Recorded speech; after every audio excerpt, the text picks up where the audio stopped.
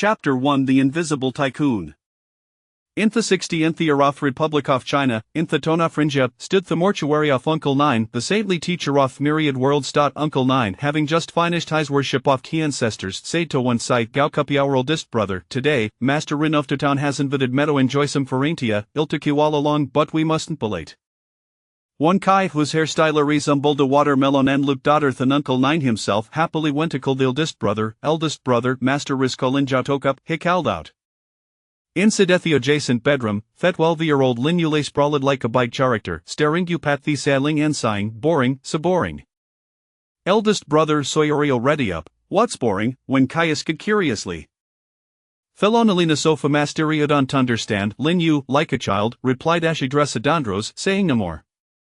Although the eldest brother Weijian Hu was Uncle Nine's adopted son and possessed a cultivation of a 12, he had already attained the rank of human master, while when Kai and Kia Sheng were still at a level of sorcerer, hence, both when Kai and Kia Sheng admired him greatly. This was what Lin Yufan boring Qinglong breathing technique went great cave heavenly scripture. After reading theme a few times, he had mastered the basics and had long reached perfection in his cultivation. Now, he didn't need to meditate to absorb Kia's body instinctive like cultivate itself. His cultivation even increased while slept. Wasn't that boring? He had begun practicing martial arts at 6, started cultivating Kiatan and reached the peak of human master at 12. This wasn't a genius, beauty demonic prodigy. Yet Lin Yu was dissatisfied and still found it slow. Uncle Nine told him that it was the cultivation method that was weak, but that the heaven lixa was scarce and couldn't sustain his rapid growth. With this perfected great cave heavenly scripture, absorbed kileko hurlpul, however, do it with a scarcity of ki, even if herent the method non-stop for all 12 horse off today, how much faster could it progress? Reaching the peak of human master in 2 years, be content, it took your master Savina years, and your shu Kim 10 years, Uncle Nine said. With such outstanding talent, Uncle Nina dered no trivialit, nor reported to the sect. Currently, only hen kimono about it, keeping it a secret from Evan Kishengandwansai. Lin Yu hadel redirisinev himself to the fact that his cultivation speed was limited by the overall environment and couldn't live improved over time. So how was the of striving in cultivation? Instead, he focused on his side pursuits, the various professions within the mystical world: alchemy, weaponsmithing, array formation, talisman drawing, and soon. Master, why hasn't Uncle Kim your turn yet? Lin Yu complained, dragging his feet. Uncle Nine scolded, Puty hour shows and properly anti-diapr clothes, you must show respect when paying homage at the ancestors. Perhaps you was delay done his delivery route, it's normal to be there twolati occasionally, Uncle Nine speculated. Lin Yu to oppositary and respectfully bowed and kowtowed before the ancestors' statue, muttering, Good morning, ancestors, thank you for your kindness. I have already perfected 3 mysteries true fire technique that master gave me last time. If there are any other extraordinary skills, please send me dream tonight and la master do teach lets me to nor dreams I want men having more. Uncle Nine shukished with a bitter smile. This boy had been mischievous in childhood, but fortunately, the ancestors didn't hold it against them. Alright, Thetic queso for shanking lineage are almost exhausted by you still are content the ancestors arbasa down below, Uncle Nine said. Prepare yourselves, after eating, follow Metathetown today, Master Rene's invited Meadow enjoy Forentieto discussed Hera location off his father's grave, Uncle Nini announced. Master Ren, Forenti? Lin Yu's interest twice immediate lipict, after more than 10 years off being here, was the plot finale unfolding? Master, dos this me on I can show my abilities, Lin used.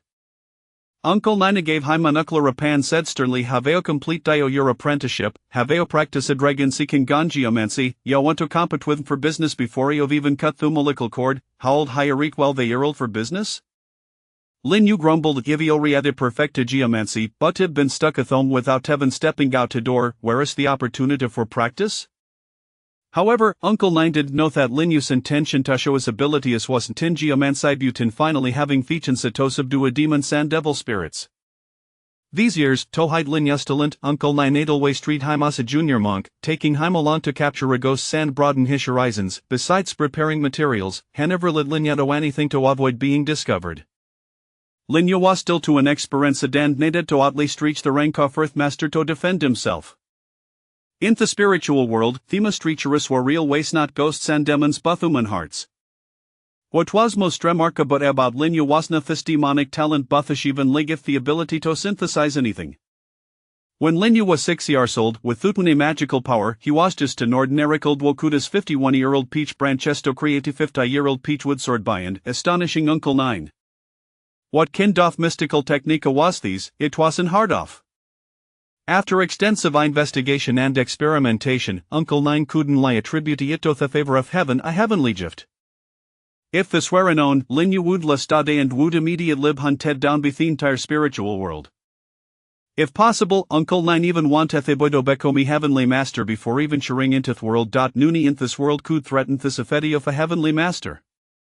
From Thanon, Uncle Nine was no longer surprised be anything that happened to Linyu had bekomanumtoit. To make good of this talent, Uncle Nine brought in his utter light trust where the junior brother Kim Wandeskadim to help Linyu collect treasure as wily escorting corpses.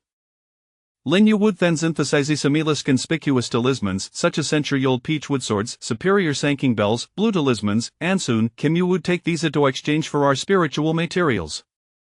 Of course, the synthesis talent wasn't without consumption. Synthesizing ordinary items required spending on blood. For example, peachwood under 50 years old weighs an ordinary item. When 6-year-old Linyu synthesized it, he became exhausted and slept for a day.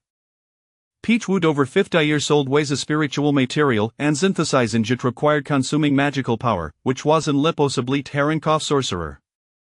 Synthesizing yellow talisman Severa 100 years old in Tobluiones, or even higher, required Therankov human master. As Linyu's cultivation increased, the level of attention could synthesize il Saros, al-consuming magical power.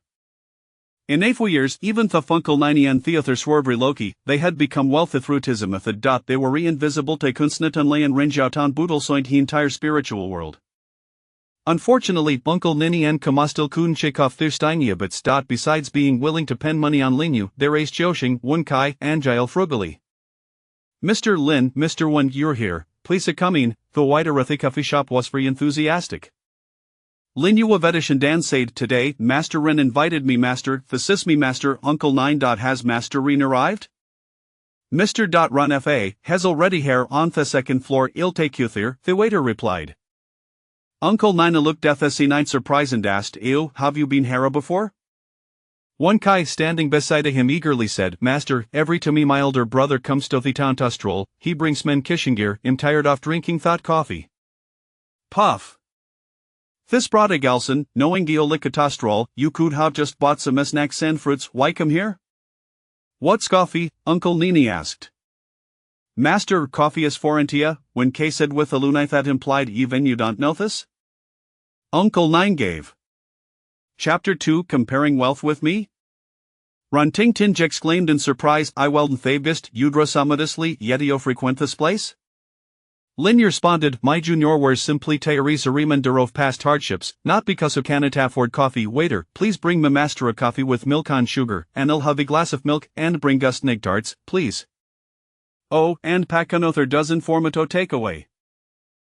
Can't this little brother speak English too?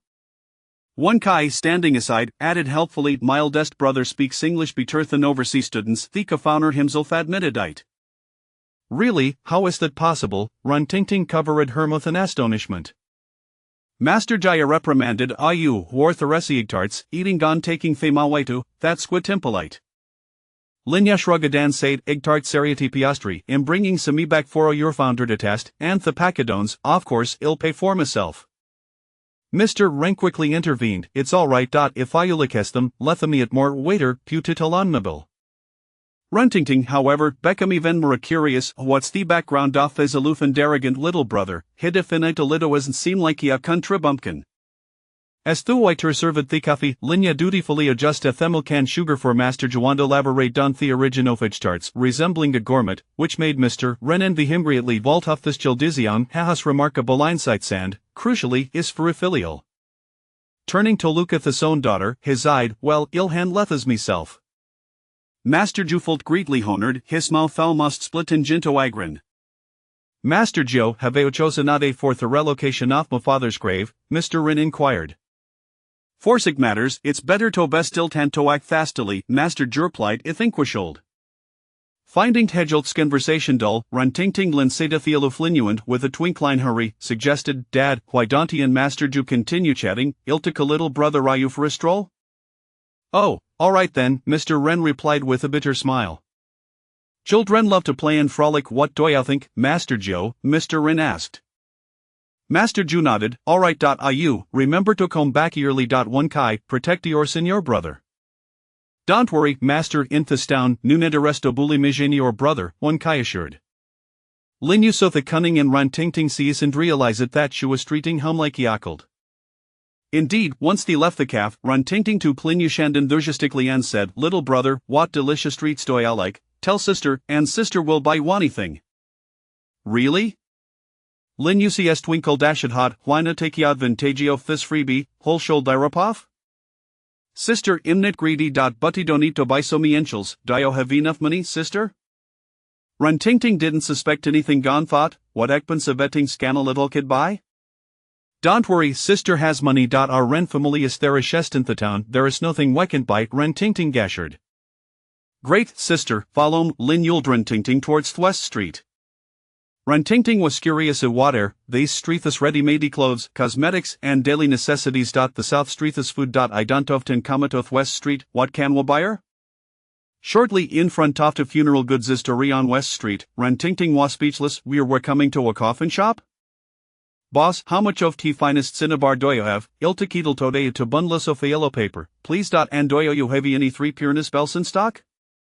The story owner Bimadan said, it's Mr. Lin, I haven't seen you for almost half a month, you've come either item, I've just received a new shipment, and knowing your needs, I deliberately ordered more, all off the best quality. 30 Genov tea finest cinnabar costs 10 silver dollars centival. 20 unblessed brass 3 pureness bell cereal so 10 silver dollars. The finest style autolus man paper is 5 silver dollars per bundle, also 10 silver dollars. Ifio takathimal, il give away 10% discount tan chargi out 27 silver dollars, plus il give a 5 wolf artellus man brushes and 3 bundles of ordinary white paper for free. Lin Yuno did satisfactorily, great, sister Ding Ting, that's 27 silver dollars, you can pay no. Run ting ting looked embarrassed and begin twisting her skirt. Don't worry, I'll vot here many items, my junior brother 1K is strong enough to carry them, Lin Yu said. 1K thank you, senior brother, fourth and king of meet the skrishamam and tanjiving meechin sito shine. The story owner quickly said, Mr. Lin, you're too kind, for such a valuable customer like you, our story offers delivery services. Every owner turned to look at Trentington, and Theo girl finally couldn't hold it and quiet liasked Lin you, little brother Ryu, do I really need to buy these things, shall I take you out a close to red buy some mean what fits, what do you need dial-up paper and bells for? Lin ya pretended to be surprised and looked at Trentington, kami on sister Dingting. You said you had money and let me cuss whatever I want. Now that I've chosen you didn't want to buy it, and or supposed to Therakest in Rinja town? One kayata doubtful again, Mijini or brother never buys ready-made clothes, he'll waste it's them tailored from the provincial capital after some own measuresses, there are in a clothes in this don't that with them. What? Run ting ting was puzzled, what's the background of this little brother, how could he come from such a iltha family? It's not hat I don't want to buy for you, sister, I thought for just buying some clothes and snacks, so I didn't bring that much money, I only have a 10 silver dollars, Run ting ting said, embarrassed and blushing. 10 silver dollar suezo redia hubi mountain renjao town in Thizara, 2 silver dollar serenato support a family of 3 for a month. The store owner, obviously a sharpone, smiled and defused the situation. This must be Miss Rin, right? Our story offers ADAP service, we can deliver the goods first, and so me on a can pater. Oh, is that so? Run ting ting say in relief, you should have zide so earlier. The nilputa tanta band asked me housekeeper to send femina later. Catching a glimpse of Linya's cunning smile, Ran ting ting suddenly realized Dan Ternetto pinch Linya's cheek, saying, you not a little brother, die dud liberate lie bring sister here to embarrass her, you knew we wouldn't bring so many heavy silver dollars with him. Samona might think her Ran family is stingy shed. Lin yu dodged Ran ting ting spinch and laughed heartily, sister ding ting woskadauto pretend to brick in front of y hatiite when people pretend to wealthy in front of wish old and tidiki advantage ofia? One K added helpfully once again, that's right, my senior brother said, my good friends can be wealthy, but they must never pretend to be in front it makes look like poor, unambitious people. Lin Yu kicked one Kai, saying, idiot, why did he say it out loud? Ren Ting Ting Wunteltit go and tried to twist Lin Yu's ear. You not a little brother, how do a deliberate lie prank sister ran make him look poranjan ambitious, as punishment, you have to accompany him for the holiday today. You now follow sister to buy some cosmetics, your Eric Orenchu, you're paying for everything from now on. The 3 Eftem left the store laughing playing. Thestorio Nurside, Mr. Ren is therapist in the town, but the only hasten daughter. Master Jo has become wealthy and recente sandus rumor red tobe these kindrichest, he dotas on this adopted sin het, if these a 12 familias become a relative by marriage, then thisiam Mr. Lin will truly be fortunate. Chapter 3 Who dares offend my brother you? In the East Street Rouge and Powder Shop, Xiaoxing was assisting his aunt in managing the store. Upon lifting his gaze, he was mesmerized by a stunning young lady. Hey, Xiaoxing, stop staring, we're here to shop. Wen Kai waved his hand in front of Xiaoxing. Wen Kai, senior brother, what brings you here? Lin Yu interjected, junior brother, we have brought you a significant client. You must treat us to a meal later. Ren Tingting, astonished, inquired, you two know each other? He, this is my second junior brother, Xiaoxing, his aunt is the proprietor of this establishment. Xiaoxing, this young lady is Miss Ren Tingting, the daughter of the wealthiest man in town. Master Ren had fetched the finest goods. Miss Ren is not short on funds. Ren Tingting protested, you mischievous brother, didn't you say you would pay? Me, I never carry money when I go out. Lin Yu flipped his pockets, revealing them to be completely empty. Sister Tingting, you wouldn't enjoy bullying a child, would you? Please assist in taking care of my junior brother's business. Ren Tingting, unable to resist, quickly forgot her earlier reluctance. After selecting a batch of rouge and powder, she had Xiaoxing deliver it to her home, spending $8 out of $10. The fashionable and elegant Miss Ren captivated Xiaoxing's gaze. What a beautiful girl, how wonderful it would be if she were my wife. Around noon, Lin Yu and Wen Kai escorted Ren Tingting home, but near the Ren residence, they encountered a peculiar old man clad in black robes. Lin Yu's keen senses detected something amiss in the man's aura. Though alive, he radiated an unsettling energy. More alarmingly, the man was scrutinizing Ren Tingting. Hey, who are you? Move aside. Wen Kai stepped forward, admonishing him. The man gently pushed Wen Kai aside, who was unexpectedly sent stumbling. In a hoarse voice, he queried, are you Ren Fa's daughter? Ren Tingting was greatly frightened. Unable to respond, Lin Yu quickly positioned himself in front of her, demanding, who are you? Senior brother, this man possesses immense strength, he doesn't seem like a good person. Wen Kai dusted off his clothes, visibly displeased. The man glanced at Lin Yu, sensing something unusual about this child, yet unable to discern any cultivation. A sorcerer, a child acolyte, who is your master? Lin Yu was astonished. This man could recognize Wen Kai's sorcery, indicating he was a practitioner of dark arts. Regrettably, his cultivation was insufficient to penetrate Lin Yu's concealment talisman. My master is, Wen Kai began to answer, but Lin Yu interrupted with a kick. At that moment, a group of security patrolmen approached, the leader bellowing, who was causing a disturbance. Ren Tingting promptly waved her hand, cousin, it's me, come quickly, there's a bad person here. Captain A's eyes lit up, cousin, which impertinent fool dares to bully my cousin, brother you?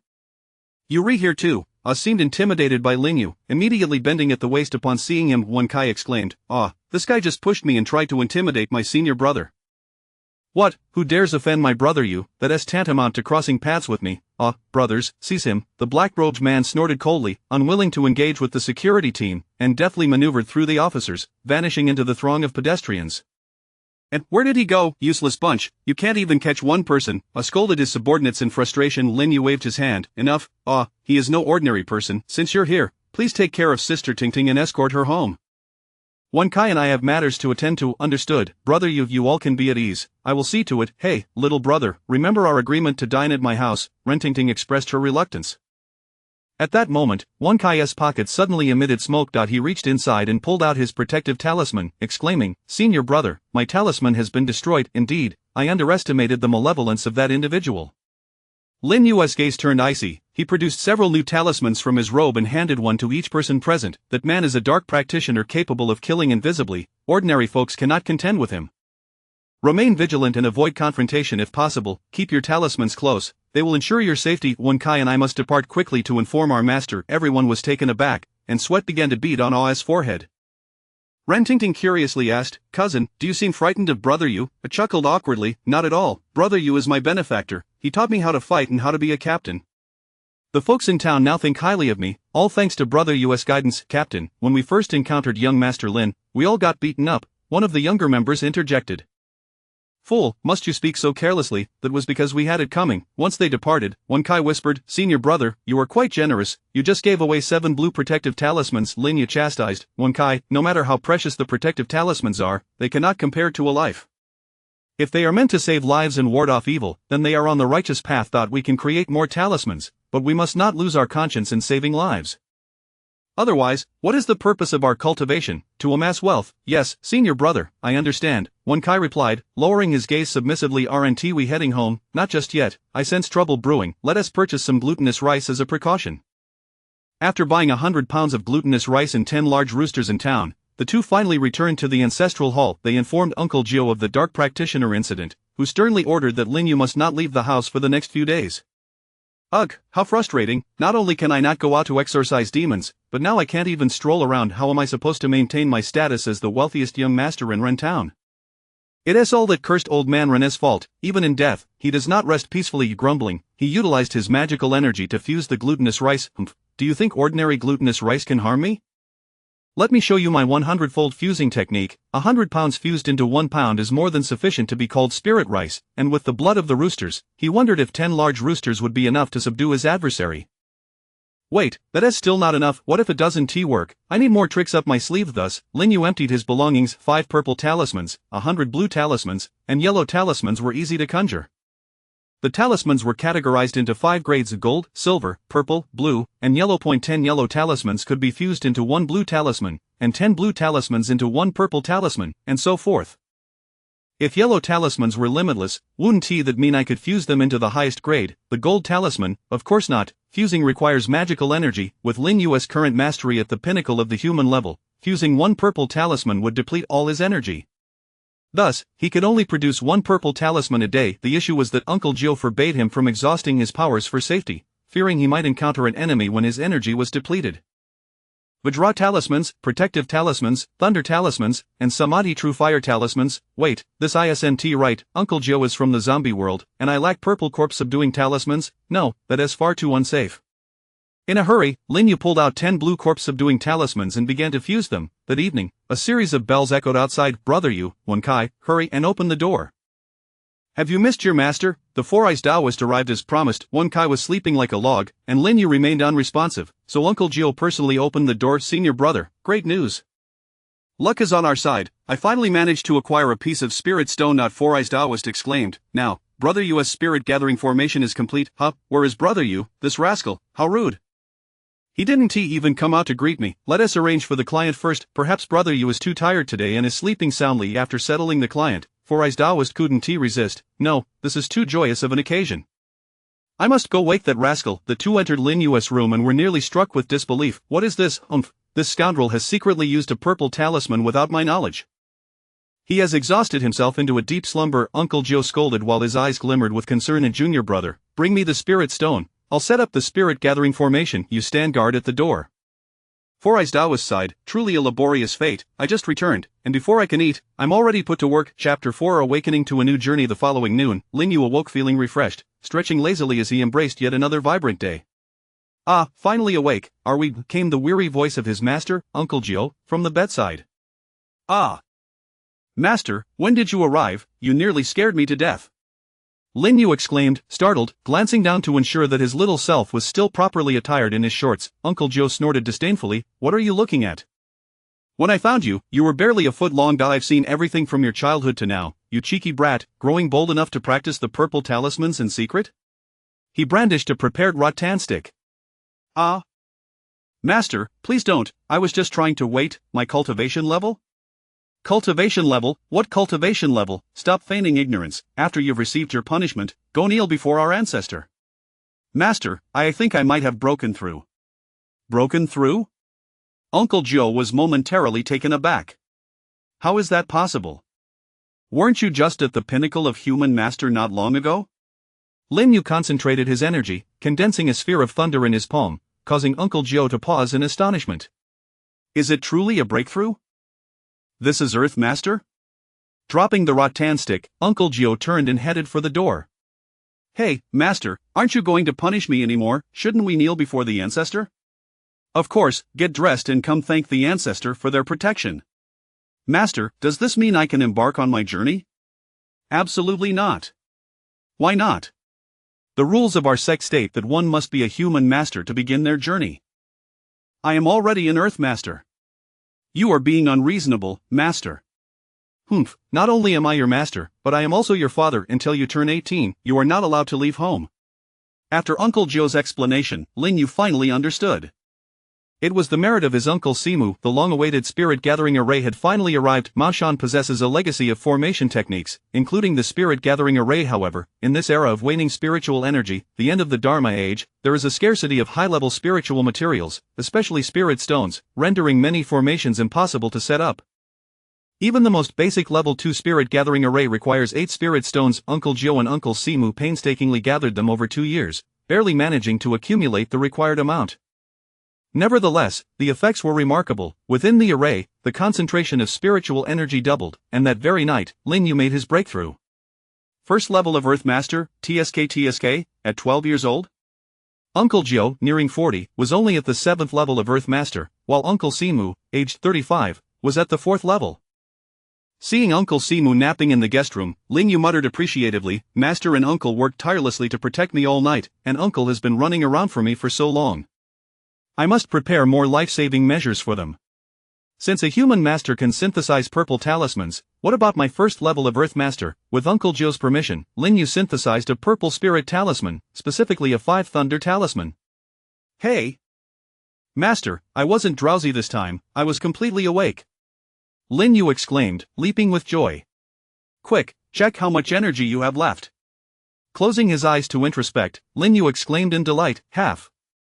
I still have half my energy left, and my vital essence hasn't been depleted at all. Goodness, does that mean you could create 2 purple talismans in a day?" Uncle Joe was astounded. "What does that imply?" With Uncle Joe's current skill level, he could only draw 3 blue talismans a day.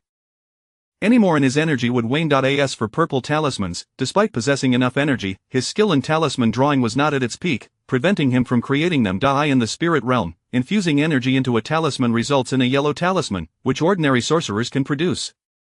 However, blue talismans require a higher level of skill, attainable only by human masters. Not to mention, many Earth Masters cannot even create blue talismans, as it necessitates talent in talisman crafting, something Uncle Joe possessed, while Uncle Simu did not. The cultivation levels are as follows: Taoist children, sorcerers, human masters, earth masters, and celestial masters, with further classifications into golden core true masters and land immortals. This detailed classification exists because, in this dharma-deficient age, personal cultivation is challenging, yet the ability to subdue demons and capture ghosts necessitates strength. Due to insufficient personal cultivation, various methods such as talisman crafting and array formation have emerged, aiming to harness the power of heaven and earth to eliminate adversaries. Regarding the levels of monsters, for instance, with zombies, walking corpses, white zombies, green zombies, hairy zombies, iron-armored corpses, flying zombies, and undead bones, yellow talismans can subdue white zombies and below, blue talismans can handle green and black hairy zombies, while purple spirit talismans can restrain iron-armored corpses and flying zombies. Iron-armored corpses are a particularly unique existence, commonly referred to as zombie kings, and are further classified into iron, copper, silver, and gold armored, yet none surpass the flying zombies in level, possessing formidable defensive attributes. Returning to the main point, Lin Yu chuckled, 2 purple talismans a day, hee, master, I will burden you with drawing a few extra blue talismans daily, then we can each have a set of purple talismans. Even if a celestial master comes, we shall not fear. Uncle Joe's expression darkened. You cheeky brat, do you think blue talismans are easy to draw? I can only manage 2 for you a day at most. Use them sparingly. I need to reserve some energy for myself. Master, have you forgotten, now that I am an Earth Master, I can also draw blue talismans. Oh, indeed, your talent for talisman crafting surpasses mine by far. If we sell these purple talismans, we could wholesale them in the future. Hee, master, we are about to strike it rich. Lin Yu's eyes sparkled with visions of treasures. Uncle Joe remained remarkably composed. No, if purple talismans appear in quantities of 3 or 5, we could explain them as stock from our predecessors. However, if they appear too frequently, others will take notice. Pfft, why earn money if I cannot enjoy it? Master, don't wake me tomorrow, life feels utterly meaningless, and I refuse to get up. Lin Yu flopped down, feigning death. Uncle Joe sighed, observing him with a bittersweet smile, realizing that he was indeed still a child, unaware of the treacherous nature of humanity. Alright, while earning money is important, preserving one's life is paramount. With your talent, you could reach Celestial Master by the age of 20, and then the world will be yours to explore. Why rush? Look at this. Uncle Joe tossed over an ancient tome. Lin Yu opened it disinterestedly. Cut out paper soldiers. What use is this? I have no desire to become a paper craftsman. Uncle Joe explained, this isn't mere paper crafting, it involves using spiritual materials and spiritual paper, infused with energy to create paper puppets.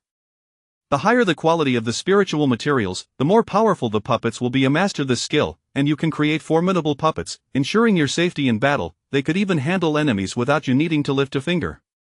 Lin Yu retorted, Master, we barely have enough spiritual materials to craft artifacts. Where would we find the time to make puppets? Why don't we go hunting instead? Let us exterminate some demon nests and gather beast hides. That's proper spiritual material. Uncle Joe scoffed, it's not that simple. This paper soldier technique was a stroke of luck for your Uncle Simu. Though this method has fallen into disuse due to the scarcity of spiritual materials, it is perfectly suited for you. As for spiritual paper, you have no shortage, do you? Ah, yes, I can procure some high-quality rice paper, synthesize it 100-fold. Wouldn't that be fantastic?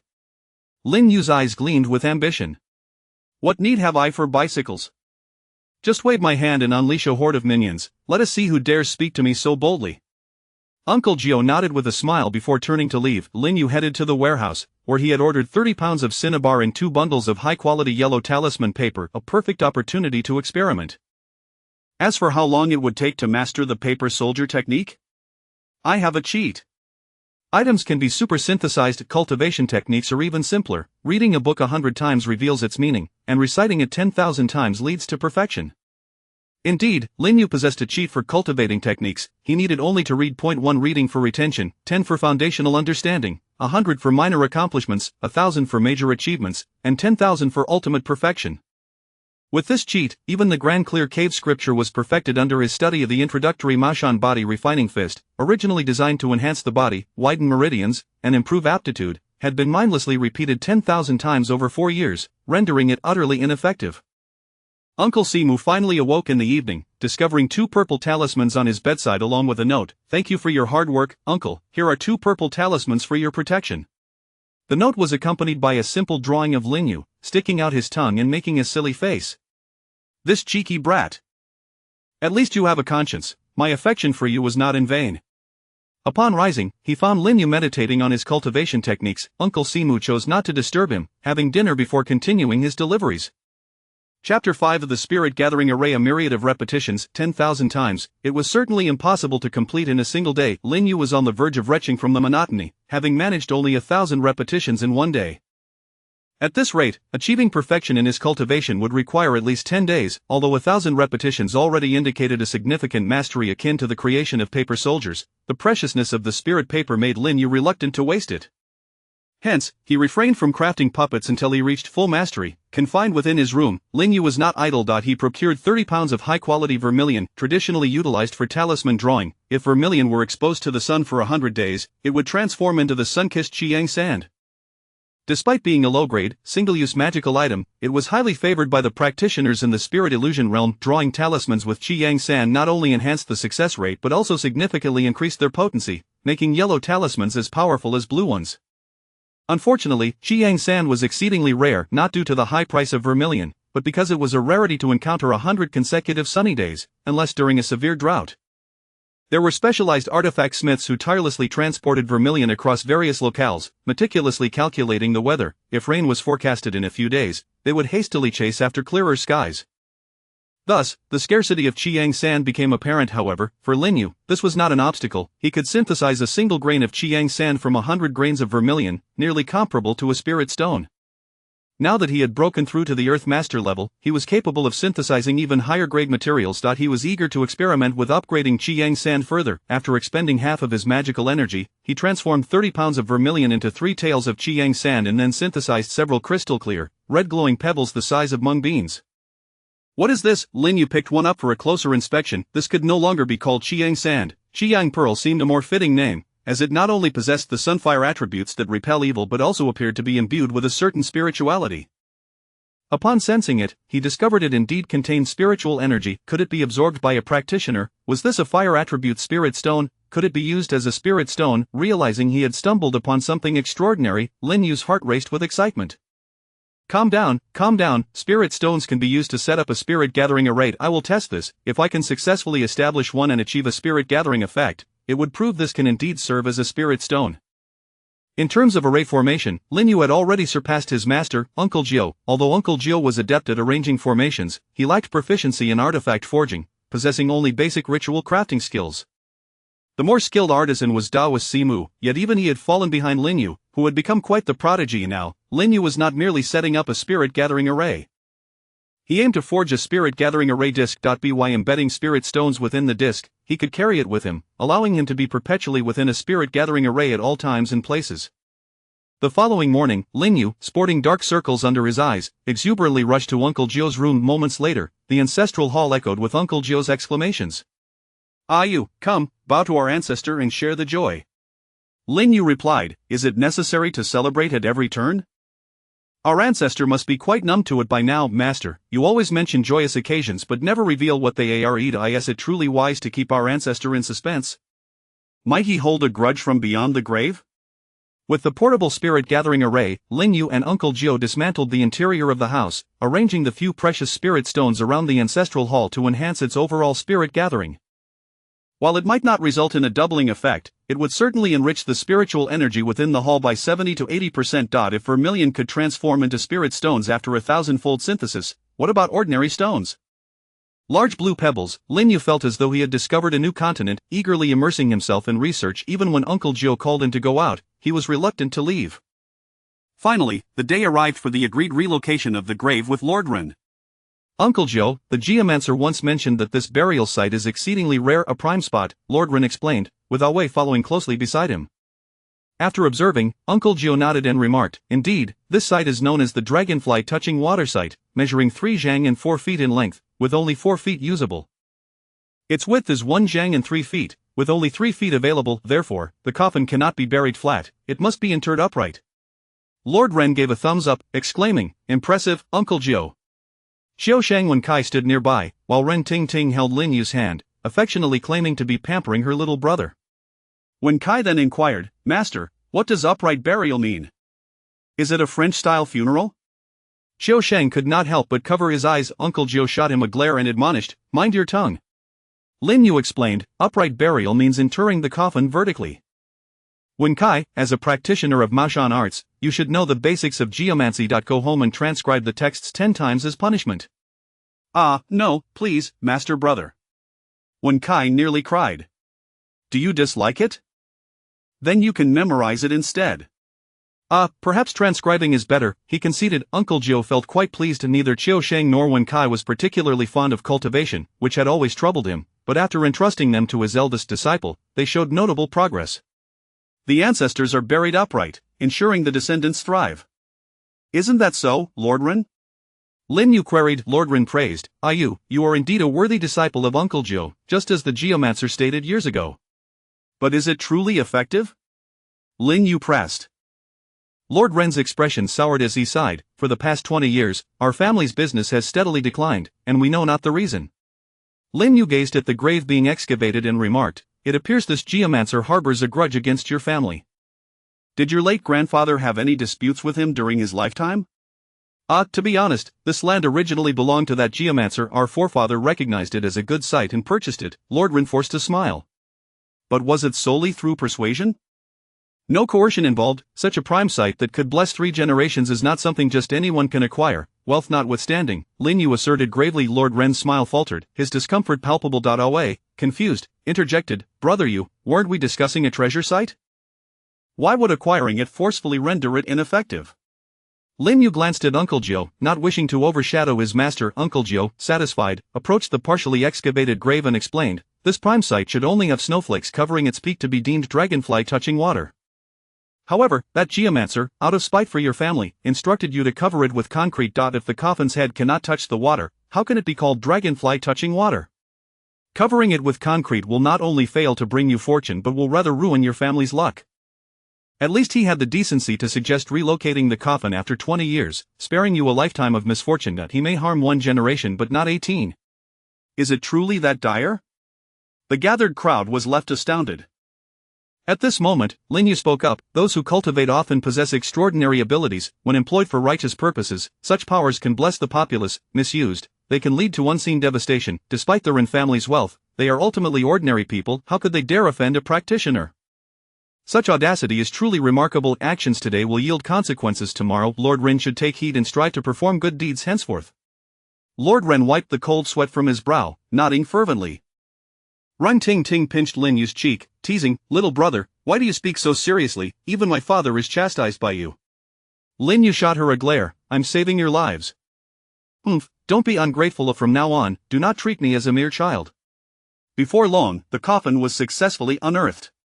"Loosen the ropes, remove the nails," Uncle Gio commanded, clad in a yellow Daoist robe.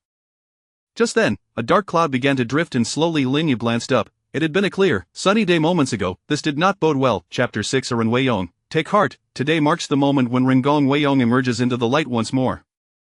All individuals aged 36, 22, 35, and 48, particularly those born in the year of the rooster or the ox, are to turn and vacate the premises. Once the retreat is complete, let us tidy our attire and open the coffin. As the lid is lifted, a flock of crows takes flight. "Father, I have disturbed your rest. Truly, I am an unfilial son." Ren Fa kneels and bows deeply. Ting also kneels, calling out to her grandfather. As the onlookers draw nearer, they murmur in astonishment. Could he truly have been dead for 20 years? He appears so lifelike. Aside from the dark pallor on his face, he seems scarcely different from when he was alive. Once the father and daughter rise, Lin Yu whispers, "Sister Ting, your grandfather was quite young when he passed." Ren Fa awkwardly replies, "My late father was only in his 40s, in the prime of his life." Lin Yu sighs. "From the looks of it, it seems more like an untimely death." Ren Fa shakes his head vehemently, insisting, "That is impossible. My father died from a sudden illness, and I witnessed it with my own eyes." Lin Yu calmly gazes at Ren Fa. "Master Ren, have you forgotten what I just mentioned? The methods of practitioners can induce sudden ailments or cause a person to pass away without a trace." With gritted teeth, Master Ren exclaims, "That damned feng shui master. If this is indeed the case, I must uncover the truth." Ah Wei, interjecting from the side, adds, "Cousin-in-law, didn't you just say that ordinary people cannot contend with such individuals? When Kai and he are akin to the mythical heroes, and by taking their treasure, they have merely balanced the scales of fate." "Enough!" Uncle Joe rebukes. Master Ren's face flushes with embarrassment as he suppresses his anger and earnestly asks, "Uncle Joe, can this tomb still be utilized?" Under normal circumstances, one would not relocate a grave without cause. Master Ren's urgency stems from both the agreed 20-year period and a desire to alter the family's fortune through the relocation. If the Ren family continues to decline, they may soon fall short even of the local magnate, Huang Baiwan. Uncle Gio shakes his head, a dragonfly skimming the water, touching here and there, never landing in the same spot. Thus, this plot is no longer viable. "What shall we do then?" Master Ren queries. "I suggest immediate cremation." "Cremation? Absolutely not. My father feared fire above all else. I cannot allow this." Uncle Gio solemnly advises, "Master Ren, failing to cremate will lead to trouble." However, Ren Fa remains adamant, "I will accept any alternative but cremation." "Uncle Gio, think of another way."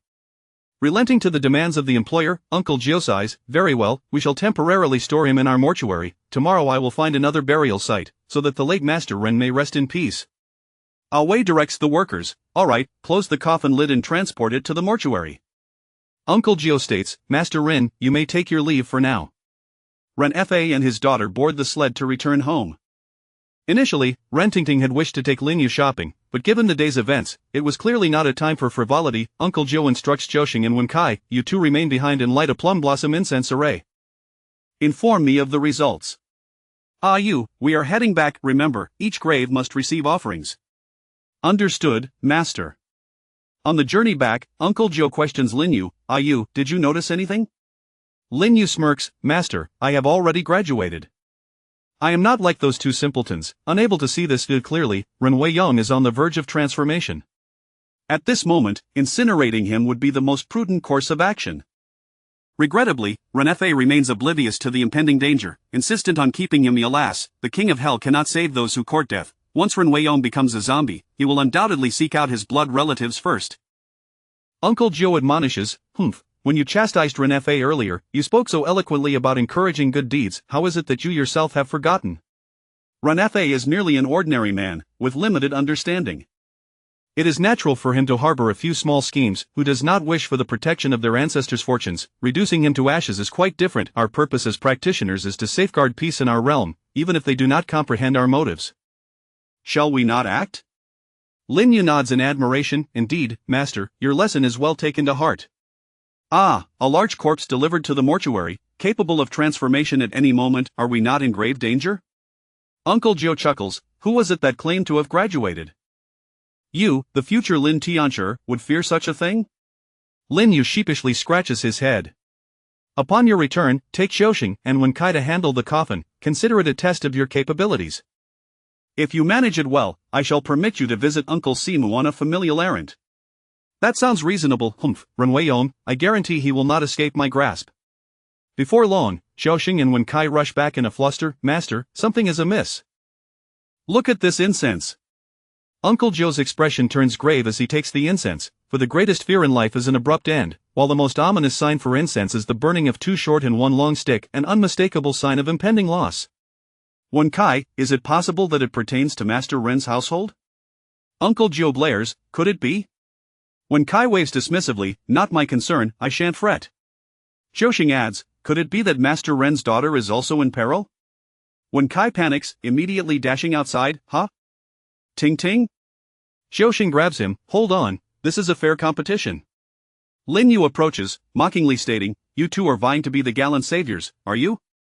Both nod, but upon seeing Lin Yu's expression, they exclaim in surprise, surely not? Master brother, are you attempting to snatch Ting Ting from us? You are but 12. Lin Yu rolls his eyes, and what of being 12? Can I not have a child bride? The two are left despondent. Alas, it's hopeless. Who would dare contest with Master Brother for a wife? Lin Yu scolds, do not sulk, get to work. Xiaoxing, prepare paper, ink, and knives. Wenkai, assist me in marking the coffin with ink lines. Why, Master Brother? Lin Yu gestures for them to inspect the coffin, and indeed, Ren Weiyong has begun to swell, his nails elongated. Master Brother, this is a sign of impending transformation. Xiaoxing and Wenkai are not as inept as their original counterparts. Their previous mischief was merely a result of Uncle Joe's indulgence. Over the years, under Lin Yu's rigorous training, they have successfully advanced as practitioners, with their internal energies building, poised to enter the first stage of human mastery with just a little more power. Not only have they cultivated their skills, but they have also fortified their knowledge through rigorous discipline. Good, now that you understand the severity of the situation, hurry and prepare. Xiaoxing, you must return to town, while Wenkai has books to copy. Time is of the essence. Ah, Master Brother, are we truly copying books? I thought you had forgotten. Xiaoxing gleefully pats Wenkai on the shoulder. Has Master Brother ever jested about cultivation? With Lin Yu leading, the area surrounding Ren Weiyong's coffin is marked with ink lines, including the base. The ink line is a mid-grade magical tool crafted from 100 ordinary ink lines, infused with strengthened rooster blood and red sun sand, serving as a ward against evil, more potent than ropes or chains. In addition to the ink lines, Lin Yu scatters a circle of enhanced glutinous rice around the coffin, yet, this is still insufficient. Without hesitation, he affixes a purple corpse-restraining talisman atop the coffin. Stay put here. I have spared no expense this time. Not if you manage to escape, I shall take your surname. Inside the coffin, Ren Weiyong is nearly in tears. You little rascal, if you possess the ability, wait until I reclaim my son, and then we shall settle this. Chapter 7. The misfortunate Dong Xiaoyu, after completing his tasks at the ancestral hall, the sky had turned completely dark under the glow of the moonlight. Xiaoxing mounted his bicycle and rode back to town. Oddly enough, the road felt unusually long today. Typically, he would reach home in a mere 15 minutes, leading him to mutter in confusion. Glancing towards the trees lining the roadside, a sense of eeriness enveloped him, causing a shiver to run down his spine as he pedaled with increased vigor. At that moment, he spotted a flickering light in the distance, resembling a grand estate. Strange, I traverse this path daily. When did a new residence arise here? He pondered. If his Uncle Gio or Lin Yu were present, they would not mistake the estate for what it appeared to be, easily discerning the illusion, a trick commonly referred to as ghosts obscuring the eyes. Unfortunately, Xiaoxing's cultivation was insufficient. Despite Lin Yu's encouragement, he remained entangled in worldly distractions, hindering his progress in comparison to Wenkai. Both were practitioners of the arts, yet according to Uncle Joe's estimations, it would take at least another 2 months for them to advance to the first tier of human masters.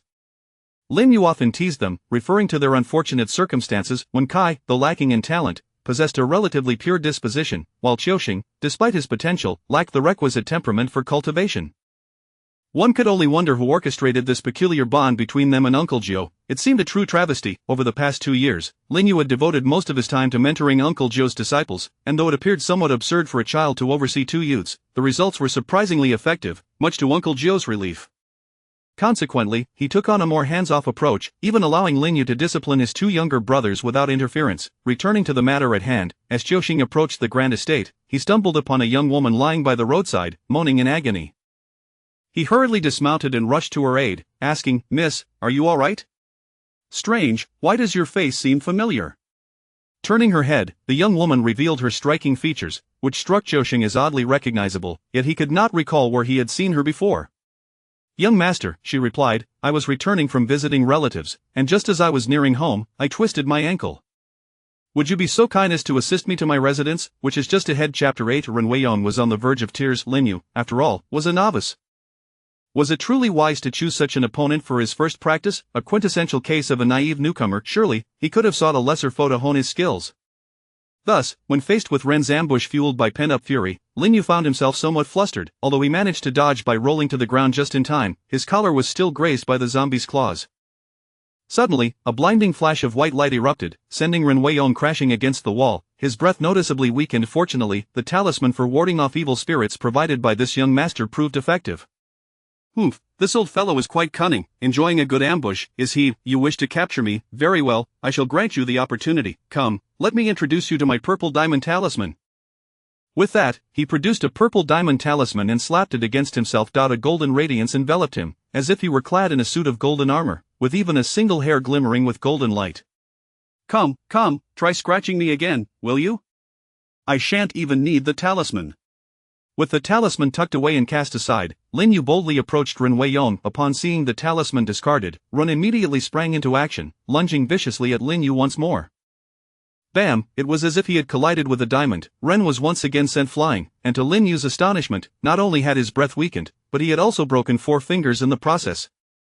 Lin Yu was thoroughly pleased with the effects of the purple diamond talisman. It was no longer merely a defensive charm, but rather a means of offense through defense. Come on. What? You dare come again? Do you take me for a fool? You discarded your talisman only to deceive me with that golden glow, and I've broken my fingers without even touching a hair on you. You wish to engage me again? Is that not courting death? Ren Weiyong remained motionless by the wall, his gaze filled with hatred and a hint of trepidation. What's wrong? Are you afraid? Lin Yu taunted. Since you refuse to cooperate, do not blame me for what comes next. There was once a great general who said, if the mountain does not come to me, then I shall go to the mountain. After testing the talismans, I still have the Thunder Talisman and the 3 Realms True Fire Talisman. Given your pitiful skills, I fear the Thunder Fire Talisman will send you straight to your demise, and it would not bode well for my future dealings with the Ren family. Indeed, upon seeing the 2 newly revealed purple talismans, Ren Weiyong's eyes filled with dread. He seemed to sense that these were lethal weapons capable of claiming his life. Thank goodness I put them away, he thought. This little rascal is far too terrifying. Lin Yu rummaged through his pouch, contemplating, well, my low-level talismans are limited, lest you cannot withstand them. How about you assist me in testing some magical artifacts instead? Where shall we begin? Yes, glutinous rice. Lin Yu tossed a handful of ordinary glutinous rice, which erupted with a series of crackling sounds akin to firecrackers during the New Year celebrations, merely producing sparks without causing harm.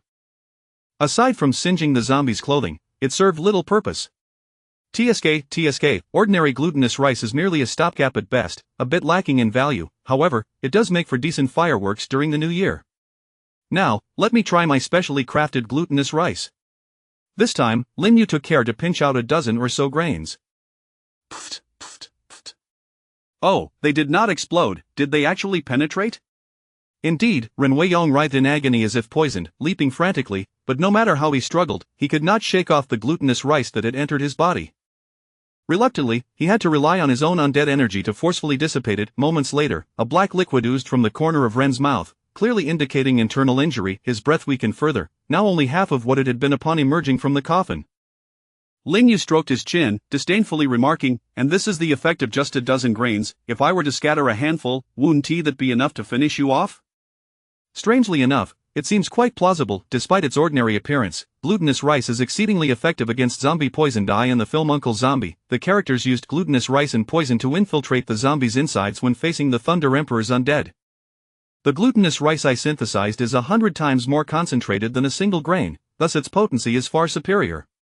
Ren Wei-yong, seeing the large handful of glutinous rice, was so terrified that he repeatedly slammed himself against the wall, as if attempting to break through it to escape.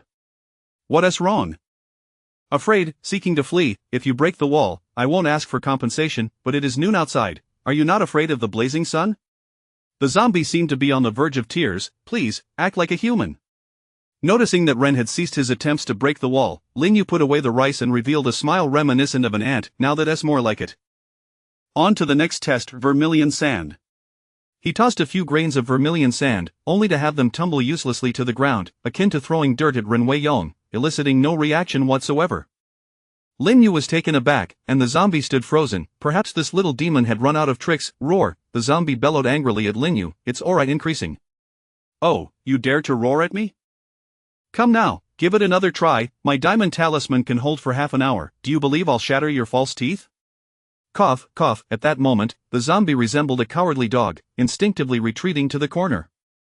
Lin Yu pondered. Vermilion sand is primarily used for exorcising malevolent spirits. It appears ineffective against zombies. But I still have the red sun sand. He promptly tossed a grain of red sun sand, reluctant to waste it given its expense. Boom! A plume of white smoke erupted, as if detonating a 2-centimeter torpedo on Ren Wei-yong's skin. This time, it was no mere smoke without harm. It not only burned through his clothing but even scorched a patch of flesh. Hiss! Red sun sand is indeed remarkable. It truly contains the essence of solar fire, surpassing ordinary glutinous rice. Lin Yu was quite satisfied. And what about the red sun pearl? He produced a fire-red pearl, translucent and the size of a mung bean. The zombie instinctively recoiled, but where could it possibly hide? Lin Yu, fearing the pearl might be too explosive and accidentally annihilate the zombie, decided against it. Very well, I shall aim for your leg. Even if I were to inadvertently kill you, at least you would have a complete corpse to present, sparing me the trouble of an explanation. You must hold on, old Ren. You are indeed fortunate. This single red sun pearl is equivalent to a spiritual stone, quite precious. Consider it a gift. Boom! A flash of crimson light filled the room, resembling a thrown flashbang. Had Lin Yu not activated his mystical vision, he might have missed the spectacle altogether. When he turned his gaze back to Ren Wei-yong, he found that only one leg remained. Furthermore, the blasted right leg was ablaze, and if not extinguished promptly, it would soon engulf his entire body in flames. Lin Yu hurriedly tossed a blue fireproof talisman at him. Even so, the zombie had been rendered half disabled by that strike. It was hardly in a position to rise and retaliate, let alone survive. Hey, old Rin, don't die on me. I've only tested half of my artifacts, there are still many more to try. Ren Wei-yong grumbled, damn it, the donkeys of the production team have not been worked this hard. You are treating me worse than a mere beast. I beg of you, just put me out of my misery. Lin Yu perceived a glimmer of pleading in Ren Wei-yong's eyes, a desperate wish for death. Grant me a swift end. Had I known it would come to this, why did you even resurrect me? I regret it. Please, just stuff me back into the grave. Gazing at the 3 pure bells and Peachwood sword beside him, Lin Yu sighed, alas, what a shame. The late emperor began his enterprise only to perish midway. As he stored the 3 pure bells, he inadvertently rang them, causing Ren Wei-yong's eyes to bulge as he spat out a mouthful of black blood. His neck tilted, and he fell silent. What, is he dead? Hey, don't die on me. If you perish, how will I explain this to the Ren family? Ren family, we thank you. What we desired was a corpse, not a living zombie. There is no need for an explanation. Chapter 9. The bewildered feng shui master gazing at his external prompts that indicated the elimination of the green zombie and the acquisition of 100 merits, Lin Yu was convinced that Ren Wei-yong was truly dead. Was the Qiyang Pearl truly this powerful? It was not merely the Qiyang Pearl. Every single item Lin Yu had experimented with could have dispatched Ren Wei-yong. The supreme great artifact, the Sanqing Bell? It was likely that no one within the entire spirit realm possessed one. The Sanqing Bell, after all, was renowned as the Emperor's Bell. The Taching Jade record documented, holding the Emperor's Bell, casting fire across thousands of miles, the sound of the bell reverberating like an echoing torrent, shaking the spirit bells, drawing the admiration of gods and demons alike. Though it bore a grand reputation, its efficacy in subduing demons and vanquishing evil was rather mediocre, inferior even to talismans and magic swords. It was most commonly employed by corpse transporters, while practitioners of Dao often utilized the Sanqing bell in conjunction with fire chanting spells to exorcise evil and concentrate the spirit. Typically, one would procure a mundane copper bell, perform a minor ritual to consecrate it, and it would suffice as a low-grade artifact. The ability to intimidate malevolent spirits with the sound of the bell was adequate. It was unheard of for anyone to slay ghosts or zombies merely by ringing a bell. The only one capable of refining the Sanqing bell into a supreme-grade artifact was likely Lin Yu himself.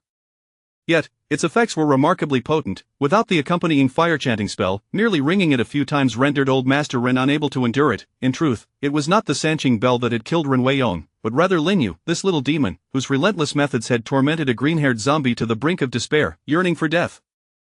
The reason zombies exist is that after death, they are infused with a lingering resentment that accumulates over time, leading to their transformation. Lin Yu's speculation that Ren Weiyong had met an unnatural end was not without foundation. It seemed that the Feng Shui master had calculated this very point, deliberately allowing Ren Weiyong to die with a heart full of resentment, intending to nurture the corpse for revenge. However, this plan had unexpectedly backfired in Lin Yu's hands, and the zombie, unable to endure the humiliation, had directly dissipated that resentment. With the resentment extinguished, it was akin to removing the fuel from a fire. Naturally, it could no longer remain a zombie. Thus, to summarize, Ren Weiyong had committed suicide. To resolve a zombie's hatred in such a manner was perhaps an unprecedented achievement for Lin Yu in the spirit realm. If word got out, it would be a source of pride. Though the experimental results were not wholly satisfactory, the mess still required tidying up. Lin Yu meticulously organized everything, returning Ren Weiyong to his coffin, even carving a wooden prosthetic leg for him to prevent the Ren family from noticing. Bah, that clueless old fool. If you're going to ambush, at least don't send the coffin lid flying. Fortunately, my external family skills are quite advanced, possessing boundless strength. Otherwise, could I single-handedly ensure your coffin was sealed? To prevent any potential oversights due to inexperience, Lin Yu thoughtfully replaced the corpse restraining talisman with a blue one, directly affixing it to Ren Weiyong's forehead. After securely covering the coffin lid, cleaning the room, he finally returned the ancestral statue to the shrine. Lighting incense and offering prayers, he inquired, "Ancestral Master, how did I perform on my first expedition against demons and evil spirits? Did I bring shame upon our Ma Shan?" A flash of golden light enveloped the statue, and the 3 incense sticks before him burned rapidly, reminiscent of someone smoking heavily. "The burning incense? A good omen. Thank you, Ancestral Master, for your praise. The disciple shall strive harder to promote Ma Shan's glory. By the way, could you possibly convey a dream to my master? He never allows me to leave the house, and I have no opportunity to confront demons and evil spirits at all." Just as Lin Yu was rambling, Xiaoxing returned, riding a bicycle. "Eldest brother, have you only just paid your respects to the Ancestral Master? Have you just woken up?" Lin Yu emerged from the shrine, curling his lip as he replied, "Who just woke up? I was merely having a delightful chat with the Ancestral Master." You seem a bit off," Xiaoxing remarked. Lin Yu's keen senses detected an aura of yin energy surrounding Xiaoxing. "Have you encountered something?" What? No, it was quite smooth along the way." Xiaoxing stammered, "You haven't had lunch yet, let me cook for you." Noting his evasiveness, Lin Yu rolled his eyes, thinking, "You haven't been beaten enough, have you? Hiding even the fact that you've encountered a ghost. As the saying goes, dying beneath the peony blossoms is still a form of romance, yet here you are, engaging in romance beneath the shadow of a female ghost?" Understanding the plot, Lin Yu surmised that Xiaoxing had likely encountered the fated love, the veiled ghost, Dong Xiaoyu. Lowering his gaze, he noticed his collar was somewhat soiled and torn, likely a result of Ren Weiyong's initial ambush. Lin Yu couldn't help but frown. "It seems my defenses are still not perfect. Relying solely on exorcising talismans won't suffice. I must craft a set of magical clothing." In the evening, Uncle Gio returned with one kai. "Master, have you found a new burial site?" Uncle Gio shook his head. "After running around all day, I did find 2 decent sites, but neither is suitable for Old Master or En.As. You know, Old Master Ren has already transformed into a corpse. The new site must not only ensure good feng shui and fortune but must also form a natural formation to gradually dissipate his corpse energy. Only then can we be completely assured, leaving no future troubles. It seems that finding one is indeed quite difficult." Lin Yu, feeling sympathy for his master's exhaustion, decided to reveal the truth. "Master, actually, any ordinary site would suffice. The issue with Old Master Ren has already been resolved." Resolved? How did you resolve it? You didn't secretly burn him while I was away, did you?" Uncle Gio's heart tightened. How could the disciple be so reckless? "Master, please come and see for yourself." After allowing Xiaoxing and Wen Kai to eat first, Lin Yu led Uncle Gio to inspect the coffin. You removed the corpse restraining talisman, aren't you afraid he will escape? Can relying solely on the ink line suffice? Ha, it works, I've tested it, our ink line is no ordinary item, it's sufficient. With that, Lin Yu pushed open the coffin lid and casually peeled off the blue talisman from Ren Weiyong. With the protective corpse energy gone, Ren Weiyong was merely an ordinary corpse. The myth of him not decaying for 20 years was shattered, and he had begun to decompose, his eye socket sunken and reduced to little more than skin and bones. Hiss, what is... The corpse energy has dissipated, who killed him? Uncle Gio asked in astonishment, immediately turning to Lin Yu, then shaking his head. No, if he died from an artifact or talisman, there would still be residue of corpse energy and poison. It must be burned away, yet, in this case, it does not seem like he was killed but rather that his resentment has dissipated, achieving liberation. Originally prepared to admit his fault, Lin Yu was taken aback by, Master, can zombies also achieve liberation? Ha, Haven T, you boasted about reading all the books, how can you not know this? Uncle Gio teased his disciple. The essence of a zombie lies in the lingering resentment after death. Now that his resentment has been expelled, he naturally returns to normal death. Ah, I thought it was I who had killed him, it turns out that is not the case. Lin Yu felt somewhat defeated. What did you say, boy, did you take advantage of my absence to cause mischief? Coughing, Lin Yu had no choice but to recount his experiment of the day in detail, initially intending to scold his disciple, Uncle Gio, upon hearing the results of the experiment and that the ancestral master had manifested, turned his anger into joy and agreed not to hold it against him this time. Well, you've stumbled upon a fortunate outcome. Instead, you've done a good deed. In this case, we can use the site found today for his burial. Though Uncle Gio feigned reprimand, internally he was already elated, truly worthy of being my disciple, Lin Yu. In a cave on the back mountain outside the Ren family town, an elderly man in a black robe with graying hair was repeatedly casting spells on a straw figure. The figure bore Ren Weiyong's name and birthdate inscribed upon it. Ren Weiyong, awaken. Unfortunately, despite his vigorous efforts, the straw figure remained steadfastly unmoving. The old man was bewildered. Did my spell fail? He casually used his magic to ignite the dry twigs at his feet. It was not a failure, so why could he not awaken Ren Weiyong, according to plan? He should have risen from the dead and thirsted for blood yesterday. Could it be that a powerful figure is suppressing him? He had heard that there was only one funeral home in town, presided over by Maoshan's Lin Jiao. Could it be him? I shall see just how capable you are, Lin Jiao, to dare thwart my ambition. Under the moonlight, he approached the vicinity of Uncle Gio's funeral home. Observing for a moment, the black-robed man felt a jolt of surprise. A mere funeral home had a protective formation? Maoshan's Lin Jiao is quite skilled. I refuse to believe you. 1 step outside. Chapter 10. Do not approach. After sharing a meal with his master, Jiuxing rode his bicycle back to town as usual. When passing by a small grove, he instinctively turned his head to glance, uncertain whether he was reminiscing about the previous night or anticipating the presence of a beauty. A cool breeze swept by, causing Jiuxing to shiver and instinctively draw in his neck, prompting him to quicken his pace. Jiuxing's heart tightened, his mind recalling the teachings of his master and senior brother. No, the paths of humans and spirits are distinct, I must leave quickly. Yet his limbs seemed to betray him, compelling him, almost as if by fate, to dismount from the cart. Perhaps, he himself could not discern his own actions, which youth could withstand the allure of beauty. After all, he had not seen the ghostly figure in her true form last night, and his memories were still intertwined with the romantic escapades of a hero. Why have you come again?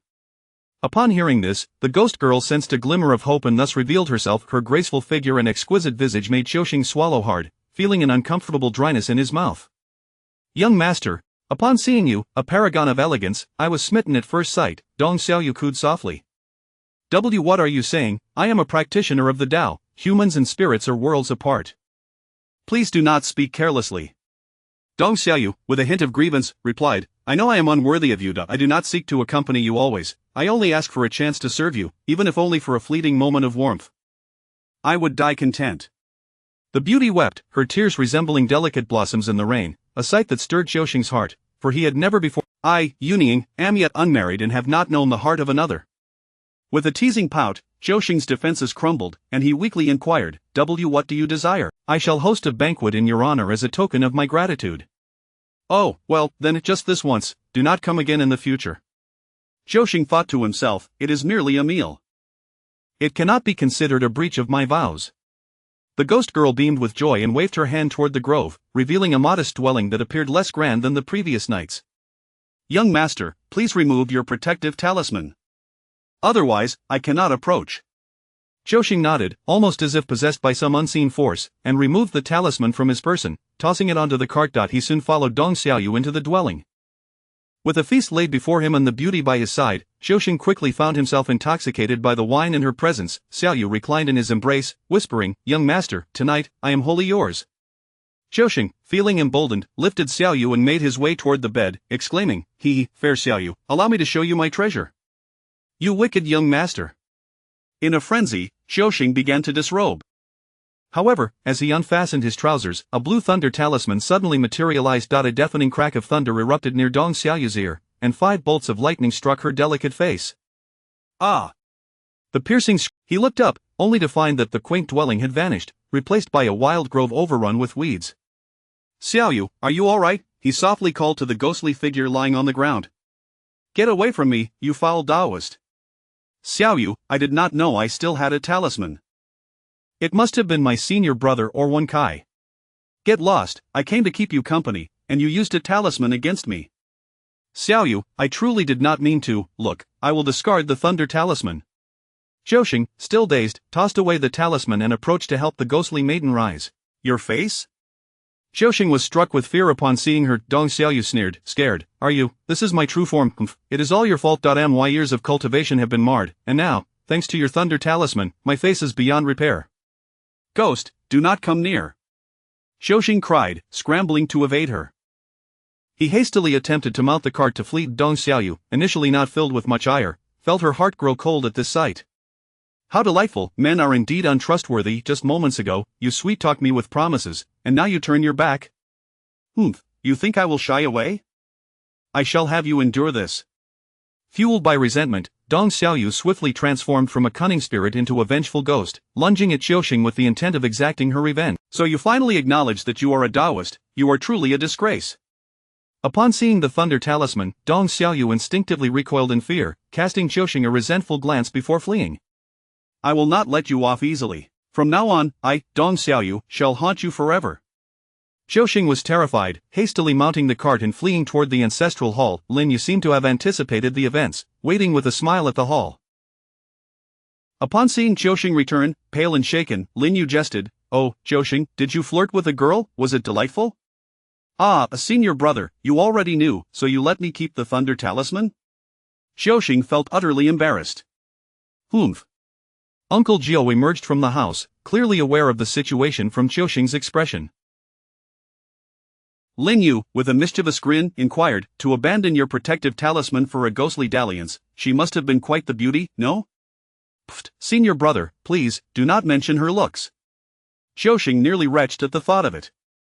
After venting his frustrations, Uncle Jiao stood ready with a vine whip, and Zhou dared not utter a word of protest. As Uncle Jiao scolded and struck him, he reprimanded, 5 years of apprenticeship, 3 years of cultivation. Is this what I have taught you in these 5 years? Master, I was wrong, I shall not do it again. Wrong, you are not at fault, your character is too weak, 5 years of training and you cannot withstand temptation. You are unfit for the Tao. Rather than allowing you to join forces with the sinister, I would rather end your life now, letting you follow that ghost. Please, Master, I truly understand my mistakes. I will focus on my cultivation from now on. Had it not been for your senior brother discovering this early and arranging the protective thunder talisman for you, you would have lost your essence tonight, because how could I, Lin Jiao of Mashan, take on such an inept disciple? Uncle Jiao's tone was filled with disappointment, wishing to expel him from the sect. Seeing Zhou nearly at his limit, Lin Yu stepped in to mediate. Master, please calm down. Surely this experience will serve as a lesson for him for life, let us grant him one more chance? For Ayu's sake, I shall spare you this time. Now thank your senior brother. Zhou bowed deeply to Uncle Jiao before expressing. Uncle Jiao admonished, go and kneel before the ancestral master in repentance, do not rise until dawn. Chapter 11. Who did this? Early the next morning, Uncle Jiao conferred with the Ren family about the burial site, and arrangements were made for the interment that afternoon. Ren Fa was also eager to avoid any delays, believing that an early burial would expedite the family's fortunes. At noon, Away arrived with a group of workers to carry away the coffin, and in the afternoon, Uncle Jiao presided over the burial. After performing the ritual and reciting the incantation to appease the land deity, their labors culminated successfully, and the elder Ren generously rewarded Uncle Jiao with $20 silver as a token of gratitude. Lin Yu was astonished to observe a strange aura of dark energy hovering above Ren Tingting's head. Ren Fei's condition appeared even more dire, with a shadowy mark in the center of his brow, clearly indicating he was beset by misfortune. Master, this cannot be right. The feng shui here is quite favorable. One would expect that after the burial, the Ren family's fortunes would improve, yet, look at this. Prompted by Lin Yu's observation, Uncle Gio furrowed his brow and, channeling his energy, invoked an eye-opening spell upon himself. How can this be, he mused, approaching Ren Fei. Not at all. Aside from my father's relocation, nothing has occurred. Why would Uncle Gio say such things? I perceive a dark aura manifesting upon your brow, indicating that calamity is at hand, Uncle Gio cautioned. A sense of unease washed over Ren Fei as he pondered. Could it be that Uncle Gio feels the reward was insufficient? When my father was exhumed, he insisted on cremation, claiming that failure to do so would lead to complications. Yet everything appears to be proceeding smoothly now. Could it be that 20 silver dollars are not enough, and he seeks to extract more from me? Ah, thank you for your concern, Uncle Gio. Previously, our family's feng shui was lacking, but with your assistance in locating the dragon vein, I have faith that we shall soon see a turn in our fortunes. However, his words seemed to fall on deaf ears, and Uncle Gio could not press the matter further. After all, who would believe in calamities yet to unfold? Watching as Ren Laoyi departed with his entourage, Uncle Gio could only smile wryly and shake his head. Lin Yu scoffed. Master, it is indeed difficult to offer wise counsel to those determined to court disaster. Let us refrain from meddling. Yet Uncle Gio shot him a sharp glance. Humph, is it the way of our kind to stand idly by? Ah, you, this matter is entrusted to you. If you cannot protect the Ren family, I shall hold you accountable. He was concerned that his disciple lacked compassion, thus intending to test Lin Yu's mettle. Me, why should this concern me? I am not the Ren family's bodyguard, and they have not even compensated us. Lin Yu grimaced, wishing to refuse at Uncle Gio, discerning his thoughts, smirked. I knew you would think thus. Clearly, you require further training. You, why not accompany your sister on a shopping excursion? At that moment, Ren Tingting reappeared, beckoning to Lin Yu. Lin Yu turned to his master, who smiled. Here lies an opportunity. Go, for the next 2 days you have leave, you need not return till evening. Master, are you truly selling me off? Lin Yu protested. What amusement could I find with an ordinary person? I am to be a future celestial master, occupied daily with talismans and refining tools. You were busy, you rise at noon and yet dare to claim you are occupied? Tingting, I have matters to attend to these next few days and cannot look after you. Allow him to accompany you to your home for a couple of days, shall we? Really, that would be splendid. Ren Tingting exclaimed, rest assured, I shall care for you, ensuring he is well fed and healthy. She promptly dragged Lin Yu away.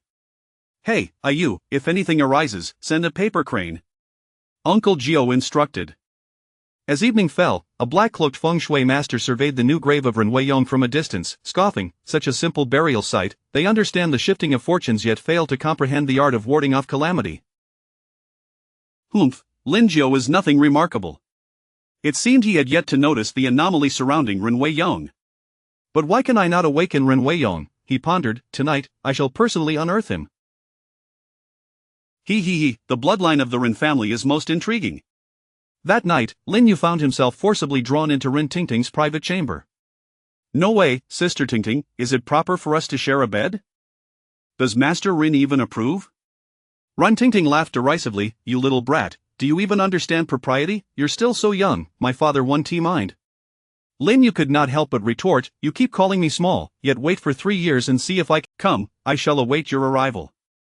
She began to change her clothes. Hey, don't take off your clothes. Lin Yu cried, nearly in tears. This is far too scandalous, alas, I can only behold but not. What sort of apprentice can withstand such tests? On the hillside that night, the black-cloaked feng shui master pried open Ren Weiyong's new coffin. Observing the incline that wrapped around the coffin, he mocked, so this is the plan. A mere incline to subdue the zombie I have nurtured for 20 years, humph, the moonlight is splendid tonight, surely Ren Weiyong would appreciate it. Upon lifting the coffin lid, he was taken aback. A blue corpse binding talisman?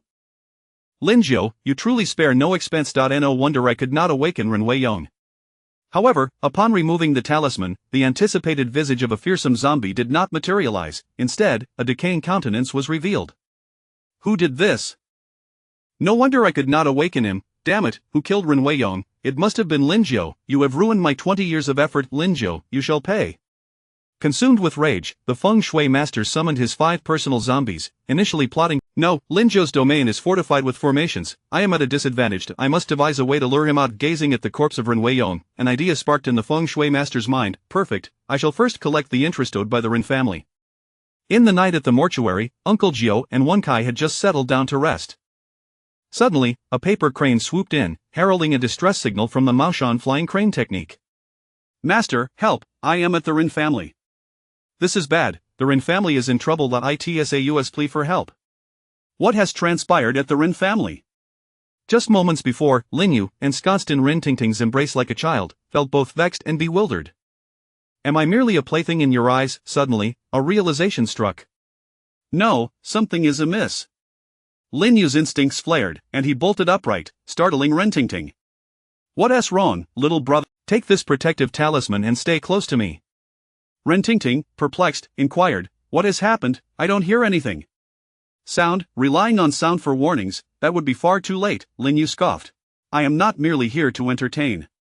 Detecting a surge of malevolent energy outside, Lin Yu scattered a handful of ordinary glutinous rice along the perimeter of the courtyard. He then affixed exorcism talismans to all doors and windows in the living room.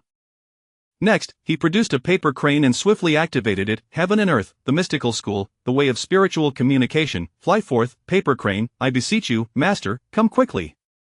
Having completed these tasks, Lin Yu handed Ren Tingting a protective talisman.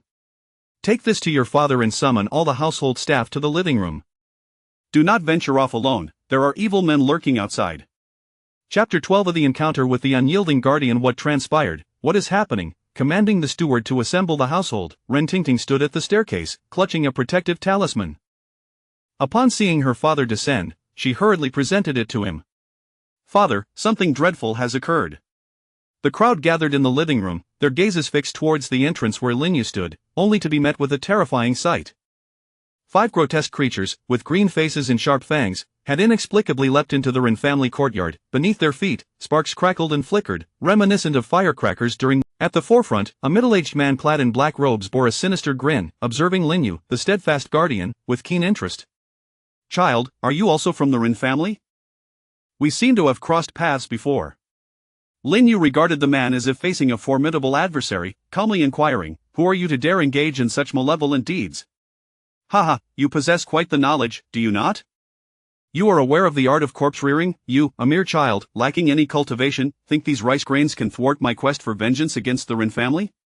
Ren Fa, trembling in fear, pointed at the man and exclaimed, "Ah, it's you. You are the feng shui master from 20 years ago?" "Indeed, it is I. Back then, you were merely an impetuous youth, who would have thought you still remembered me. I have come today to reclaim my due from the Ren family," the feng shui master taunted. With a voice laced with hatred, Ren Fa retorted, "Why are you so ruthless? My father merely seized a feng shui burial site from you. Our family has suffered under your torment for 2 decades. Isn't that sufficient?"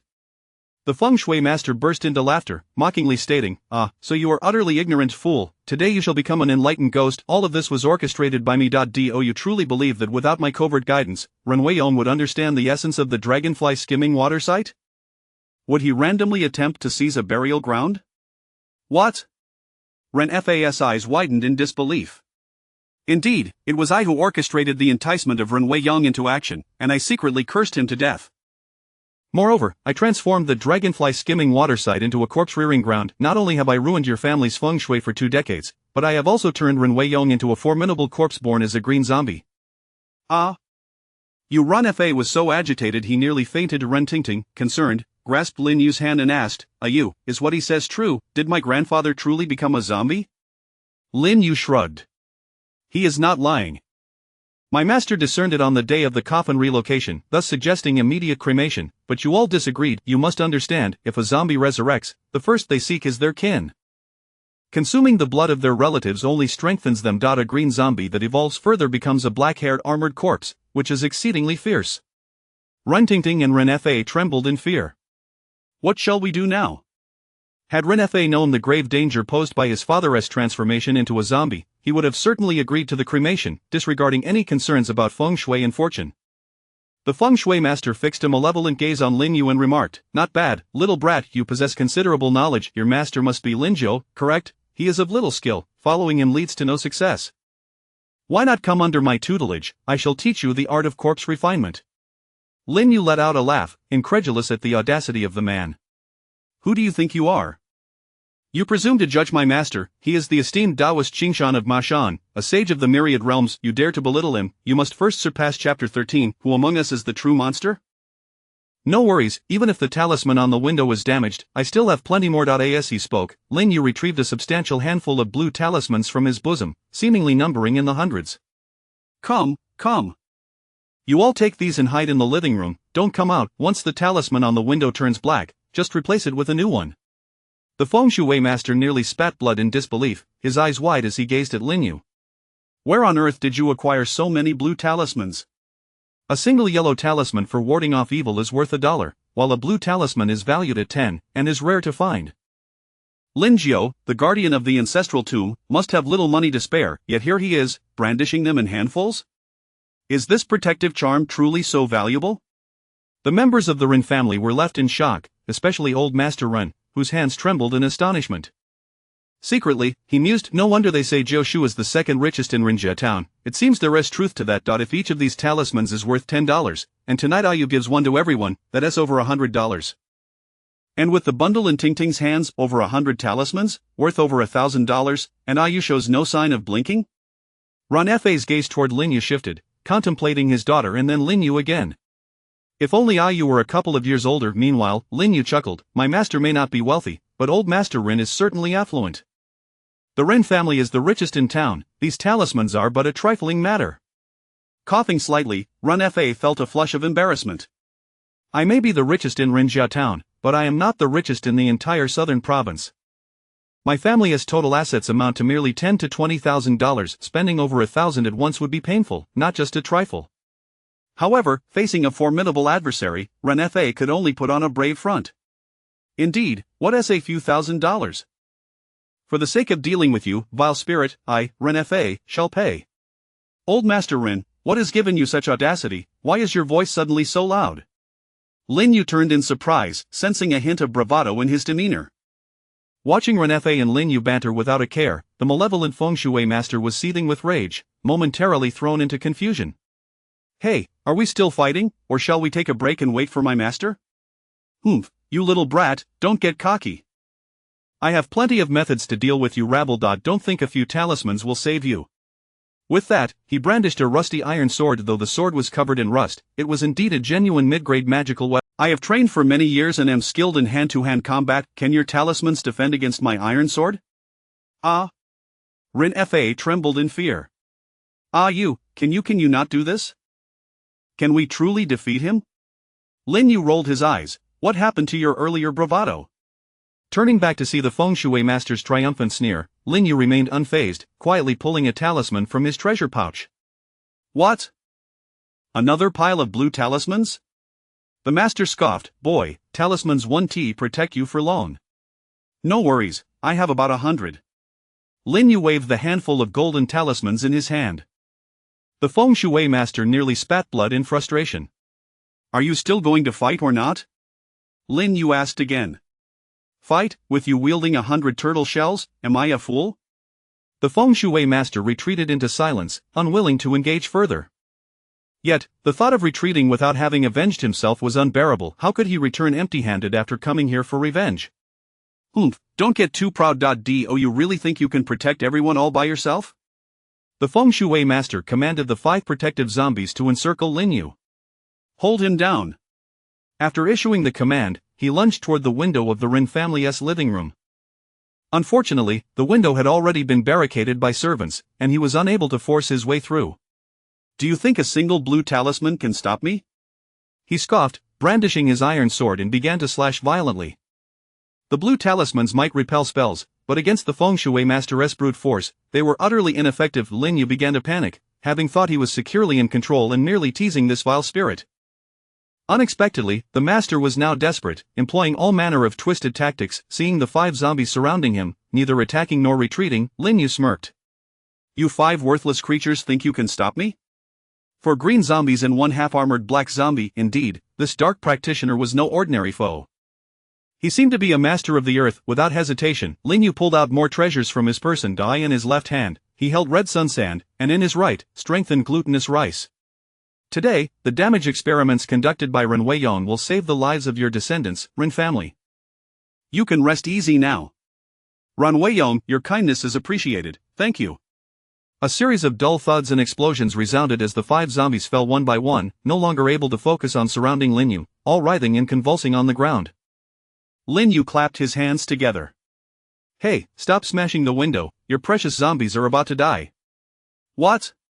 The Feng Shui master turned back in horror, his hair standing on end. How is this possible? Your talismans and protective charms can't be this powerful, what did you do to them? The master rushed over to inspect, his heart pounding with dismay. It's nothing much, just a bit of red sun sand. Want some? I have plenty, I'll give you a few pounds. Lin Yu said, brandishing another handful of red sun sand. Red sun sand, a single grain is usually precious, yet, you dare to measure it in pounds? The Feng Shui master was incredulous. I thought we were competing in magical prowess, but it seems you are relying on wealth. Young man, you lack honor in combat. If only my sect were wealthier, would I resort to this contemptible shortcut? Get lost, I don't want to see you. The master lamented, I spent 20 years refining those 5 protective zombies. You little brat, you owe me for my protective zombies. The Feng Shui master lunged at Lin Yu, but in his daze, he overlooked the protective charm, failing to even graze Lin Yu's sleeve. All his strikes met the golden shield surrounding him. Lin Yu, feeling triumphant, tucked away the red sun sand, then pulled out the Sanqing bell. He thought Ren Weiyong was taken by this bell. IV used the red sun sand and glutinous rice, so the bell should work wonders too. The bells rang, bang, bang, bang, with 4 explosive sounds. Lin Yu pointed to a distance. Hey, stop howling. Your zombies are psychologically fragile, several of them have blown their heads off. Indeed, 4 of the zombies succumbed to the torment of the bell, their heads exploding, while only the half-armored zombie remained, struggling fiercely but weakened. The Feng Shui master fell into a frenzy of despair and self-doubt, staring at the smug young boy and the Sanqing bell in his hand. His eyes narrowed. What? The top-grade magical artifact, the Sanqing bell, monster, you're simply a little monster. Lin Jiu, the Taoist priest, will not let this go unpunished. Lin Yu interrupted him, hey. I did all this, why are you cursing my master? If you have the guts, come at me. Curse your mother. The Feng Shui master, too enraged to even insult properly, seized the convulsing half-armored zombie and attempted to flee. Lin Yu swiftly stepped forward, grasping the master's right foot just as he was about to leap away. How dare you call me a monster? Today, I shall show you who the true monster is. With that, he swiftly slapped a blue corpse restraining talisman onto the half-armored zombie's face and unleashed a flurry of punches and kicks at the Feng Shui master. The courtyard was filled with anguished cries, while the members of the Ren family inside could only listen, feeling the intensity of the battle. Chapter 14. The curse. Stop, I concede, you are a monster, a true monster. The once proud geomancer, now bruised and battered, bore no resemblance to his former self, appearing more like a beggar than a practitioner of the mystical arts. Lin Yu interjected, oh, still talking tough, are we? Have you always been this stubborn, calling me a monster? You are the real monster, and your entire family is monstrous. With each blow, the geomancer's defenses faltered, the protective charms flickering as his energy waned. I'm sorry. I am a monster, our whole family is filled with monsters, he pleaded, tears and snot mingling as he grumbled, please, let me go, I swear I will never commit evil again. Lin Yu, rising to his feet, disdainfully spat at him and delivered a kick for good measure. Coward. If you can't withstand a few hits, at least try to be a bit more resilient. My master hasn't even arrived yet, let him witness my valiant prowess.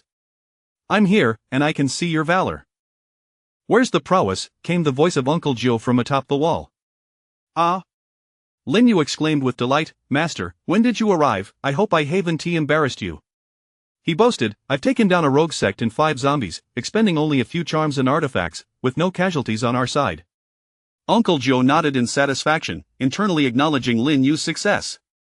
The geomancer, upon seeing Uncle Jiu approach, gritted his teeth in hatred. Lin Jiu.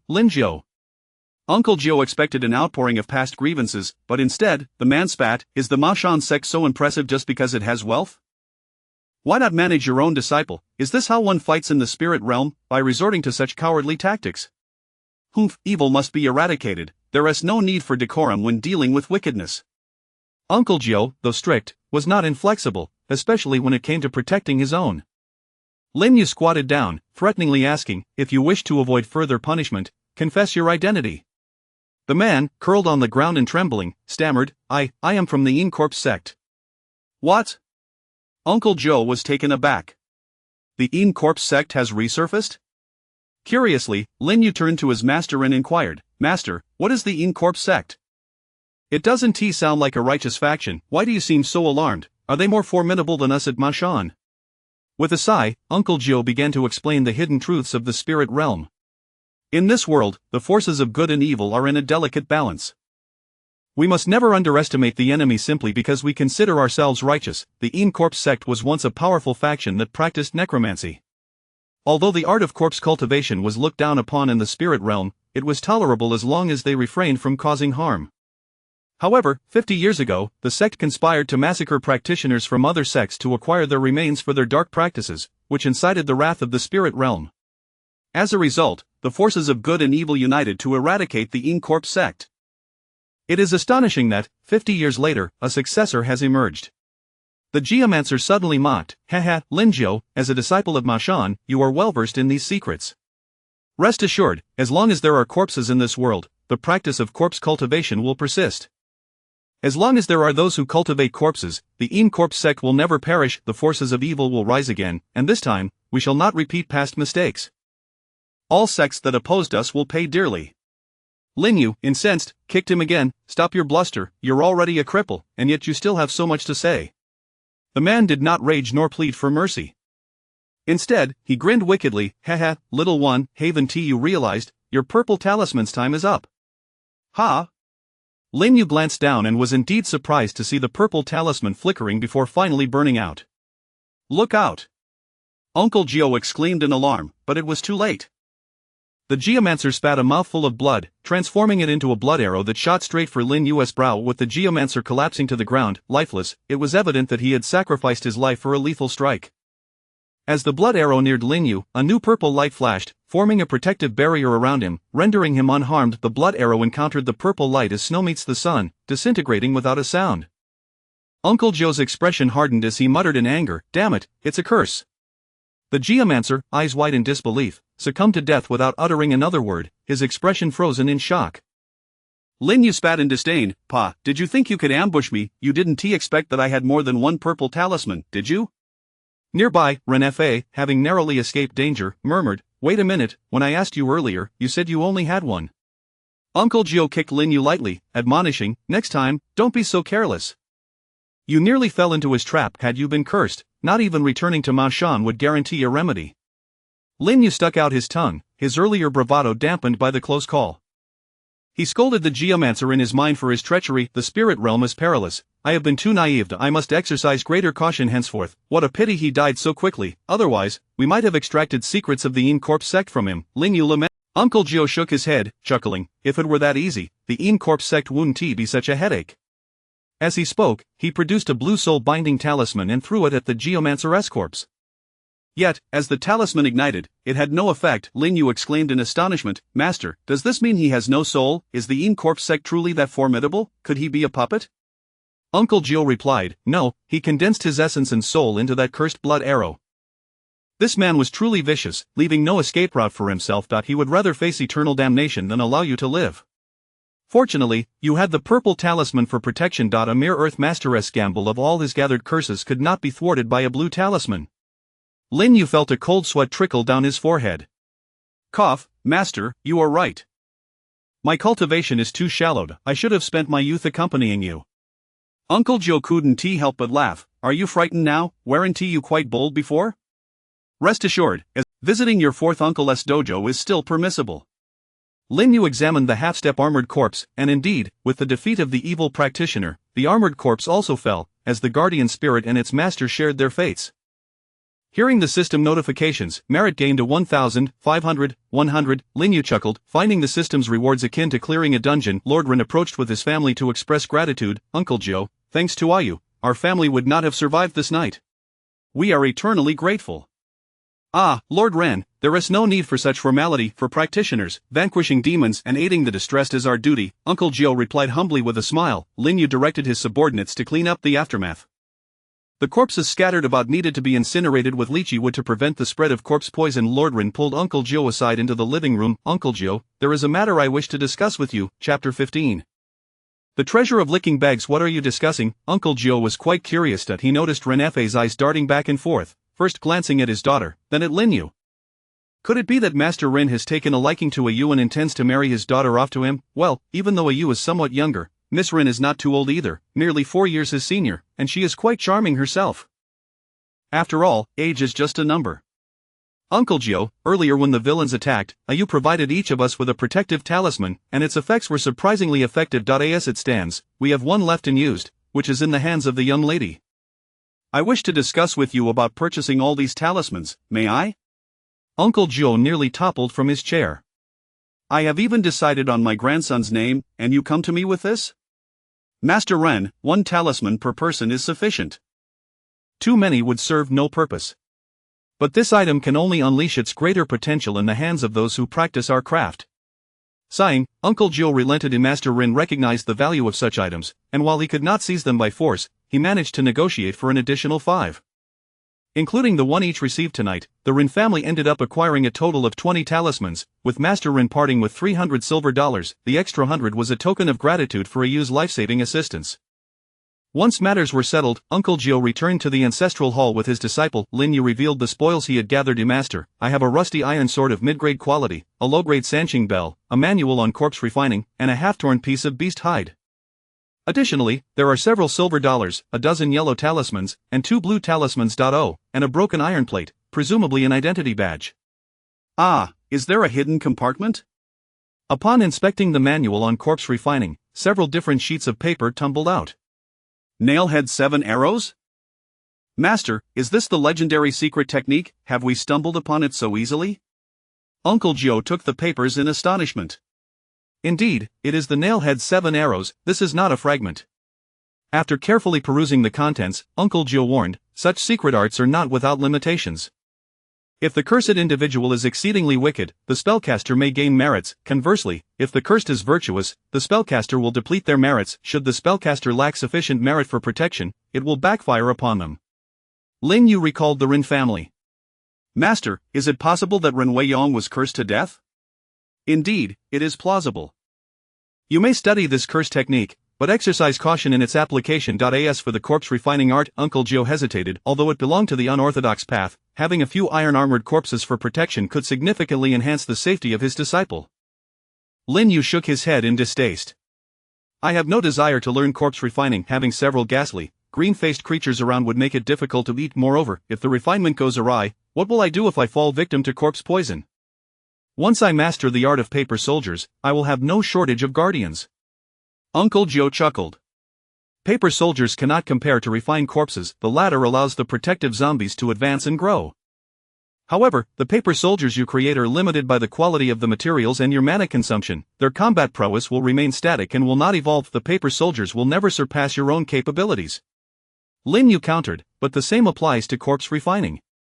If the protective zombie exceeds the master's strength by too much and awakens its intelligence, it could turn against its master. Uncle Joe nodded, conceding the point. You make a valid argument. If you choose not to learn, then so be it. However, familiarizing yourself with corpse cultivation techniques could prove beneficial for future encounters with the Yin Corpse sect. Speaking of which, Uncle Joe picked up the Yin Corpse sect identity badge, noting its ancient patterns. One side bore the number 42. A master who raises iron-armored corpses ranks only 42. The strength of the Yin Corpse sect must not be underestimated. Uncle Joe marveled, the combined total of our Maoshan sect's Earthmasters is less than 100. The Yin Corpse sect is developing at an alarming rate. Master, what does this tattered piece of beast hide say? I cannot comprehend it. It does not resemble a treasure map. Uncle Joe flipped it over, shaking his head. It likely contains some incantation, but it is too damaged for me to decipher. Perhaps it is something valuable, otherwise, he would not have carried it. The remaining silver dollars were to be pooled, while the Sanqing Bell, yellow talismans, and blue talismans? Bah, they are all worthless trinkets. Give them to Wen Kai to play with. The rusty iron sword, despite its shabby appearance, was still a mid-grade artifact, and otherwise could have been sold by Shermu. Uncle Joe remarked disdainfully, you truly lack discernment. The majority of this sword's power resides within its rust. This is not mere corrosion but the result of being soaked in blood, granting it a blood curse ability in battle. Thus, this sword is known as the Blood Curse Sword. Had it not been for your possession of both the Diamond Talisman and the Exorcism Talisman yesterday, you likely would not have survived that man's onslaught. Is this really the case? Lin Yu scoffed, casting it aside. Let Wen Kai and Xiaoxing have it. Its appearance is too unappealing for my taste. Uncle Gio sighed with a wry smile. This item is an artifact of the unorthodox path, seldom utilized by the righteous. You should reforge it with the three mysteries true fire, inscribing runes to transform it into an exorcism sword for Wen Kai. Reforge it myself? Why don't you do it? Uncle Gio kicked his disciple playfully. If I could forge with the three mysteries true fire, would I still need you? Indeed, Uncle Gio could not wield the three mysteries true fire. Perhaps only Lin Yu possessed that capability. This was not due to the loss of knowledge but rather the scarcity of individuals with the aptitude to practice such skills in this age of decline. Each person's talent varied, and many could not master a spell even with the manual in hand. Lin Yu, on the other hand, was a veritable anomaly. For instance, among the Ma Shanqingyi lineage, the senior disciple Shizhen learned the lightning thunder fist and the wooden post technique, while Uncle Gio practiced the pure Yang A trigram's palm, and the Simu Daoist studied the summoning technique, and the Chenhe Daoist focused on the demon-slaying exorcism sword. This was not due to secrecy in the manuals, but rather the difference in talent and elective direction. Everyone knew that lightning magic was the most formidable, yet few could grasp it. Master, what is the purpose of merits? Recalling his efforts in defeating monsters and accumulating merits, Lin Yu inquired. Uncle Gio paused, pondering why such a simple concept required explanation. In ancient times, gods and mortals coexisted. Merits represented an individual's contribution to heaven and earth. It is said that great sages and powerful beings bore a halo of merit, receiving protection from the heavens and reverence from all beings. Yet in our current age of decline, do not expect to attain such a halo. For mortals, accumulating merits can enhance one's fortune and blessings, potentially leading to a favorable rebirth. For us practitioners, accumulating merits under the protection of heaven and earth accelerates our progress in cultivation. Upon death, merits may grant the opportunity to serve as an officer in the underworld, allowing one to pursue the path of the underworld immortal and escape the cycle of reincarnation. Many of my predecessors from Maoshan serve in the underworld. Is that all, just this? Master, is it possible to use merits as a form of currency, similar to utilizing magical energy? Lin Yu asked softly.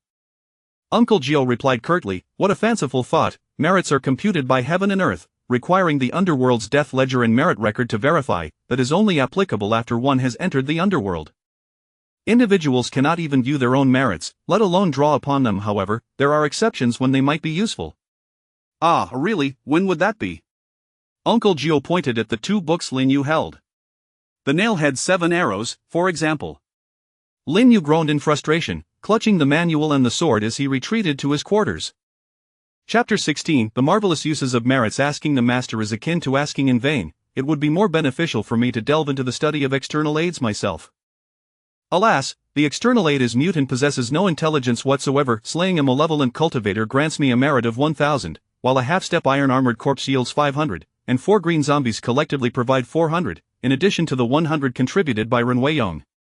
Presently, Lin Yu possesses a total of 2000 merits, as indicated by the system. After casually perusing the corpse refining technique, Lin Yu discarded it aside, deeming it overly cumbersome, especially as it required the search for superior bloodline corpses. With the aid of a synthesis external tool at my disposal, why exert such effort? The 7-arrow technique, however, piques my interest. When I eventually embark on my journey, should I encounter an adversary I cannot defeat, I shall curse them to their demise. This is also why, in the spirit realm, it is customary for wanderers to refrain from revealing their true names. Disclosing one's name invites treachery. With this in mind, Lin Yu felt compelled to adopt a formidable pseudonym. What shall it be? Lin Lingsu? No, that name carries too much weight due to the ancestral master Lin Gangxin, Lin Zhengying, Lin Pingji. Wait a moment, if I am to adopt a pseudonym, why must I retain the surname Lin? Suddenly, clarity struck. I shall create two identities in the face of the demonic path. I shall be known as the esteemed Qingwei Daoist of the righteous path, yet, in the presence of the righteous path, I shall emerge as the formidable demon Lord Chonglu. I shall masterfully navigate both realms, ensuring no one recognizes me. How absurd, a tome inscribed on beast skin, undoubtedly of high caliber, yet it remains fragmented with only a few sentences intact, devoid of a title? Lin Yu attempted to decipher the obscure phrases several times, but to no avail. He deemed it a lost cause and discarded it as a mere trinket. At that moment, the merit section of the external aid began to flicker incessantly. Could this be the intended use? Lin Yu, filled with excitement, picked up the tome once more, diligently reciting the fragmented sentences repeatedly, yet the merit section merely flickered without any other outcomes.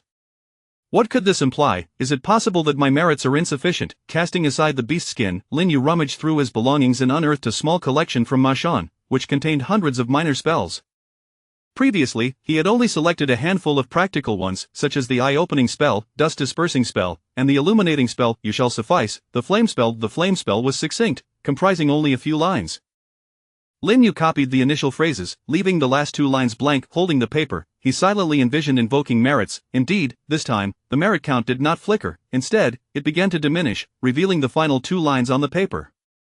Is it truly so? Can merits be utilized to complete spells? Utilizing 10 merits, the flame spell was completed. Hiss, what secrets does that beast skin hold? 2,000 merits insufficient. Frustrated, Lin Yu cast it aside and lay weakly on his bed. How can one earn merits if confined indoors? Perhaps exhaustion from the day's labors led him to drift into slumber. In his dreams, Lin Yu found himself transported to a past life, witnessing a film, Stephen Chow's CJ7. Ha! My merits are akin to the effects of CJ7. Wait a moment, Lin Yu jolted awake. Who says merits can only be used to complete spells? What if they could also be employed to repair items? With this revelation, Lin Yu sprang up, grasping the tattered beast skin once more, no longer fixating on the fragmented phrases but instead concentrating on the beast skin itself. Sure enough, this time the merit section ceased its flickering, and the merit count began to deplete.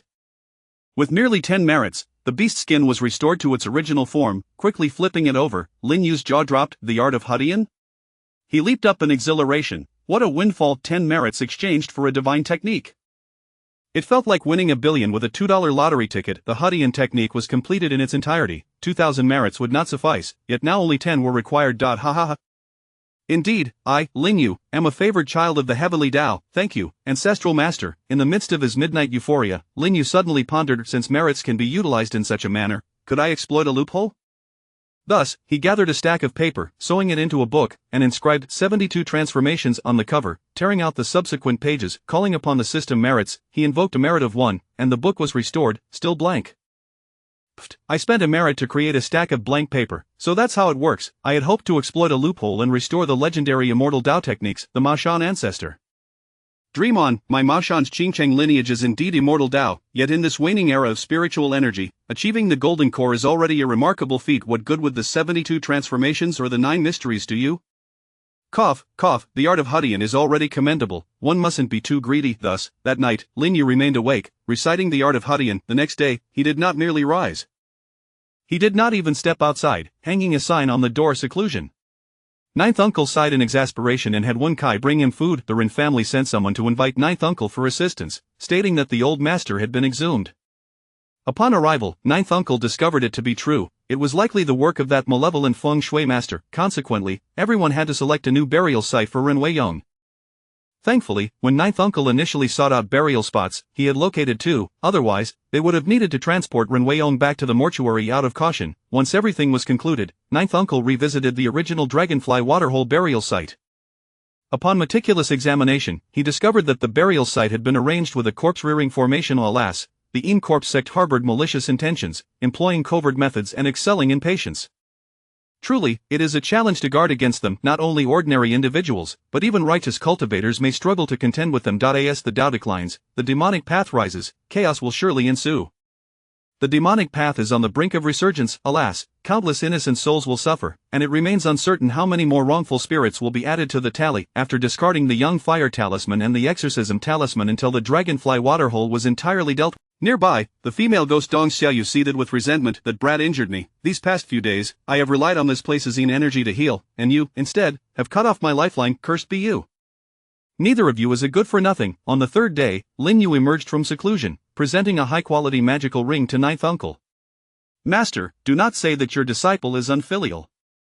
The moment I acquired something good, I rushed to present it to you. What is this? Where did you acquire such a ring? Ah, this is a magical artifact, a high-quality one? What use is a ring to you? Heh, it is forged from that mid-grade magic sword. A magic sword? Ninth Uncle's expression darkened. You prodigal. A magic sword can protect and slay enemies. What purpose does a ring serve? Master, do you not want it? You may regret it. Lin Yu grinned mischievously. Ninth uncle snatched it away, and upon probing its magical essence, his eyes widened in astonishment. This is a Vahadian magical artifact? Ninth uncle's breathing quickened. Lin Yu nodded. What of the fragmented beast skin? Lin Yu nodded again. Since his master was already aware of the synthesis abilities, Lin Yu had no intention of concealing the merit's function. After hearing this, ninth uncle became agitated and instinctively rushed to burn incense in gratitude to the ancestral master. The ancestral master below was already exasperated, wishing to resurrect and kick little Jiao in the rear. What joyous occasion are you speaking of? Simply rejoicing is of no use. Lin Yu smugly elaborated, I have named it the Qiankuan ring. Depending on the quality of the magical artifact, a low grade can contain 1 cubic meter, a mid grade can hold 10 cubic meters, and a high grade can accommodate 100 cubic meters. Ninth uncle, do you The Hadian magical artifacts are exceedingly rare throughout the world. Moreover, this technique has long been lost to time. Who would have thought? Our Ma Shan only possesses a storage spirit gourd in the hands of the sect leader, one of the sect's treasured artifacts. Master, am I not a dutiful disciple? Is it not a waste to transform one-size magical artifact into a ring? Ninth uncle nodded repeatedly. Indeed, truly, you are my exemplary disciple. Lin Jiao. One-size filial piety has reached me as well. Outside, Wan Kai, who was practicing his punches, pondered, what are you two discussing?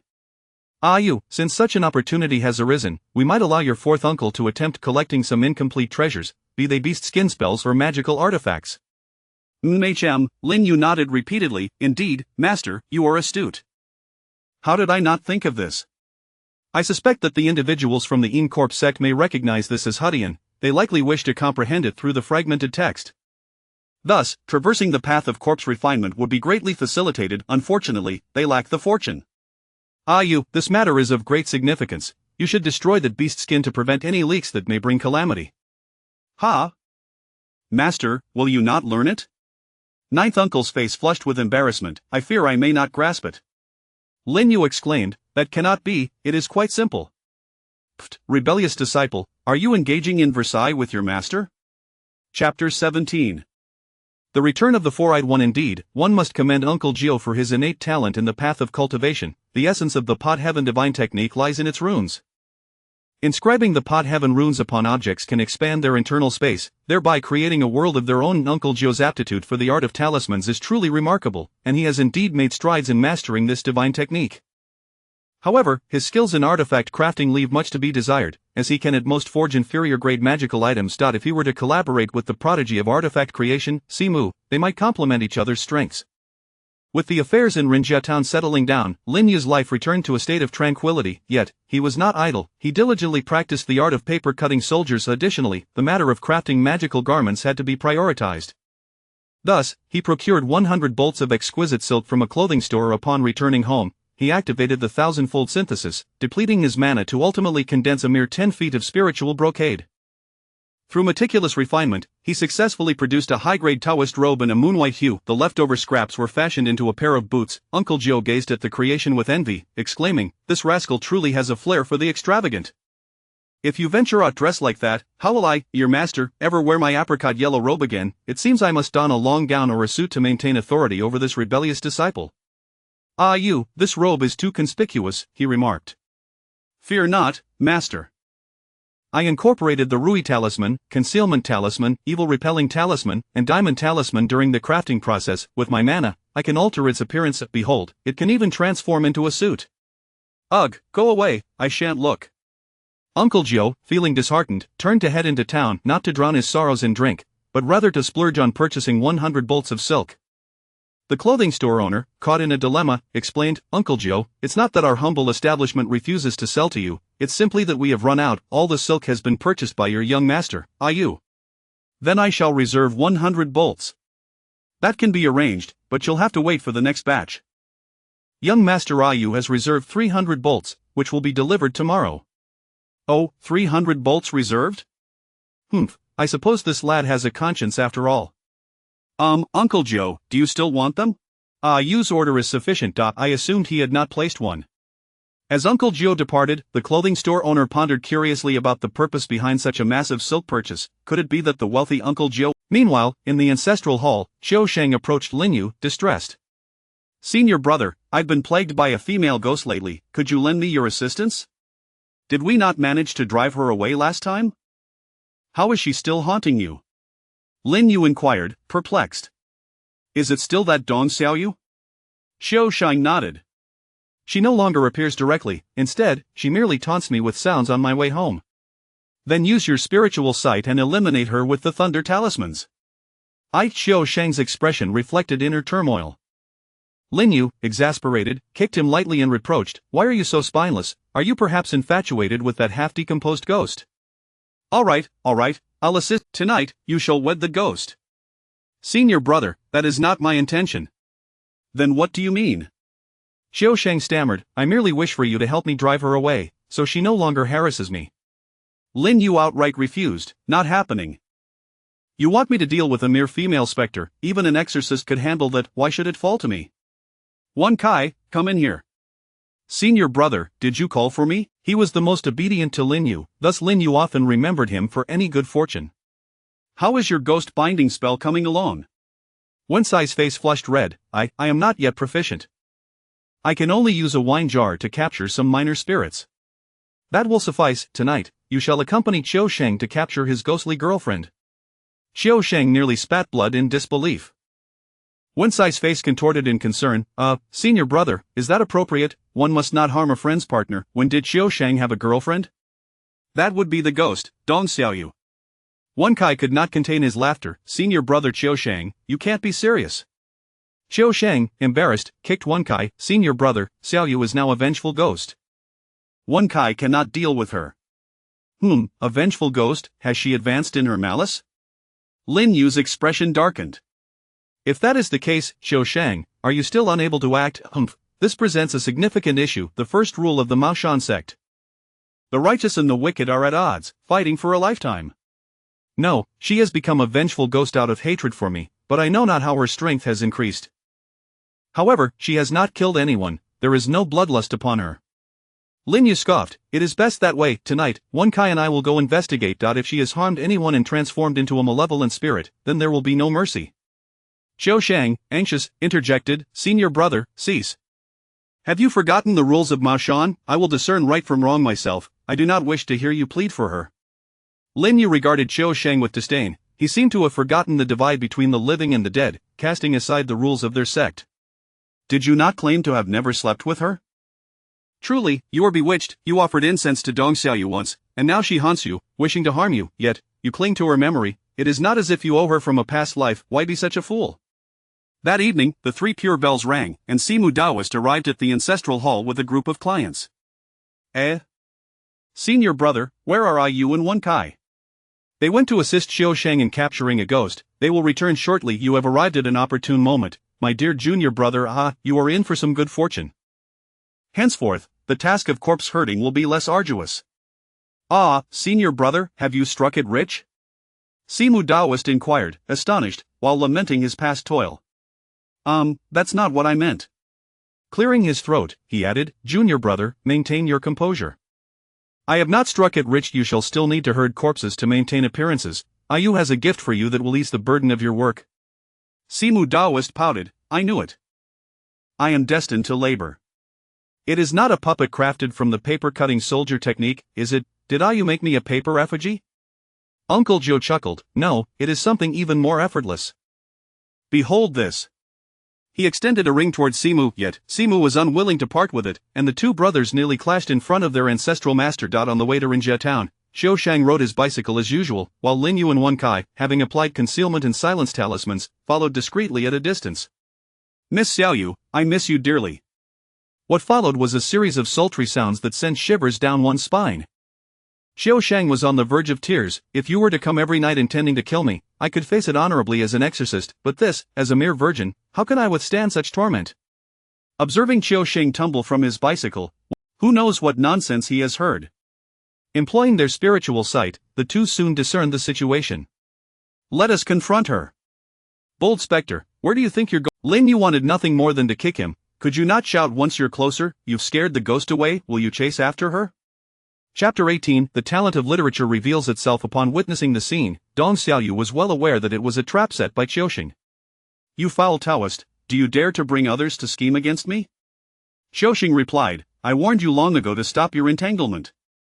You still have time to leave now. My senior brother and junior disciple have come specifically to collect you. Collect me?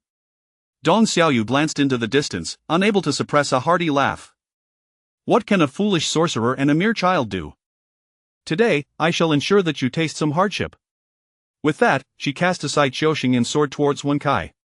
Senior brother, that female ghost is coming. What should we do? Lin Yu reminded him. Fool, what do you have in your arms? Use the ghost binding spell to capture her. Oh. Wen Kai ceased his retreat and, clutching the wine jar, aimed it at the female ghost. Supreme Old Lord, with my divine incantation, drive away evil and bind the malevolent, collect and contain the ominous. Urgently, as commanded, I beseech. Put. Listening to Wen Sai's halting incantation, Lin Yu nearly stumbled and fell. No wonder you can only capture minor spirits despite being a sorcerer, even your spell is recited clumsily.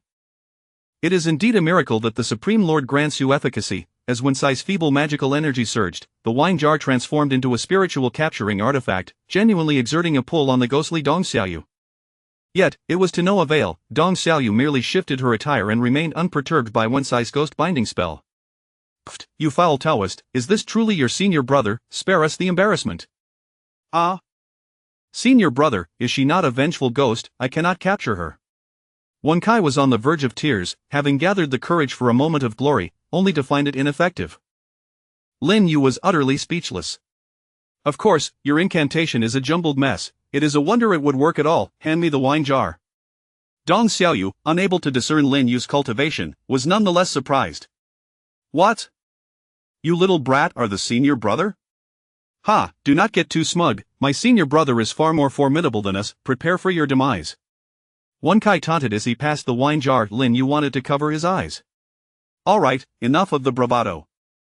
Today, I will refrain from intervening. Dong Xiaoyu, is it, you have absorbed the Yin energy to become a vengeful ghost? It seems you have encountered some fortune however. I wonder if you can withstand my talisman? As he spoke, he produced a ghost-catching talisman. Dong Xiaoyu gasped in shock, attempting to flee, but Lin Yu did not use it against her. Instead, he affixed the talisman to the wine jar. Then, he kicked Wen Kai and said, recite it again. This time, if your incantation is still clumsy, I shall twist your mouth to correct it. Cough, understood, senior brother, Wen Kai replied sheepishly as he took the wine jar. Dong Xiaoyu mocked, do you take me for a fool? I shall not play with you any longer, Qiuxing. I will await you as usual tomorrow night. With that, she attempted to flee, causing Qiuxing to shiver uncontrollably, nearly in tears. Senior brother, do something. Lin Yu chuckled and casually scattered 4 small flags, which embedded themselves into the ground around them. Before my eyes, do you still wish to escape? Try my 4-symbol spirit binding array.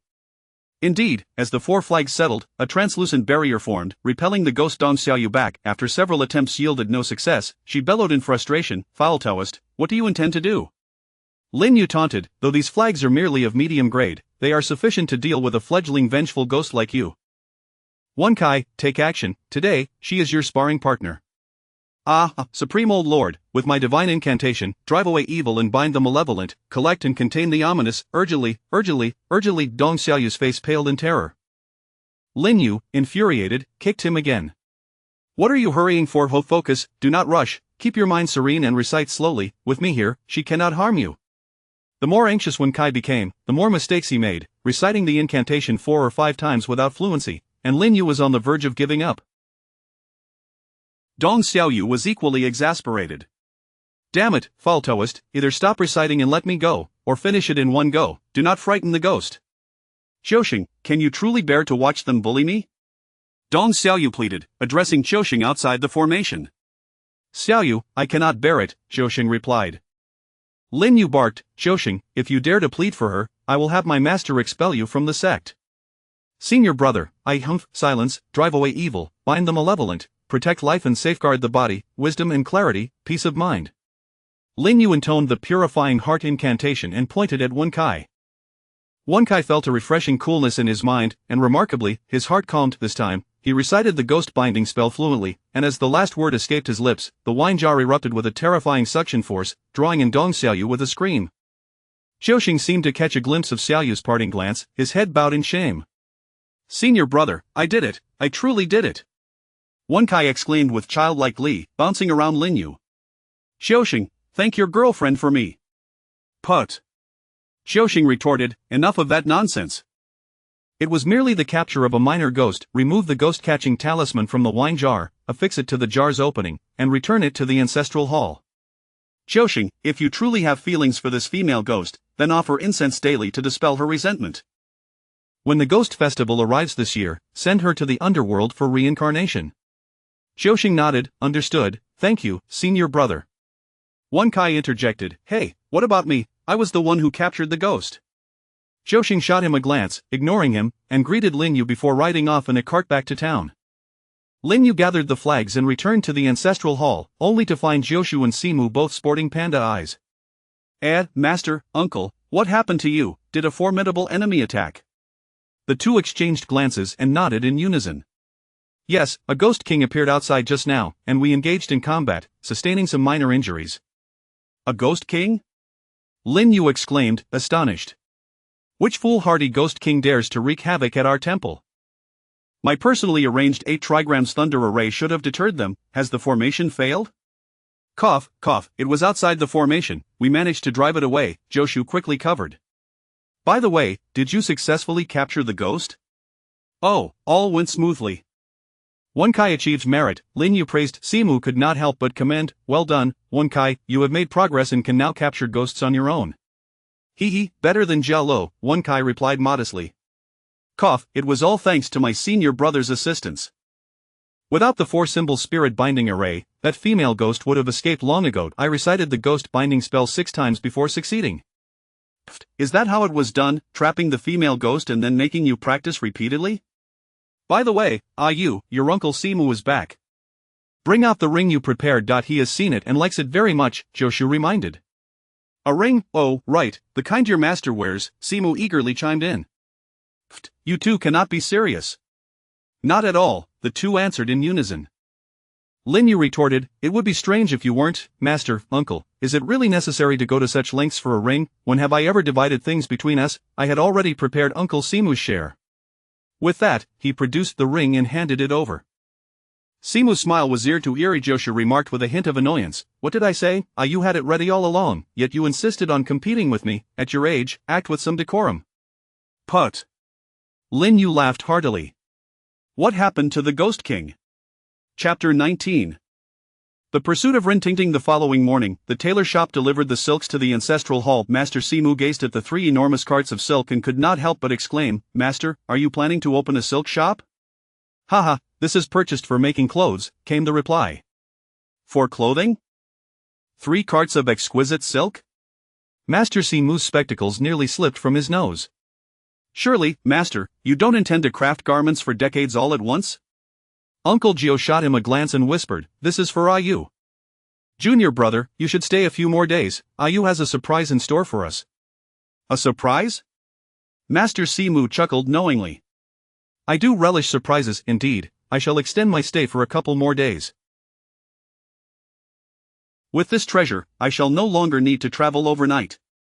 He then gleamed the ring upon his finger. By noon, when Kai joyfully discovered that his magical prowess had transformed, what was once a trickle had now coalesced into a singular force. Master, I think I have made a breakthrough. What? Uncle Gio nearly overturned the tableware. Could it be? So soon, by rights, you should require at least another month of practice to achieve a breakthrough. Grabbing his disciple's hand, Uncle Gio assessed his energy and nodded in astonishment. Indeed, you have broken through. My boy, I never anticipated you would surpass Xiaoxing and be the first to ascend to the human master level. Could yesterday's demon slaying have awakened your potential? Master, I've reached the human master level. Does this mean I can forego my daily martial training? Wen Kai pondered lazily. Uncle Gio shot him a fierce glare. Dream on, you will continue your training, and it is time to commence learning talismanic drawing. I still have to draw talismans? Wen Kai looked towards his senior brother for assistance. Master Simu struggled to suppress his laughter, thinking to himself, with Wen Sai's wooden intellect, he stumbles over incantations. How on earth will he manage to draw talismans? He might not even recognize his own work, let alone communicate with the heavens. Lin Yu contemplated for a moment before suggesting, Master, Wen Kai struggles with writing. Isn't drawing talismans a bit too much for him? However, Uncle Jiu stubbornly retorted, as disciples of Mao Shan, practicing qi, drawing talismans, and combating demons are fundamental skills, how can they not be learned? After paying respects to the ancestral master in the afternoon, Wen Kai was formally initiated into the sect with a talisman. Lin Yu shook his head in disagreement. Master, while practicing martial arts and qi, and combating demons is essential, drawing talismans relies on innate talent. Even Master Si Mu, despite his prowess, ceased to delve deeply into talisman studies after reaching the yellow talisman. He chose to focus on refining tools instead. If Wen Kai lacks interest in reading, writing, or drawing talismans, even if you teach him, he may not grasp it. Why squander energy? It would be wiser to teach him something else. Uncle Jiu shot him a disapproving glance. What do you expect me to teach him? I possess only these few skills. In these times of dwindling spiritual energy, talismans are essential for communicating with the heavens. It would be a disgrace for my disciple, Lin Jiu, to be unable to draw talismans. Master, as talismans are merely aids in vanquishing demons, as long as he knows how to use them, he won't lack for talismans with us around. Enough! I have my own plans. Very well, Wen Kai, my junior brother, I have done my best. You must fend for yourself. 2 days later, Uncle Jiu quickly regretted his decision. He discovered that Wen Kai truly lacked the talent for drawing talismans. Teaching him was more challenging than teaching a pig to climb a tree. Thus, he approached his eldest disciple, Lin Yu. I have pondered your words and found merit in them. In your opinion, what should Wen Kai learn? Lin Yu was momentarily taken aback. I hadn't considered that. Uncle Jiu, suspecting Lin Yu was attempting to avoid responsibility, scolded him sternly. You are the eldest disciple. I have entrusted both of them to your care. If you do not take responsibility, who will? I have decided that the task of guiding Wen Kai's training shall be yours. I do not care what you teach him, but I expect results. He simply needs to become a Mao Shan general and a vanguard of righteousness. With that, he departed gracefully. Lin Yu was left in a state of shock. A Mao Shan general, a vanguard of righteousness? Master, your expectations are quite low. You may as well bury me alive. This is clearly asking me to elevate Wen Kai to the level of Uncle Qianhe. After all, being his own younger brother, Wen Kai was the person Lin Yu was closest to, and Uncle Jiu had always treated Wen Kai as Lin Yu's assistant. Thus, Lin Yu certainly could not treat him poorly. As for what to teach him, that depended on Wen Kai's interests. Consequently, Lin Yu sought out Wen Kai privately to inquire alchemy, tool refinement, drawing talismans. No, let us not consider talismans. How about formations? No, those are even harder to grasp than talismans. Wen Kai, what do you enjoy doing most? Wen Kai scratched his head, pondering. Senior brother, like you, I don't often go out. I mostly cook at home, feed the sheep and chickens, and occasionally slaughter a sheep or a chicken. And I also tend to the flowers and plants in the courtyard. Cooking, you say? Surprisingly, Wen Kai is quite skilled in the kitchen, suggesting he possesses culinary talent. Does Mao Shan have any culinary-related arts? Lin Yu shook his head. Feeding livestock, gardening, perhaps Wen Kai might be suited for the path of beast taming or cultivation. However, farming is impractical, it lacks offensive capabilities, and with the decline of spiritual energy, the earth is barren, not to mention that farming requires spiritual fields. Even if we were to find him a spiritual field to cultivate spiritual materials, without combat prowess, he couldn't protect it. Wen Kai, how about I teach you to nurture spiritual beasts? Then you could command them in battle? Wen Kai inquired curiously. Senior brother, what is a spiritual beast? Well, they are formidable demonic beasts, tamed by humans, such as lions, tigers. Senior brother, I am too timid to raise lions and tigers, let alone dragons. Wen Kai hastily waved his hands. Lin Yu felt an urge to kick him out, thinking, this is hopeless. Asking him to combat demons is equivalent to having him guard the ancestral hall. Wait, what if it were chickens, ducks, cattle, sheep, or perhaps even a large black dog? Would you fear those? Upon hearing this, Wen Kai immediately brightened up.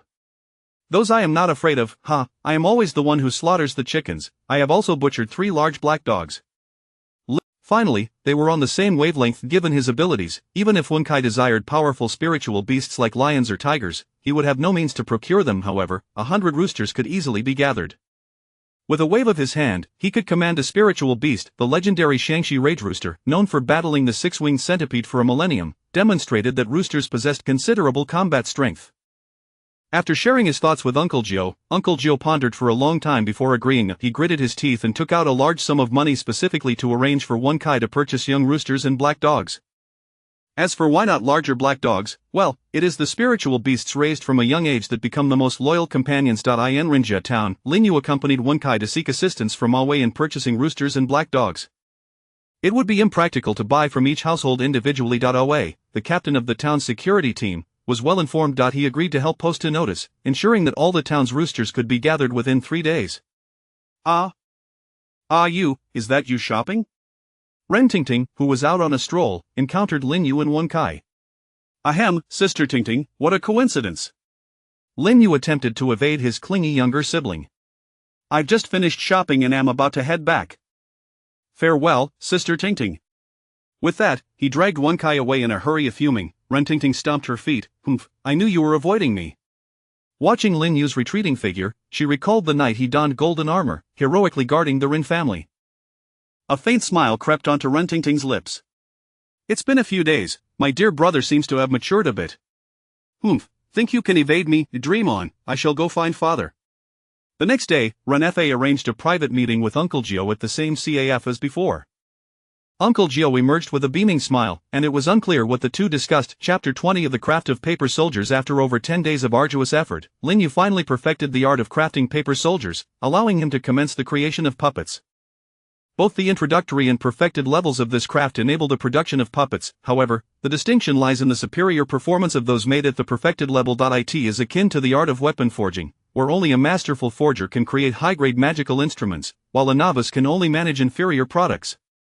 The spiritual paper had long been prepared. Originally, this paper required the use of spiritual herbs or the hides and furs of spirit beasts, yet, Lin Yu's ingenuity allowed him to create several sheets of spiritual paper with just a few strokes of fine rice paper.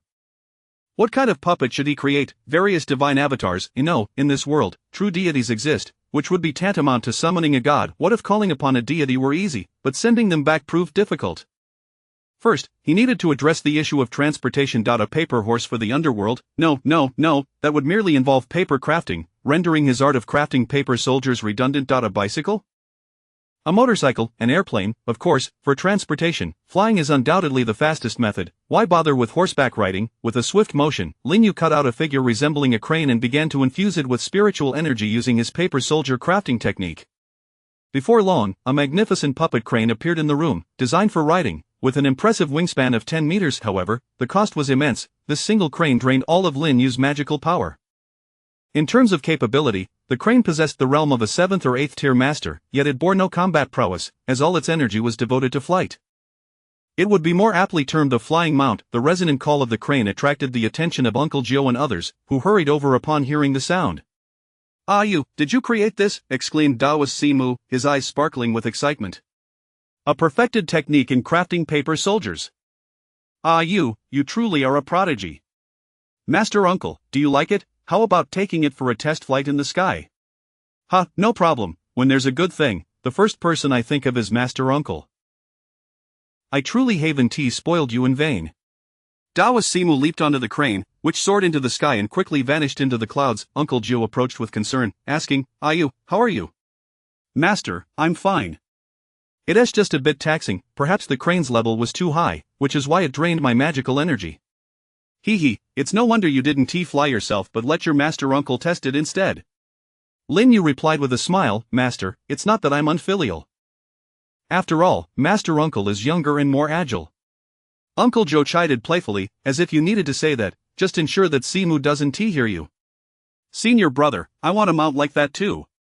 Wenkai exclaimed, eager to ingratiate. Xiao Sheng chimed in, Senior brother, I want one as well. If I had that, I wouldn't need to ride a bicycle and wouldn't fear encountering ghosts.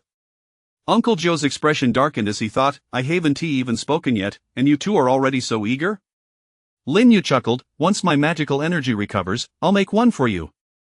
However, Xiao Shang, you need to cultivate to the realm of a master, otherwise, you won't be able to control this crane. Although it has been enhanced, it will require magical energy to replenish its spiritual power once it is depleted. Xiao Shang's face flushed. He had originally been the second disciple, but now younger disciple Wenkai had advanced first, and he was no longer even referred to as a senior brother. How embarrassing. Understood, senior brother. I will work hard.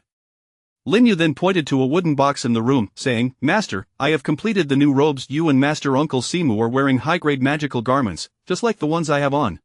The two younger disciples lack sufficient strength, so I made them medium-grade robes to avoid drawing too much attention and attracting trouble. I still had some luxurious fabric left.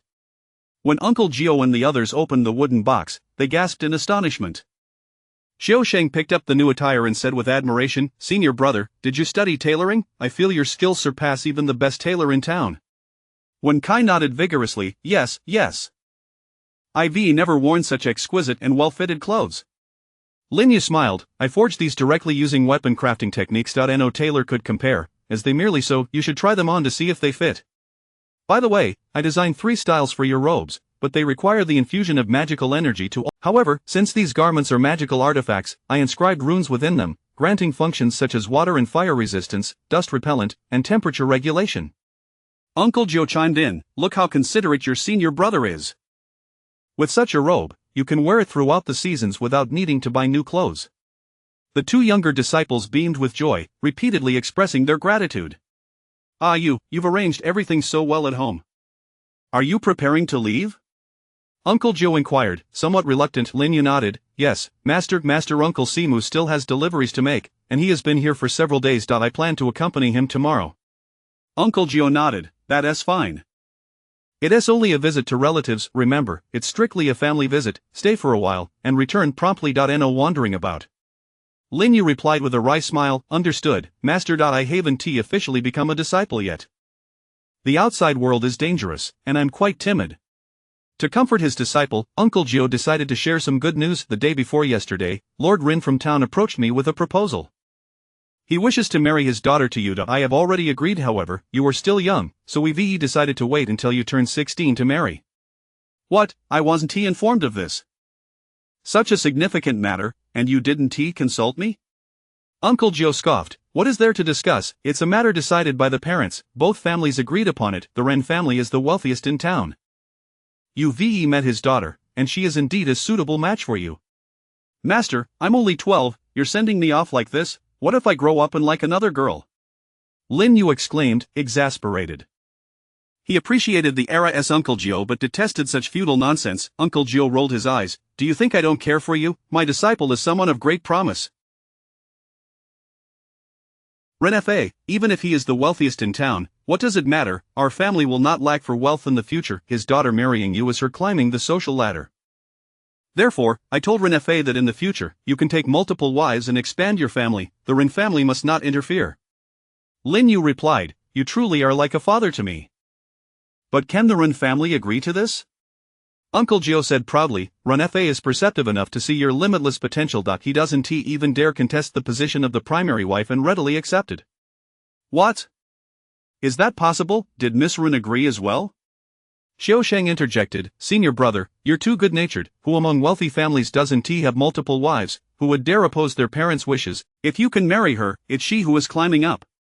Uncle Gio nodded, "Exactly, Xiao Sheng has a point. In this town, can they find anyone more outstanding than you? His daughter is deeply infatuated with you, and Ren Fa doesn't want his family's legacy to diminish, so he reluctantly accepted." "Is it really that simple?" Lin Yu mused, "Ah, how wonderful are the customs passed down from our ancestors." Miss Rin interjected, "Pa. Who just called it feudal nonsense?" Xiao Sheng teased, "Congratulations, senior brother, the Rin family is the wealthiest, all their properties will eventually belong to you." Yes, Miss Rin is also the most beautiful in town." Wen Kai exclaimed enviously. "Get lost. Am I truly a greedy and lustful person? I merely cherish this connection." The group collectively facepalmed. "I have never seen such a brazen individual." Not long after, Daoist Simu returned, cheering, "Incredible, senior brother, this crane mount is truly formidable. I flew for an entire hour, and it only consumed half of its spiritual energy. I rode the crane straight home and saw Jiala fishing from the sky. That lad had no idea. I estimate this crane can fly for 2 hours and cover a distance of 500 miles. The others were astonished. Only Lin Yu scoffed, "Mediocre. 2 hours for 500 miles, that is about the same as driving a car on the highway. While it pales in comparison to an airplane, it's certainly better than riding a horse." Chapter 21. Master Aq Jialo, who was by the river trying to catch fish, looked around in confusion. Did I just hear my master's voice? "We're up here." Lin Yu shouted loudly. "Up there?" Jialo looked up and exclaimed, "Wow. What a magnificent crane! Master, brother where did you catch that crane? Riding a crane into the sky, this moment feels quite surreal, one of them remarked, momentarily at a loss for words. The two had already landed on the crane and smiled at Jia Lu. Alright, don't be too surprised, this is a spirit paper crane that brother you gifted me. After we finish our meal, you can take a ride. I can ride it too? Jia Lu exclaimed excitedly. Have you caught any fish, Jia Lu? Brother you asked, patting him on the shoulder. Jia Lu pointed to the bucket with pride. 3 already, brother, you came just in time, I'll show you my skills at noon today. Good lad, you truly excel at this, Lin Yu said, glancing at the fish in the bucket. Jia Lu, catch a few more. Ha! Aren't 3 enough to eat, brother? Jia Lu thought to himself, there are 3 of us, so 1 each is just right. Lin Yu chuckled, if you catch 10, there will be a reward. I brought you a gift. Alright, brother, I'll catch 20. With that, he leaped into the river with a splash. Enough, let's head back home. We have guests to attend to, Daoist Simu said with a wry smile, shaking his head. Upon returning to Simu's residence, they noticed smoke curling from the neighbor's place. Daoist Simu exclaimed in surprise, Huh, has the monk returned? I didn't see him yesterday. Master uncle, who lives next door? It seems like you were the only one here before, Lin Yu inquired. Daoist Simu scoffed lightly. An insufferable monk named Ikyu moved in 2 years ago. Speaking of which, it's been years since you've visited your master uncle. Lin Yu sighed. Indeed, I wanted to come out, but Master Wu Ti allowed me to leave. Daoist Simu reassured him, that's for your protection. The rules here are the same, you're not allowed to use your abilities, otherwise, I'd have to deal with you too. You wanted Jia Lu to catch fish to test the 10-in-1 technique, right? Lin Yu chuckled, I've rarely had the chance to eat fish in Rinjia town, and I've never tried it. Daoist Simu scolded, when I was the only one here, Jia Lu was too young to remember, but that's no longer the case. You're not even allowed to use your powers, do you think you can rely on extraordinary abilities? Please, Master Uncle, I'm nearly in tears, does that mean my outing is utterly pointless? At that moment, Master Ikyu emerged from next door, calling out, Simu, what a coincidence. You're back today as well? Daoist Simu replied irritably, yes, you wretched monk, did you time your return just to annoy me?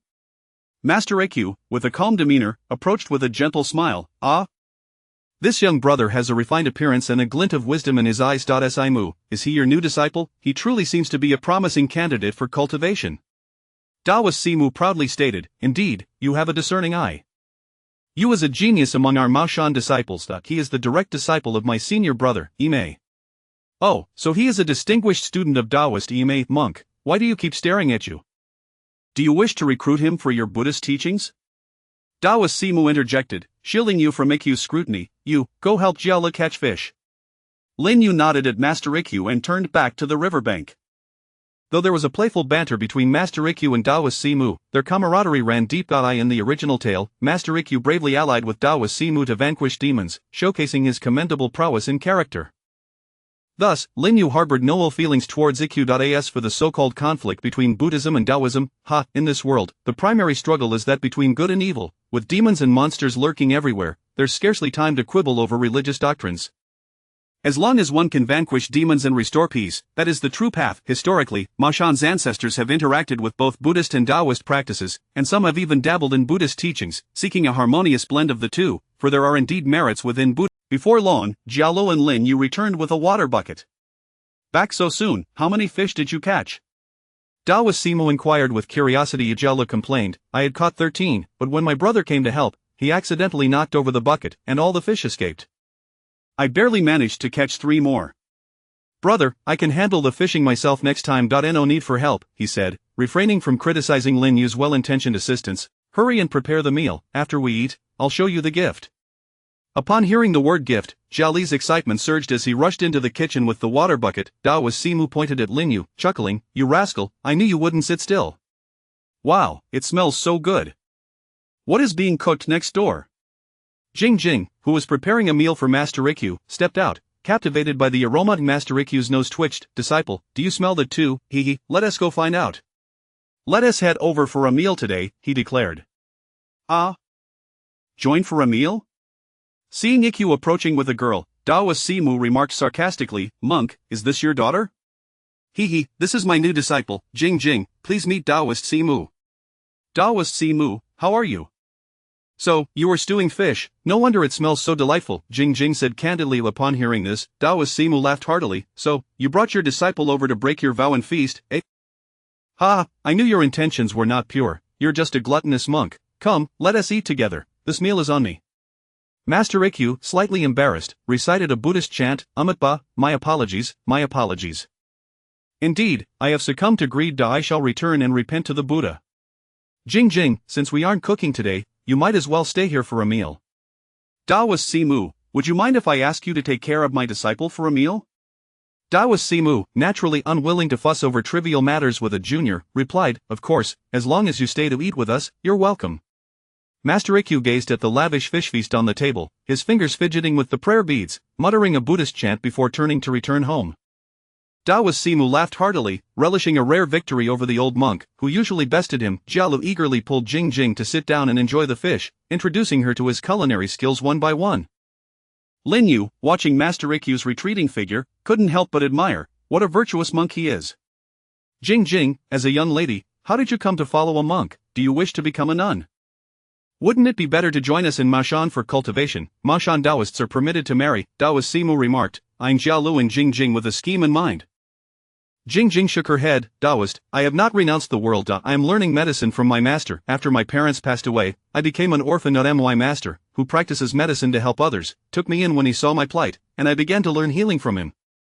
My master said to rest for a day before taking me into the mountains to gather herbs. Upon hearing this, Lin Yu's eyes lit up. Medicine? Herb gathering, Master Uncle, how skilled is Master Ikkyu in medicine? Taoist Simu continued eating, expressing his discontent. Though that rascal monk is shameless, his medical skills are commendable, even I admire them. Really? Could you please speak to Master Ikkyu for me? I would like to learn some medical skills from him, if he is willing. Taoist Simu paused, looking at Lin Yu with surprise. Are you serious? Lin Yu nodded, of course. I find medical skills immensely useful. Taoist Simu sighed. Well, if that's the case, let me think of an appropriate gift to offer him. I can't let the monk work for free. Jing Jing chuckled. Taoist, my master is a good person. If you wants to learn medicine, just ask him directly, no gifts are necessary.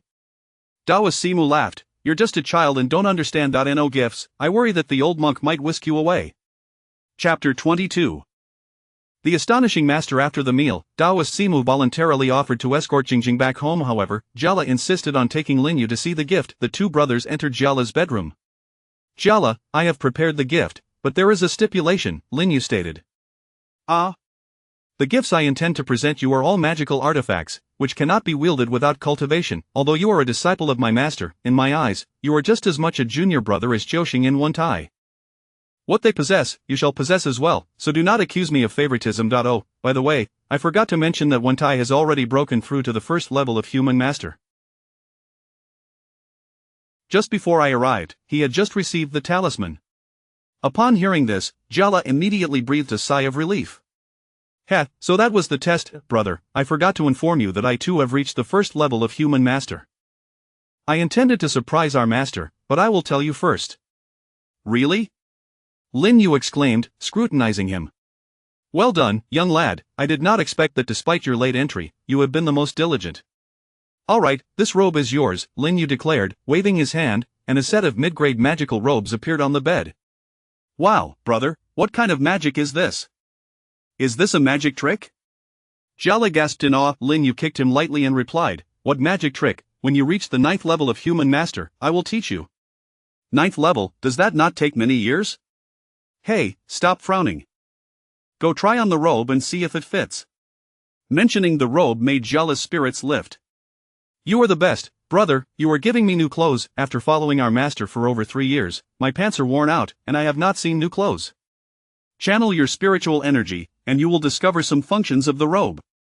This is a mid-grade magical robe that I painstakingly crafted at great expense. Wearing this, ordinary demons and monsters cannot approach your body. Thank you, brother, you are too kind to me. I will go fish right away and treat you to dinner tonight. Lin Yu was speechless. Although fish was delicious, one could not eat it at every meal. This robe needs spiritual energy for maintenance. Your limited spiritual energy at the first level of human master means you must cultivate even harder. Do not let a lack of energy allow demons to breach the robe's defenses. Jiala patted his chest confidently. Rest assured, brother, I will definitely cultivate diligently and ensure I advance a level each year. 1 level a year? Lin Yu silently shook his head, thinking it was too slow. As the direct disciple of the illustrious Lin Jinren, 1 level a year was simply insufficient. With that thought, he left the excited Jiala and stepped out of the room. He surveyed the Taoist Simu's abode.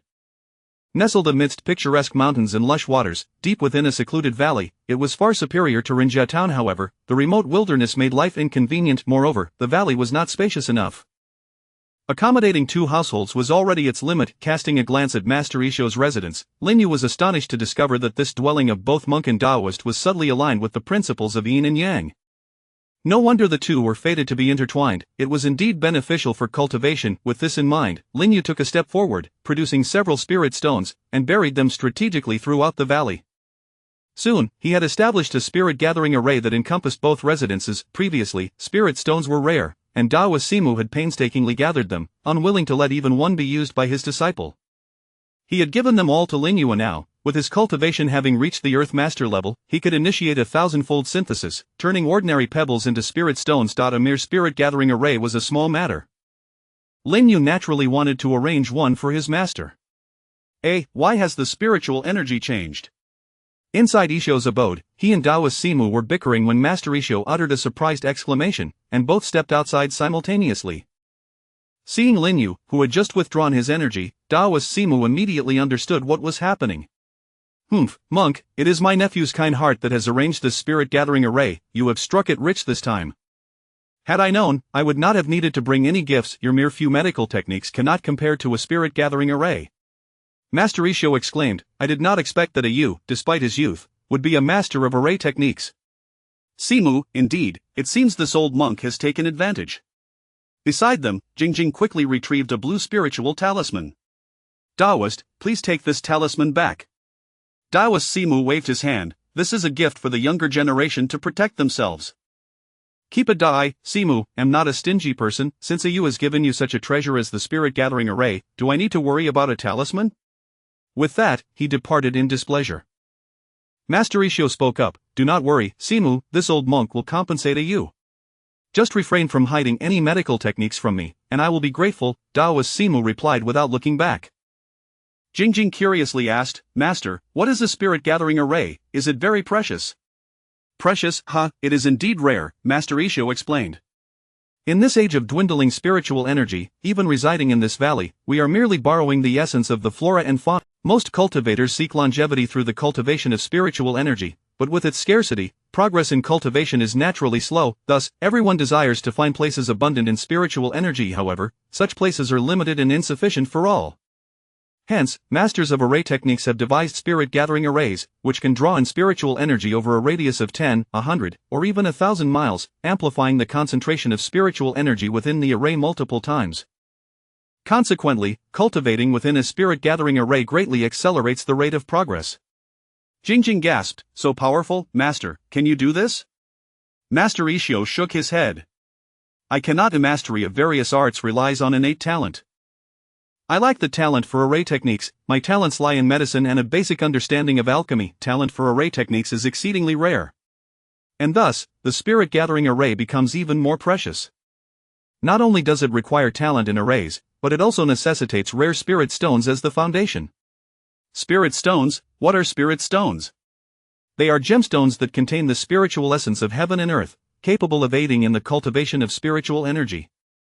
Generally, practitioners cannot easily acquire them. They are quite valuable. To put it in perspective, the blue talisman you possess is very precious. Even 100 blue talismans may not be worth a single spirit stone.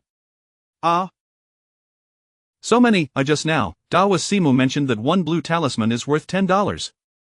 Jingjing exclaimed. Indeed, this is the renowned Maoshan sect. With its rich heritage, this young friend Lin Yu is quite extraordinary. That evening, Taoist Simu was once again tormented by the rhythmic beating of Master Isho's wooden fish, and Lin Yu found it unbearable as well. Thus, he decisively affixed a soundproof talisman, in blue, to the wall of Taoist Simu's dwelling. A night of tranquility ensued. Why didn't Taoist Simu use this before? He simply does not possess the ability. Drawing talismans requires talent. Taoist Simu can only produce a few common yellow talismans. The next morning, Master Isho came to summon Lin Yu for a medicinal herb gathering expedition in the mountains. Have you ever studied pharmacology? Have you read any medical texts? Lin Yu nodded. I have read a few medical books under my master's guidance, all pertaining to mundane medicine for ordinary people, but I have not practiced them in reality. Master, as practitioners, we aspire to slay demons and protect the people. Engaging in battle with demons inevitably leads to injuries, thus, I wish to learn the medical techniques for healing practitioners. Master Ishio nodded approvingly. Indeed, you are truly a disciple of Ime Taoist, radiating righteousness. Practitioners are still human. As long as one is human, healing must be approached in the same manner. The principles are identical. Mundane medicine emphasizes targeted treatment, and the same applies to injured practitioners, though it may require the use of some expelling evil and detoxifying medicines. Saying this, he pulled out a book and handed it to Lin Yu. This contains my compiled experiences in healing. Peruse it on the way. Feel free to ask me about anything you do not understand. Lin Yu opened the book and saw that indeed, it was true to Master Ishio's reputation. 9/10 of the content was dedicated to healing practitioners. Chapter 23, The Master's Gratitude. 3 days later, Master Simo was instructing Jia Lu in the art of talisman drawing. He never anticipated that Jia Lu possessed such talent for this craft. One would expect his disciple to accompany him in the forging of artifacts. Instead, little did he know that whenever he ventured out to collect spirits, he was often absent for a minimum of 10 days to half a month, and at times, even longer. During his solitary moments, Jia Lu found himself bored. Aside from practicing his skills, he had little else to occupy his time. He couldn't possibly go fishing all the time, could he? Thus, he resorted to reading and drawing talismans. In his days as a novice, he lacked the magical prowess to create effective talismans, merely tracing their designs. However, now that he had gained some power, albeit in feeble threads, he could only complete a few talismans before his energy was depleted. Now, as he had ascended to the role of a mentor, he was able to produce 3 or 4 yellow talismans each day, which brought immense joy to Jia Lu. Master, now that I've learned to draw talismans, can I accompany you to collect spirits and earn money? Master Simo replied earnestly, No, you need not learn the art of spirit collection from your master. Ah? Why not, Master? You have always made a living from collecting spirits. If I do not learn this, what shall I learn? Jia Lu was perplexed. Master Simo chuckled softly and said with profound meaning, I collect spirits to earn a living. Earning a living is to support you and to gather resources for cultivation. With your master earning money, you need not toil, simply focus on your training. Jia Lu was deeply moved. Master, does that not mean you are working hard? I have grown up and can help you. Master Simo affectionately ruffled his disciple's hair and sighed, You are fortunate. In the future, you shall follow your senior brother and will not lack for resources for your cultivation. Now, do not question why, just devote yourself to your training and assist your senior brother well in the future. Oh, very well. Nevertheless, Jia Lu still felt a twinge of guilt, thus he bent down and concentrated even more intently on his talisman drawing. Suddenly, footsteps echoed from outside, and Master Ishio called out joyfully, Simo, we have returned, quickly prepare a lavish feast for us, you must express your gratitude this time. I have discovered a treasure. Treasure? Upon hearing this, Simo's eyes sparkled as he hurried outside, though he could not resist teasing, You wretched monk, if you are merely out collecting herbs, then why take so long? I thought you had run off with Ayu. If anything were to happen to my disciple, I would not forgive you. Lin Yu stepped forward with a smile and bowed, Uncle Master, the great master has treated me very well. Moreover, our journey was smooth, and we encountered no danger. Ishio chuckled, Simo, I have discovered that Ayu is not only a genius in array formation but also possesses remarkable talent in medicine. His medical skills are the highest I have ever seen. Why not have him study medicine with me? I will impart all my knowledge to him. Simo was furious, Hey, what nonsense are you spouting? Ayu is a treasure of our Maoshan Qingyi lineage, the future successor of the Shangqing Tianzhai. Do you dare to compete with us? Jia Lu, fetch my sword for slaying ghosts. Ishio quickly waved his hands, If you won't give it, you need not resort to violence. Ayu, come to my house later. After saying this, he took Jingjing and left. Hey, monk, what about the treasure you mentioned? Show it to us before you go. Ayu is the treasure. I helped you discover his medical talent, no need to thank me. Pa, as if I were unaware of Ayu's talent. Previously, I merely feared his abilities would be exposed, so I suppressed him from venturing out and allowed him only to study talisman drawing and artifact forging. With such an extraordinary talent, not only in medicine but in all arts, he would excel at anything he pursued. Ayu, that monk didn't abduct you, did he? Lin Yu chuckled and shook his head, Uncle Master, though I am young, I am not foolish. The great master has treated me well. When he was teaching Jingjing the methods of cultivation, he did not exclude me, and it appears he intentionally imparted a set of Buddhist body refining techniques to me. Buddhist body refining? Simo sighed in relief. At least the monk understands the rules. While the Buddhist heart method should not be learned carelessly, there are merits to the path of body refinement. Perhaps it is a favor in return for your assistance in arranging formations. By the way, what body refining technique did he teach you? The indestructible Vajra technique, said to be derived from the Diamond Sutra. Lin Yu speculated that it was not the sort of martial arts but rather a manipulation of spiritual power. Put. You speak of the indestructible Vajra technique. He is quite generous. This is one of his prized skills, but wait, is it appropriate for a girl like Jingjing to learn this? Jingjing did not learn it. She said she had no interest. Only then did Simo realize that the teaching of Jingjing was merely a pretext. The true intention was to impart knowledge to Lin Yu. Subsequently, Lin Yu arrived at Master Isho's side, who had been waiting in the temple for quite some time. What intrigued Lin Yu was that the statue Isho prayed to was not the Buddha but Avalokiteshvara. Om Mani Padme Hum. Master Isho earnestly recited the 6-syllable mantra facing the Bodhisattva. Lin Yu's expression grew serious. He wished to cover his ears but found it too late. With a wry smile, he said, Master, why must you go through this? I truly cannot convert to Buddhism. You have arrived? Master Isho ceased his recitation and gestured for Lin Yu to sit. Thus, the two faced each other before the statue of the Bodhisattva. Our Buddha is boundless, never confined by sectarian distinctions. Your heart is clear, and you possess a Buddha-like spirit. The 6-syllable mantra is a heart mantra passed down by the Bodhisattva. It not only purifies the heart and focuses the mind but also drives away evil and dispels demons. I know that Mashan has its own heart-purifying mantra, yet the 6-syllable mantra is different. Compared to Taoist spells, it possesses greater offensive power, granting you an additional means of protection. Do you fear that learning this equates to entering the Buddhist fold? Lin Yu shook his head, not at all. Whether it is Taoism or Buddhism, they are merely means. The true purpose of cultivation is self-improvement. I know who I am, and that is clear in my heart. It has nothing to do with methods or sections. You truly possess great insight. I did not misjudge you, alas. If you were not raised by Taoist Master Imei, I would have genuinely considered taking you as my disciple. Lin Yu sighed. The other day, I secretly learned your indestructible Vajra technique, and today I received the 6-syllable mantra. I owe the master much and do not know how to repay. Master Isho waved his hand. What debts are you speaking of? I teach you willingly from the heart. You carry righteousness, and in the future, you will undoubtedly become a pillar of justice. Imparting you methods to subdue demons and vanquish evil will only benefit me. Without any harm, why discuss repayment? Lin Yu respectfully bowed to the statue of Avalokiteshvara, and then again to Master Isho, saying, Thank you, Master, for imparting the teachings. I shall surely use them to vanquish evil and will not tarnish the Bodhisattva's noble name. Suddenly, the statue of the Bodhisattva shimmered with golden light, and both were taken aback. Hiss! The Bodhisattva has manifested? Master Isho quickly knelt and bowed. Lin Yu stood in shock. No way, the Bodhisattva has manifested. If she forces me to convert to Buddhism, you have quite a sharp mind, don't you?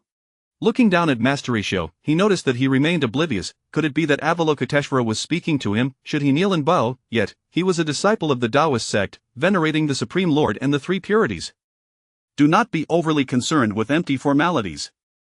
This humble monk does not mind. It is unexpected in this era of decline to find a disciple with your qualifications. Alas, it seems the world is on the brink of chaos. The world is on the brink of chaos? Child, our destinies are entwined. I shall gift you a token, hoping that in the future, you may aid sentient beings through their tribulations.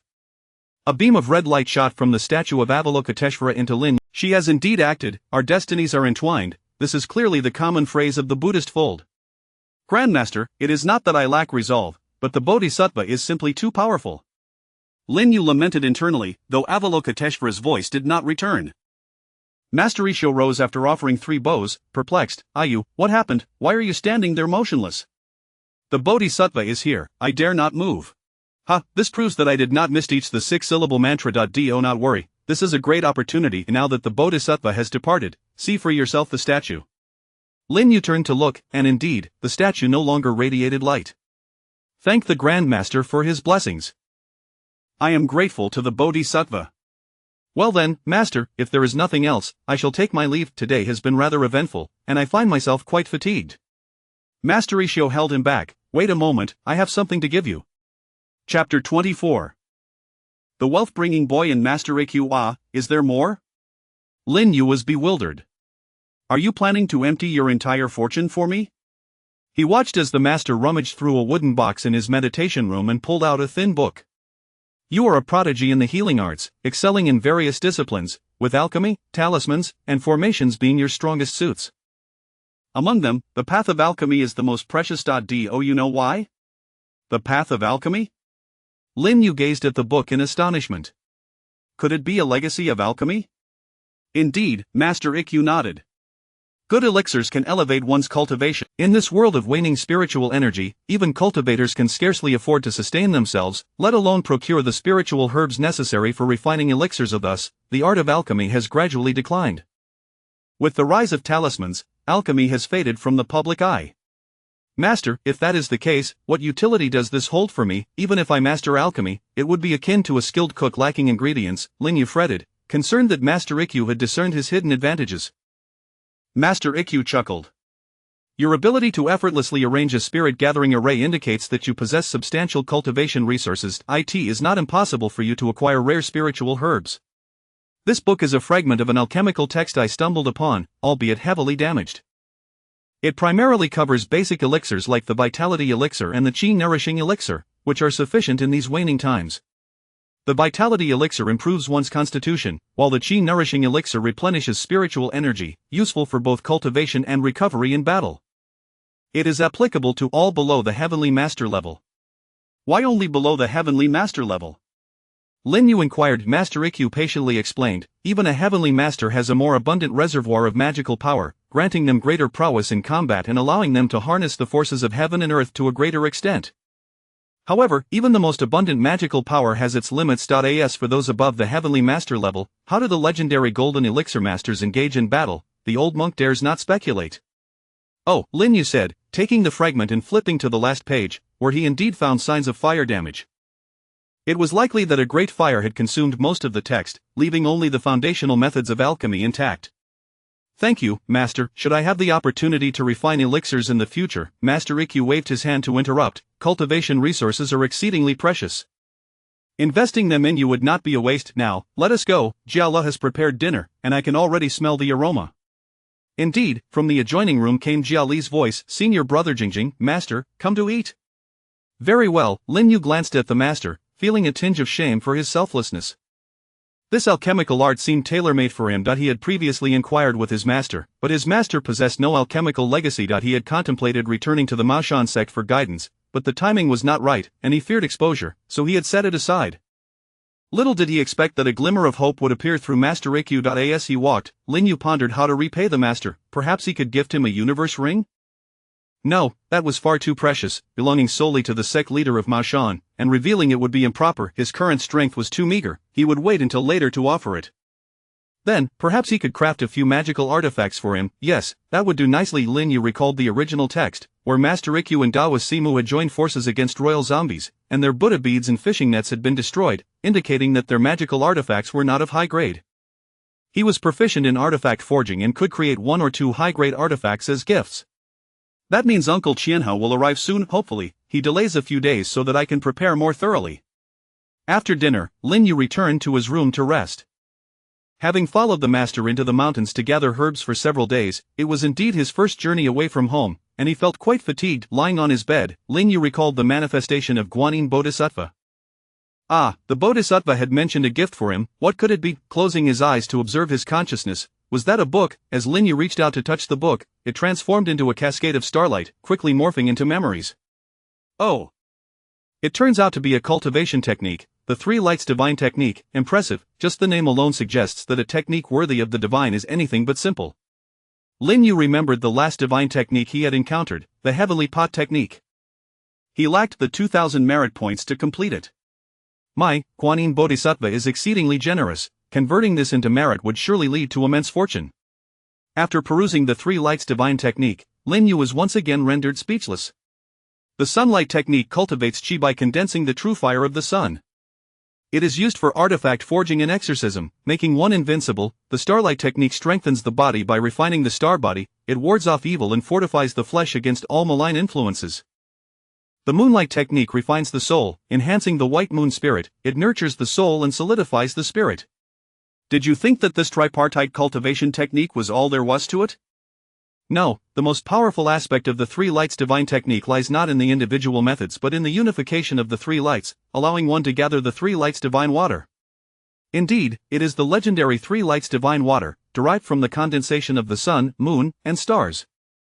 The golden sunlight divine water erodes flesh and bone, the silver moonlight divine water corrodes the spirit and soul, the purple starlight divine water devours true consciousness. Each one is an unparalleled and rare poison. Yet when the three lights unite, it becomes the supreme healing elixir of the three realms. The three lights divine water, it is said to have the power to revive the dead and restore flesh and bone. The Bodhisattva's jade bottle is said to contain this very substance. If it can revive a ginseng fruit tree, reviving a person is child's play. Realizing the full extent of its effects, Lin Yu nearly fainted with joy. Guanyin Bodhisattva was not merely generous. She was doting. I must carve a statue of Guanyin to pay my respects. Such a significant gift deserves some incense offerings. It would be utterly ungrateful not to.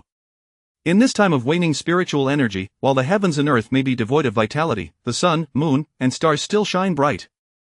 Ha ha ha, though the cultivation of spiritual energy may be slow, the three lights divine technique should not be affected, right?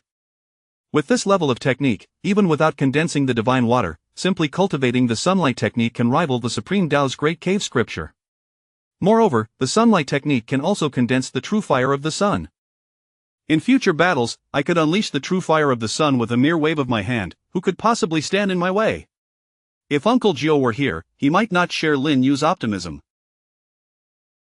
There is no such thing as a free lunch in this world. The Bodhisattva recognizing your talent is one thing, but she is not taking you as a disciple, so it is unlikely she would bestow such a heavy legacy without reason. Bestowing a legacy without taking a disciple?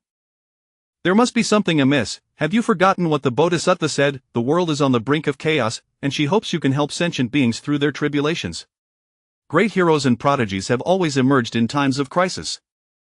With great power comes great responsibility. Lin Yu's arrival may not be mere coincidence but rather a manifestation of the heavens, summoning him to face the impending tribulation.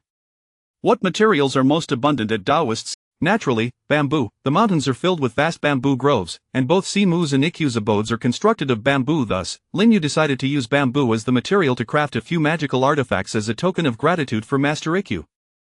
10-year-old bamboo, when combined in groups of 10, can be transformed into a 100-year spirit bamboo, suitable for crafting low to mid-grade magical artifacts. Given that Master Ikkyu possesses the cultivation level equivalent to that of a earthly master, only high-grade magical artifacts would allow him to fully unleash his combat potential.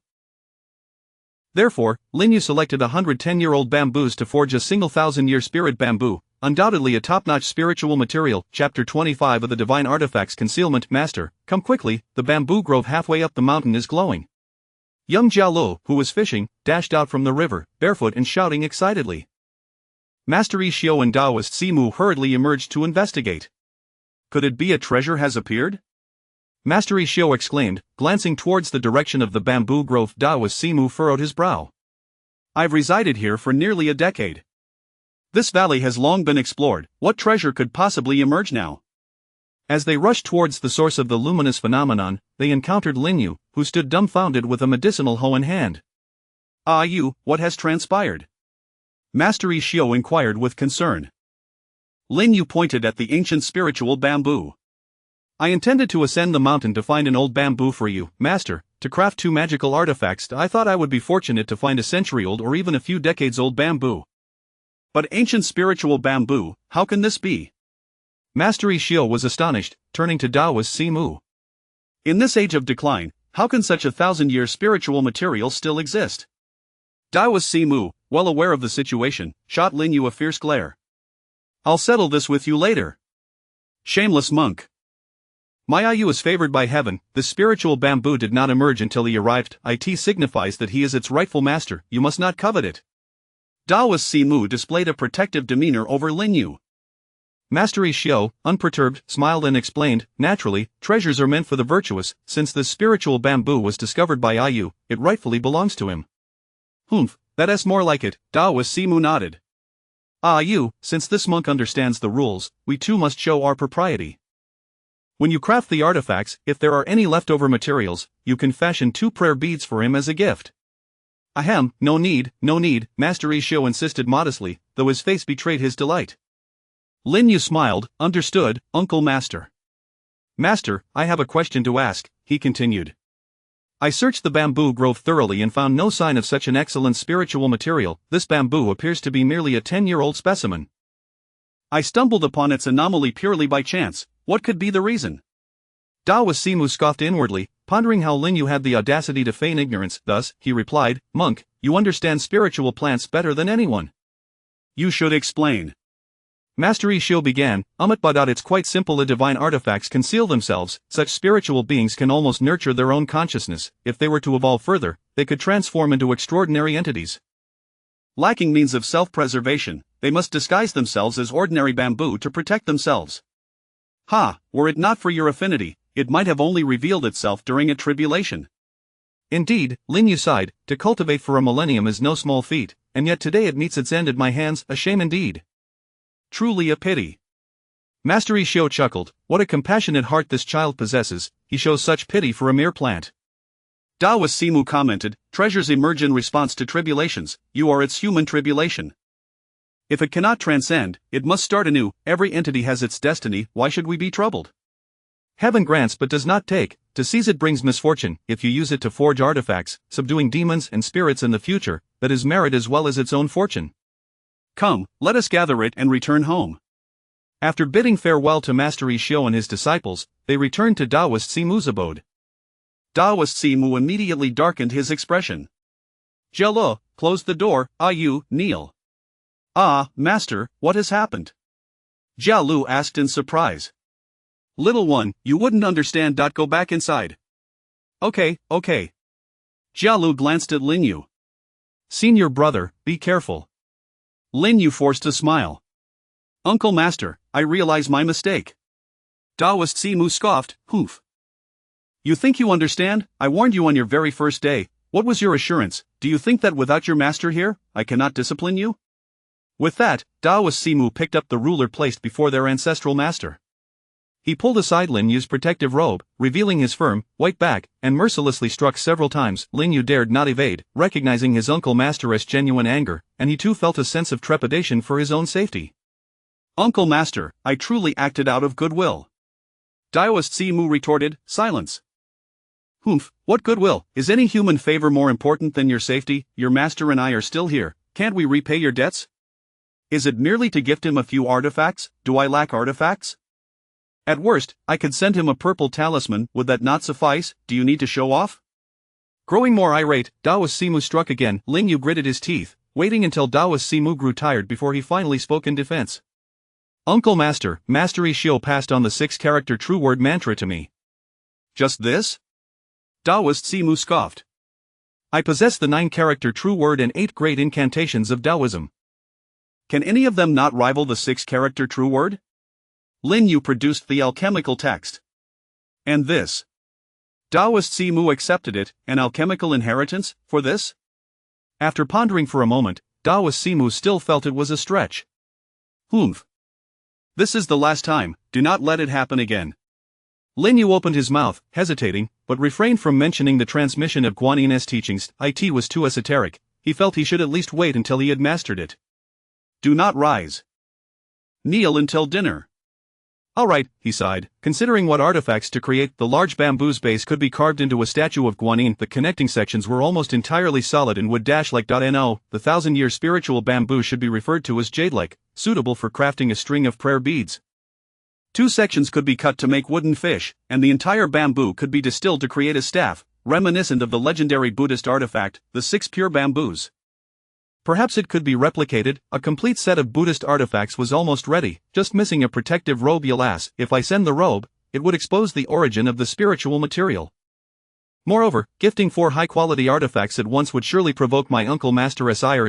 Perhaps I should also craft one for Uncle Master. I have it. Uncle Master's specialty is the summoning technique, but each time the ancestral master possesses him, he fears dispersing his essence.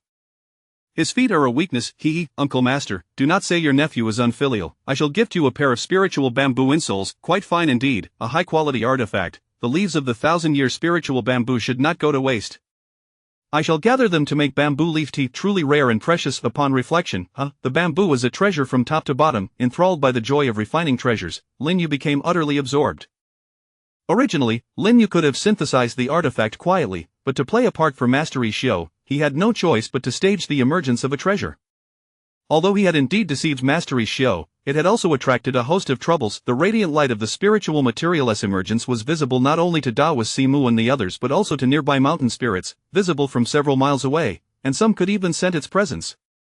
Because they feared Taoist Simu's prowess, they dared not directly invade his domain but remained watchfully poised in the surroundings, waiting for an opportunity to strike. Chapter 26. Master Qian had 2 days later, gazing at the 4 artifacts laid out before him. Taoist Simu's eyes blazed with fury, nearly striking Lin Yu once more.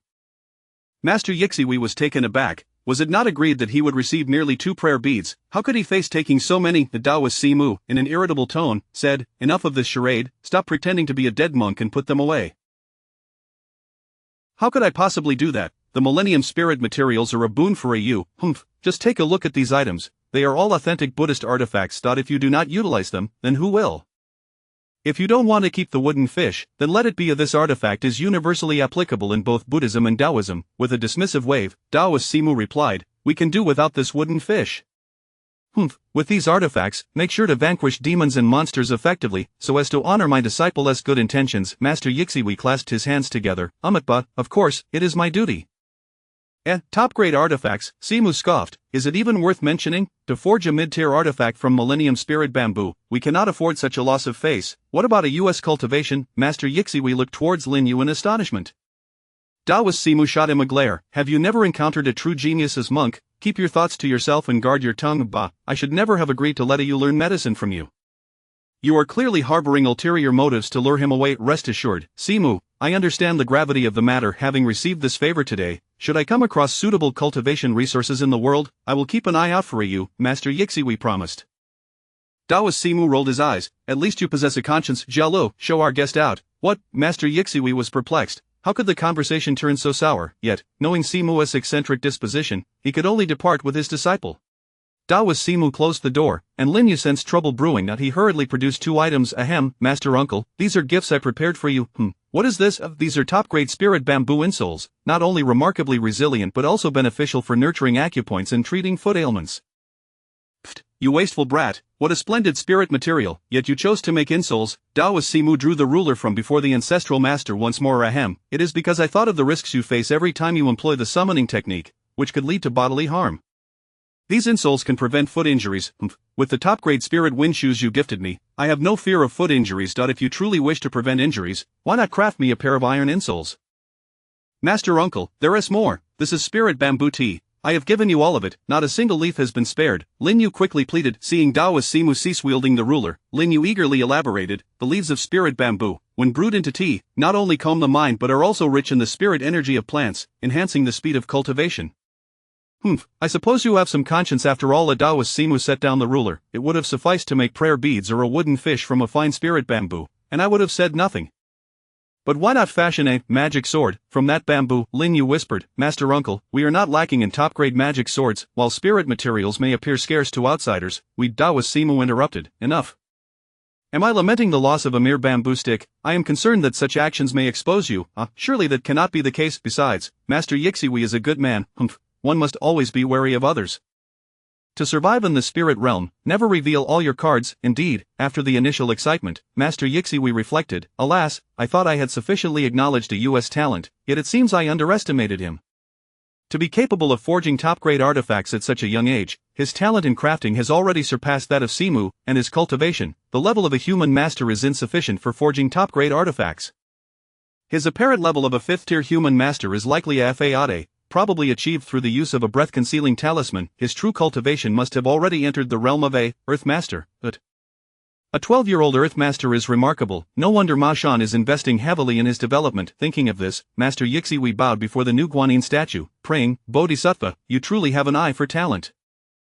You is a genius." Last time, when Guanyin manifested, Lin Yu gained benefits, and Master Yixiwi also reaped rewards, with his cultivation and the practice of the 6-character true word mantra progressing significantly. Just as Lin Yu surmised, Master Yixiwei was indeed a good man. He had guessed Lin Yu's true cultivation level but merely assumed it was due to Ma Shan's preferential resources, without considering other possibilities. A commotion arose outside the valley, signaling the arrival of Daoist Qianhe. "You, Jello, come out quickly, it is your uncle Qianhe," Daoist Simu exclaimed with delight. Lin Yu's expression soured. After 2 days of focusing on forging, he had exhausted his magic power. "Wait a minute, as a young master of Ma Shan, do I need magic power to fight? I am wealthy. Having prepared for so many days, with everyone upgraded, I refuse to believe that mere royal zombies can pose a challenge." Daoist Simu established a rule: one must not display their supernatural abilities in public, nor engage in combat using magic power in front of others. Thus, whether or not he had magic power mattered little to Daoist Simu. "Master Yixiwei, junior brother Qianhe, Uncle Qianhe, who is this?" Jello recognized him, but did not know Lin Yu, although he was the direct disciple of Uncle. Daoist Simu introduced, "This is Yu, the eldest disciple of Master Ime. Yu, I have long heard that Master Ime is taken in a child and treasures him dearly. Today I finally meet him." Daoist Qianhe marveled, regarding Lin Yu with astonishment. "At such a tender age, you have already reached the 5th tier of human mastery. Master Ime is indeed fortunate. Ma Shan's future is promising." "Uncle, you flatter me, your disciples appear to be quite accomplished as well." Daoist Qianhe smiled. "The east, south, west, and north have traveled with me for years, and they have indeed worked diligently in their cultivation. However, they are merely at the 1st tier of human mastery, with only a dong reaching the 2nd tier. Daoist Simu exclaimed, "Junior brother, impressive, you certainly know how to nurture your disciples. I only have Jialu, who has just recently broken through to human mastery." Daoist Qianhe waved his hand. "The east, south, west, and north have been with me for 6 years, while Jiala has only been with you for 4. It is Jiala who possesses greater talent." Lin Yu was taken aback. Jialu, Xiao Shang, and Wen Kai had become human masters due to the special training provided on his side, with an abundance of resources in recent years. In contrast, Daoist Qianhe's 4 disciples had no such resources, yet they had still managed to cultivate to human mastery, showcasing their dedication and hard work. Without comparison, there is no pain. Xiao Shang and Wen Kai were essentially deadweights, and Jiala seemed like an immature child, incapable of even subduing some wandering corpses in the original tale. In stark contrast, the 4 from the east, south, west, and north. Chapter 27. Unexpected developments. Lin Yu actively offered to take on the task, undoubtedly with the intention of exchanging ordinary glutinous rice for spiritual rice, capable of 100-fold synthesis. Striking a zombie with it would be akin to firing a bullet. Which royal zombie would dare to act arrogantly then? It required 100 pounds of glutinous rice to synthesize a single pound, and Lin Yu did not have much in stock, merely 3 pounds. After all, in this era, glutinous rice was a vital sustenance for survival, and wastefulness was a disgrace. If he were to hoard glutinous rice for his own cultivation, leading to price hikes or even starvation for others, that would be a sin. When he returned with a bag of glutinous rice, he found that the rain canopy atop the coffin had indeed been dismantled. Lin Yu did not intervene. What was meant to happen would inevitably come to pass. One must squeeze a boil for the pus to escape. "Master Uncle, I hope you never have to make use of this bag of glutinous rice." Daoist Qianhe smiled and nodded, appreciating the child's thoughtfulness. Gazing at the bronze-cornered golden coffin, Lin Yu produced 5 blue talismans from his pocket. "Master Uncle Qianhe, these are corpse-warding talismans drawn by my master. Please accept them for your protection." "Ah. Blue talismans, it seems that Brother Ime's talisman skills have improved." "You, these are for your protection, aren't they? Hold on to them well, I have a peachwood sword for defense." Daoist Qianhe considered Lin Yu a mere child and even shook the long sword on his back. Simu chuckled and said, "Accept them, Brother Qianhe. Brother Ime cares for you, and Yu has no shortage of blue talismans." "Well, if you insist, thank you. You will cultivate diligently, and once I finish this business, I shall visit Brother Ime's dojo." Everyone, let us continue our journey. Until we meet again. Until we meet again. As Lin Yu observed the slowly moving caravan, his attention was particularly drawn to the young noble. Though merely a child, he exhibited a calm demeanor and an understanding beyond his years, without a hint of arrogance. In the original text, he remained composed in dire situations, even daring to confront zombies, displaying remarkable courage. Sensing someone gazing at him, the young noble turned to look at Lin Yu.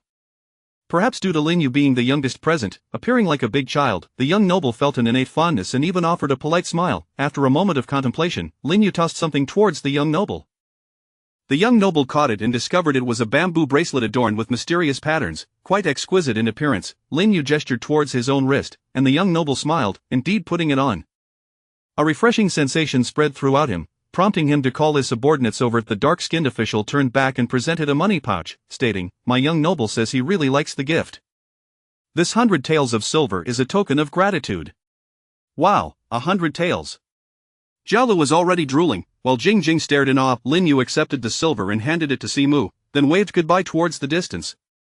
Simu, curious, inquired, "Yu, why did you suddenly gift a child something?" Lin Yu smiled and replied, "That child is adorable and pleasing to the eye, so I gave him a protective bracelet. Besides, it was a trinket I crafted casually, perhaps it could save a life." What do you mean? Master Uncle Qianha's journey is destined to be turbulent. I sensed that group earlier was shrouded in ominous clouds. Misfortune may soon befall them. Why didn't you say so earlier? You should have warned Master Uncle Qianha. Would it have made a difference, Master Uncle? If it could be avoided, it wouldn't be a calamity. Master Uncle, please keep an eye on the changing weather. I will return to my room to cultivate. The consumption from refining tools these past few days has been too great, and I have yet to recover. Simu nodded firmly. All right, go. I will keep watch. Glancing at the clear sky devoid of clouds, Lin Yu muttered softly, "Heaven, may it not rain." Then he turned to Master Xiao, saying, "Monk, hurry back and familiarize yourself with your talismans. If my Master Uncle Qianha encounters trouble, you must lend a hand." Master Xiao clasped his hands together, affirming, "Of course." That evening, all remained calm until dinner, when dark clouds swiftly gathered, followed by flashes of lightning and roars of thunder. "This is bad," Simu exclaimed, calling for everyone. "Monk, come with me to rescue the people. Yu, you stay behind with Jialu and Jing Jing to guard the house." With that, he shouldered the prepared bronze sword, the 3 pure beings' bell, and the 8 trigrams mirror, and rushed out. Lin Yu shouted, "Master Uncle, I want to go too." "Impossible, you are not allowed to leave." Simu firmly refused. Lin Yu, unable to counter, could only begrudgingly agree to stay home, watching as Simu and Master Xiao boarded the spiritual crane. It was indeed remarkable. These paper-cut soldiers were impervious to water and fire, far superior to those paper effigies. "Brother, is there anything we can do?" Jialo asked curiously. Jing Jing nodded along. Although she had just become a disciple and possessed no cultivation, she was far from timid. Lin Yu pursed his lips. "We can do nothing. Let us pray at home. May my Master Uncle return safely." After considering, he felt reassured. Daoist Qianha now had several blue talismans and enhanced glutinous rice.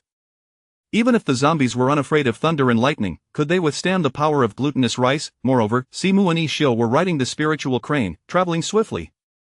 They should arrive in time. Moments later, as Lin Yu sat in meditation, an unusual restlessness stirred within him. This was unlike him, for he had always cultivated effortlessly. Why could he not settle his mind today? Was his luck failing him, or was it the thunder causing this disruption? Nonsense, his luck could not possibly fail. He had encountered wind, rain, and thunder before without such issues. Perplexed, Lin Yu turned and knelt before the altar of his ancestral master, lighting incense and seeking guidance. The left 2 sticks burned evenly, while the right one blazed rapidly. Hiss, a life-urgent incense? Impossible, he had prepared extensively. What could be amiss regarding Daoist Qianha? Lin Yu's head throbbed with confusion. At that moment, a wolf howl echoed through the valley, followed by what seemed like countless wild beasts joining in. "This is bad." A chill ran through Lin Yu's heart as he hurried towards the door. "Brother, what's wrong?" Jialo asked anxiously, with Jing Jing closely trailing behind, gripping Jia Li's sleeve. Lin Yu's expression darkened as he gritted his teeth. "Damn it, after all my calculations, I never anticipated that calamity would strike me directly. Is this a beast tide? Damn it, clearly, these beasts have conspired. Taking advantage of Master Uncle Simu and Master Xiao's absence to attack our dojo. Do they know that treasures lie within our temple? What beast tide? It's normal for wolves to howl in the mountains," Jialo said innocently. Lin Yu invoked the eye-opening spell, pointing towards Jialu and Jing Jing, who seemed to pierce through the night. Upon opening his eyes again, Simu was surrounded by gleaming, beady eyes. "Ah! Brother, what do we do now?" Jialu was genuinely frightened, and Jing Jing was no less so. Standing firm at this moment was already remarkable. Lin Yu barked sternly, "What is there to fear? Do they dare to come here seeking death? Let us leave them all behind. Jing Jing, take these talismans and affix them to every door and window around us. Brother, grab a weapon. Protect Jing Jing and do not come out. Leave the fighting to me." With that, he handed Jing Jing a bundle of exorcism talismans and bestowed a blue diamond talisman upon both Jialu and Jing Jing. For dealing with such demonic beasts, the diamond talisman was far superior to the exorcism talisman. Lin Yu strode out, closing the door behind him, as the purple diamond talisman ignited, enveloping him in a golden armor of protection. Braving the torrential rain, he stepped into the courtyard, the downpour fully warded off by a luminous barrier, his protective robe, with a flick of his wrist, a top-grade weapon, the demon-slaying sword, materialized out of thin air, radiating an aura of formidable might. Chapter 28 The Shock of Taoist Qianhe in the woods, 20 miles away, the torrential rain arrived unexpectedly. Watching the being swept away by the downpour, Taoist Qianhe felt a pang of urgency. Wu Shilang, let the coffin enter the tent first. The effeminate Wu Shilang, with his fingers elegantly posed, reprimanded, no way. The young master must enter first. But the is about to dissolve, we must, not yet, now is not the time, seventh prince, we can enter the tent now. Alas, Taoist Qianhe felt powerless. He had only 4 disciples, and the laborers were merely subordinates of the officials. Beyond his command, a gust of wind swept through, lifting the shroud from the coffin. At that moment, the zombie, sensing the failure of began to thrash about. Master, it's bad. The corpse has risen. Taoist Qianhe exclaimed. What, southeast, southwest, hurry, bring the ropes. Wu Shilang emerged from the tent, shouting, what is happening? It seems the rain has stopped. Indeed, the rain had ceased, but the trouble had intensified. All the guards were staring at the agitated coffin. Wu Shilang, upon witnessing this, gasped in fear and hurriedly retreated into the tent. The disciples, southeast and southwest, tugged at the ropes in an attempt to subdue the zombie, but the creature possessed immense strength, dragging all 4 of them step by step towards the open lid. Taoist Qianhe leaped onto the coffin, firmly pressing down, and retrieved the blue corpse-suppressing talisman given by Linyu. With a flash of red light, the zombie within the coffin instantly fell silent. Taoist Qianhe exhaled in relief, wiping the sweat from his brow. Fortunately, I had the blue talisman from my junior disciple, otherwise, we would be in serious trouble. Southeast and Southwest smiled and praised him. Just as Taoist Qianhe dismounted, a bolt of lightning struck directly upon the golden coffin. Coincidentally, the blue talisman was hit by the lightning and spontaneously ignited. Boom! The coffin lid was instantly blown off by the zombie, crushing Taoist Qianhe beneath it. A zombie with a green face and sharp fangs, crackling with electric arcs, burst forth. Everyone was momentarily stunned, the sudden turn of events leaving them in shock. The zombie scanned the surroundings before fixing its gaze on the tent, sensing the blood of its kin. Protect the young master. Wu Shilang shouted, as a group of armed guards rushed forward, attempting to intercept the zombie. However, they were mere mortals without any magical power, and thus no match for the zombie. Blades struck the creature, either shattering or becoming dull, failing to even tear its garments. As the guards fell one after another, Taoist Qianhe was finally rescued by his disciples. Bind it with the corpse ropes. Southeast and Southwest coordinated seamlessly, swiftly casting the ropes to ensnare the zombie in their midst. Yet, their tools were of low quality, and their cultivation levels were insufficient. They were merely stalling for time. Taoist Qianhe drew forth his 30-year-old peachwood sword and thrust it towards the zombie's heart. Indeed, the peachwood sword was a bane to the undead, piercing through its chest. However, before the smile could fully form on Taoist Qianhe's lips, the zombie seized his arms, its long, claw-like nails piercing deeply into his flesh. The creature then leaned down, ready to bite Taoist Qianhe's neck, but he resisted with all his might, using his heel to push against it. It was then that everyone noticed the peachwood sword had been incinerated by the zombie. Southeast and Southwest split into pairs, drawing their own peachwood swords in a desperate attempt to save him, finally pulling Taoist Qianhe from the jaws of death. The other 2 continued to maintain the binding ropes, struggling to hold on. Master, how are you? Anan and Abei supported Taoist Qianhe as he sat on the muddy ground. Glutinous rice. A handful of glutinous rice was applied to the wound, causing Taoist Qianhe to wince. Chapter 29 The 3 demons in search of treasure. What shall we do now, brother? The blue corpse restraining talisman is ineffective, it can only suppress for a fleeting moment. What? Taoist Simu was taken aback. Could it be that we must resort to the purple talisman? Just as he was lost in thought, Master Isho exclaimed, Taoist Qianhe, you are injured, are you alright? Taoist Qianhe shook his head and replied, no worries, brother. The glutinous rice you provided this time is remarkably effective, capable of dispelling the corpse poison. Glutinous rice? Taoist Simu's eyes lit up. Yes, glutinous rice, junior brother, attack him with glutinous rice. What, glutinous rice, brother, will that work? Taoist Simu smiled faintly, retrieving a handful of glutinous rice from his treasure pouch, enhanced by Linyu, and accurately cast it towards the bronze-armored corpse king.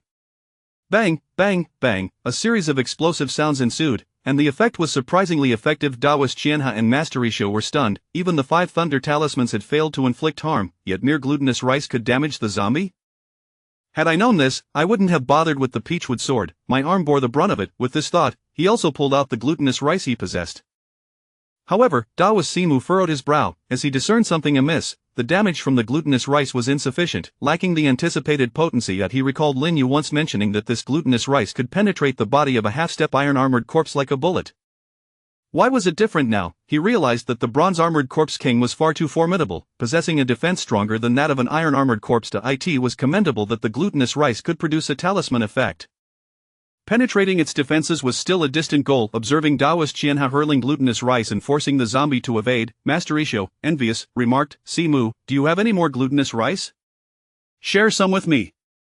Daoist Simu turned to glance and shook his head, saying, "Monk, go assist in rescuing people. My junior brother and I will handle this." Though Master Isho felt disheartened, he understood the urgency of saving lives. Junior brother Qianha used the glutinous rice to restrain him. "I will give it a try." With that, Daoist Simu drew his bronze sword from his back. It was also a superior sword for slaying demons and dispelling evil. This time, it was not as comical as in the dramas, where a single slash would sever the foe. The zombie was hacked, its body riddled with wounds, continuously emitting smoke and blood.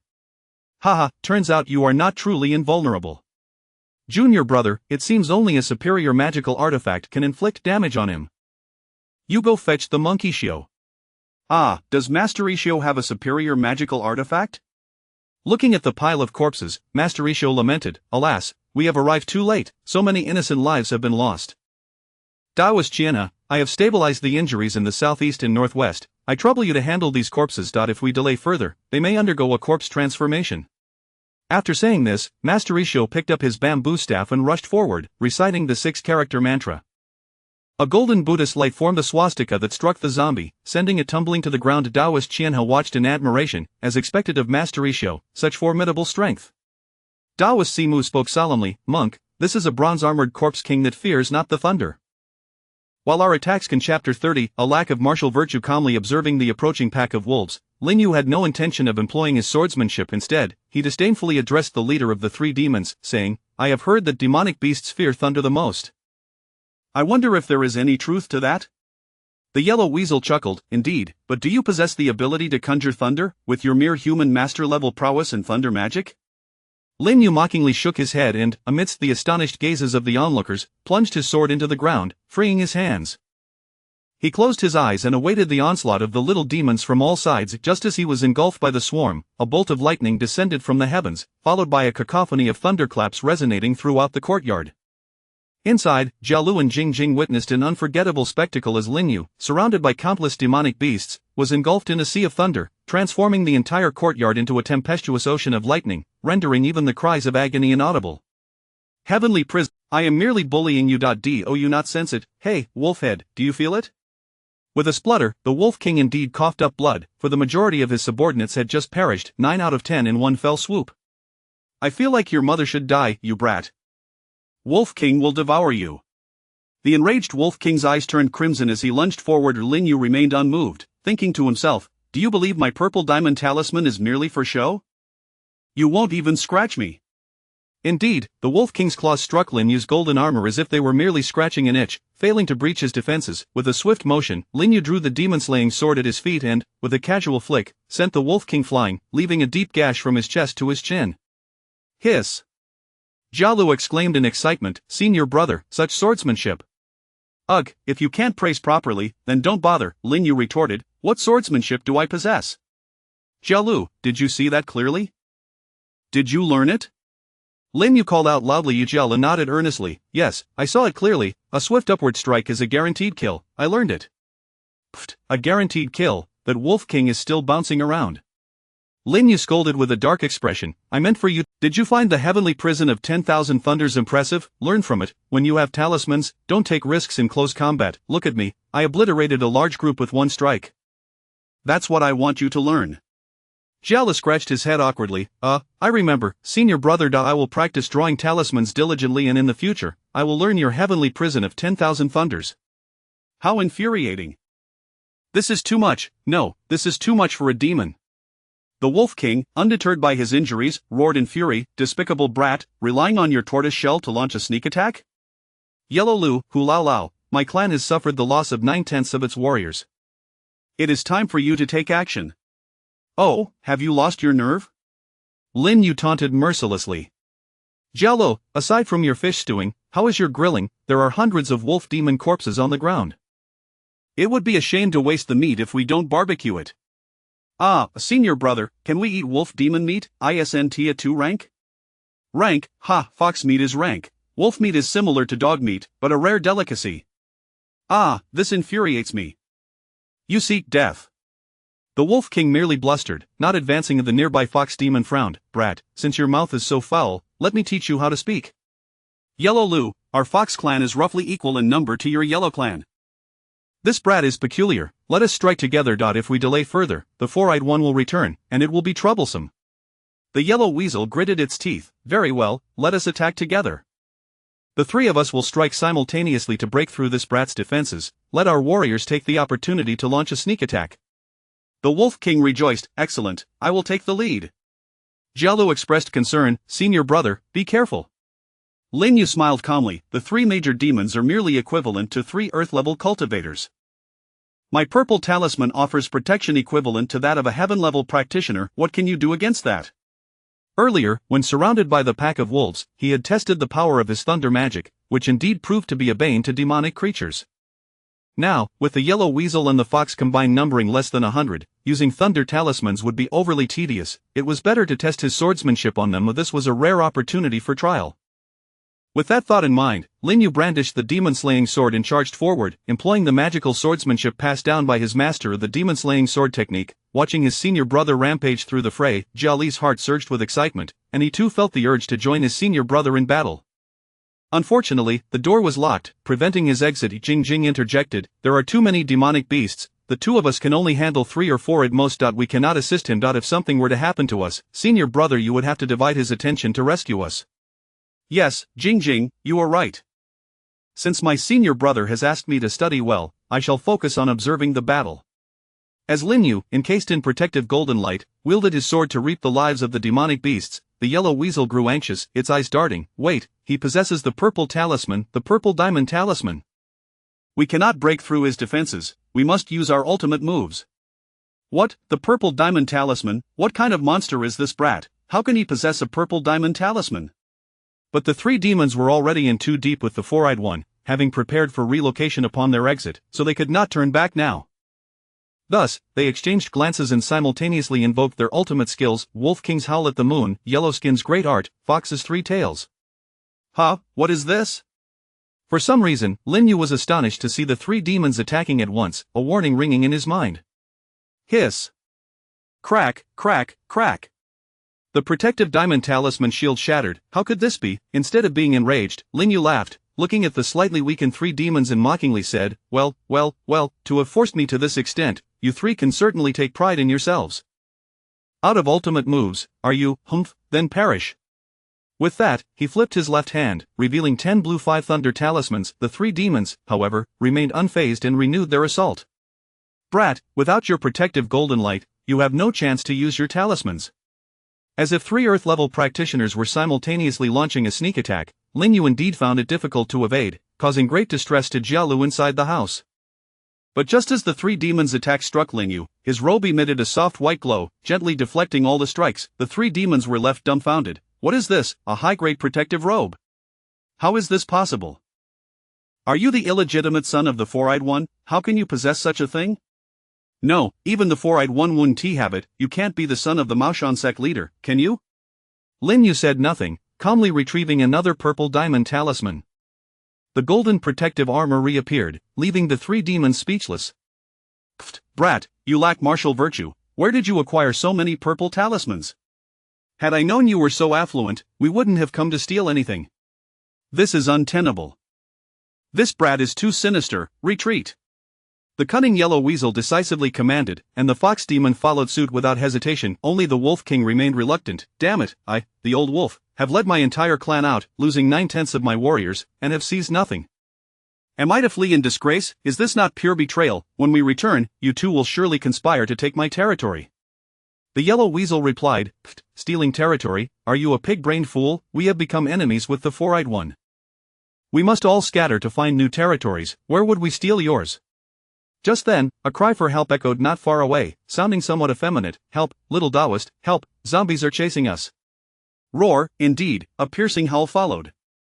Lin Yu's heart sank. What was happening? Could it be that Uncle Four Eyes and his group had failed? That shouldn't be. Seeing this scene, the three demons, who were about to flee, halted, exchanging glances filled with greed. The Wolf King mocked arrogantly, "Hee, brat, we cannot breach your defenses. I wonder if that zombie can?" Chapter 31. The arrival of the Master Uncle. As the conversation unfolded, the few fleeing individuals had already arrived at the entrance of the four-eyed abode. Deputy Wu cradled the young master in his arms, followed closely by three skilled bodyguards, one wielding dual axes, another brandishing twin hooks, and the last one armed with a bulltail steel knife. To their astonishment, the ferocious beasts at the entrance inexplicably parted ways, allowing this group to pass unhindered. "Brother Taoist, save me, Uncle Wan wants to kill me," the young master cried out anxiously. Lin Yu observed calmly, noting that none of the five were injured. He nodded and instructed, "You all go to the door, break the lock, and let Jialuan stay hidden inside and do not come out." The three bodyguards expressed their concern. "Little Taoist, what about you? We can assist you in facing the enemy." In this battle, you ordinary folk cannot intervene, just protect this child, and that will suffice," Lin Yu replied in a deep tone, clearly indicating that tonight's ordeal would not be easy. "By the way, you managed to escape. What about my master uncle and the others?" "I don't know," one of the guards with the axe spoke up. "When we fled, Taoist Qianhe was engaged in combat with the zombies, and his 4 disciples had already been injured." "Did you encounter my master Simu or master Ishio?" The others shook their heads. As they spoke, the zombies had already pursued them. Lin Yu calmly instructed, "Jialu, quickly open the door and let them in. No one is allowed to come out at Jing. Check them for injuries, and be thorough. No one must have any wounds." Jialu shouted, "Senior brother, I'll help you." Lin Yu retorted sharply, "Get back." He waved his hand, launching a 3-pure. He affixed an exorcism talisman to the door and instructed, "Ring the bell inside, and do not come out to cause trouble. This zombie is vicious. I cannot protect you." Having uttered these words, Lin Yu had no time to waste, for the zombie was already. All the demonic beasts displayed expressions of horror, whispering, "How many thunder talismans does this little brat possess? It seems endless." Fortunately, they had not engaged in a direct clash earlier, otherwise, if another wave like this came, they would truly be doomed. "Hey! Look, that kid's thunder talisman has failed, the zombie remains unscathed," the crowd of beasts exclaimed joyfully, reminiscent of a chorus of voices. Lin Yu's face darkened like the bottom of a pot. "Unscathed? This clearly means it has fully recovered." He cursed inwardly, nearly losing his mind due to the commotion caused by these beasts. He had forgotten that this cursed royal zombie had already been struck by thunder. It was not afraid of lightning. Now it appeared that not only was it unafraid of thunder, but it could also absorb the lightning. Had his 10 blue 5 thunder talismans merely recharged this fiend? Indeed, it seemed so. Initially, this zombie was in disarray, appearing gravely wounded, and now, it was vibrant and brimming with vitality, its coppery sheen glimmering with hints of silver, almost coalescing into a protective armor. With a mighty roar, the zombie seemed to express delight. "Damn it, are you mocking me?" Lin Yu seethed with anger, waving his hand to slap a purple exorcism talisman onto himself. The golden armor within offered protection, while the outer layer formed a violet barrier. The beasts outside erupted in curses. "Damn it, is that another purple talisman? What is this kid's background?" Raising the demon-slaying sword, Lin Yu pointed it with a spell. Stepping into the Yubu stance while employing the demon-subduing sword technique, he charged first towards the zombie. The zombie roared in fury, thinking, "You little brat dare to grasp the whiskers of this king, you seek death." Yet, upon contact, it discovered this child was quite formidable, reminiscent of the bespectacled one from earlier. In a flurry of blows, sparks flew as the two fought fiercely. After landing a powerful strike that pushed the zombie back, Lin Yu paused to observe. "Is this damage merely superficial? How do I deal with it? If I keep exhausting my powers like this, I won't be able to defeat it. Damn it, if you had come half a month later, I would have perfected my 3 lights divine art. Then, you could have come to test your mettle." At that moment, Jialu within the house shook the 3 pure bells, chanting the fire bell spell. "Supreme divine spirits, essence of the flame emperor, radiant light and electric flashes, illuminate the 3 purities, flowing fire across the miles, the ghosts cannot escape, with a divine seal, extinguish the evil essence." The 3 pure bells, originally named the Emperor's Bell, held significant deterrent power against zombies. Coupled with the high-grade magical artifact's resonance and the specialized fire bell spell, it became an incessant buzzing in the ears of the royal zombie, akin to having a Tangsang reciting scriptures nearby. The zombie roared angrily, attempting to charge into the house. With a flick of his sword, Lin Yu intercepted it mid-flight. The crowd of beasts outside rejoiced. Sensing an opportunity, they rushed back into the courtyard, forming a united front to restrain Lin Yu. Lin Yu bellowed in fury, "Damn it, are you all seeking death? Heh, kid, with this copper-armored corpse king here, you cannot escape your doom. It would be wiser to surrender your treasures. Perhaps we might spare you," the yellow weasel mocked. Yet, the wolf king disagreed, insisting, "Why should we let him go? Today, we must kill him and avenge our kin." "Bah, Wolf Mia is such a fool," the yellow weasel cursed inwardly. "Jia Lu, apply the exorcism talisman to the door as a temporary measure." "I will deal with these beasts shortly," Lin Yu declared, his anger boiling. He discarded his sword and produced 10 more 5 thunder talismans. "What, more?" The beasts scattered in fear, and the cunning, "We should swap targets." Surprisingly, the copper-armored corpse king seemed to comprehend and turned back to attack Lin Yu. The 3 monstrous beasts were overjoyed and rushed forward, relentlessly assaulting the four-eyed abode. Though protected by exorcism and diamond talismans, the power of the charms was limited, and tension gripped everyone inside. Lin Yu felt anxious, glaring at the copper-armored corpse king. "Do you really think I cannot defeat you? Humph, behold my magical artifact."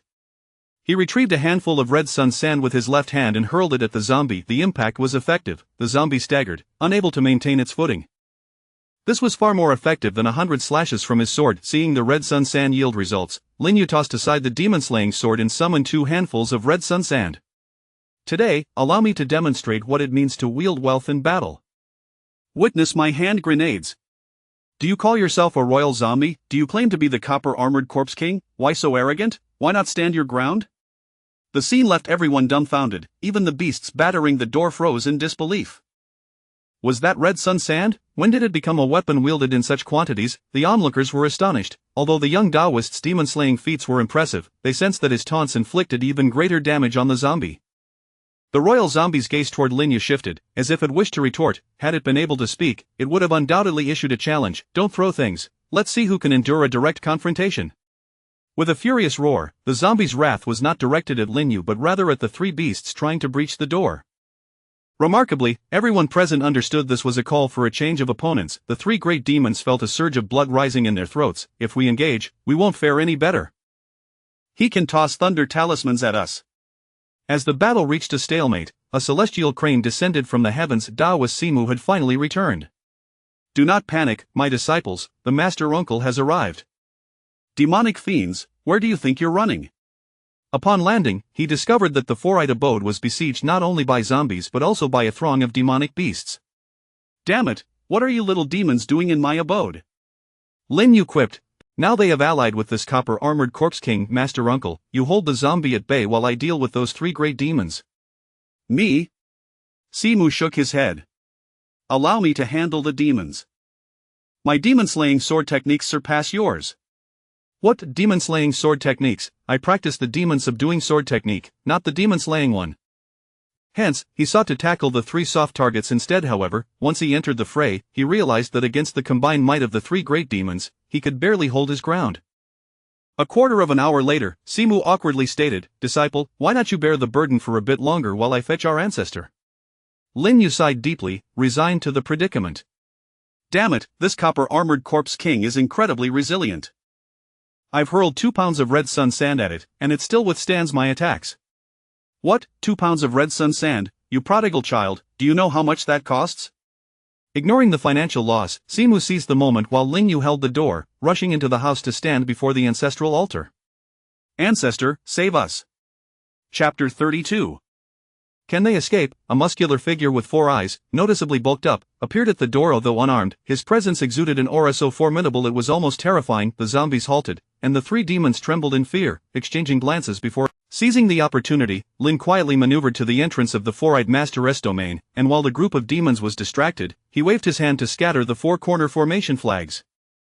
"Now you wish to escape, too late. Let us test my 4 symbols confining spirit array. This formation may not be particularly sophisticated, it might not be sufficient to trap the copper-armored corpse king, but these beasts would require some time to break through." The four-eyed Taoist, possessed by the spirit of his ancestor, wielded power rivaling that of a celestial master, delivering devastating blows with each swing. Given the limited time for summoning, the copper-armored corpse king posed the greatest threat, and thus he focused his ferocious assault upon it. Each punch landed with force, causing the copper-armored Corpse King to display a strangely human-like plea for mercy. Meanwhile, the three large demons desperately attempted to breach the formation's defenses. Lin dispatched several lightning talismans to eliminate the lesser demons and stood before the three greater ones, clutching a handful of talismans. Gentlemen, spare yourselves the effort, your minions have all been vanquished. You might as well join them. What? The three demons turned back, only to realize that indeed, all their lesser kin had been wiped out. Though they seethed with rage, this was not the time for banter. They were intent on making a final desperate stand, but looking down, what did they see? A thick bundle of 5 thunder talismans. The three large demons felt blood rise in their throats. Surely, this was an insult to their kind, discarding blue 5 thunder talismans as if they were mere scraps of paper? Don't be reckless, my ancestors hail from the northeast, the illustrious Huang Tianzi, one stammered. The fox demon quivered. I am of the Fox clan, we are under the protection of Mount Tai. She was unable to finish her sentence, only the Wolf King appeared more beleaguered. Damn it, you all have powerful backers? You've all got relatives to rely on, yet I'm starting from scratch. Who can I call upon? How about the howling celestial hound? The sun-devouring deity is my ancestor. Lin scoffed. With your history of murder and mayhem, let alone distant relatives, even if you were the direct descendants of the clan leader, I would still not hesitate to slay you. Prepare to meet your demise. 10,000 Thunder Prison. Within a 10-meter radius, a veritable thunder pool began to form. Just as Lin reveled in his triumph, the startled voice of the four-eyed Taoist rang out, "Be careful. It's over, the energy has dissipated." After successfully casting the summoning spell, it was crucial not to lose focus, not even to utter a word, lest the spell falter. Why did the four-eyed Taoist let slip a word in excitement? The answer was simple. The copper-armored Corpse King, witnessing Lin's invocation of lightning, had escaped the Taoist's assault and leapt willingly into the thunder pool. What? Lin regretted his oversight, cursing himself for forgetting about this creature. Master Uncle, you really are too hasty. I thought that even if you couldn't finish him off, you could at least keep him in check. Humph. The four-eyed Taoist shot him a glare. Is that how you speak? What do you mean by too hasty? It is your recklessness that is to blame. With so many methods at your disposal, why resort to lightning to deal with those three demons? Lin shrugged, but the beast skins are such valuable materials. It would be a shame to damage them. Lightning is indeed powerful, but it is particularly effective against demon beasts, and it won't harm their hides. Is that all? You're becoming quite the miser, focused on wealth. What now? The copper-armored Corpse King has been severely injured by me, and you just healed him with a single lightning talisman.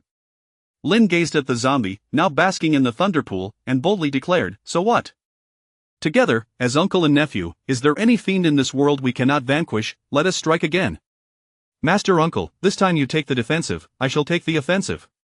You? The four-eyed Taoist questioned, do you have a viable plan?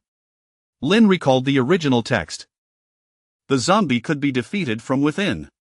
Master Uncle, you distract him, and I will pour red sun sand and glutinous rice into his mouth. Isn't he invincible in his copper armor? I shall breach him from the inside. The four-eyed Taoist's eyes sparkled with realization. What a splendid idea. If I cannot kill him, restraining him should suffice, right? Moments later, the 5 thunder talismans concluded their function, the thunder pool dissipated, and in its place stood a figure shimmering with golden light. Master Uncle, what is going on? His color seems off. Of course it is. The copper-armored Corpse King has been blasted into a golden-armored Corpse King. He skipped the intermediate silver armor stage altogether. How many talismans did you use, you fool? Ahem, not too many, just 20, that amounts to 2 purple talismans. Prodigal son, you prodigal son. Lin rubbed his chin, appraising the resplendent golden-armored Corpse King. Not bad, shining gold and quite imposing. If this Corpse King could serve as a guardian zombie, it wouldn't be unacceptable. Dream on, you fool. This creature's power is on par with that of a celestial master. Do you think your strength is enough to control it? Are you courting death? Master Uncle, the situation now rests solely upon you. Contain him, and leave the rest to me. Pfft, rely on me. Are you sending me to my doom? You use the corpse suppression talismans. The four-eyed Taoist gritted his teeth and lunged forward, finally coordinating with Lin to affix a blue talisman to the zombie's forehead. Bang! In less than a second, the blue corpse suppression talisman exploded. This is the purple talisman. Use the purple corpse suppression talisman. Hurry! The four-eyed Taoist urged. Lin spread his hands. I don't have one. Then go back and fetch one. The implication was clear. Hurry back and craft one by hand. Lin's face fell. Ahem, my magical energy is completely depleted. Pfft, you really are pushing it. After days of refining and combining, I've exhausted my energy each time, and today I haven't even recovered half of it. And now, another wave of beasts. To say I'm out of energy is an understatement. It's a miracle I'm still alive. Master Uncle, what now? The four-eyed Taoist felt like he could spit blood. We need to make a hasty retreat. But the zombie had just been thoroughly humiliated, now empowered into a golden armored corpse. How could it not seek vengeance? The enraged golden armored corpse relentlessly pursued the four-eyed Taoist. The four-eyed Taoist was furious. Damn it, there's no escaping now, enough running, let us fight. Gripping the demon-slaying sword, he turned to charge. Damn it, I'll fight you head-on. Ayu, be ready. Lin scattered a handful of red sun sand as support, but to no avail. It seemed like mere tickling. Of course not, the defenses of copper armor and golden armor are not on the same level. Gritting his teeth, Lin realized that if he didn't reveal his trump card now, the night would end in peril. He retrieved a red sun pearl, the advanced version of red sun sand, which could be used as a spirit stone. A single red sun pearl had once blown off Ren Weiyong's leg, and saying it killed him would not be an exaggeration. Bang, Lin targeted the zombie's knee, delivering decent damage that caused the zombie to stagger and kneel, exposing flesh and bone, yet failing to create a hole, let alone break its leg. Good job. Lin was exasperated. You must not understand how precious this material is. Just then, Master Isho arrived, escorting Qianhe Taoist and his disciples. My heavens, what has happened, four-eyed? How did the copper armored corpse become a golden armored corpse? Master Isho exclaimed in shock. The four-eyed Taoist, with a darkened expression, replied, it was struck by lightning and leveled up. Enough chatter, Qianhe, you old monk, let us work together to contain the zombie. Ayu has a secret technique to destroy it. Lin tossed his premium magic sword to Qianhe Taoist. Master Uncle Qianhe, use this sword. Alright, Master, let us do this together. Upon receiving the treasured sword, Qianhe Taoist exchanged glances with Master Isho. Southeast and Northwest also wished to assist but were halted by Lin. For junior brothers, you cannot help. Go inside and tend to your wounds. But no buts, a battle against the golden armored corpse king is not something you can interfere with.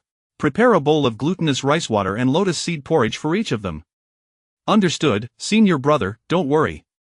The combined efforts of the three Earth Master level practitioners were formidable. Even the golden armored corpse king found it a challenge. Before long, the four-eyed and Qianhe Taoists found an opportunity, their premium magic sword stained with blood, simultaneously piercing the zombie's two arms. They then took advantage of the momentum to bring the zombie down, pinning it to the ground with their swords. Master Isho used his pure bamboo staff to pin the zombie's feet, pressing his entire weight down. The four-eyed Taoist shouted, Ayu, act quickly, we can't hold him for much longer. Chapter 33 A perilous leap. With a swift motion, Lin Yu leapt onto the corpse king, producing a handful of glutinous rice interspersed with a dozen fiery sunbeams. Observing the grotesque countenance of the corpse king, Lin Yu feared that this offering might prove insufficient, so he stealthily concealed a purple talisman of true fire within his palm.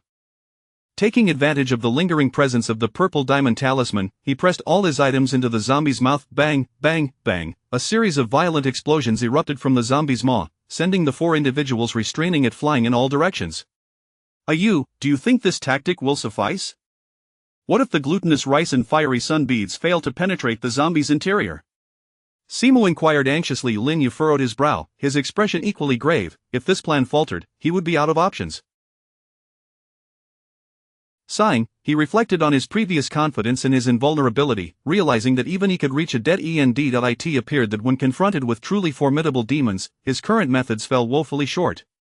Should the talismans and treasures fail to deliver sufficient damage today, it would indeed spell disaster. Initially, he had believed that his understanding of the original narrative would allow him to single-handedly vanquish the royal zombie boss, but it was evident that relying solely on the original text was inadequate. This was no cinematic portrayal, but a perilously tangible reality. Of course, he also acknowledged his lack of practical experience. Had he faced merely a bronze-armored corpse, a single millennium-old peachwood sword would have sufficed to slay it without such arduousness. Just then, a brilliant white flame suddenly ignited within the zombie's mouth, swiftly engulfing its entire head and spreading throughout its body. Is that true fire? Exclaimed Taoist Qianhe. Master Isho clasped his hands together, uttering a Buddhist incantation Namadba, realizing that it was indeed the Taoist true fire, renowned for its ability to consume all. Simu cast a sidelong glance at Lin Yu, snorting in disdain. Lin Yu shrugged, understanding his own circumstances. He had only a single talisman. When facing the bronze-armored corpse, he had hesitated to use it, and with the golden-armored corpse, he had feared the consequences of a failed attempt. It seemed most prudent to ignite it from within. Had Lin Yu possessed an abundance of true fire talismans, he would not have needed to be so cautious. It was not as though he could continuously employ the thunder talisman. He was not foolish. The true fire talisman was not crafted by Uncle Joe. He had never even learned to draw such a talisman. This was a blue talisman of true fire that Lin Yu had created himself after breaking through to the Earth Master level, and given his still nascent cultivation, he had only achieved this breakthrough a few days prior. At most a month had passed. Where would he find the time to draw talismans? With his current magical prowess, he could barely produce 2 blue talismans in a day, so the fact that he had managed to accumulate a single purple true fire talisman was indeed a stroke of fortune. Is this not the power of a blue talisman? Daoist Qian, he inquired curiously. Simu shot a fierce glare at his foolish junior, thinking, how could you be so indiscreet? Lin Yu nodded, sighing as he explained, this was specially sought after by my master for my protection. It is a rare purple talisman. Hiss, a purple talisman, remarkable. Master Isho marveled, acknowledging that Mashan was indeed one of the 3 mountains of talismans, home to reclusive masters capable of crafting such true fire purple talismans. Everyone watched in awe as the golden-armored corpse king was reduced to ash, the crisis averted, and a collective sigh of relief washed over them. Tonight had been fraught with peril, yet they had emerged unscathed. The use of a protective treasure had ultimately vanquished this corpse king, with Yu deserving much of the credit. Master Ishio generously praised him. The fierce battle had revealed the power of these superior magical artifacts, deepening his gratitude towards Lin Yu. Everyone began to laud Lin Yu, but he sighed heavily. All of this is mere external aid. Had this purple true fire talisman proven ineffective, we would all have been forced to flee tonight. It seems personal strength must take precedence. With that, he dejectedly retreated to his quarters. The others felt a similar sentiment, particularly Jialu, who had been a mere spectator throughout. His low cultivation left him unable to assist, and he felt too ashamed to utter a word. Daoist Qian, he lamented, indeed, Yu speaks the truth. At the root of it all, our cultivation is insufficient. Alas, you must look to your elder brother's resolve, strive to cultivate diligently. Understood, master. Simu glanced at Jialu, refraining from further comment, and began directing everyone to clean the battlefield. Everyone, please assist in clearing the area. We must collect the corpses of these demon beasts. Properly processing these will yield valuable beast skins and spiritual materials. Master Ishio queried with confusion, Simu, what is the origin of these demon beasts? After a brief explanation, Master Ishio sighed. Who would have thought it was due to the recent emergence of spiritual materials? Is it possible that all our actions are predetermined by fate? How fortunate it was that if all the demons had headed toward the forest, we would have been in dire straits. Simu nodded in agreement. It is good to be aware. Such a grand opportunity was bestowed upon you. As for you, monk, there is no need for you to assist in the cleanup. Rather, inspect everyone to ensure none have been afflicted by corpse poison. After a night of labor, Lin Yu slept soundly until the sun was high in the sky. When he finally arose, Simu and the others had already returned with the bronze-cornered golden coffin. Young Ego was quite generous. In gratitude for Lin Yu's life-saving assistance, he not only presented the golden coffin to the group but also gifted Lin Yu a beloved golden dagger adorned with jewels. With the mission in disarray, Daoist Qian he felt embarrassed to pursue the remaining payment and decided to stay temporarily at Simu's residence to recuperate. Thus, Wu Shilang departed with 3 warriors, escorting young Egu on his journey anew. This time we struck it rich. There are over 200 beast skins, not to mention the bones that could be used for medicine or artifact crafting, especially those of the 3 great demons. Everyone unanimously agreed to bestow all the spoils upon Lin Yu, stating that they had no use for them. As for the golden coffin, they could later seek a craftsman to refine it and separate the gold within for everyone to share. Lin Yu nodded in agreement. Such spiritual materials, in the hands of others, would merely be sold for currency, but in his possession, they could be transformed into What do you mean? Lin Yu recalled the demon's earlier declaration that they had mobilized their entire nest, intending to seize treasures and then disperse. However, he had not anticipated their complete annihilation here. He speculated that their lair had likely been left unguarded, potentially containing treasures. Hiss. Simu's eyes brightened, excitedly patting Lin Yu's shoulder. Your mind is sharp. Indeed, these great demons have lived for decades, committing numerous misdeeds over the years. They must have amassed ill-gotten wealth in their lair. Let us go, Shenhe, you take a few disciples to guard the home while I venture out with you to collect our debts. We shall return swiftly. Without waiting for Qianhe to respond, Simu seized Lin Yu and mounted the spirit crane, setting off to eradicate the 3 demons' lair. This expedition would undoubtedly yield rewards far exceeding the value of 200 beast skins from the previous night. Chapter 34 A Bountiful Harvest. The first destination was the lair of the wolf demon. To their astonishment, the den contained hundreds of human weapons, including swords and knives. Master Simu speculated, damn it, they must have slaughtered a band of mountain bandits and taken over their treasure cave as their stronghold. Had I known the wolf demon was such a scourge, I should have dealt with him long ago. How embarrassing, to think I, the esteemed Simu of the Mashan sect, have been neighbors with such a malevolent creature for years. Lin Yu consoled him, saying, Master, a local practitioner can only protect a radius of 50 miles. You are not to blame for your ignorance. Now that we have wiped out this pack of wolf demons, we have avenged the victims, there is no need for you to feel guilty. Simu nodded and began to examine the spoils of the lair. The wolf demon's penchant for bloodshed meant the loot consisted mainly of gold and silver treasures, which left Simu feeling somewhat disappointed, as they were not in need of money. Observing the weapons, Lin Yu pondered for a moment before suggesting, Master, while your temple is commendable, it lacks defensive formations. I propose we smelt these weapons down to forge a set of magical artifacts. How about I set up an 8 gates golden lock formation? It will both trap and slay enemies. Simu was overjoyed, exclaiming, Ha, you have not disappointed your master. I have long wished to establish a defensive array, but you rarely visit. You may stay here to refine the weapons while I tend to the spoils from the other 2 locations. This place is quiet, and it would be difficult for you to act if we returned. With that, Simu departed, and Lin Yu began gathering the weapons. There were not only swords but also axes, halberds, hooks, whips, flails, and hammers, almost everything imaginable. He only needed 8 types of weapons for the gate formation, intending to smelt the rest. By nightfall, Simu returned, and Lin Yu had completed the smelting process and was recovering his magical energy. Ah, you, what good fortune! It was fortunate you cleverly suggested raiding this place. Otherwise, we would have missed out on these treasures. Master, what treasures could possibly bring you such joy? Simu opened his backpack to reveal medicinal herbs. The den of that yellow-furred creature has yielded a batch of spiritual herbs. Though their grade is not high, they are perfect for your alchemical studies.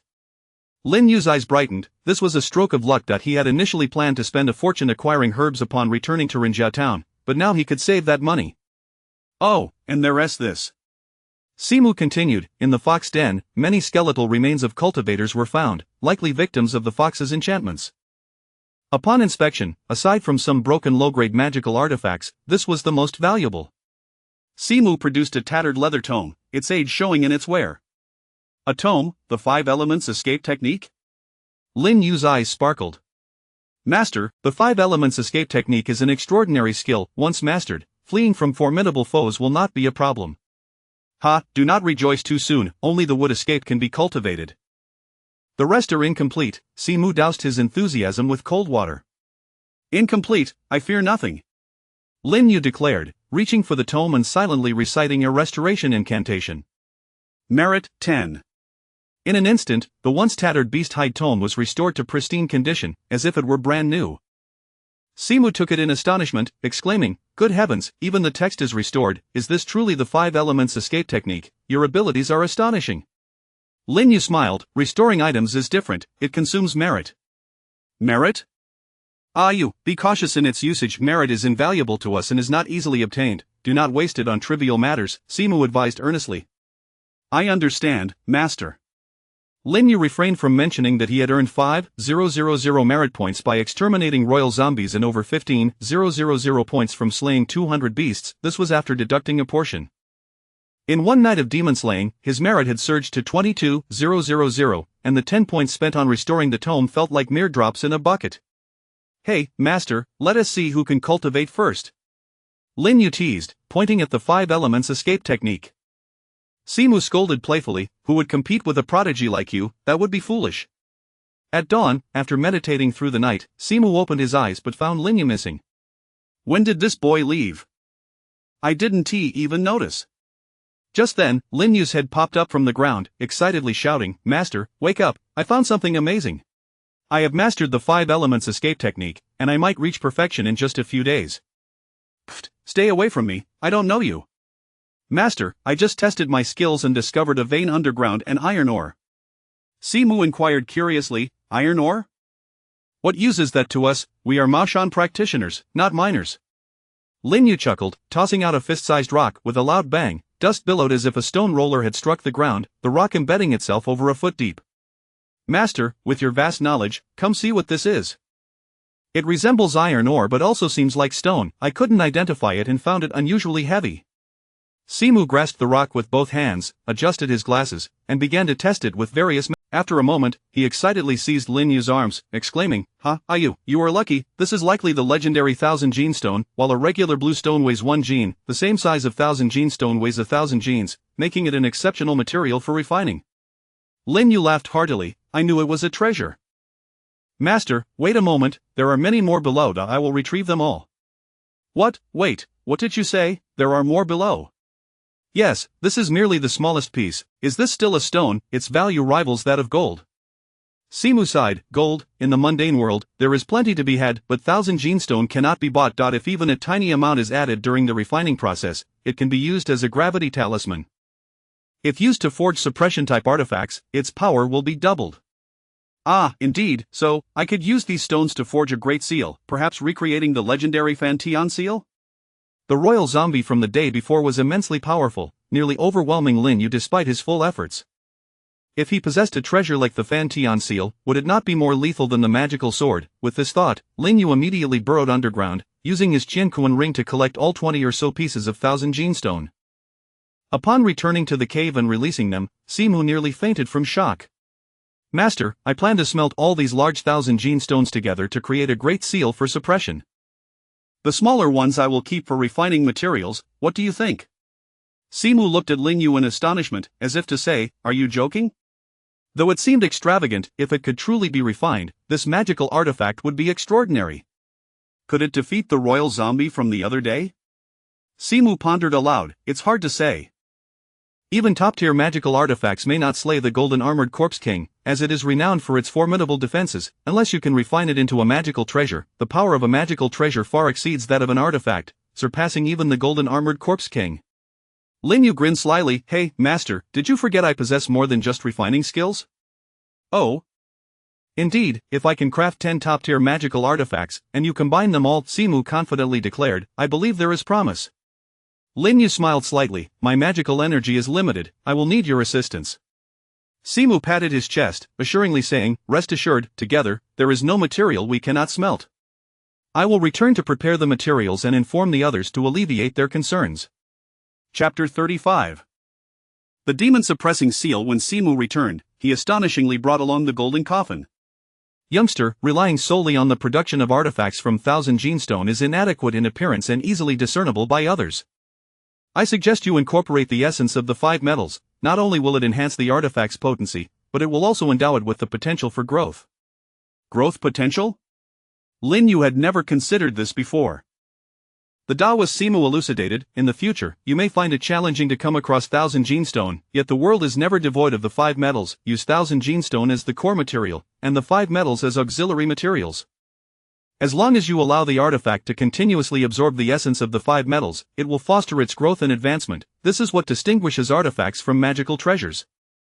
The latter already possesses a nascent form of sentience."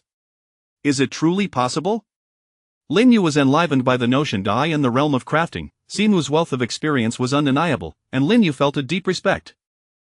Without his own extraordinary abilities, surpassing his uncle's crafting prowess would have been unthinkable, yet even if he did exceed his uncle, the practical experience and creativity his uncle possessed were irreplaceable. The so-called essence of the 5 metals is not merely common gold, silver, copper, iron, or tin, but rather the quintessence extracted from the mineral veins of these metals. "Uncle, but we only have an iron mine here?" Simu smiled faintly. "You can refine it. This coffin is gold-plated copper, we can smelt and separate it. If you refine the gold to 10 or even 100 times its original purity, then that is the essence of gold.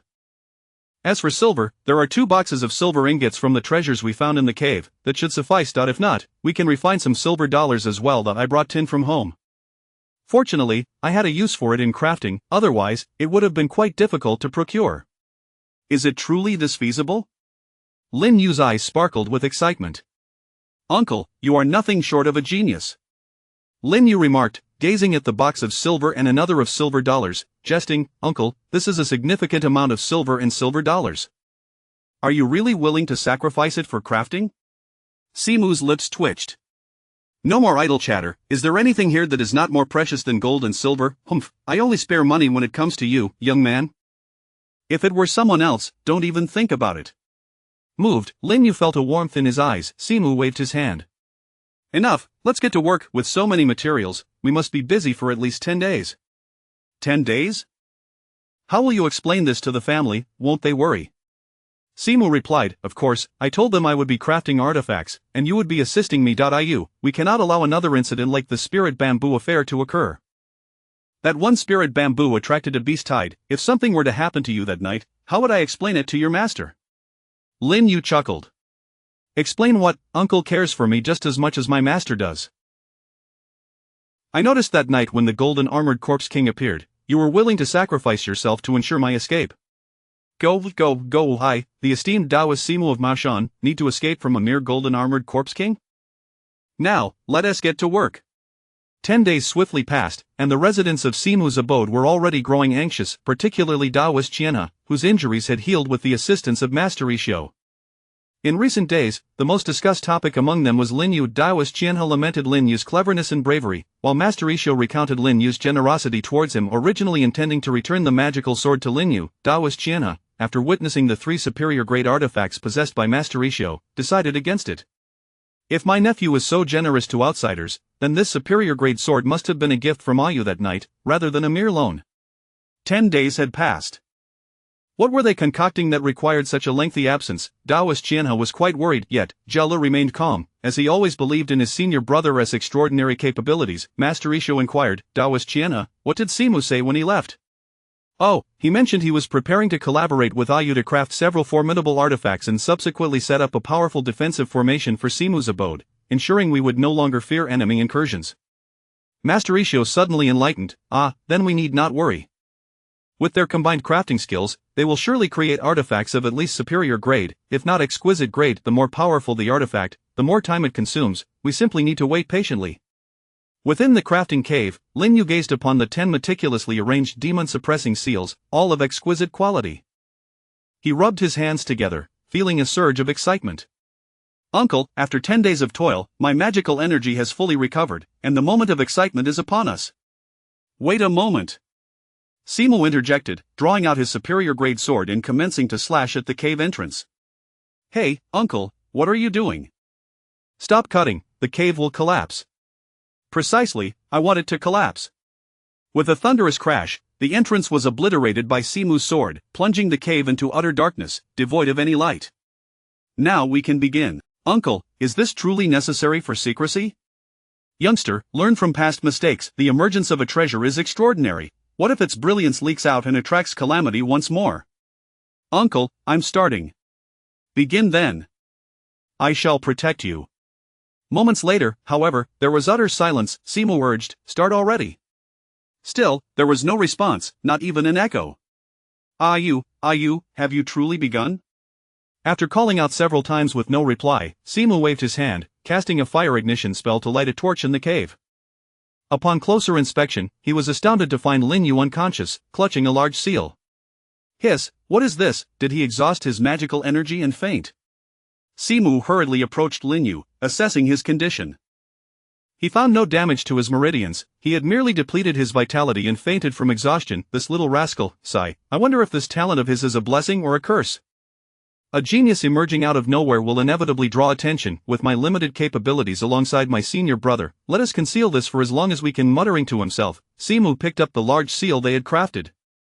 The surface bore intricate patterns formed from the essence of the 5 metals, while the base was inscribed with 2 ancient characters signifying demon suppression. To the naked eye, it appeared utterly unremarkable, devoid of any radiant glow, and even its weight seemed to vanish. This is the marvel of crafting techniques, capable of concealing the material's inherent properties, transforming them into artifacts or treasures that can only be activated through magical energy. With Lin Yu's current mastery of the Earth realm, he could refine 2 purple talismans in a day without fainting. However, his magical energy was entirely depleted during this crafting session, indicating that this treasure must possess a value exceeding that of a purple talisman. I cannot wield it, my magical energy is ineffective? Has it succeeded? Indeed, treasures differ from artifacts. Treasures possess sentience and require a blood oath for ownership before they can be utilized. It has undoubtedly succeeded. The demon-suppressing seal, it is incredible to think that this treasure was forged from nearly an entire vein of 1,000 gene stone. How immense must its power be? The Simu gazed excitedly at the treasure in his hands and then at Lin Yu, his eyes brimming with affection. Ayu is our greatest treasure. With this magical treasure, Ayu's future will be even more secure. Chapter 36. Division of treasures. A day later, Lin Yu finally awoke. The four-eyed Taoist let out a sigh of relief, exclaiming, "Ah, you rascal, you finally come to, you nearly scared me to death. Quickly check if your body is alright. Do you realize you were unconscious for a full day and night? Was the consumption really that severe?" Lin Yu sensed his body and, filled with joy, replied, "Master Uncle, it seems I have made a breakthrough. My body not only feels invigorated, but my magical power has also significantly increased." "Really?" The four-eyed Taoist pulled Lin Yu closer to examine him, only to be repelled by the latter's magical energy. "Ah, your magical power?" Cough cough, Lin Yu continued, "Master Uncle, perhaps it's because I've been exhausting my magical power daily for the past 2 weeks while refining tools, which has led to this considerable advancement. I am now at the 3rd level of Earth Master." "What, you only recently broke through to Earth Master, didn't you, and now, within just a month, you've reached the 3rd tier?" The four-eyed Taoist felt a pang of existential doubt, reflecting, "I am 35 this year, having labored for 20 years only to reach the 4th tier of Earth Master. Alas, what a prodigy, comparing oneself to others can be quite disheartening." Lin Yu chuckled, "Master Uncle, it's not just my cultivation that has improved. Our joint effort in tool refining has also yielded a modest enhancement in my skills. With my current magical power, I can now forge superior magical artifacts." "What, superior magical artifacts, just you alone?" The four-eyed Taoist fell into a state of despair, thinking, in comparison to Yu, my 2 decades of hard work seem utterly futile. Truly, survival through great tribulations often brings unforeseen blessings. In vanquishing the royal gold-armored corpse king and eliminating the 3 demons, you have indeed escaped from dire straits. A bit of advancement is only to be expected, the four-eyed Taoist consoled Lin Yu, while simultaneously reassuring himself. "Let us go. We've been away for over 10 days, it's time to return." Lin Yu shook his head, "Master Uncle, please wait, there are still a few matters to attend to." "What, you still wish to refine tools?" The four-eyed Taoist was taken aback by Lin Yu's intent. Lin Yu smiled, "We should not return here again. It would be a shame to abandon the iron or vein underground. I might as well forge a few superior magical swords while I'm at it and upgrade the foundational magical swords for you at Four-Eyed Residence." "Ah, I see. That sounds good." Thus, the two stayed an additional 3 days, during which they forged an alchemical furnace and several superior magical artifacts as gifts to bring back. In the end, Lin Yu used the demon suppression seal to absorb the underground iron ore vein. He struck a hand seal, transforming the sealed entrance into an open mining site. The sheer force of this display astonished the four-eyed Taoist and left Lin Yu equally stunned. Based on his estimations, a full-powered strike from the demon suppression seal would undoubtedly have incapacitated the gold-armored corpse king. If it wasn't crushed to a pulp, it would surely be left severely damaged. "Good lad, it seems these past 2 weeks of effort were not in vain. Upon our return, remember the old rules and no using magical powers and no showing off." "Understood, Master Uncle, I will certainly learn to be more discreet in the future." You've been gone for half a month. If you hadn't returned soon, I would have had to employ the flying crane to search for you. I was beginning to worry something had happened, Taoist Qianhe complained. "What kind of magical artifacts did you forge that required such elaborate efforts?" To maintain secrecy, Lin Yu and his companion refrained from using the Qiankuan ring and instead brought back a large box. Upon opening it, a great bundle of swords and various weapons lay within, causing the onlookers to stare in wide-eyed amazement. "So many?" Lin Yu retrieved 8 uniquely styled weapons, saying, "These 8 blades are for setting up formations. I plan to arrange an 8 gates gold lock formation around Four-Eyed Residence and Isho Residence, capable of both trapping foes and vanquishing enemies." "Wait a moment, these are superior magical artifacts? My heavens, you spendthrift, using superior magical artifacts to set up formations?" Taoist Qianhe could not help but scold him. The four-eyed Taoist interjected, Hey, junior brother, it's merely a few superior magical artifacts.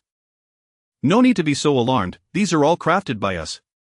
Lin Yu added, "Indeed, Master Qianhe, Master Uncle's skills in tool refinement have greatly improved, these are all his hard work." Cough, you go ahead and set up the formation. I'll introduce the gifts to them." The four-eyed Taoist blushed, eager to send Lin Yu away to prevent him from inadvertently revealing too much. Lin Yu smiled as he stepped outside to set up the formation. Taoist Qianhe sighed, "I initially planned to discuss with Yu about acquiring this superior magical sword from him, but now it seems unnecessary. Yu doesn't care about such things at all." The four-eyed Taoist chuckled, "Junior brother, your aspirations seem rather modest. Are you truly content with just a superior magical artifact? Here, Yu specifically prepared this superior red flame sword for you." The sword was inlaid with a superior red sun pearl. When activated, the sword's aura carried a hint of true solar fire, making it exceedingly effective against demons and malevolent spirits. "What?" Master Qianhai exclaimed, "Brother, what is this red sun pearl? I've never heard of it before." The four-eyed Taoist explained, "I refined this treasure using a pound of red sun sand." "How much? A pound of red sun sand, brother four-eyed, have you struck it rich? How did you acquire so much red sun sand?" Taoist Qianhai exclaimed in shock. The four-eyed Taoist patted his shoulder, saying, "This time, the spoils from exterminating the demons were quite substantial. Over the past 2 years, relying on my tool refinement skills, earning a bit of red sun sand has been quite manageable. No need for such astonishment. Come, the 4 superior red flame swords are for you. All of these were specially crafted by your senior brother Lin Yu with my assistance." The 4 joyfully accepted them, expressing their gratitude. "Thank you, Master Four-eyed, and thank you, senior brother Ayu." "What?" Taoist Qianhai exclaimed, "Ayu can refine tools too?" The four-eyed Taoist chuckled. "Ayu not only can refine tools, but his talent surpasses even mine. Moreover, he has perfectly inherited senior brother Lin Zhou's talent for talisman crafting. This child truly is a prodigy. He will undoubtedly revitalize our Maoshan. Such a genius indeed. Senior brother Lin Zhou is truly fortunate." Taoist Qianhai remarked. "Alas, brother four-eyed, we were fortunate to have Ayu's assistance in advance. Otherwise, east, south, west, and I would not have managed to hold on until your rescue. Now we've received so many treasures, and I'm at a loss as to how to repay Ayu. Here I am, a senior uncle, and I don't even have a decent gift to present." The four-eyed Taoist laughed and patted Taoist Qianhai's shoulder. "Junior brother, there is no need to take it to heart. We are all fellow disciples of the Qingyi lineage of Maoshan. We are kin. Not if you truly wish to help Ayu, why not pass on your sword techniques to him? Ayu has learned fist techniques and talisman crafting from senior brother Lin Zhou, but he lacks a proper sword technique for self-defense. What that senior brother Lin Zhou didn't teach Ayu the 3 purities sword technique or the demon-slaying sword technique?" The four-eyed Taoist rolled his eyes. "That's merely an introductory sword technique. It may strengthen the body, but its effectiveness in combat is far from adequate. Junior brother, I have already imparted my summoning technique to Ayu. You must not be stingy. If that night, when the 3 demons led 200 less, the master brother as thunderclap fist, senior brother Lin Zhou as pure yang 8 trigrams palm, and your summoning technique, you 3 have shown brilliantly with these skills, greatly enhancing Maoshan's reputation. Unfortunately, this demon-slaying sword technique has languished in my hands, but I hope to restore its honor through Ayu." The four-eyed Taoist consoled him. "Junior brother, your sword technique is quite admirable. It merely lacks a good weapon. With this superior red flame sword, I'm sure the name of the sword cultivator, Taoist Qianhai, will soon resonate throughout the spirit realm." Taoist Qianhai's face turned red. "The demon-slaying sword technique requires one to— I am only at the 3rd level of Earth Master. Alas, I am unworthy of Maoshan."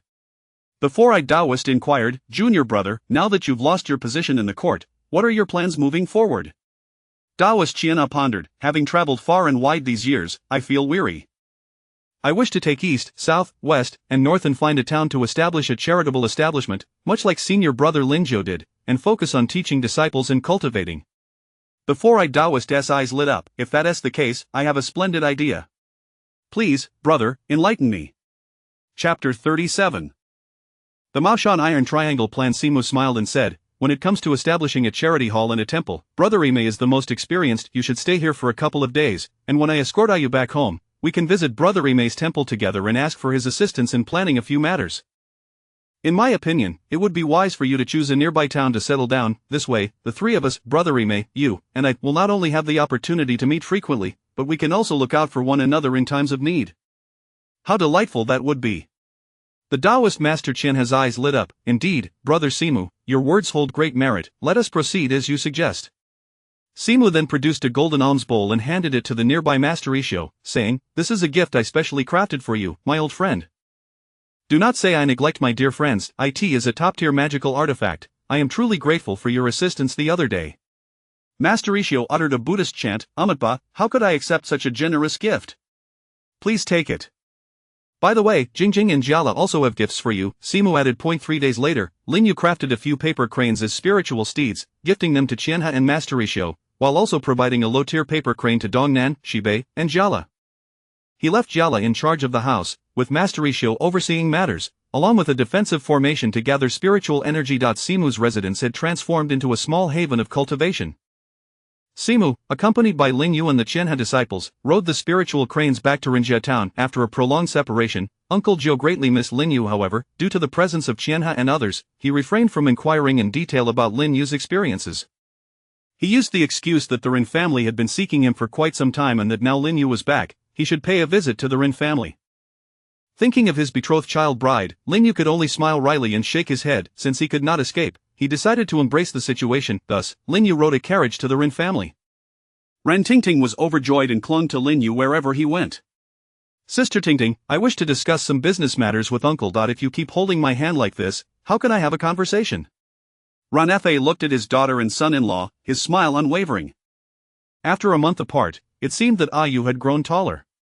Tingting, go to the kitchen and have them prepare a feast. I need to discuss matters with Yu. Reluctantly, Tingting left for the kitchen. This girl, I will trouble you to take care of her in the future, Ran Fa said. Lin Yu smiled and replied, Uncle Rin is too kind. It is my fortune to be able to marry Sister Tingting.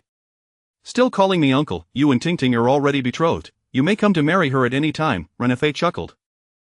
Lin Yu sighed, I appreciate your kindness, father-in-law, but I am only 12 years old this year. I should at least wait until I am 15. Ran Fa laughed heartily, I have heard Uncle Jiu say that cultivators are different from ordinary folk. They are not bound by such mundane traditions. I am fond of you as a son-in-law, so even if you were to take Tingting away tomorrow, I would have no objections. Lin Yu blushed and awkwardly said, Ahem, let us hold on for a bit longer. By the way, you mentioned you needed to speak with me about something important? Yes, father-in-law, I would like to ask for your assistance in some business matters. As you know, my master and I are cultivators, preoccupied with training and vanquishing demons, thus lacking the time to manage business affairs. However, cultivation requires funds to exchange for resources. Ran Fa waved his hand to interrupt, no need to be so formal, they say a son-in-law is like a half-son. I have only one daughter, so you are my son. If I do not help you, who else should I assist? After my 100 years, the entire Rin family will belong to you. Since you are interested in business, speak freely. I will help you manage it, Ran Fa assured. Lin Yu expressed his gratitude and then waved his hand to produce a box of gold, silver, and jewels. This is my capital for business. Ran Fa was astounded by this miraculous display. Cultivation requires a substantial amount of precious herbs. Herbal medicine?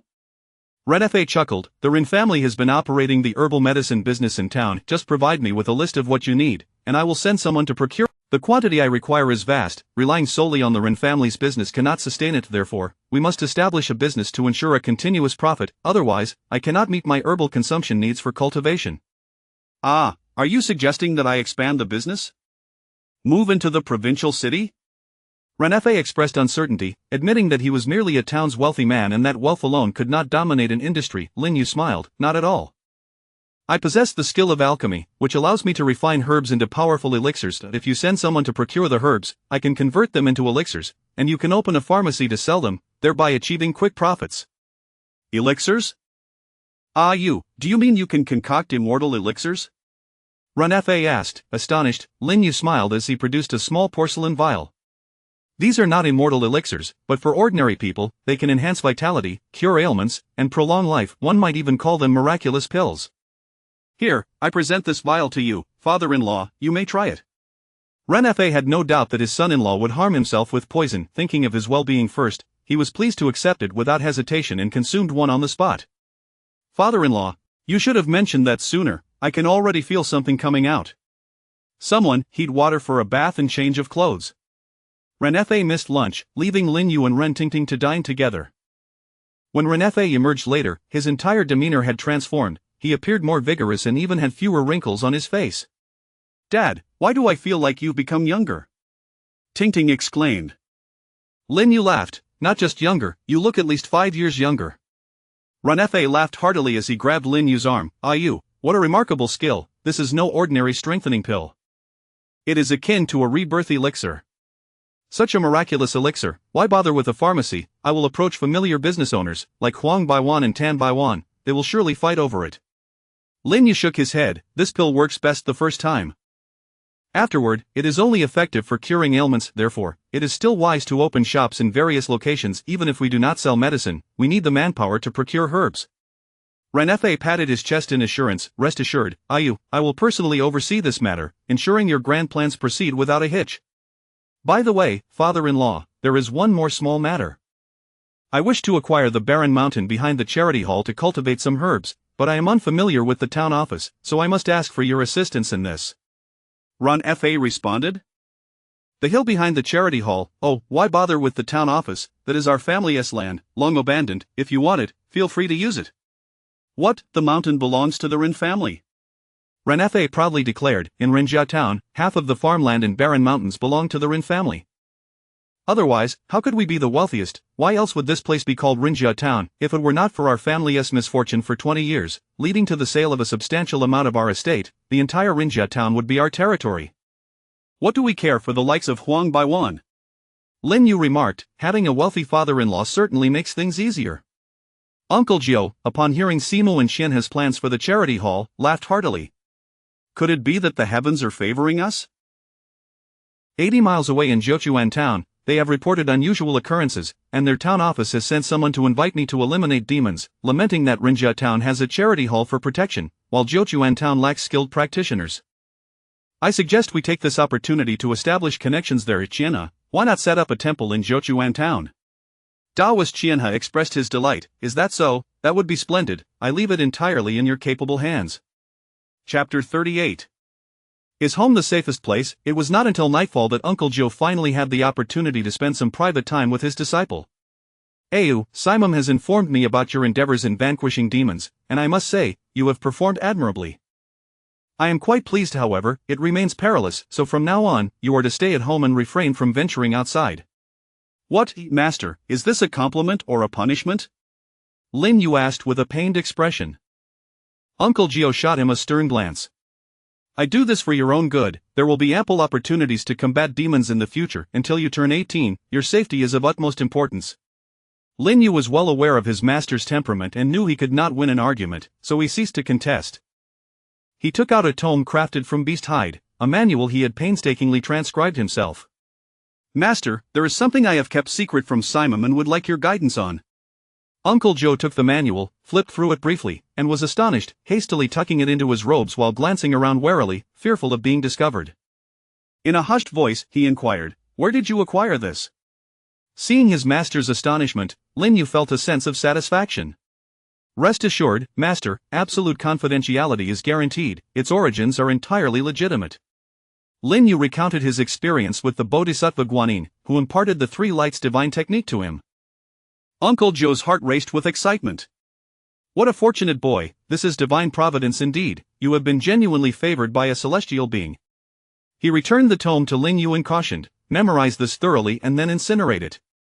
It must not be disclosed, or it could lead to dire consequences. Lin Yu rolled his eyes. Master, I have already memorized it since the Bodhisattva taught me. I could never forget it. I give this to you so you might practice as well. The spiritual energy of the world may be waning, but the sun, moon, and stars still shine. Who knows, this might be our chance. Uncle Joe gazed at Lin Yu with gratitude, sighing deeply, my child, while the divine arts are indeed remarkable, not everyone is qualified to learn them. Such high-level techniques are not meant for the likes of me. Since the Bodhisattva taught you, how can you rashly pass it on? Lin Yu, however, was undeterred, pouting as he replied, Master, the Bodhisattva is not so stingy. Sharing this with me was meant for the salvation of all beings, that if you can master it, we could save countless lives together. Surely, the Bodhisattva would be pleased. Unable to resist Lin Yu's earnestness, Uncle Jiu eventually nodded in agreement. As a precaution, the master and disciple decided to summon the statue of Bodhisattva Guanyin, offering incense and prayers for guidance. Upon receiving no directives from the Bodhisattva, it seemed she had consented. Thus, Uncle Jiu began to attempt the cultivation. Despite the absence of any response from the moonlight or starlight, Uncle Jiu nearly gave up, believing this was solely Lin Yu's fortune. Yet, when dawn broke, the first rays of sunlight mingled with purple aura, and Uncle Jiu astonishingly drew the light into his body. The two were overjoyed. Master, it appears that the true fire of the sun within the three lights divine technique is indeed compatible with you. Alas, it is merely an additional method for refining qi and does not surpass the supreme pure Taoist canon significantly. If only the moonlight and starlight could be absorbed as well, we could refine both soul and body. Uncle Joe chuckled and scolded, silly child, one must not be greedy. Everyone's fortunes are distinct. How can one force such things? To possess a technique for cultivating the true fire of the sun is already an extraordinary blessing. The three lights divine technique is inherently a celestial art. Not everyone can cultivate it, you must keep this a secret and never let it slip. What about Simon? Lin Yu inquired. Uncle Jiu sighed, I shall find an opportunity to speak with him privately another day. Remember, apart from the two of us, do not disclose this to Chosing, Wentai, or Jala. Lin Yu nodded, having no intention of revealing it. His three fellow disciples had limited potential. They struggled to master the basic Taoist techniques, so what use would it be to burden them with more? It would only waste time. Better to find ways to enhance their resources for cultivation. Speaking of resources, Lin Yu mentioned his plans for farming and revealed that he had also learned alchemy. Uncle Jiu was quite pleased. Having such a versatile disciple was a tremendous relief. If things continued like this, his temple could rival a celestial paradise in the future. Today, I must take you and your two uncles to Jiuquan town to exorcise demons, and I will not return for several days. You can focus on arranging things at home with Wentai and Xiaoseng. What? No, master, take me with you, I want to go too. Uncle Jiu reprimanded. What do you mean go? I just said safety comes first. You are not allowed to go. Lin Yu protested. What safety? If a powerful enemy were to attack while I'm at home, how is that safe? If safety is paramount, then being by your side is the safest place of all. You will be accompanied by Simon and Uncle Chiena, with the three great Taoist masters of Mashan by your side. What could be safer than this? Uncle Jiu considered this point. After all, it was rare for the child to visit relatives, and how could he bear to part with him so soon? He nodded. Very well, you may accompany us, but the old rules apply and no fighting and absolutely no use of extraordinary powers. On this trip, you can simply cultivate peacefully by my side. Lin Yu gleefully embraced Uncle Jiu's arm. I knew you would be the best, master. Uncle Jiu chuckled. You should grow a few more years and marry a wife to keep you in check. Otherwise, you still act like a child. Master, I am only 12 years old, I am still a child. After breakfast, Lin Yu employed his paper-cutting technique to manifest a few cattle and horses, collaborating with Simon and the others to forge some magical saddles and plows to leave for Wentai. He entrusted the task of clearing the back mountain to Wentai, instructing him to command the puppet cattle and horses diligently. This method was far more efficient than ordinary farmers in town. After leaving a procurement list for Lord Rin and arranging everything, Uncle Jiu and the others mounted the paper cranes and set off for Jiuquan town. Master, it has been a long time since we visited Jiuquan town. I wonder if a Xing and a Yu remember us. Lin Yu thought of his two friends from Jiuquan town, who had once admired him and wished to become Uncle Jiu's disciples when he had accompanied Uncle Jiu to capture ghosts.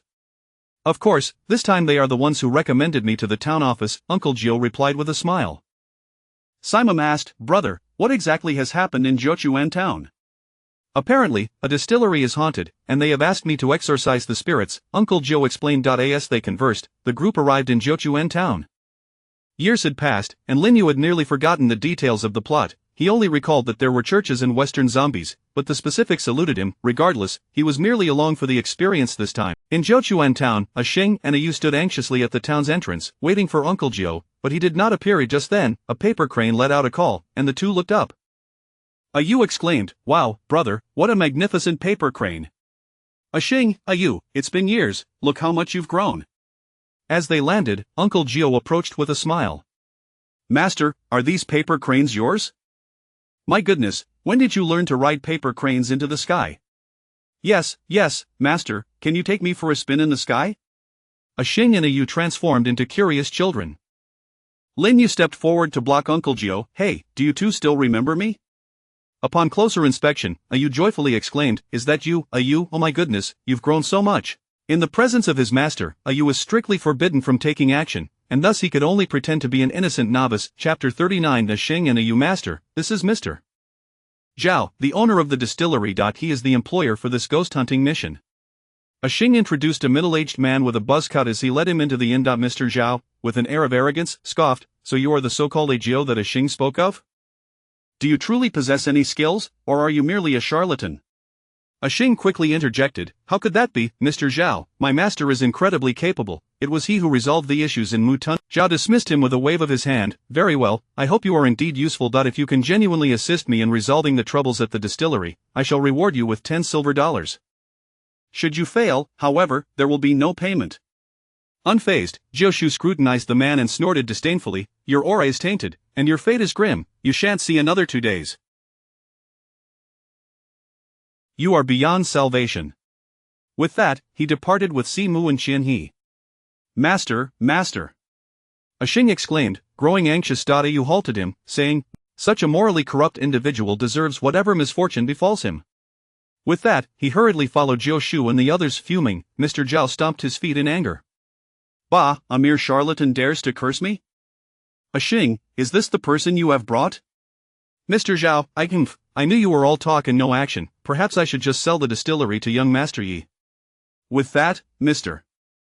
Zhao stormed off, leaving you to reproach Xing. "I told you not to meddle. What reputation does Mr. Zhao hold in the town? Why do you concern yourself with such a person?"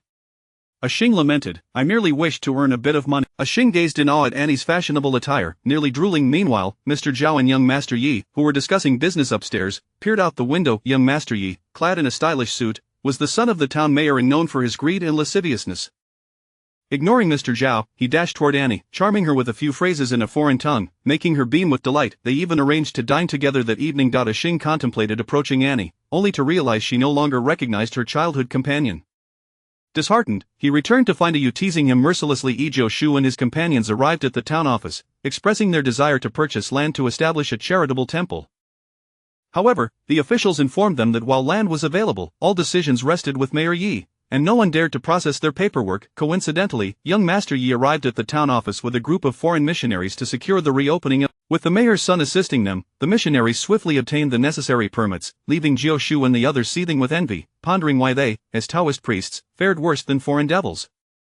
Lin Yu whispered, "Master, shall we not take a moment to settle in and observe? We are unfamiliar with this place. It would be prudent to inquire before proceeding." Xianhe nodded in agreement. "Indeed, brother, there is no rush. Let us first settle in and gather information. Perhaps tomorrow we can approach the mayor and inquire about establishing a temple, as we will inevitably need to liaise with the authorities." Thus, the group returned to the inn. Jiu Shu granted everyone a half-day off, allowing them to explore the town, while he, along with Simu and Xianhe, began surveying the terrain of Jiuquan town. For establishing a temple required a site of auspicious feng shui. Initially, they planned to accommodate Lin Yu, but midway they encountered Yu, who had stormed out in a huff after a quarrel with Xing and insisted on dragging Lin Yu along for a stroll. Lin Yu, uninterested in leisure, recalled the church's reopening and the potential for vampires in Jiuquan town, prompting him to prepare accordingly. "Yu, why are you purchasing so much garlic? You are staying at an inn and need not cook for yourself," he remarked. Lin Yu chuckled, "I simply adore garlic. It must accompany my noodles and dumplings." He then inquired, "By the way, Yu, does Jiuquan town have any banks?" "Jiuquan town is quite large, bustling with commerce." "Excellent, I wish to exchange some currency." "You, exchange currency?" A short while later, as Lin Yu exchanged 2 gold ingots for 500 taels of silver, Yu was left astounded. "Yu, how are you so wealthy?" Recalling Xing's earnest attempts to negotiate a commission with the shrewd Mr. Zhao, Yu felt a pang of sorrow, realizing that she and her brother Xing had never encountered such wealth. "Of course, this wealth comes from assisting my master in exorcising demons," Lin Yu remarked. "What? Exorcising demons is so profitable?" Yu was taken aback. Lin Yu chuckled, "Not quite. My fortune is due to marrying a wonderful wife. My father-in-law is the wealthiest man in Rinjia town, and he has only one daughter, so I get to spend it all." "Put. How old are you to be married?" "Engaged, merely engaged." Yu was left speechless. "You can be so favored just by being engaged. Your father-in-law must be very generous." "Yu, could you speak to master on our behalf? My brother and I wish to apprentice under him to learn demon hunting. We know nothing and can only scrape by with odd jobs in Jiuquan town. Sometimes we can barely afford rent." Lin Yu assessed her for a moment before nodding. "Master made a promise that once you mastered your martial arts, you would be welcomed. You are doing well. With another month of practice, you will achieve mastery," indicating you have not been idle these past 3 years. However, Xing is lacking. His steps are unsteady, indicating he has not focused on his training. He is too fickle and worldly. Perhaps he should pursue commerce instead, as the path of cultivation may prove too difficult for him. Yu gasped. "Yu, you are so perceptive, you can see through my abilities?" Lin Yu rolled his eyes. "What is so remarkable about that?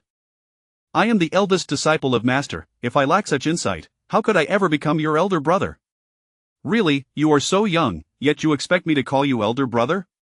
Yu teased, reaching to pinch Lin Yu's cheek. He quickly dodged, pulling out a bamboo bracelet and grinning. "Calling me elder brother comes with a token of appreciation." "Elder brother." With that, taking advantage of Lin Yu's momentary distraction, Ayu snatched the bracelet and slipped it onto her wrist. Ha!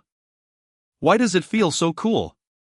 Lin Yu proudly explained, this is a protective talisman I forged from spiritual materials. It not only keeps one warm in winter and cool in summer but also shields the body and wards off evil. Wow, is it true? You aren't deceiving me, are you?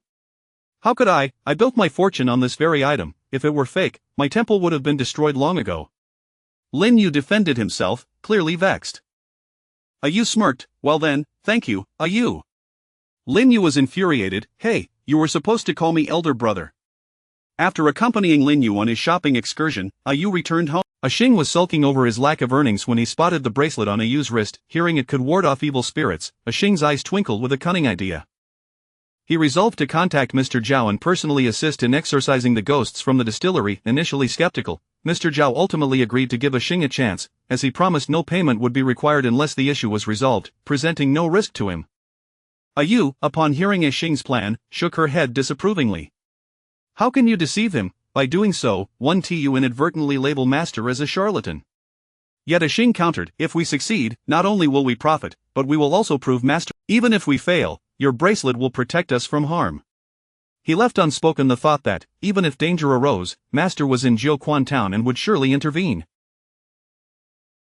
With his involvement, they would undoubtedly profit from Zhao. It must be said, Xing's cleverness was indeed commendable. Chapter 40 Ghosts at the winery. Upon returning to the inn that evening, Uncle Jiu and his companions bore grave expressions. Lin Yu and the younger disciples from the four directions were puzzled. Had something gone awry? This town of Jiuquan was indeed sinister, and the church stood at the heart of its malevolence. 3 years prior, when I passed through, I had warned them and even enacted some seals to prevent the sinister energy from leaking out and harming the innocent. To my dismay, the newly appointed mayor turned out to be a gluttonous fool, agreeing to the reopening of the church. Humph, with the church's reopening, the malevolent energy from the three evil positions can no longer be suppressed. Trouble is bound to arise sooner or later. After hearing Uncle Jiu's account, the disciples from the four directions turned their gazes toward Taoist Qianhe. Master, what a coincidence! If you are to establish a temple here, is it not the heavens that have orchestrated our arrival to exorcise evil and protect the people of Jiuquan? Four eyes nodded in agreement, smiling, indeed. Junior brother Qianhe, I believe there is a strong possibility. Lin Yu interjected, I conducted an investigation this afternoon. The townsfolk speak ill of the mayor and his son, claiming they are greedy and lecherous. If we were to confront him directly for a piece of land, we would likely have to offer him a substantial sum of money, which could prove to be a bottomless pit, and we might be looked down upon.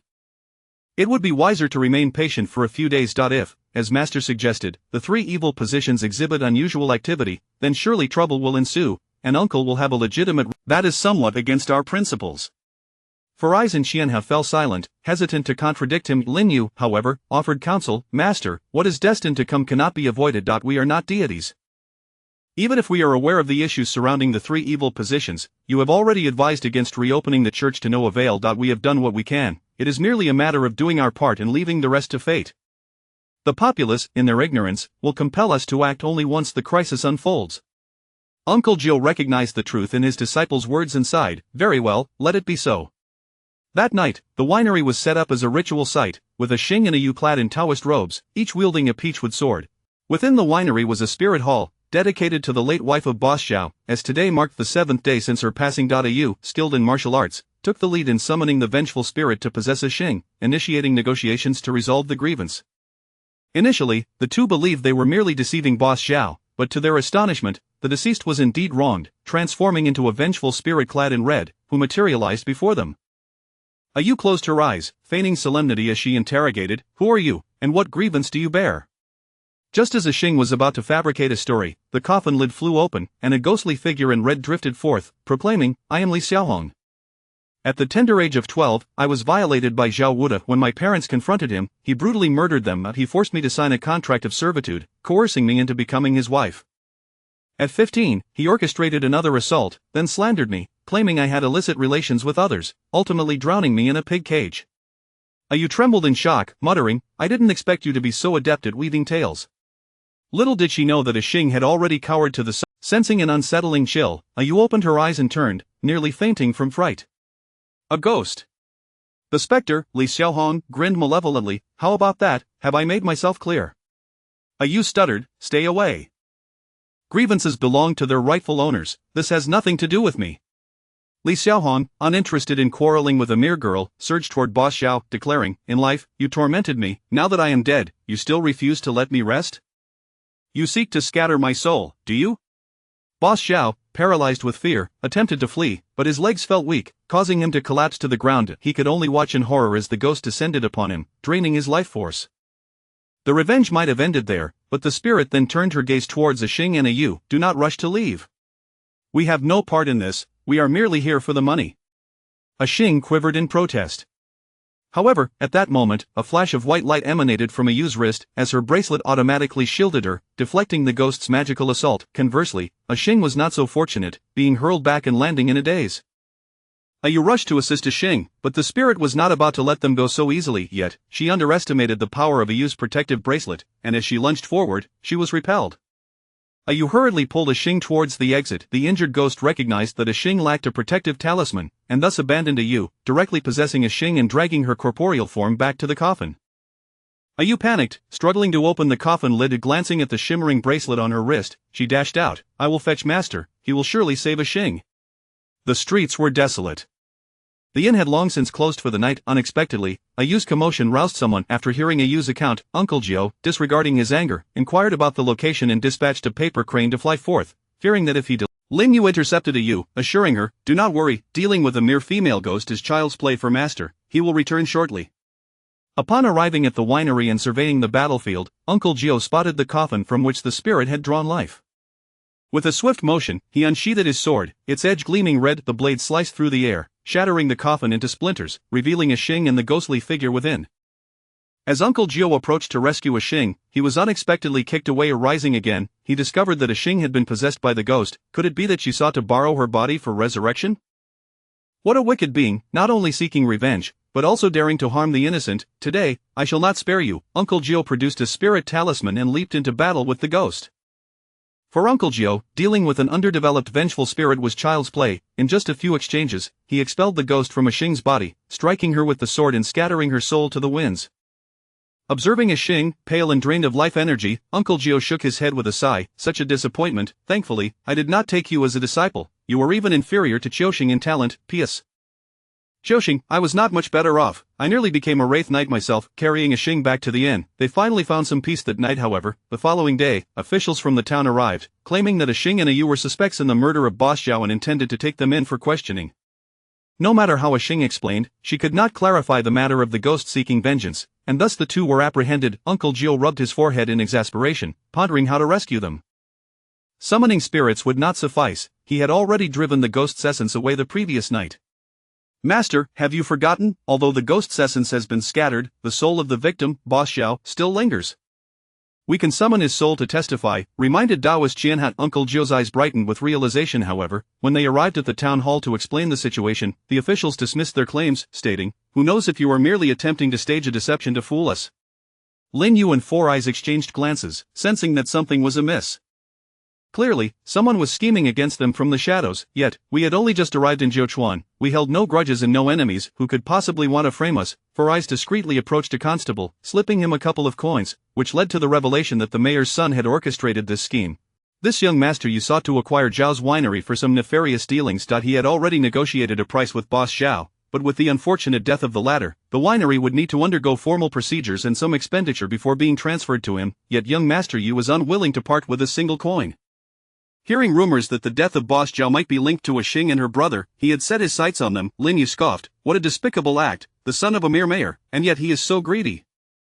Boss Zhao was not even his father, why bully these two impoverished siblings?" "Master, we must confront this scoundrel and teach him a lesson." Uncle Zhou admonished, "Nonsense, as a disciple of Ma Shan, I cannot resort to violence against ordinary folk. Our priority must be to secure a Xing and a US release first." Lin Yu protested, "Yet we cannot suffer in silence." Chapter 41 The Dragon-Slaying Taoist. In the end, Lin Yu could not resist the will of Uncle Gio and spent $200 to redeem a Xing and a Yu. "Master, we were clearly wronged." A Xing protested. Uncle Gio raised a hand to interrupt him. "Do not call me master, we have no bond of master and disciple. Having redeemed you today, I have shown you more than enough kindness. From now on, you are on your own." "What?" A Xing was bewildered. A Yu, with tears streaming down her face, said, "Master, we truly did not commit any wrongdoing." Uncle Gio rebuked, Had you not foolishly attempted to outsmart others, that boss Xiao would not have been able to exorcise spirits, and perhaps he would not have met his demise at their hands, nor would you have brought such calamity upon yourselves. A Xing defended, but that boss Xiao deserves to die. Uncle Jiu nodded. Indeed, he did deserve it, but to perish in his home at the hands of a spirit was his own fate. The town office would not have traced the matter back to you, yet, you, without any skill, dared to mimic others in exorcising spirits, only to entangle yourselves in trouble without the slightest remorse? Had it not been for a fortuitous escape last night, both of you would have been drained of life by the vengeful spirit and lost your very souls, without ever awaiting the town office's intervention. A Xing and a Yu bowed their heads, realizing, upon reflection, that they were indeed at fault. Uncle Jiu paid them no further heed and departed with Lin Yu and the others. As they passed by the church, they noticed the priest was leading the congregation in distributing free communion. Humph, the same old tricks to beguile the masses, Uncle Jiu scoffed, observing Lin Yu's curious gaze and admonishing, "You, do not engage with these Outside Jiuquan town, the dragon-slaying Taoist arrived to transport the corpses. Yin beings tread lightly, Yang beings keep their distance. The chime of his bell piqued the curiosity of Annie, the innkeeper's daughter, who peeked from her second-floor window, coincidentally catching sight of several corpses lifting their heads to observe, their expressions resembling that of lecherous pigs.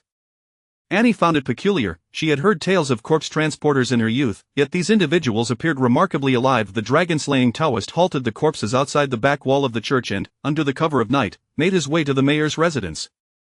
Mayor Yi was indulging in a garlic noodle dish, while young Master Yi lounged on the sofa, smoking a cigar. The dragon-slaying Taoist inquired, "Mayor, I have delivered the goods, is it not time to settle the payment?"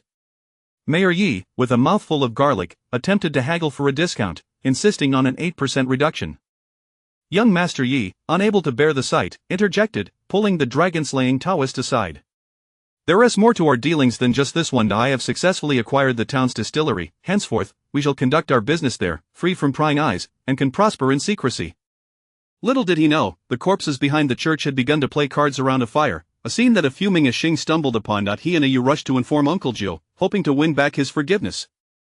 Uncle Jiu initially had no intention of paying them heed, yet could not withstand a Yu's pleas, thus he reluctantly agreed to investigate. "Lin Jiu, Dragonslayer, what brings you here?" Their paths fortuitously crossed outside the church. The dragon-slaying Taoist arrogantly replied, "Is it wrong for me to establish myself in Jiuquan town?" Uncle Jiu, puzzled, countered, "As far as I know, there is no mortuary in Jiuquan town. Where do you intend to settle? Is there not a foreign church instead?"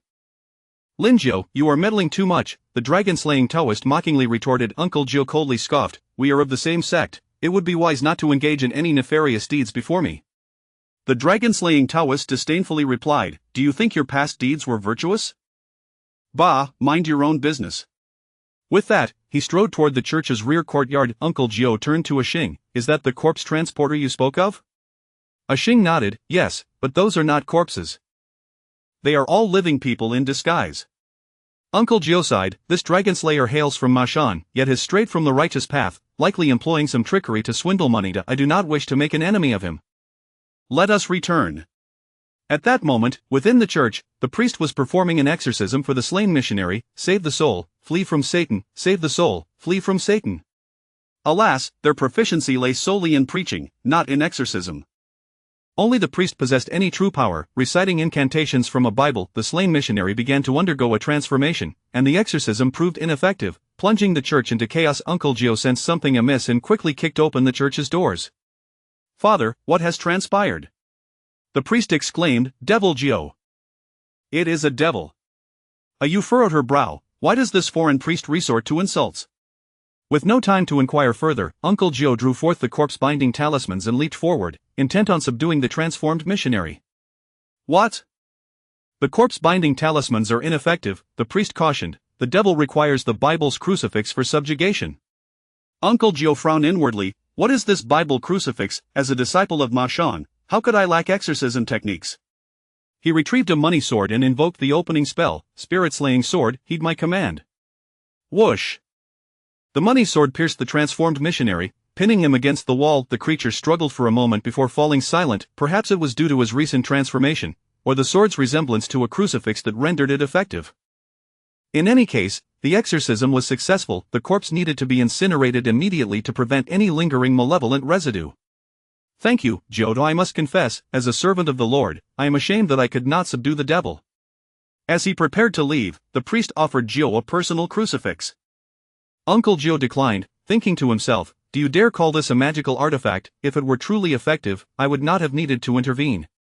He suggested the priest keep it for himself. After bringing a Xing and a Yu back to the inn, Uncle Joe arranged for them to stay with him, though he claimed not to wish for enmity with the dragon-slaying Taoist. In secret, the embodiment of justice Uncle Joe could not simply turn a blind eye. He instructed Taoist Qianha and Simu to take turns monitoring the dragon-slaying Taoist's every move. To ascertain his true intentions for coming to Jiuquan town the following morning, Lin Yu learned of Uncle Joe's demon-slaying exploits from the previous night. Surprised by the ineffective talismans, Lin Yu felt a mixture of astonishment and curiosity, prompting him to inquire in detail about the events. Seizing an opportunity while Uncle Joe was distracted, Lin Yu stealthily slipped out of the inn and approached the foreign priest. "My master is Uncle Joe. He is interested in your Western exorcism methods and wishes to learn more from you, Father." The foreign priest was delighted, realizing that despite Uncle Joe's disdainful words, he recognized their practices. Thus, he generously shared the Western methods of exorcism. Before parting, he gifted Lin Yu a Bible and a small vial of holy water. "The Lord shall bless you, my child." Lin Yu shivered, thinking to himself that with the protection of the three purities and the blessings of Guanyin Bodhisattva, he had no need for foreign deities. Upon returning to the inn to examine the holy water, Lin Yu was astonished to discover that it contained a trace of lunarescence. Could it be that the Western holy water was derived from some method of capturing moonlight and infusing it into the water? For ordinary individuals, it could enhance mental acuity, and against vampires and zombies, it might serve as a means of exorcism. Was this not akin to the moonlight water found within the Three Lights divine water? Realizing this, Lin Yu felt as though he had stumbled upon a new frontier, and with curiosity, he opened the Bible, chapter 42 of the Radiant Holy Sun. Upon the first reading, Lin Yu perceived nothing. It was merely a narrative extolling faith. However, during the second reading, he pondered, could this be a prophetic tome? With each subsequent reading, from the third to the fourth, the text revealed itself in a new light, yet the root of his confusion eluded him. It was not until he completed the 10th reading that enlightenment struck him like a lightning bolt. He cast aside the Bible in astonishment, realizing it was, in fact, a manual for spiritual cultivation. "What is this?" Lin Yu glanced down in bewilderment as he noticed a radiant glow emanating from his body, a silvery light, gentle and benevolent, akin to a sacred baptism. Oh no, he had become so engrossed in his studies that he inadvertently activated some hidden power.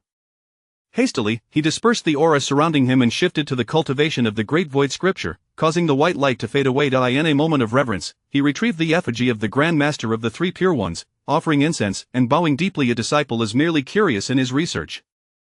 There is no intention to stray to other sections. Please do not take offense, Grand Master, for all is in pursuit of vanquishing demons and monsters. Meanwhile, thousands of miles away in the holy land of Catholicism, the Pope received a divine revelation.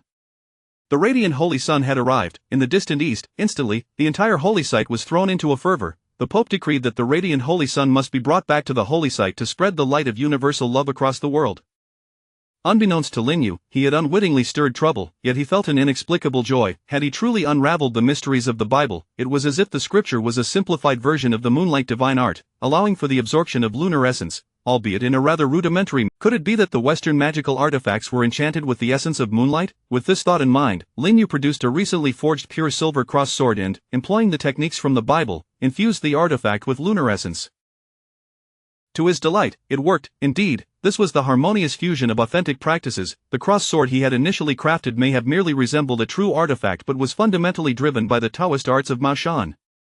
He wondered if it would truly be effective against Western vampires. Now, however, through the enchantment of biblical power, this sword possessed genuine Western magical attributes, far surpassing the efficacy of a peachwood sword sprinkled with holy water.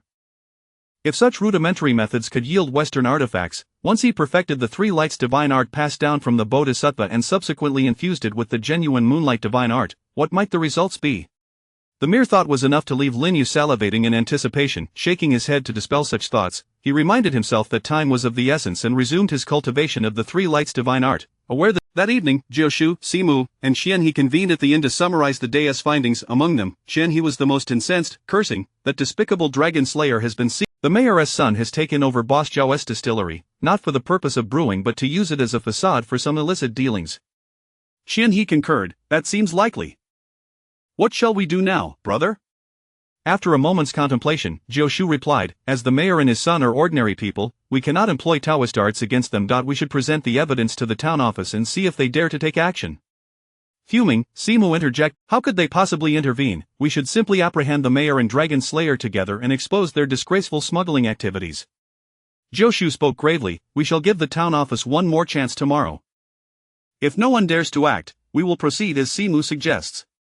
Little did they know, that very night, calamity would strike. Dragon Slayer sought the mayor and his son to collect debts, only to find the vampires lurking in the church's basement, who then attacked and bit the impostors disguised as corpses. Upon returning and discovering his companions missing, Dragon Slayer followed the trail to the church basement, where he was ambushed by a horde of vampire zombies, unable to withstand their assault and ultimately fell victim to their bite. That night, Joshua Town became a haven for zombie activity, as the mayor and his son met their demise at the hands of the transformed Dragon Slayer. One particularly lascivious zombie found its way into the bedroom of the inn's daughter, Annie. Another, following its senses, sought out a Xing at the inn, prompting Jiu Shu and the others to realize the gravity of the situation. Simu stayed behind to protect Lin Yu while Qianhe declared, follow me to the church to vanquish these demons. That cursed foreign priest warned us that the church should not be reopened, now look at the devastation wrought. Wait. Lin Yu interjected, eager to assist, fully aware of the formidable nature of the Western zombies. However, Jiu Shu paid him no heed or resigned. Lin Yu glanced at Simu, Uncle Si, it is our duty as disciples of Ma Shan to exorcise demons, are you willing to simply stand by? There could be zombies lurking elsewhere in the town. Simu hesitated, and Lin Yu seized the moment, chuckling, Uncle, Master left you to protect me, but you know I hardly need protection, do I? Very well. Just be careful, you, Simu relented, albeit with gritted teeth. Lin Yu called out to him, Uncle, wait, from my observations, this batch of zombies may have been bitten by the vampire in the church. Master has said that our Ma Shan arts may falter against Western zombies, take this.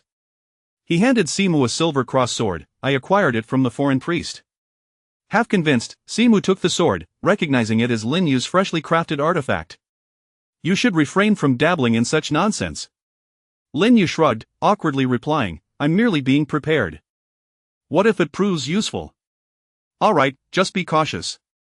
Simu mounted his paper crane and began to patrol the town, only to unexpectedly encounter the transformed mayor and his son. Xing and Yu looked at Lin Yu with concern, Yu, should we join Master? Lin Yu shared their concern, knowing that Master might struggle against the Western zombie. Let us head to the church. He called for the innkeeper, instructing him to secure the doors and windows and to place 2 enchanted talismans. Lin Yu, accompanied by a Xing and a Yu, hurried toward the church. As they passed the tavern, a Xing gazed dreamily at the second floor, thinking of his beloved Annie's chamber. What's that? A Xing squinted, catching a glimpse of a shadowy figure wearing a hat in Annie's room. We must save Annie, that's her room. The trio swiftly ascended to the second floor and crashed through the window, only to be left utterly speechless by the scene before them. The zombie had indeed bitten Annie, yet she appeared to have offered no resistance, rather, she bore an expression of enjoyment. Xing could hardly believe his eyes, his goddess did not seem to be reacting as a victim but rather as someone in ecstasy. Lin Yu clicked his tongue, how peculiar, the Western zombie's bite retains a semblance of intelligence, not only did it bite the beauty, but it also shared her bed. What, this is impossible, how could Annie? A Xing felt as though his worldview had shattered. Yet the stark reality lay before them, the 2 figures on the bed, disheveled, with hints of intimacy betraying all. Chapter 43 Xing's heroic rescue. Lin Yu could not help but click his tongue. Xing, is this truly the woman of your dreams?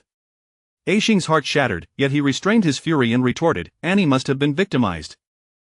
She wouldn't have acted of her own accord, she was bitten by a zombie and is now delirious. Au, can you save her?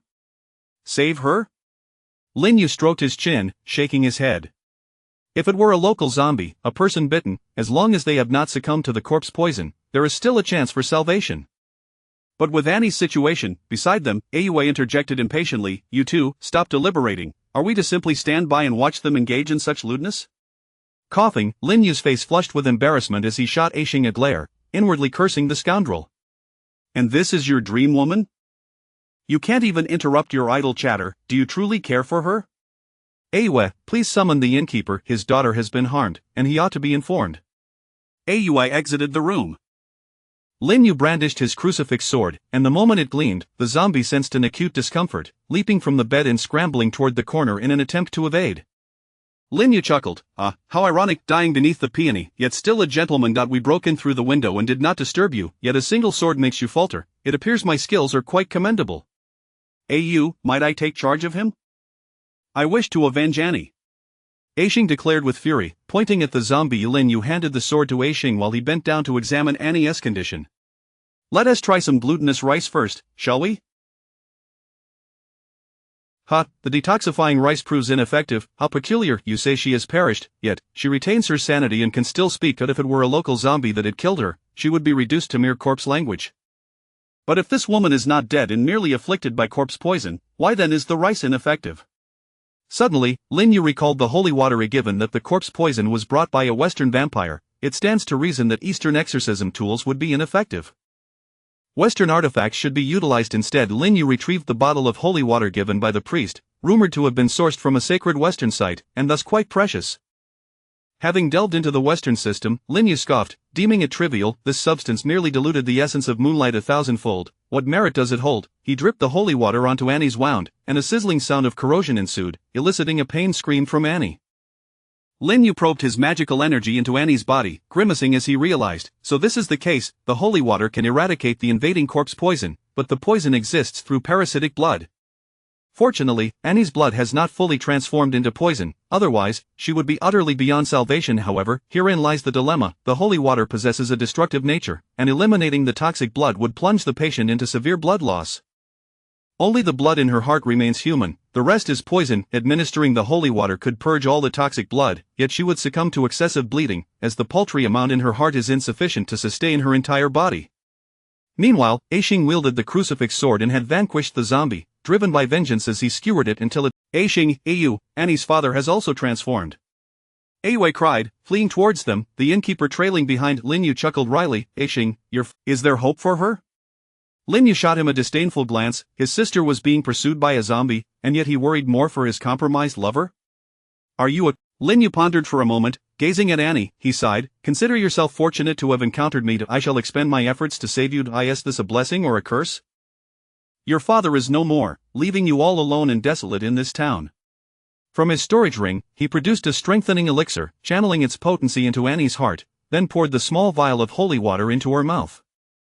As if engulfed in fierce flames, Annie began to wail in agony, and Lin Yu pressed down firmly on her. Aishing and Aue successfully dealt with the innkeeper, and Lin Yu admonished, "What are you dawdling for?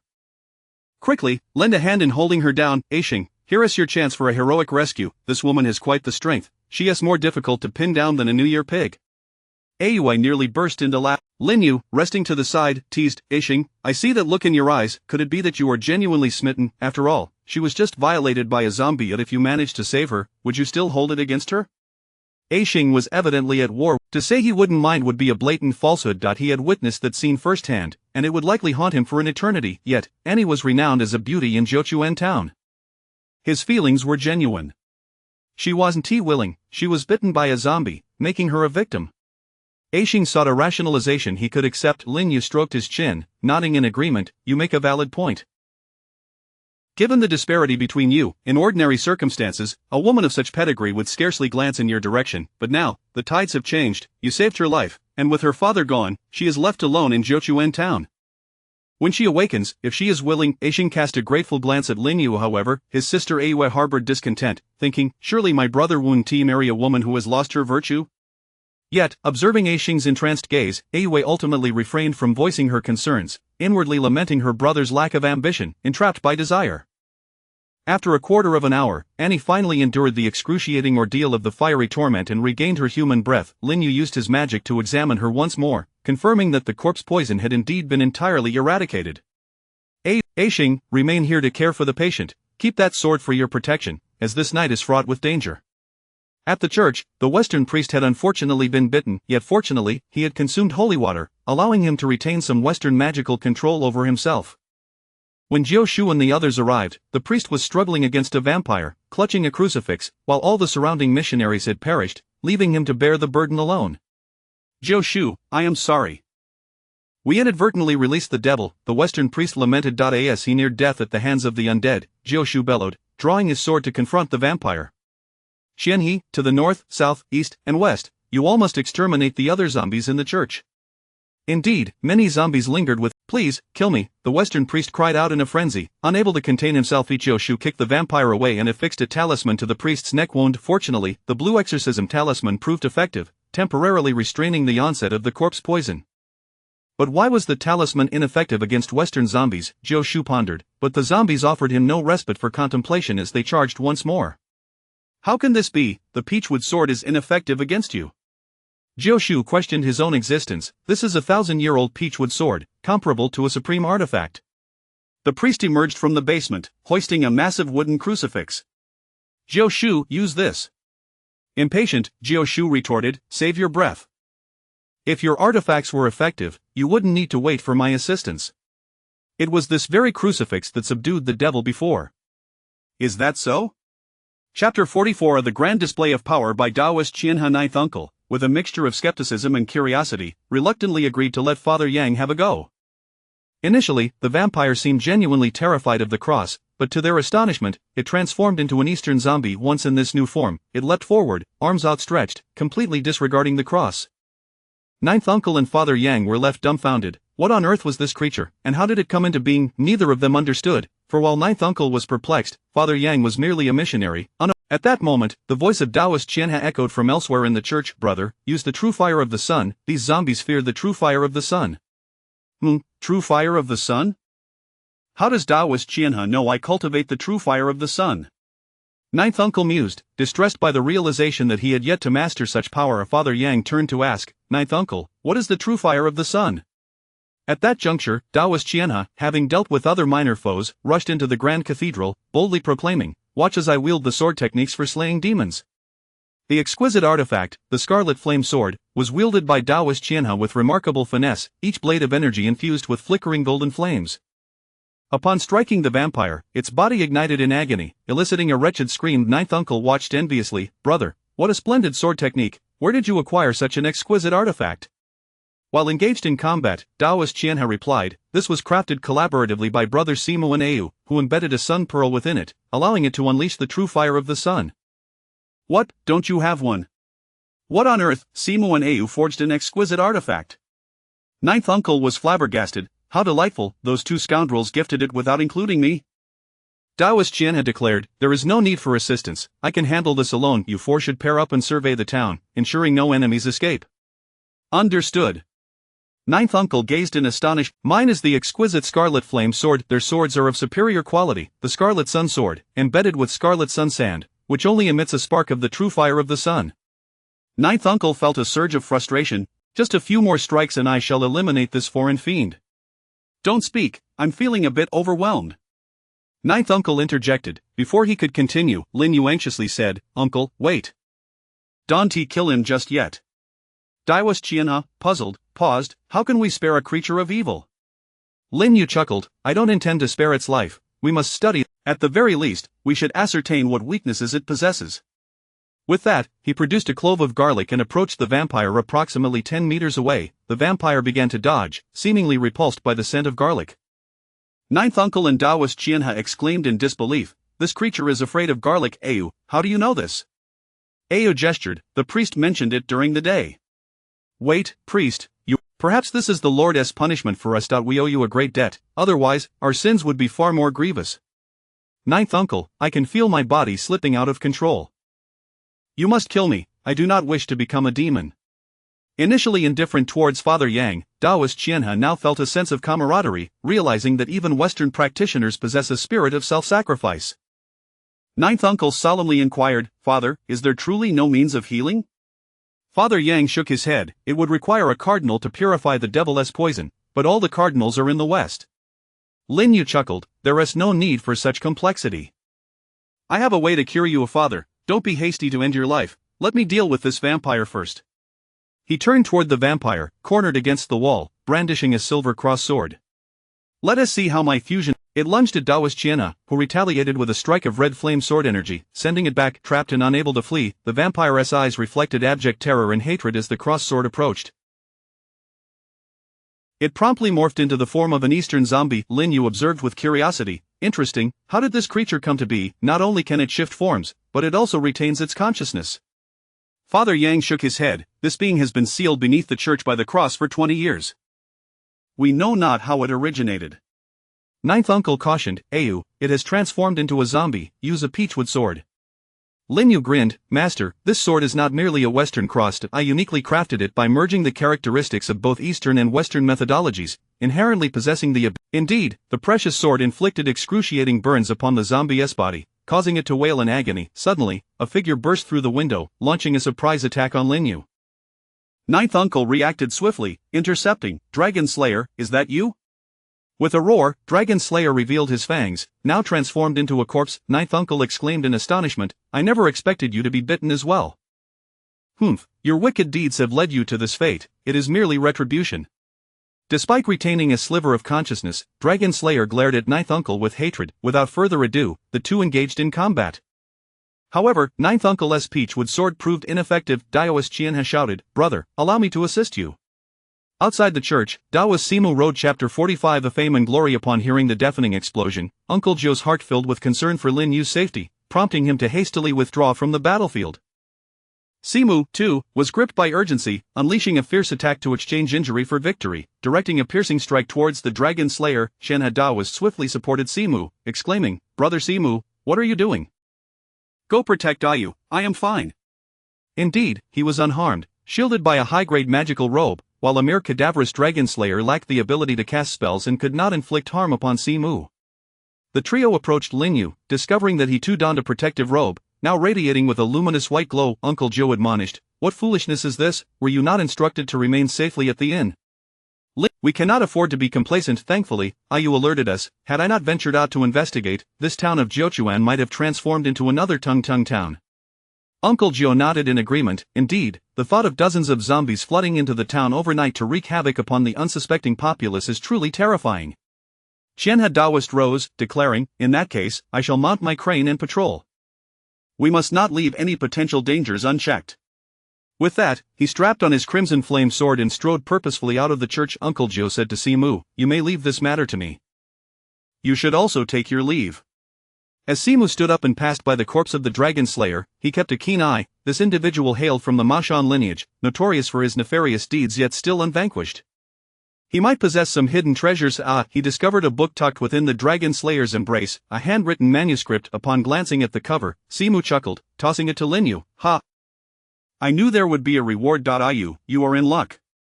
Without further delay, Simu exited the church with purposeful strides. Lin Yu took the tome and examined it. A spell for slaying demons and protecting oneself? Master, this is indeed the Tai Yi exorcism spell from our Ma Shan lineage.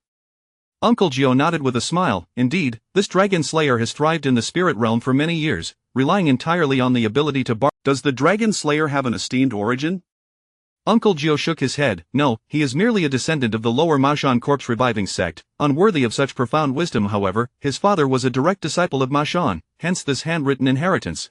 Such clandestine familial teachings are inherently taboo, which is why the Dragon Slayer has always regarded himself as a rogue practitioner, fearing interaction with the righteous path. Does Ma Shan not cleanse its ranks? Lin Yu questioned. Uncle Zhou chuckled. Ma Shan likely refrains from intervening due to some higher authority considering his father's reputation, or perhaps the Dragon Slayer has not committed any egregious transgressions. Lin Yu was perplexed. Isn't borrowing the dead for smoke not considered a wicked act? Uncle Zhou sighed. Indeed, but it merely reflects the greed of mortals. The spirit realm assesses heinous crimes based on rampant slaughter of the innocent and collusion with malevolent spirits to bring calamity upon the living. At that moment, the Western priest nearby writhed in agony. Uncle Zhou, please end my suffering, quickly. Lin Yu produced a strength-enhancing pill, channeling its power into the priest's heart before uncorking the vial and pouring the holy water down his throat. No, please. The priest gasped in terror, fearing that the holy water, known to vanquish demons, would seal his fate as he was on the verge of becoming one himself. Yet, held tightly by Uncle Zhou, he had no chance to resist and could only watch helplessly as the entire vial was consumed. A searing sensation engulfed the priest, feeling as though he were surrounded by infernal flames. Was this the punishment of hellfire? Uncle Zhou asked anxiously. Ayu, will this truly work? Lin Yu nodded. I have already tested it. Tested? With whom? Ayu, standing nearby, felt a bit awkward. A Xing's dream lover was also bitten, and this was how he was cured. Lin Yu chuckled mischievously. Master, you may need to endure a bit longer. It will likely take around 15 minutes to completely purge the corpse poison. Uncle Zhou nonchalantly replied, It's nothing. Although this priest hails from the west, he willingly sacrifices himself to eradicate evil. He is one of us. Yu whispered, why not bind him? After a night of relentless toil, the calamity had finally subsided, the Western priest was successfully rescued. Only now do I realize that mere preaching is insufficient. With demons arising, we require formidable exorcistic power. I shall return to the Holy Land to diligently train and aspire to become a paladin dedicated to demon slaying. You have pioneered a novel method of salvation. If we could learn it, we could rescue many more innocent lives. Lin Yu shook his head. I'm afraid that's not possible. This medicine is a secret concoction from the East, beyond the grasp of you Westerners. Uncle Joe chastised, Yu, the priest seeks to save lives. Do not be stingy. With a sigh, Lin Yu conceded, I can only offer you a single protective pill. It will cure ailments and heal injuries. This is something you could never concoct on your own. By the way, I can share with you the principles behind how I saved you yesterday. Upon hearing Lin Yu's explanation, the priest was awestruck. Incredible, Yu, you are truly a genius. To devise so much upon encountering a demon for the first time, this method is simply brilliant. I must report this to the Bishop of the Holy See and recommend you for commendation. With a heart full of joy, the priest embarked on his journey home. Lin Yu speculated that, given the primitive transportation methods of this era, the priest would likely not return to the Holy Land for at least half a year. Come and see. It was these Taoists who saved Zhochuan town. It was them, they are the great heroes. The mayor and his son, previously transformed into zombies, had collaborated with others to smuggle smoke. The townsfolk of Zhochuan poured into the streets, recounting the harrowing events of the previous night, surrounding the Taoists who had rescued them, elevating them to the status of great heroes. Lin Yu exchanged a glance with Uncle Joe, acknowledging, those who walk the righteous path are favored by heaven. Brother Qian seems destined to flourish in Zhochuan town. Lin Yu also smiled, relieved that the battle had elevated Uncle Qian's reputation. Establishing a charitable establishment might not even require his financial input. Simu returned with great joy. Brother, Yu, the townsfolk are discussing building a temple for Brother Qian. That was quick? Just then, a Xing led several officials from the town hall to Uncle Joe. Master, the officials from the town hall are here to see you. The officials were exceeding. As a disciple of Ma Shan, it is my duty to vanquish demons. Uncle Joe, the mayor's son, recently acquired the town's distillery. With his demise, the distillery remains unclaimed, considering that the 200 taels for the distillery were provided by you, and that a Xing and a Yu were wrongfully accused. This distillery rightfully belongs to you. The distillery? Uncle Joe was taken aback. What am I doing in Zhochuan town? I inadvertently purchased a distillery for 200 taels, but I have no business acumen. Chapter 46, The conclusion at Zhochuan. At this moment, Lin Yu stepped forward and said, Master, if the distillery is offered for free, why not take it? You simply lack the acumen for business, perhaps you should hire someone. Then he turned to a Xing with a grin and asked, Hey, a Xing, do you have any interest in venturing into business?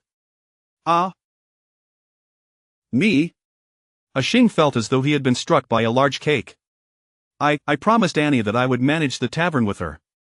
Lin Yu scoffed. So what you mean is that you intend to become a live-in son-in-law for Annie's family? TCH, a true man ought to have his own enterprise, don't you think? The more you hesitate, the less respect Annie will have for you. Yu chimed in, Brother, Lin Yu is right. In the past, Annie looked down on you for being poor. If you could help Master run the distillery successfully, you could at least be considered a boss, and Annie would no longer dare to belittle you. A Xing was quite tempted and glanced towards Zhou Shu. Zhou Shu thought, since it was a free distillery, why not? A Xing, if you are willing, you may take charge of the distillery. If it turns a profit, I can grant you 20%, or even 30% of the shares. A Xing was overjoyed. Thank you, Master. I will surely expand and strengthen the distillery. Zhou Shu, however, harbored little hope, thinking to himself that as long as a Xing didn't ruin the distillery, that would suffice. Yu expressed her gratitude as well. Brother, with the distillery as your foundation, I can rest assured and return to study under Master. What, Yu, you are leaving? Yu nodded firmly. I have decided to accompany Master to Rinjia town to study the way of the Mao Shan and aspire to become a heroic woman who slays demons. A Xing felt a pang of sorrow, lamenting, we agreed to stay together, yet now we must part. Brother, it's all right. Zhochuan town is merely 80 miles from Rinjia town. If you miss me, you can come to see me. Once I have mastered my spells, I can return to visit you as well. Besides, now that you have a wife, it would be inconvenient for me to follow you. Zhou Shu interjected, a Xing, your thoughts are too scattered, you lack the affinity for cultivation. It is perfectly fine to be a worldly merchant. Do not fret over you. Once she completes her studies, she will have her own path to tread, and she cannot remain by your side forever. A Xing knelt before Jiu, expressing his gratitude. Master, I am eternally grateful for your kindness. Had it not been for your rescue, Yu and I would surely have perished long ago. I entrust her care to you. Jiu nodded and personally helped a Xing to his feet. Indeed, you have matured through this experience. From now on, live well. Your uncle Qianhe will be residing in Jiuquan town. You may consult him if needed. The townspeople of Jiuquan elected a righteous mayor and collectively burned down the foreign church. The church's location was inauspicious, situated at the town's 3 killing spot. Consequently, Lin Yu employed Red Sun Sand to set up a blazing sun formation underground, harnessing solar energy to dispel the malevolent energy generated daily. Jiu assisted Qianhe in selecting a feng shui site not far from the town to construct a temple. Lin Yu was responsible for arranging the spirit gathering and defensive formations. The townsfolk contributed both funds and labor, and within a mere 10 days, the outline of the charity establishment emerged, completed in a month. It was only at this point that Taoist Qianhe truly appreciated the wealth and grandeur of Jiu and Simu, as they managed to gather 8 precious spirit stones from the ethereal realm. He couldn't help but suspect they had conspired together. It seemed prudent to acquire a side profession for better earnings. Lin Jiu, his senior, could draw talismans, even capable of creating blue talismans worth $10 each. Simu excelled in weapon forging and had already begun crafting exceptional magical artifacts, which were even more valuable than spirit stones. At Taoist Qianhe felt genuine envy. Jiu and the others did not linger. They returned 3 days after resolving the church matter, accompanied by Simu, Lin Yu, and a Yue-in Rinjia town. Jiu Sheng wore a frown, pulling on Wen Kai's sleeve. Explain to me in detail how to cultivate. Why have you broken through? Yet I still cannot attain the rank of a human master. Master said I would surely break through within a month. Wen Kai, preoccupied with directing the puppet oxen and horses to plow the fields, was exasperated. Xiao Shang, I broke through after capturing your girlfriend. Why don't you release her and capture her again? Pfft, don't even mention my girlfriend, that's not it. Xiao Shang cursed and walked away, though inwardly he pondered if it truly was because of Xiao Yu. As he wandered, he inadvertently found himself at the Hall of Rebirth, where the jars of ghost-catching wine were stored, containing Jiu-Shu's annual achievements, waiting for the 15th day of the 7th month when the ghost gates would open to send these spirits to the underworld for rebirth. Seeing the jar of wine belonging to Dong Xiaoyu in the front row, Jiu Sheng's feelings grew complex. Hey, Xiaoyu, please stop bothering me. I am a Mashan Taoist. Your presence is hindering my progress. The jar rattled, and Dong Xiaoyu's voice came from within. Xiao Shang, you ungrateful wretch. How am I harming you when I am trapped in here? It is your own impure thoughts that you blame on me. Humph, how can someone like you even consider cultivating the Tao? Xiao Shang was left speechless by Dong Xiaoyu's rebuke, and he began to question if she might be right. Perhaps he truly was unsuited for cultivation. Just then, the sound of celestial cranes echoed from above as Jiu Shu and the others returned. Xiao Shang hurried out to greet them. Master, uncle, senior brother, you've returned? Oh, who is this? Jiu Shu smiled and introduced, this is my disciple Yu from Jiuquan town. Yu, this is your second senior brother Xiao Shang. Greetings, second senior brother. Yu, possessing a calm demeanor, was quite polite. Xiao Shang's eyes lit up. Wow, a beautiful junior sister. Piss Dong Xiaoyu, humph, scoundrel. Lin Yu rolled his eyes and muttered, alright, wipe your drool, don't be so pathetic. Xiao Shang actually went to wipe his mouth, turning beet red in the process. Before long, when Kai rode back on a puppet horse from the back mountain, exclaiming, Master, senior brother, you've finally returned. For the past few days, Xiao Shang has been pestering me, and I suspect he has been possessed by a female ghost again. Put. Xiao Shang felt like spitting blood, glaring angrily at Wen Kai. Wen Kai, what nonsense are you spouting? The moment Master returns, you rush to report on me. Master, senior brother, don't listen to his nonsense. I'm just a bit frustrated. Why can't I break through to the rank of a human master? Master previously said that with another month of practicing the Qing Ting breathing technique, I would surely break through, yet nearly 2 months have passed. Jiu Shu and Lin Yu exchanged glances, both showing signs of concern. Indeed, this seemed problematic. However, upon examining Xiao Shang with their powers, neither discovered any anomalies. As for whether Xiao Shang had been slacking, that was unquestionable. He had been quite diligent recently. Taoist Simu suggested, senior brother, why not offer incense and inquire of our ancestors? Jiu Shu nodded, very well. Yu, take your uncle Simu to rest and discuss cultivation matters. Wen Kai, this is my new disciple, your junior sister Yu. Please show her to a room to settle in. Xiao Shang, come with me to pay respects to our ancestor. Taoist Simu was puzzled. Yu, what cultivation matters are you referring to? Is there something you wish to inquire about? Lin Yu chuckled, hee hee, it's not that I have a question, Master means to let me guide your cultivation. What nonsense! Simu retorted, you're just a kid with lower cultivation than me. How could I possibly take your guidance, are you two jesting? Moments later, a jubilant shout erupted from Lin Yu's room, struck gold, no wonder you're willing to craft a set of magical artifacts for the monk. Ha ha ha, if he knew you learned this, I wonder if he would be so envious he'd feel pain? Lin Yu whispered, Uncle, Master's instruction is that this secret manual is only known to the three of us. It cannot be disclosed to anyone else, including our fellow disciples. Of course, I understand the gravity of the situation. Quickly try it and see if you can learn. Simu pounded his chest, declaring, I, Simu, am a Mashan genius. How could I possibly fail to learn? Except your master, who couldn't master it. What, your master couldn't learn it? Then it's hopeless. If senior brother can't, I surely have no chance. Perhaps it is a matter of fate, Lin Yu explained. Simu regained a modicum of confidence and began to study and practice calmly, leaving him to his cultivation. Lin Yu stepped out of the bedroom and hung a sign indicating he was in seclusion. Just then, he noticed Jiao Shu's displeased expression. Master, did the ancestral spirit provide any guidance? You seem somewhat unhappy. Chapter 47 The Tragic Autumn of Qiuxing. Uncle Jiao sighed deeply. An emotional knot? Lin Yu exclaimed, disbelief etched across his face. How could that be possible? They had no such relationship, so where could this emotional entanglement arise from? Uncle Jiao snorted coldly, it is as it is. You young child do not understand, matters of the heart are not merely connected to physical intimacy.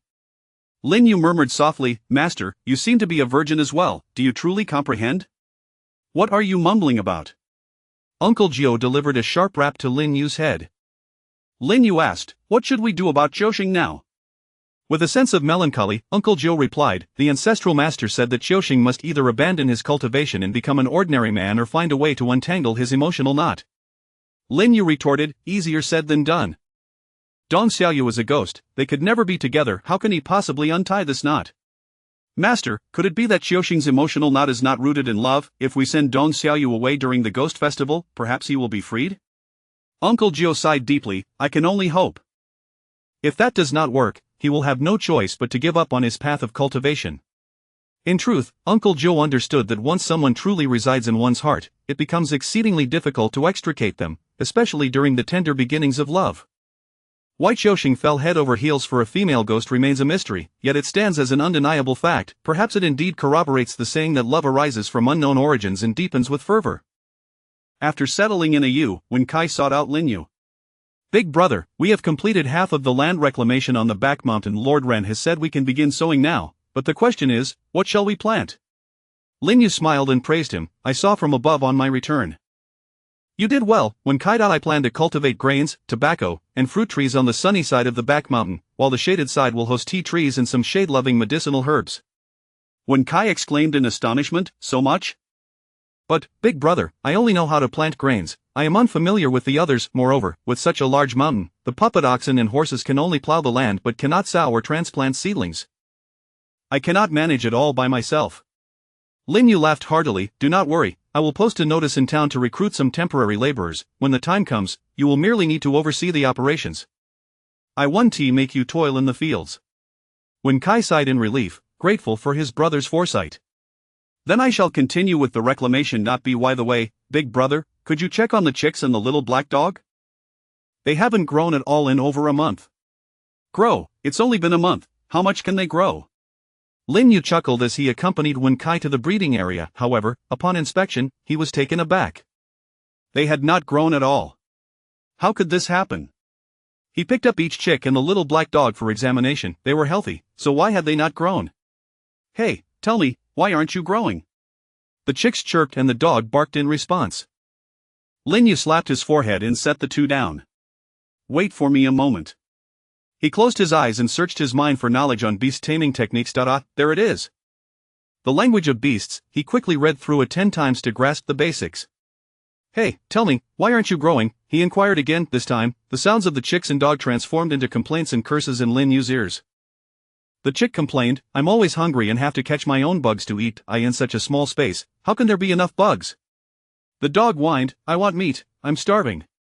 Lin Yu was bewildered. What? Didn't Wen Kai feed you? But that couldn't be right. He remembered Wen Kai being quite responsible. Thus, Lin Yu tossed a handful of glutinous rice to them. The chicks began to peck eagerly. The dog barked even louder. Lin Yu went to the kitchen and brought back a piece of raw pork belly. Tossing it to them, the two little ones began to compete in their feast. Moments later, the rice and pork belly were devoured completely, and the two turned back to Lin Yu, clamoring for more. "What, still not enough? You two are so small, how can you eat so much?" Lin Yu was astonished. The amount of rice he had just thrown was comparable to the size of the chicks, and the pork belly weighed 2 pounds. Did they really have such large appetites? The chicks chirped. These mundane foods lack spiritual energy and are tasteless. Even if we eat until tomorrow, we won't be full. What nonsense is this mundane food? Lin Yu finally understood. After his hundredfold synthesis, the chicks and dog had become spiritual beasts, which required spiritual materials and meat to thrive. They could only survive on mundane food. Anything less would risk regression. With that thought, Lin Yu tossed a handful of hundredfold glutinous rice. The chick pounced on it as if it was a gourmet feast. Moments later, it lay on its back, full and satisfied, exclaiming, "I'm so stuffed." The dog continued to protest. Lin Yu chuckled, "You are lucky. During the last beast tide, I acquired a stash of monster meat, including fox and wolf demon meat." "Well, let's skip the wolf. You are of similar lineage, so don't get sick from it." With that, Lin Yu threw a piece of fox meat, already skinned, to them. "Save the bones for me. I need them for medicinal purposes." "I love gnawing on bones," the little dog protested, clutching the piece of fox meat tightly. Lin Yu snickered, "You're small but have a big appetite. Let's see if you can finish it." Surprisingly, perhaps due to the low level of that fox, the little black dog devoured it entirely. However, like the chick, it lay on its back, belly up, whining that it was stuffed. Lin Yu rose with a wry smile, thinking, two little gluttons, one wants a hundredfold glutinous rice, and the other demands spiritual meat. They were manageable when they were small, but how will I sustain them as they grow? He shook his head and decided to take things as they come. Had he known, he would have synthesized a large rooster right from the start to avoid this hassle. As for Wen Kai, he wondered if he would ever master the beast taming technique. Arriving in the courtyard, Lin Yu reclined on a bamboo chair, thinking, finally, I can enjoy some peace for a while. These past months have been non-stop labor. My 3-light divine technique will reach perfection in 3 days, and then I can begin my cultivation. I plan to transform my rooftop into transparent glass. Wait, transparent glass? They don't sell that in town. Lin Yu smacked his forehead, resolving, I might as well refine it myself. Even if they did sell it, it would be exorbitantly priced, a waste of money. Instead, I will use my true fire to forge some magical artifacts, which might even better absorb the essence of the sun, moon, and stars. With that thought, he swiftly employed Earth escape technique to reach the riverbank near Ren's town, finding it more convenient than traveling by spiritual crane for short distances. To forge transparent glass, high-quality river sand was needed, yet this posed no challenge for Lin Yu, who possessed the 5-element escape technique, moving through the riverbed as if it were his own home. Chapter 48 Lin Yu's encounter with the demon Pa. What I require is quartz sand suitable for glassmaking, not this worthless gold sand. An hour later, Lin Yu had scoured the river for dozens of miles, encountering exquisite pebbles, antique coins, and even 2 fist-sized meteorites along the riverbed. Yet, he had found naught that was suitable for the production of glass, and here he was again, confronted with gold sand. It's not that river sand is entirely unusable. It does contain quartz, but the impurities are far too abundant, making purification a cumbersome task. Thus, Lin Yu sought to discover a segment of high-purity quartz sand at the riverbed, which would save him half the time in his crafting endeavors. Let it be known, even if it were dog-headed gold, Lin Yu of Mashan, would have no interest. I demand only quartz sand. I can withstand any trial. Wait a moment, is that? With a swift use of earth escape to delve underground, Lin Yu followed the vein of gold sand and couldn't help but chuckle. Could it truly be dog-headed gold? Are they testing me with this? Without hesitation, he burrowed forth, gesturing to store the dog-headed gold in his Qiankuan ring, ensuring not even the slightest fragment of this gold sand vein was overlooked. Mastering the 5 elements escape technique to perfection, he envisioned himself as the premier treasure hunter of the spirit realm, employing water escape to seek treasures beneath the river and earth escape for mining. Haha, perhaps the very first person to invent such spells did so purely for the convenience of life. With this thought, Lin Yu's spirits lifted considerably, and he decided to no longer rush in his search for sand. Whatever he encountered would suffice. It was as though he were merely taking a leisurely stroll near his own doorstep. A blood-curdling scream echoed from the riverbed, and a protective white light emanated from Lin Yu's Taoist robe. A river ghost. Upon closer inspection, it was indeed a river ghost. Judging by its appearance, it likely drowned several years ago. But no, there is not just one. Lin Yu activated his mystical vision and was taken aback. There were densely packed, no less than dozens. A chill ran down his spine. What on earth is happening? Lin Yu utilized water escape to return to the shore, scrutinizing the terrain and discovering a low mountain with a cliff by the river, atop which sat a dilapidated temple dedicated to an unknown river deity. Upon a moment's contemplation, Lin Yu surmised that these countless vengeful spirits were likely offerings made by nearby villagers to appease the river deity. With this revelation, he produced a premium magical instrument, the demon-subduing rod of refined iron, crafted casually in the iron mine cave days prior. Channeling his spiritual energy, the auspicious runes within the rod activated, rapidly enlarging and extending deep into the water. Today, I shall emulate the great sage sun and stir up the rivers and seas. With that, he gripped the refined iron rod firmly and began to stir vigorously, calling forth the river-rest monsters. Soon, a massive whirlpool formed in the river below. The throng of river ghosts, as if compelled by some unseen force, surged toward the cliff's summit, evidently intent on launching an assault on Lin Yu. Lin Yu chuckled. What a mere assembly of minor spirits, they couldn't even tear through my robe, yet they dared to deliver themselves to their doom. Aware that these might be the souls of villagers who met untimely ends, Lin Yu refrained from exterminating them entirely. Instead, he drew forth a red jade gourd for capturing ghosts. This was a product of merging 100 high-quality gourds, enhanced by his unique methods, capable of storing and nurturing souls.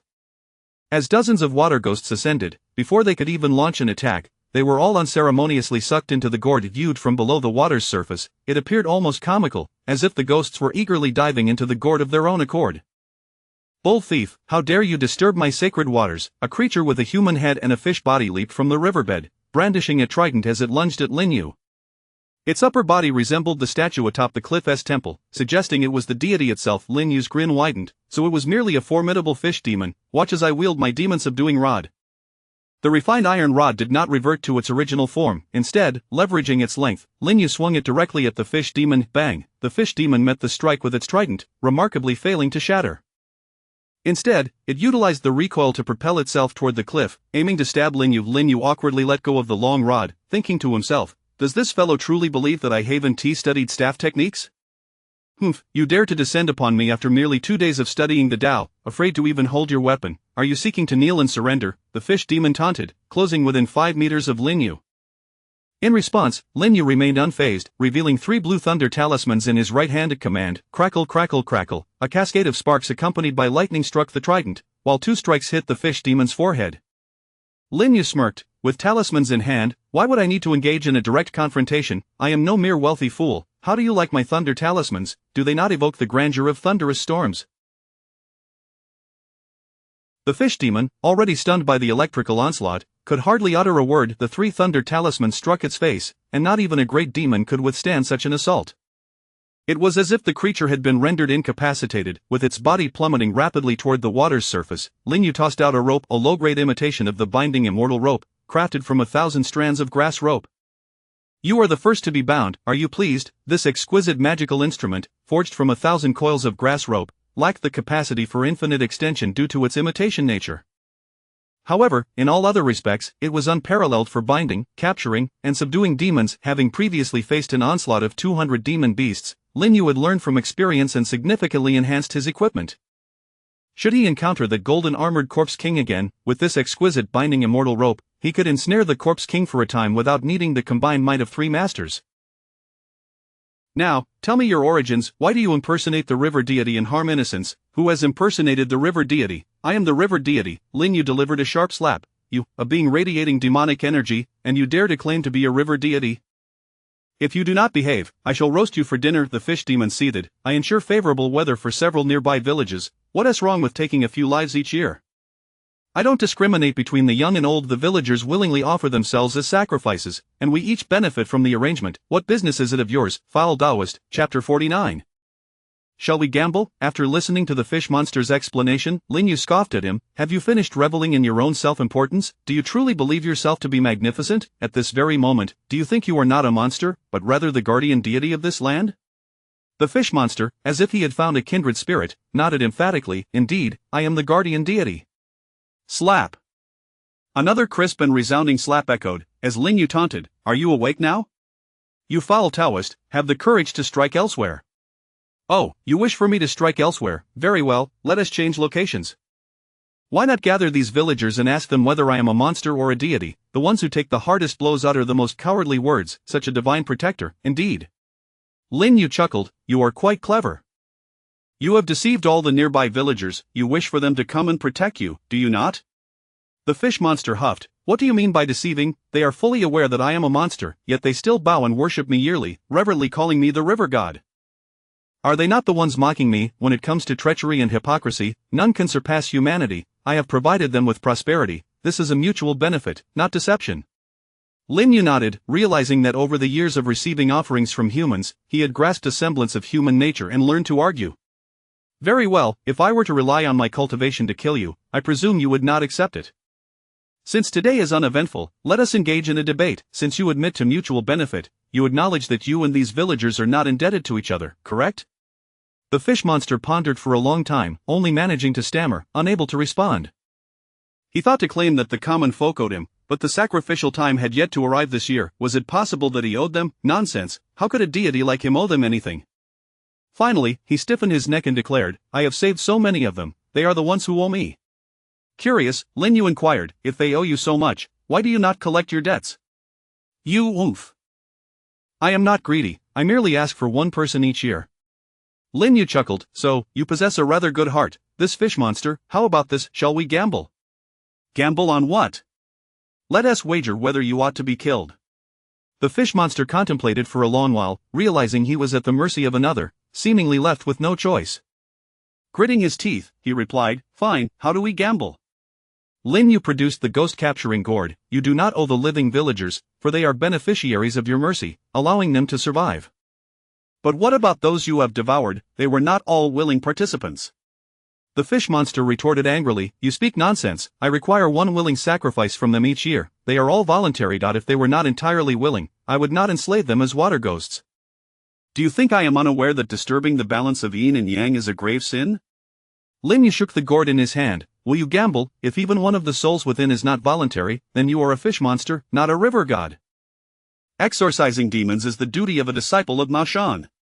The fish monster suddenly felt a twinge of unease, but the binding rope around him reminded him that this was an opportunity. Humph, let us gamble. We shall both swear a heavenly oath, I cannot trust you while bound. Lin Yu smiled, very well, if you truly have merit, what harm would it do for me to let you go? Both the man and the fish simultaneously swore a heavenly oath. Lin Yu casually released the 46 water ghosts, but alas, they were all under the fish monster's spell, unable to recall their past lives. He performed a hand sign and recited the sacred scripture for liberating souls, a primordial, profound, the chapter of spiritual treasures, supreme marvel, 10 times of deliverance. The hidden melodies of 100 demons, natural union and division, chaotic red characters, ultimate truths. One by one, the vengeful and malevolent energies were cleansed from these water ghosts, and after a full half hour, through Lin Yu's magical incantation, this group of water ghosts finally returned to a state of pure souls, their eyes regaining clarity and their memories of their past lives surfacing. Most of the wronged souls, upon seeing the bound fish monster, expressed their astonishment. One bold elder even scolded, River God, how dare you, who are you to bind the river god? The river god, filled with pride, declared, you see?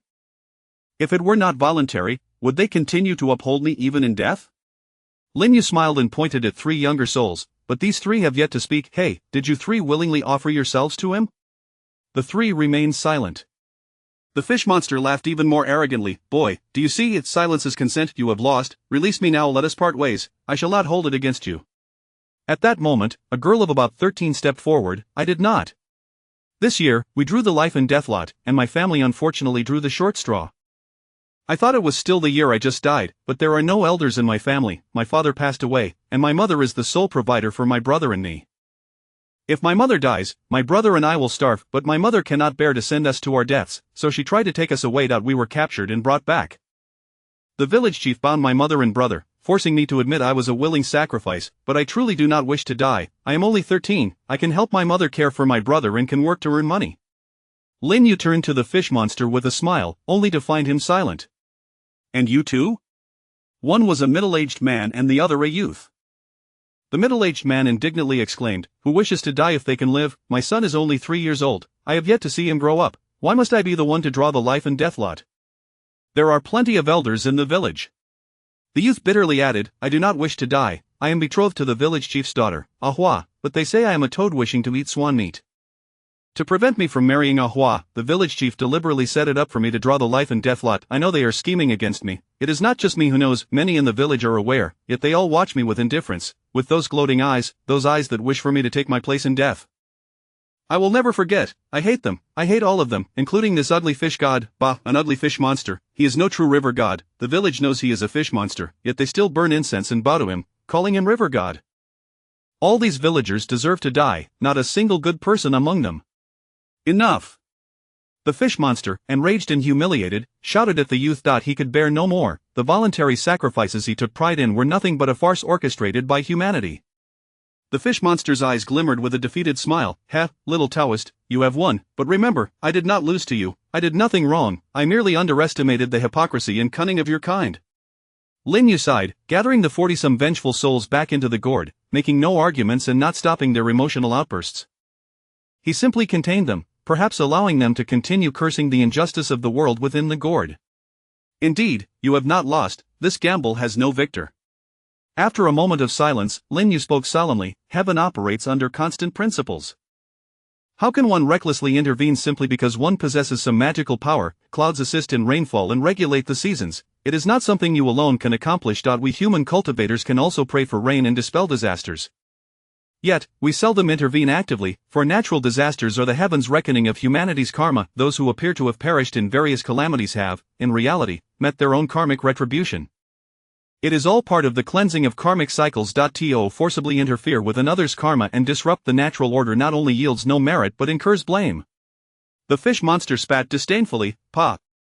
What about the children abducted and murdered by vile people? What of the women slain for their weakness? Are these also the reckoning of heaven?" Lin Yu laughed heartily. "These are internal conflicts among humans. It is the cycle of good and evil. One kills, another retaliates. It does not contradict karma. The laws of heaven govern themselves. Why must you meddle?"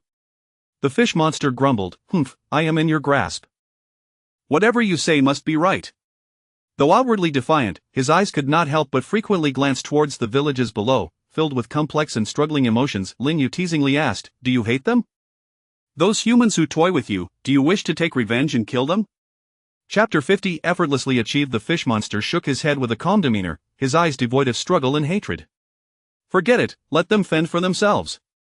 Lin Yu clapped his hands in admiration, saying, "Well done.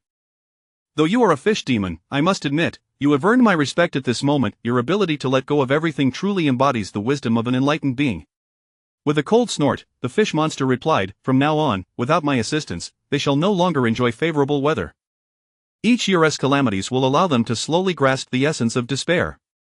"Oh, what happened to your supposed enlightenment and letting go of hatred? I misjudged you, you remain that wretched fish demon," Lin Yu retorted, rolling his eyes in disdain.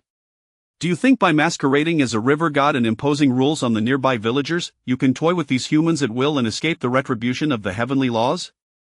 Ha, in the end, not only will you fail to gain any merit, but you will also be mocked by mere mortals. What a grand failure. Enough, if you wish to kill me, do so. I do not require your humiliation." The fish demon's face flushed crimson as he roared fiercely. "Indeed, I shall kill you," Lin Yu asserted, his tone grave. "You disturb the natural order, burdened with karma, capturing souls and commanding water spirits. Any one of these transgressions is sufficient to warrant your demise. As a disciple of Ma Shan, it is my duty to eradicate demons and vanquish evil." However, he continued, his expression shifting to one of cunning, "You have roamed here for over 40 years, I presume you have accrued quite a bounty, yes? Since you are destined to perish, why not relinquish your treasures to me?" The fish monster was taken aback by the young man's blatant hypocrisy, yet unexpectedly nodded in agreement. "Though you prattle on, you are not entirely detestable. Unlike other righteous cultivators who immediately resort to violence, as if demons are inherently meant to be slain." Lin Yu was incensed. "I prattle, you dare to accuse me of rambling. Had I not wished for you to see the truth and accept your fate willingly, would I have wasted my breath on you? I could dispatch you with but a single strike." The fish monster shot him a look of disdain. "I do not wish to confront this truth, so do not expect me to owe you any favors. Very well, in light of your treasures, I shall not hold a grudge against a dead fish." Lin Yu exclaimed, laughter escaping his lips. "Ha!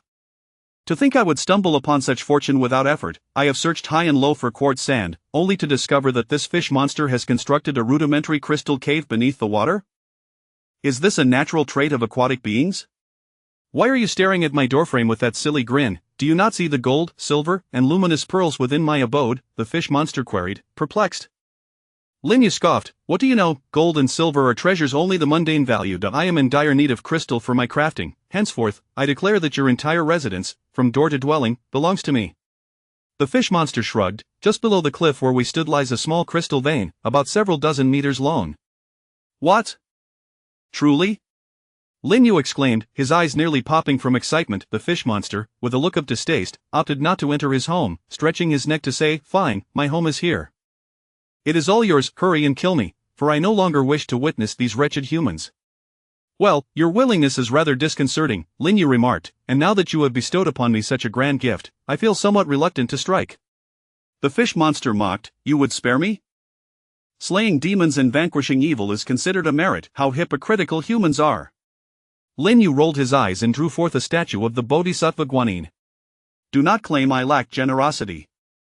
Here is your chance, sincerely repent before the Bodhisattva and then take your own life. After death, your merits and demerits shall be judged by her. The fish monster retorted, isn't it the Ksitigarbha Bodhisattva who resides in the underworld? Lin Yu grew impatient and kicked him. Do you intend to comply or not? I am offering you a chance, yet you continue to nitpick. Take this and hurry to your demise, do not delay my treasure hunt. He handed back the fish monster's three-pronged trident. He thought to himself. Do I not know that the Ksitigarbha Bodhisattva oversees the underworld, but they do not recognize me? At least Guanyin has a familiar face, offering you a backdoor. How can you not discern the subtleties? The fish monster grumbled, what the hell is this trident? It's my three-pronged trident. Though he cursed Lin Yu 1,000 times in his heart, he obediently knelt before the statue, bowing in reverence as he sincerely. Lin Yu scoffed, thinking, do you take the heavenly laws for fools, attempting to outsmart the heavens? Alas, encountering me may just be your undoing. Ha, I am the future little celestial master of Mashan, a legitimate child of the heavenly laws. Perhaps it was his first time praying to Guanyin. Lacking experience, the fish monster was earnest. After completing his repentance, he bowed 3 loud times. Without waiting to see if the Bodhisattva would manifest, he seized the trident and plunged it into his heart. Hey, why the rush? Are you eager to be reborn? Lin Yu was left speechless. Well, it seems he indeed is in a hurry to be reincarnated. Subsequently, Lin Yu also bowed before the statue, saying, Bodhisattva, you see clearly. This fellow is entrusted to you. After saying this, noticing the statue remain still, fearing that the Bodhisattva might be too occupied to intervene, Lin Yu resolved to help him transition one last time. He sat cross-legged and began to chant the Taoist birth mantra. By the decree of the highest, I summon your lonely soul, dispelling all spirits and demons, bestowing blessings upon the 4 lives. Those with heads shall transcend, those without heads shall rise, whether by spear or sword, by water or rope, in life or in death, wronged or unjustly perished, creditors and enemies, come forth. Bow before my platform, as the Bagua radiates light, stand at the precipice and transcend to another realm. Fish demon, I shall chant for you, rest assured as you embark on your journey, your body I shall gladly accept, I shall prepare fish soup for my master, and perhaps the skin could make a suitable armor. Ah, and the demon core shall not be wasted. After rambling for a while, in essence, it was time for him to depart, and I shall take care of your affairs. Unseen, the light of the underworld enveloped him, and the fish demon's soul departed, embarking on the path to rebirth. Yet upon hearing Lin Yu's remarks about skinning and consuming him, he ceded with indignation, I thank you very much. Not wishing to linger in this world for another second, the fish demon leapt into the guiding light, where a shadow of an ox-headed figure fleetingly passed. In death, the fish demon revealed its true form, a gigantic blue fish, nearly 10 feet long. Lin Yu mused, a blue fish that has evolved into a formidable demon, its size rivals that of a small whale. One fish could sustain us for half a month. I wonder if the meat of such an aged fish will be tough? The fish demon proceeded to gather all useful items into his spatial ring and even collected a portion of the crystal vein at the cliff's base. Lin Yu ceased his escape technique and rode his spirit crane, humming a tune as he returned to the ancestral hall. Ah, it has turned dark without my noticing. I wonder if my master is worried about me? The night sky sparkled with stars, and just as the 4-eyed Taoist was on the verge of giving up after a day of seclusion, he suddenly felt a surge of starlight enter his being. Ha! I have succeeded. The joyous laughter of the 4-eyed Taoist echoed through the ancestral hall. Chapter 51. The low-key Uncle Gio. Lin Yu stealthily returned to the ancestral hall, intending to head straight to the kitchen, but was caught off guard by Uncle Gio, who was sitting upright in the living room. You're back? Pray tell, where have you been? Cough, master, you're still awake. I merely went to procure some materials for refining.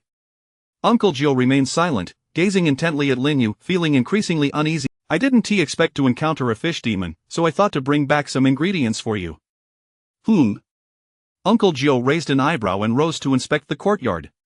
A fish demon of significant caliber? Turning to examine, Uncle Joe nodded, finally breaking into a smile. Very well, once you've refined the materials, be sure to install one in my quarters as well. And now, let us prepare some fish soup. Oh, and grilled fish should be delightful too. I shall rouse Wen Kai to assist you. Lin Yu couldn't help but twitch his mouth. Are you certain you can consume all that? Uncle Joe retorted with a hint of annoyance. You vanish for an entire day, and even the flying cranes and dragon seekers cannot locate you. Do you truly believe I can manage a meal? Cough, Master, please don't be angry. Your disciple shall showcase his culinary skills. High-quality ingredients often require the simplest cooking methods. Let us just throw everything into a pot. Lin Yu promptly set up a large northeastern stove in the side courtyard, envisioning a gathering around the pot to enjoy fish and soup together. Wow, it smells divine. Wen Kai and Ayu exclaimed, their eyes glued to the steaming pot. In the breeding yard, the chicks and puppies were incessantly chirping and barking. Lin Yu instructed Wen Kai to let them out, thinking, doesn't the puppy love gnawing on bones? Let it enjoy a feast tonight. It smells so good, brother. Why didn't you call me for the midnight snack? Taoist Simu, rolling up his sleeves, emerged from his room. Uncle Joe chuckled, Junior brother, are you not in seclusion? I could hear your hearty laughter from across the courtyard. I presumed you were so engrossed in your cultivation that you were unaware of your hunger. Taoist Simu replied with pride, the younger brother may be slightly inferior to the elder, but while I cannot master true fire, I have focused on body refinement. Uncle Joe shot him a look, thinking, we're evenly matched. Why does it feel like this brat is trying to show off? Simu grinned, however, I've discovered a secret. Body refinement can cleanse the marrow, and over time, enhance one's aptitude to I just inadvertently broke through and have now reached the 5th level of Earth Master. In less than 2 years, I'll catch up to your 7th level. Oh, Ayu, did you concoct this delightful feast? Sitting around the stove was indeed a novel idea. What have you stewed that smells so enticing? Lin Yu lifted the pot lid and handed out 5 long-handled ladles to everyone. By a stroke of luck, I acquired a large catfish. Come, everyone, have a taste. Each person gets a ladle. Serve yourself some meat or soup. This is a true tonic. Master, you go first. Uncle Joe, quite pleased, accepted a ladle and filled a bowl with fish soup. No need for formalities. Let us all partake together. Only then did everyone rise to dig in. Uncle Joe took a hearty spoonful, savoring the delectable flavor that lingered on his palate, along with a subtle spiritual essence. Junior brother, you must continue to strive in your cultivation. Recently, I too made a minor breakthrough. I'm now at the 8th level. Really? Simu exclaimed, his ladle clattering into the pot. Uncle Joe laughed reproachfully, why the surprise? Do you not wish for your elder brother to advance?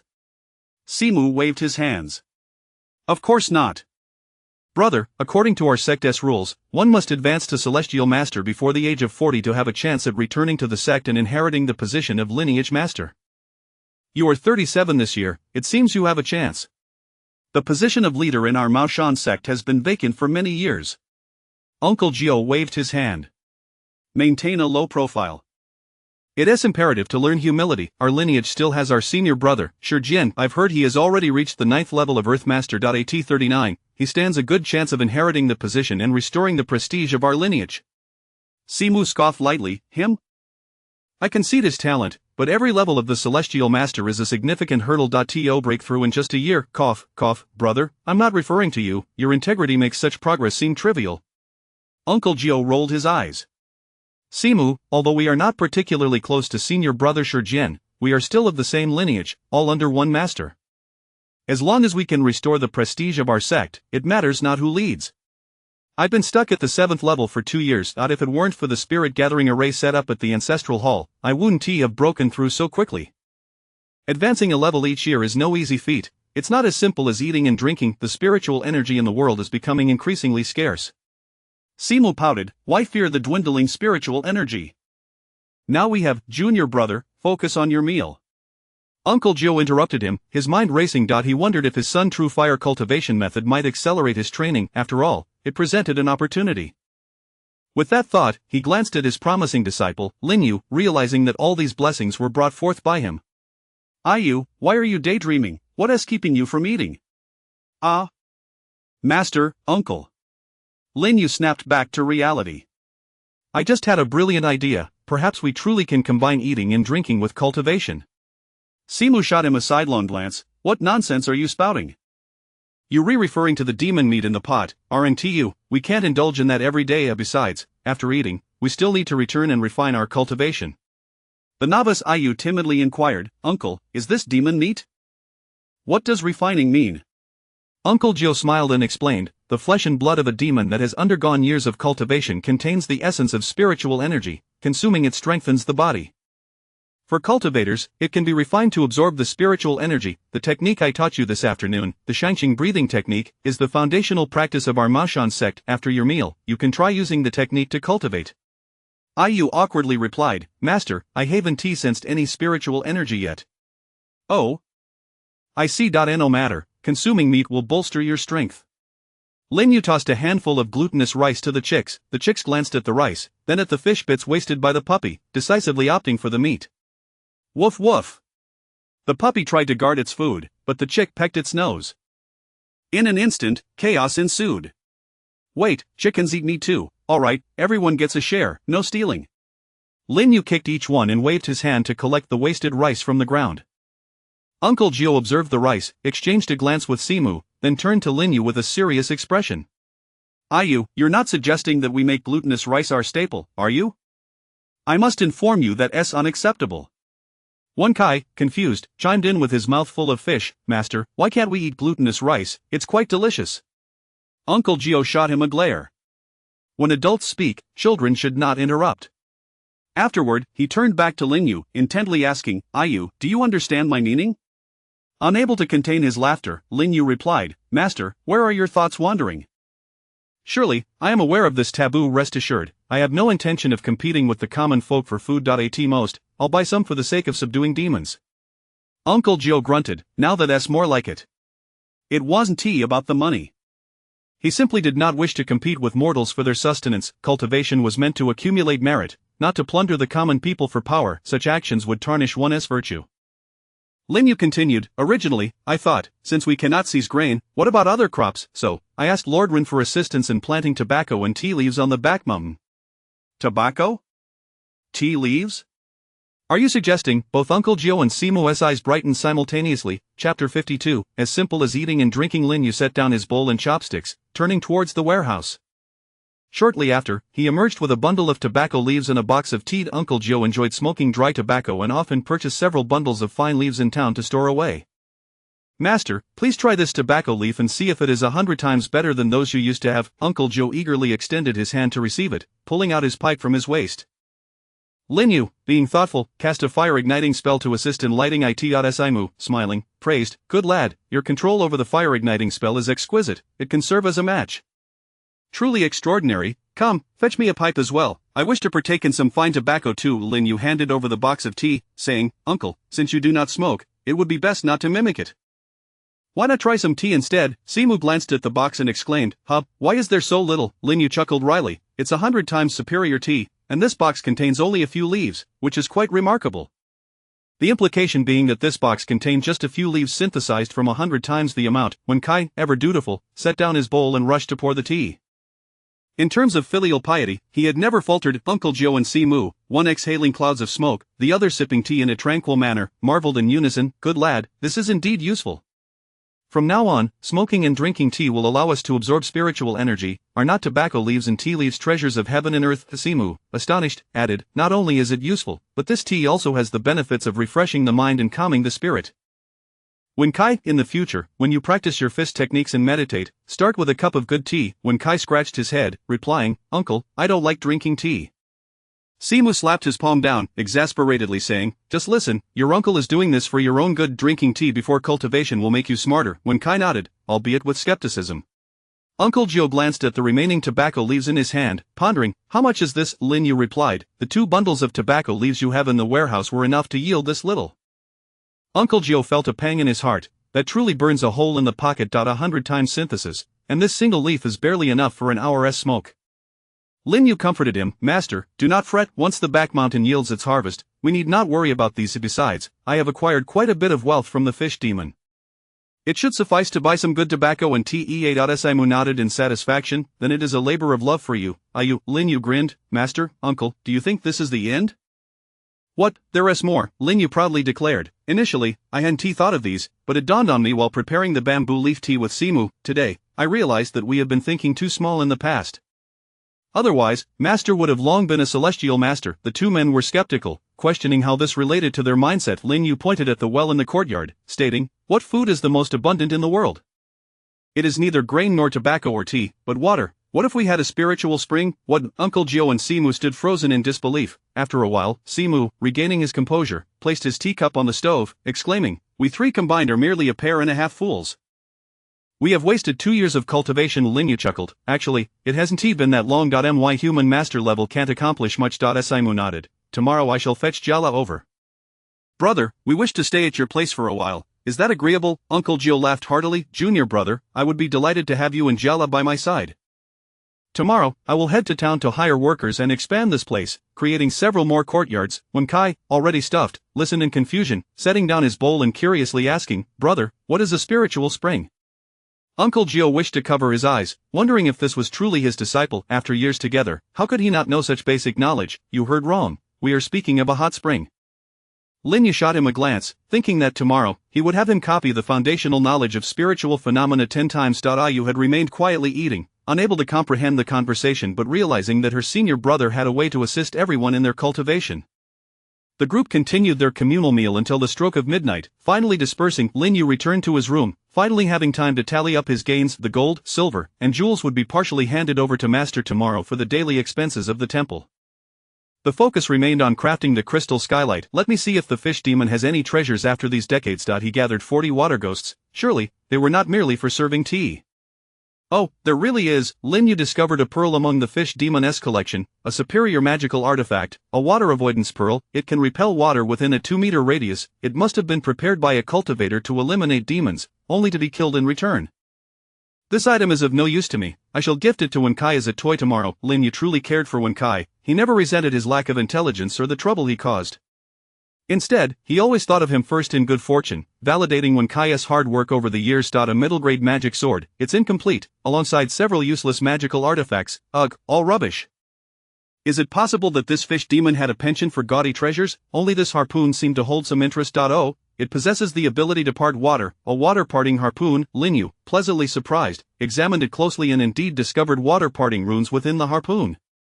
This was not something found in the foundational crafting techniques of Mashan. This rune is worth more than that heap of rubbish. After tidying everything up, Lin Yu began to concentrate on crafting, dedicating himself for 3 consecutive days without stepping outside. One day, Ayu excitedly informed Uncle Gio, "Master, I sensed the spiritual energy. I truly sensed it. Moreover, I have successfully learned the upper clarity breathing technique, and it seems I have acquired some magical power within me."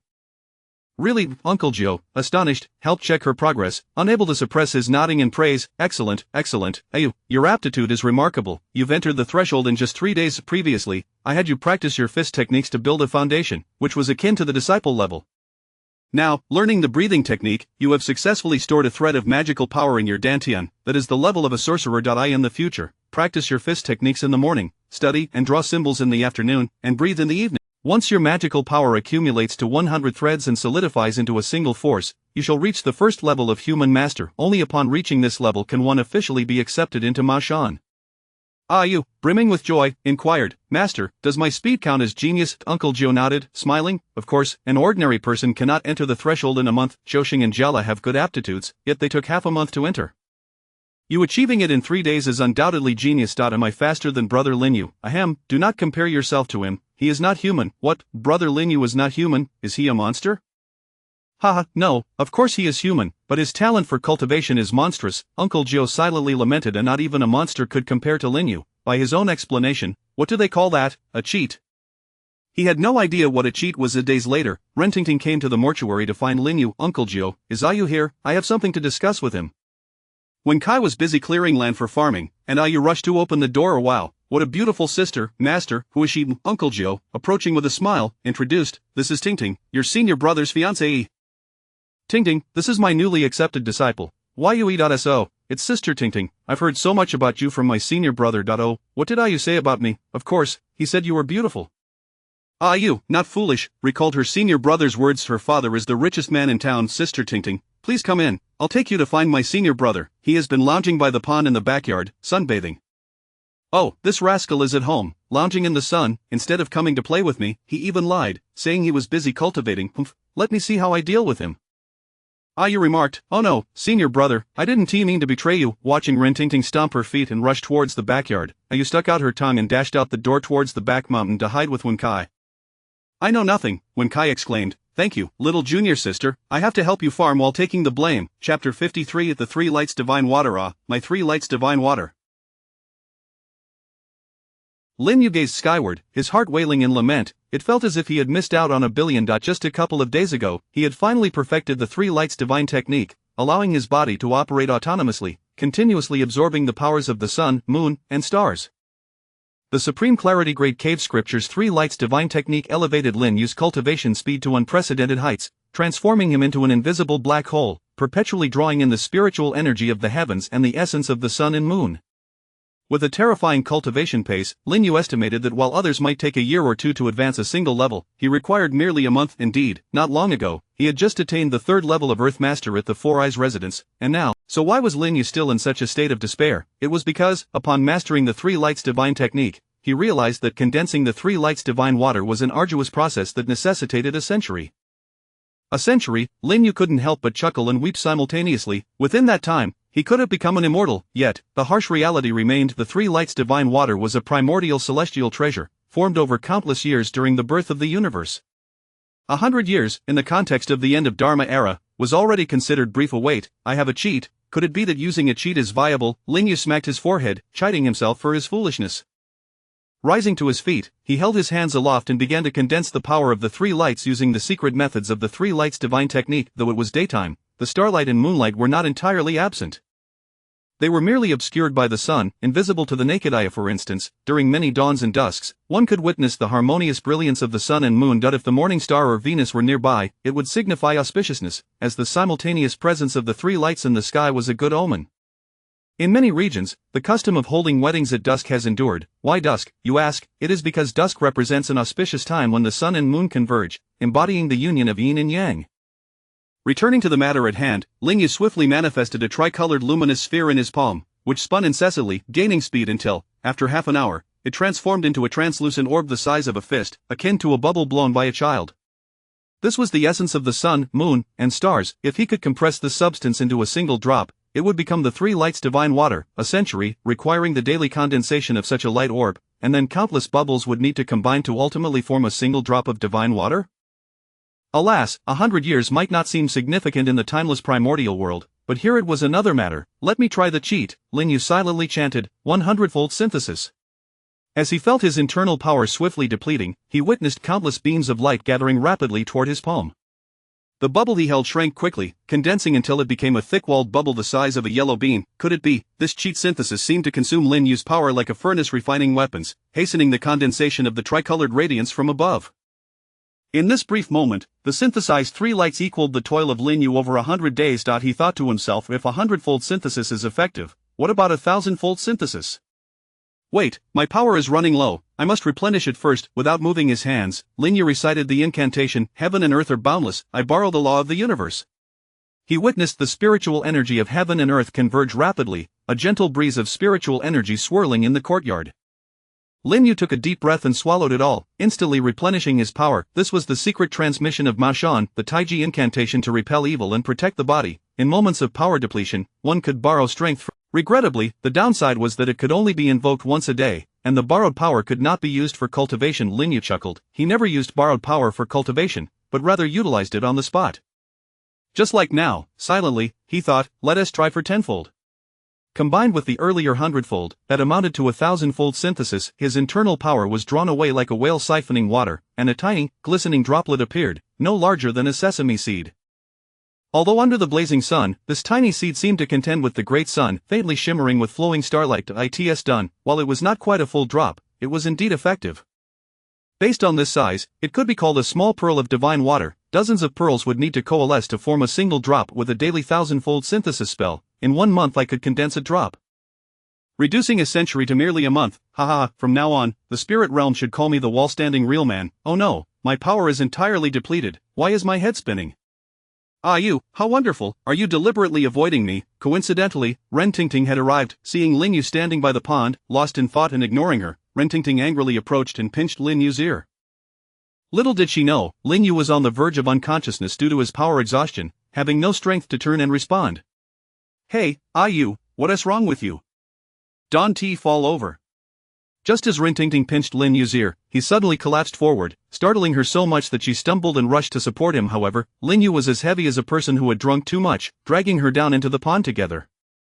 Along with them, the tiny sesame-sized droplet vanished into the water. By the time Uncle Joe rushed over, the entire pond was in turmoil, the water swirling with ethereal colors, and dozens of fish leaping about. The pond's lotus roots grew rapidly, soon covering half the water's surface, and numerous budding lotus flowers sprang up swiftly from the depths. In the astonished gazes of Uncle Joe and the others, the lotus flowers bloomed in rapid succession, each emitting a gentle radiance. Simu exclaimed in surprise, "Brother, has this lotus become a spiritual plant?" Uncle Joe nodded, observing the spiritual energy swirling around the lotus flowers. There was no doubt they were indeed spiritual plants. How did this happen? Simu asked, puzzled. Ren Tingting, anxious in the water, shouted, "Hey, Uncle Joe, hurry and save Ayu, he is unconscious."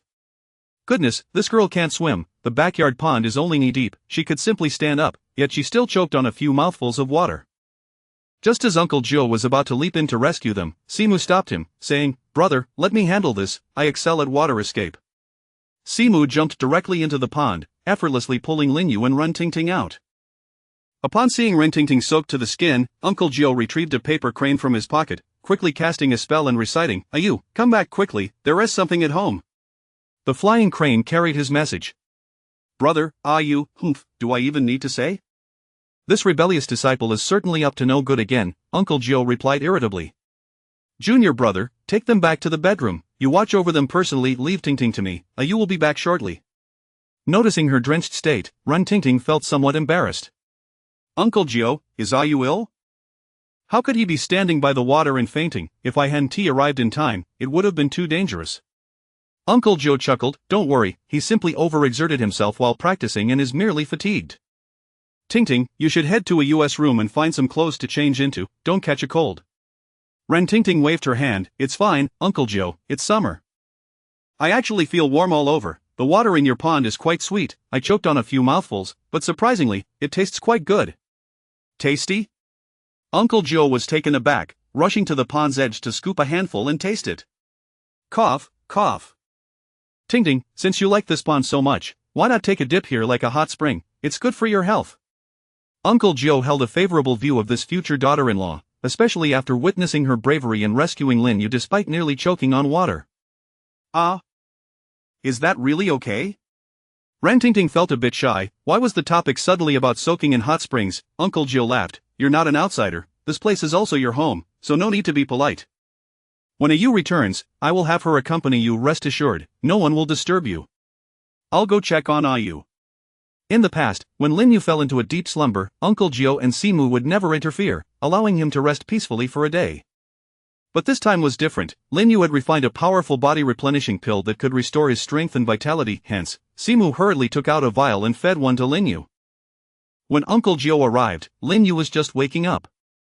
"Humph, you little rascal, explain what happened, breaking the rules again means you'll have to kneel before the ancestor." Lin Yu chuckled, "Master, Uncle, I'm afraid that if I finish explaining, you won't be willing to punish me." Chapter 54. The job is here. Upon hearing Lin Yu's account, Uncle Joe and Simu were left utterly astounded. "Are you saying you synthesized a drop of 3 light divine water?" "Not a full drop, merely a tiny orb, about the size of a sesame seed.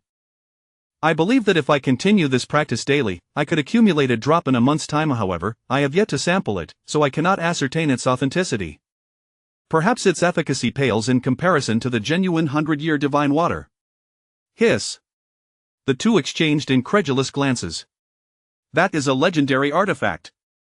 You truly dare to dream, claiming to have condensed the authentic 3 light divine water over a century?" "Ha, such a thing is utterly impossible in this era of diminished magic. Indeed, it is said that even immortals can be healed by such a substance, let alone mere mortals like us. A single drop could potentially grant instant transcendence. If you could harness even a fraction of its legendary power, you would be able to traverse the spirit realm with ease. The two continued their banter. Lin Yu nodded in agreement. The three-like divine water in the Bodhisattva's hands possesses the ability to heal the ginseng fruit tree. If I could produce a diluted version, perhaps it could cure a few mortals or nurture some plants. Could it be that I could use this to hasten the growth of medicinal herbs? Would that not make me a human-shaped celestial apothecary? Master, uncle, do you think this substance could indeed be used to accelerate the growth of herbs? Uncle Jiu and Simu exchanged a knowing glance before simultaneously nodding. Of course. Just moments ago, while you were unconscious by the pond in the back courtyard, that orb of divine water fell and the dozen or so lotus plants that had been recently planted visibly flourished. Simu chimed in, indeed. My senior brother and I witnessed it. They bloomed within a few breaths, as if by divine miracle. Uncle Jiu chuckled. Moreover, the water from that pond is extraordinary. I had a Yu and Ting Ting soak in it, and Ting Ting remarked that the water was sweet and palatable. If I am not mistaken, soaking in that water could purify one's meridians. Simu's eyes brightened. Really, a senior brother, how about we construct a spiritual hot spring bath in the courtyard? Uncle Jiu wholeheartedly agreed. You, rest well. Return tomorrow. Hey, why build a hot spring? It would be far better if we all just consumed what I produced. Lin Yu laughed. Uncle Jiu waved his hand dismissively. There's no rush, your current level is too low, and your magical power insufficient. We shall discuss this further once you reach the rank of Celestial Master. For now, having a soaking pool will suffice. Rushing growth is not advisable. Cultivating strength is one aspect, elevating one's mindset is equally important. Everyone nodded in agreement, recalling how Qiu Sheng had been stymied by his mental state, leading to his current semi-reclusive disposition. Understanding that his master was concerned for his well-being, Lin Yu nodded. Master, does this mean I need not kneel before the ancestral master? Uncle Jiu chuckled. One must not break the rules. Now go and pay your respects. Ha! Lin Yu felt like slapping himself. His master had clearly forgotten just moments ago. Oh dear master, I'm feeling quite dizzy. I need to recuperate. With that, he lay down, feigning unconsciousness. Uncle Jiu chuckled and scolded him lightly, beckoning Simu to leave. Since the boy was unhurt, there was no need for further supervision. In a hushed tone, Simu remarked, Senior brother, should you become a celestial master or a golden core real person, with ample magical power, if he could truly consume a drop of divine water daily, what need would we have for arduous cultivation? We could merely await our ascension. Uncle Jiu kicked him lightly. Scram, what wicked thoughts are you harboring? Wipe that drool from your chin and cease your fanciful musings. Simu dusted off his posterior and grinned. Senior brother, it's hard not to indulge in such thoughts. Uncle Jiu replied, I too find it difficult. But our priority is to safeguard you. If word of this were to spread, it would undoubtedly incite a fierce struggle between the righteous and the wicked. Neither you nor I would be able to protect him, let alone the Maoshan sect. Simu nodded solemnly.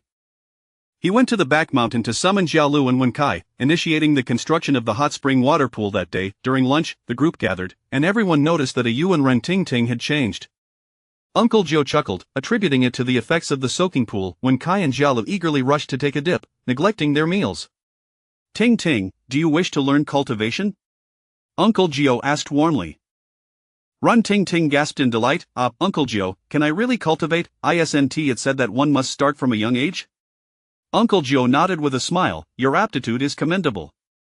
You are a fine prospect. It would be a pity not to cultivate. Moreover, should you marry a Yu in the future, his cultivation will extend your lifespan, while you as a mortal will age.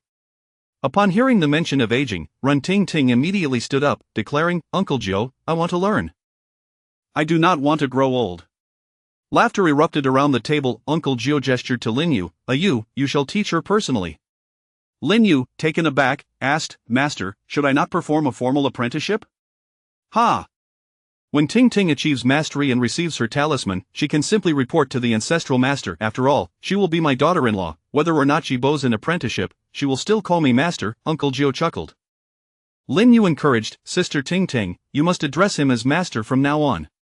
Ren Ting Ting, being quite understanding, approached Uncle Jiu and bowed respectfully. By the way, Ting Ting, you mentioned earlier that you had something to discuss with a Yu. What is it? Ren Ting Ting paused her meal. Two matters. My father said the medicinal materials have arrived and wishes for you to discuss the trade. Also, my great-uncle has passed away. My cousin sent word that the funeral is scheduled for the 7th day. My father is too busy to attend and would like me to accompany you to represent him, as it is in the nearby Rinja town, just 100 miles away. Uncle Joe nodded. That is only right. You and Ayu are already betrothed, so matters concerning the Rin family are Ayu's responsibility. Today is the 2nd day of the month, there are still a few days left. Ayu, you may head to the town this afternoon to discuss with old Master Rin. He regarded the situation as a mundane affair, akin to visiting relatives, never considering that any supernatural events might transpire, thus feeling quite at ease. However, Lin Yu felt a stir of curiosity and inquired, Sister Ting Ting, what is your great-uncle's name? Oh, his name is Rin Tian Tang. So it truly is him. Very well, we need not endure the jostling of the carriage. I have a spirit crane for transportation. It's merely 100 miles, I shall fly you there. Rin Ting Ting's eyes lit up. Really, how marvelous. Finish your meal, once we are done, I shall take you flying. Laughter filled the air. That afternoon, Lin Yu imparted the upper purity breathing technique to Rin Ting Ting, and only then did he discern the underlying clues. No wonder his master sought to take Ting Ting as a disciple. Her soaking in the pool had enhanced her aptitude, but why had Jialu and Wen Kai shown minimal improvement? Could it be that the essence of the 3 light water had been entirely absorbed by Ayu and Ting Ting? That night, in the stillness of the deep night, Lin Yu held a tome in his hands, bathing in the starlight as he pondered deeply. Should he learn this, the last time, the Thunder Royal clan's golden armored corpse king had exhibited formidable strength. A 5 Thunder talisman would have made an excellent battle puppet. Alas, he had missed that opportunity. Now, the Rin Tian Tang from the original work was capable of walking in sunlight and was immune to magical arts. While its offensive capabilities might not be particularly potent, its defenses were nearly impenetrable. It was said that even decapitation would not hinder its function, making it nearly comparable to a flying zombie. After much contemplation, Lin Yu slammed the book shut. I've made my decision. I am a wall hanger. Why should I be troubled by such matters? It is merely a zombie. Additionally, he was responsible for guiding Ayu and Rin Ting Ting in their martial training and chi cultivation. To everyone's astonishment, Rin Ting Ting proved to be even more gifted than Ayu, managing to sense spiritual energy and successfully entering the preliminary stage of the upper purity breathing technique within a single day. Initially, Uncle Gio believed it to be the result of the pool's benefits or perhaps from consuming Lin Yu's strengthening pill. However, upon closer inspection, it turned out to be a bloodline awakening. The Rin family's lineage seemed to be quite extraordinary. Chapter 55 of the mascot, what lineage is involved, Uncle Gio is uncertain. It was only after conducting the ancestral worship ceremony that he realized it was the legendary celestial fox bloodline. Lin Yu scratched his head and inquired, Master, the celestial fox bloodline, are you implying that Sister Ting Ting is half human, half demon? Could she possibly cultivate into a fox spirit? Ren Ting Ting kicked Lin Yu playfully and retorted, Pfft. You re the fox spirit, where do I look like a fox spirit? Uncle Gio laughed and scolded, what nonsense are you spouting? How could a mere mortal like Lord Ren give birth to a half-human, half-demon? It is only natural that you don't understand these matters, considering you've never been to Mashan. The books I have here are limited, and the lineage records are documented in the Mashan classics.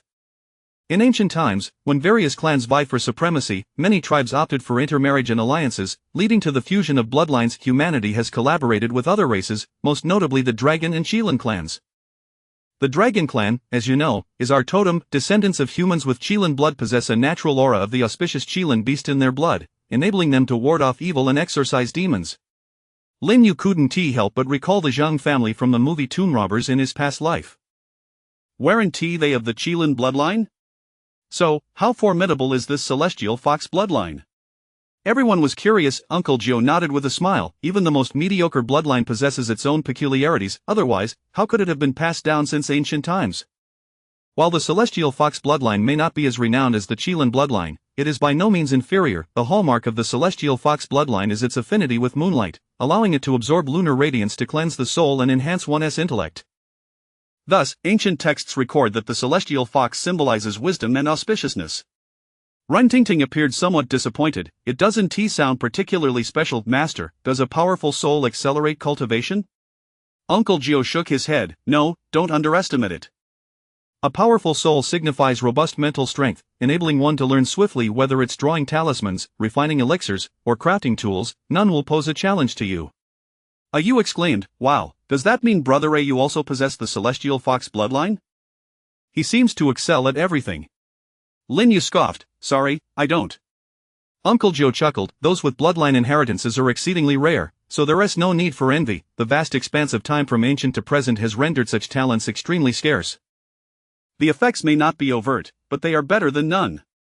At this point, Uncle Gio turned to Lin Yu. Those with the celestial fox bloodline inherently carry auspiciousness, able to turn misfortune into fortune. You, with Tingting by your side, you are indeed fortunate. Ren Tingting gleefully tugged at Lin Yu. Did you hear that? Wherever you go from now on, it's best to take me along. When we go back tonight, I'll discuss it with Dad, and starting tomorrow, I'll move in here. You exclaimed in surprise. Wow, are you planning to cohabit before marriage? Sister Tingting, you're quite impressive. Ren Tingting covered her face with both hands and dashed out. I didn't mean it that way, I'm just saying we should live separately while I learn. Daoist Simu teased, why make it so complicated? Living together, we won't say anything, even Lord Ren has agreed. Lin Yu remarked with a peculiar expression, Uncle Master, are you doing this on purpose, being able to see but not touch, isn't living together just torturing me? The group erupted in laughter. Nearby, when Kai expressed his envy, how wonderful it would be if I had the celestial fox bloodline. Not only could I memorize things quickly, but I could also learn talisman drawing from Master. Recalling when Kai's wooden-headedness while memorizing, everyone looked at him with sympathy. Lin Yu approached to comfort him. From now on, I won't pressure you to memorize, just focus on eating well and practicing, and let the little chick and puppy grow up to fight for you. When Kai nodded enthusiastically, yes, I'll remember, brother. The little chick and the puppy have already plumped up quite a bit, they'll grow up soon. After a few casual exchanges, everyone dispersed. Lin Yu quietly asked Uncle Gio, Master, now that Sister Tingting has awakened her bloodline, and the celestial fox bloodline is in harmony with moonlight, can she cultivate? Lin Yu pointed to the sky, and Uncle Gio smiled, I knew you were clever. Just pass on the teachings to her privately, and also prepare a few protective talismans for her, lest she inadvertently reveal any secrets to ill-intentioned individuals. Ah, Master, your foresight is commendable. Lin Yu thought to himself, perfect. That fish monster's skin is still lying around, and I have its inner core as well. I can craft a set of clothing and accessories for Tingting. Sister Tingting, come, let us go to my room. I'll take your measurements. Huh, what measurements? Ren Tingting blushed deeply. You're terrible, what are you thinking in broad daylight? I'm making you a piece of clothing. Ren Tingting's face turned crimson as Lin Yu dragged her away. Uncle Gio watched with a paternal smile. In the backyard, Jella shouted, when Kai, your chick and puppy have fallen into the hot spring, hurry over, what if they drown? What? When Kai was startled and sprinted over. Huh? The puppy can swim, but how can the chick swim too? This is too strange. The two soon discovered that the little creatures were not drowning but were instead mimicking humans enjoying a hot spring. If someone were to use beast taming techniques to listen in at that moment, they would hear the two little ones exclaiming, this pool, infused with the essence of sun and moon, is simply delightful. I am full after just sipping a bit, I won't be eating that sticky rice demon beast meat anymore, let whoever likes it eat it. A day later, Ren Tingting donned her new attire, the exquisite Zhao Kai skirt crafted from the hide of the great demon fish, personally made by Lin Yu. It surpassed the moonwhite Taoist robe she wore, capable of transforming into 5 different forms, sufficient for her to wear throughout the 4 seasons. The fist-sized inner core of the fish demon was fashioned into a pearl pendant, which not only wards off evil and protects but also aids in focusing the mind. When thrown in critical moments, it could ensnare enemies. Additionally, a set of beautiful hairpins made from bright white fish bones was crafted, not only aesthetically pleasing but also possessing formidable offensive capabilities. Ren Tingting was overjoyed, hugging Lin Yu and planting a kiss on him. You're so wonderful, I will definitely cultivate diligently and become a master as soon as possible, so I can change outfits every day. What? You recultivating just to play with clothes? Lin Yu thought, all his earnest efforts were being wasted. Those were supreme protective artifacts, not meant for a fashion show. Come on, let us stop playing. Have you forgotten what day it is today? What day? The 7th day of the 7th month, what do you think it is? Ren Tingting exclaimed with delight, oh, I know, the 7th day of the 7th month is Qixi Festival, the day of the coward and the weaver girl's reunion. It's our Eastern couple's day, in the West, it's called Valentine's Day. You gave me a gift to celebrate the festival. Lin Yu felt like covering his eyes. They say women in love are foolish, and it certainly seemed true. Hey, today is the 7th, and we need to go to Rinjia town, 100 miles away, to attend your second uncle's funeral. Ren Tingting gasped, oh no. Can we still make it in time? Lin Yu smiled as he summoned their ride, tossing out a paper crane and gesturing. A massive spirit crane puppet materialized before them. Don't worry. Funerals are usually held in the evening. Not if we set off now, we can still make it in time for lunch. The young couple boarded the spirit crane, bid farewell to Uncle Gio, and took flight towards another Rinjia town. Chapter 56. What a coincidence! The spirit crane soared through the heavens, and beneath it, the mountains and rivers unfolded like a flowing painting, prompting Rintinting to joyfully exclaim. Lin Yu chuckled.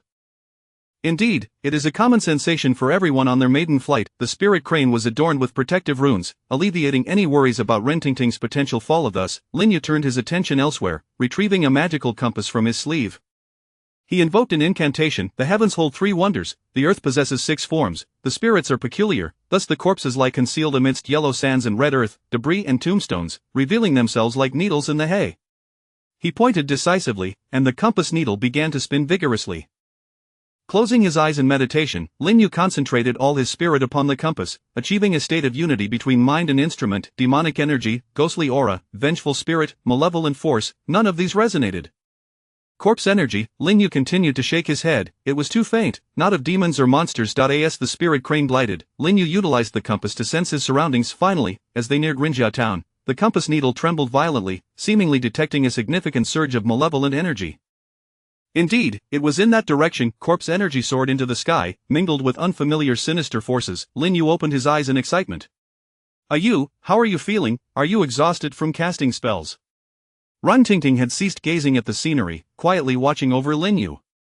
Lin Yu smiled. It's nothing, a medicinal pill will suffice for recovery.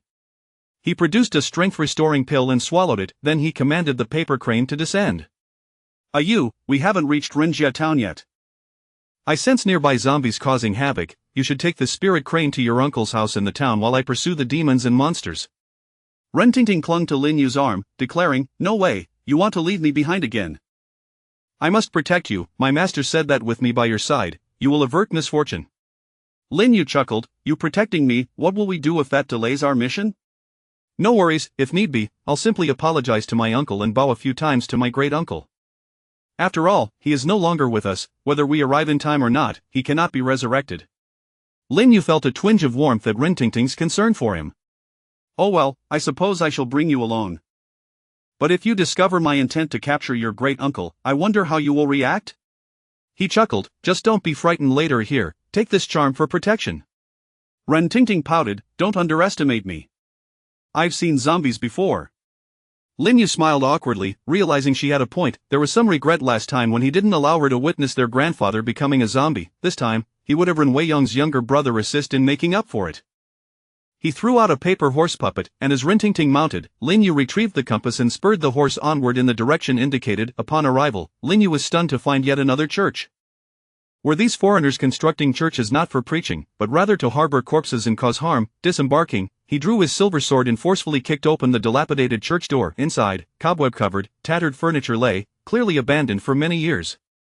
Oh! Footprints, look! Rintinting pointed to the side, indicating recent activity. The two followed the footprints to a few bedrooms in the church's backyard, and now, Lin Yu needed no compass, his spiritual awareness allowed him to sense the presence of corpse energy in every room. Kicking open one door, Rintinting gasped, there are bad people. Lin Yu laughed, look closely, not all zombies look alike. This is a white zombie, likely bitten last night, having just transformed into a corpse. Such white zombies were easy to deal with. A single yellow corpse restraining charm would suffice. Sister Tingting, would you like to give it a try? Lin Yu intended to tease her. Rintinting saw through his mischievous intent, huffing, do you think I will embarrass myself? I am now a disciple of Ma Shan and possess magical abilities. Isn't it just about subduing demons and eliminating evil? Watch me. Lin Yu truly wished to cover his eyes. How could she boast of her powers when she had barely cultivated any? The audacity to speak as if she were a master. Wait, that isn't right. Lin Yu began to intervene, but it was too late. Rintinting had already affixed a thunder charm to the zombie's forehead.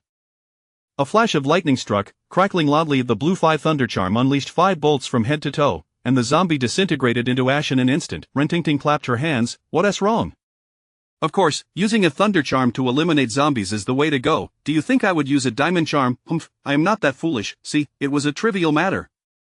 Lin Yu buried his face in his hands. Sister Tingting, that was merely a white zombie. The lowest grade, typically, one would use a yellow corpse restraining charm to subdue it and then burn it with lychee wood. You used a blue 5 thunder charm, that's akin to using a cannon to shoot a mosquito. Runtingting pouted, isn't it better to eliminate zombies quickly? Why bother with the hassle? Besides, we have so many charms, we won't run out, so why use lychee wood? Are you foolish? We still need to attend my great-uncle's funeral. Lin Yu found himself at a loss for words, realizing she had a point. This was indeed a true extravagant approach, he had underestimated her. Are there more spirits to deal with? This heroine shall handle them all today. Lin Yu pointed to the other rooms. If you wish, these are all yours. Consider it practice. Rentingting beamed with joy. Today, I, Rentingting of Mashan, shall make a name for myself. Little demons, prepare to meet your demise. Lin Yu had no doubt that even if he were to drop Rentingting in Tang Tung Town right now, she would dare to charge in without hesitation. Soon, without exception, the other white zombies were also obliterated by the 5 thunder charms. Lin Yu chuckled ruefully. Not a family, yet all share the same preference for the 5 thunder charm, just like me. Runtingting nodded proudly. Of course, the thunder of heaven drives away evil spirits with great flair. Lin Yu kicked open the largest room, and Rentingting exclaimed in surprise, "You, why is there a foreigner here?" Lin Yu laughed. This is a church. Of course, there would be a foreigner. He offered no further explanation, but based on the experimental equipment within, it was evident that this foreigner was a Western doctor, specifically researching Eastern zombies. The zombies they had just dispatched were likely a group of grave robbers assisting this foreigner in stealing corpses. What a coincidence! I had only intended to capture Ren Tian Tian along the way, yet here I have stumbled upon the mastermind behind it all. A growl erupted from the foreigner as he sensed danger and lunged forward. Runtingting showed no mercy, unleashing a thunder charm to dispatch him, then clapping her hands. Done, that makes 6. Zombies aren't that formidable after all. Humph, had I known I possessed such talent, I would have never gone to the provincial city for schooling. It would have been far better to follow Uncle Gio and cultivate since childhood. Her movements were efficient and increasingly adept. Lin Yu chuckled. For a young lady, cultivating since childhood, your Rin family is quite affluent. Your father would hardly allow that to lie in this era. Children are typically sent to the mountains to cultivate only when they can no longer survive. Many do so merely to save their own lives. Rentingting inquired curiously, is that so?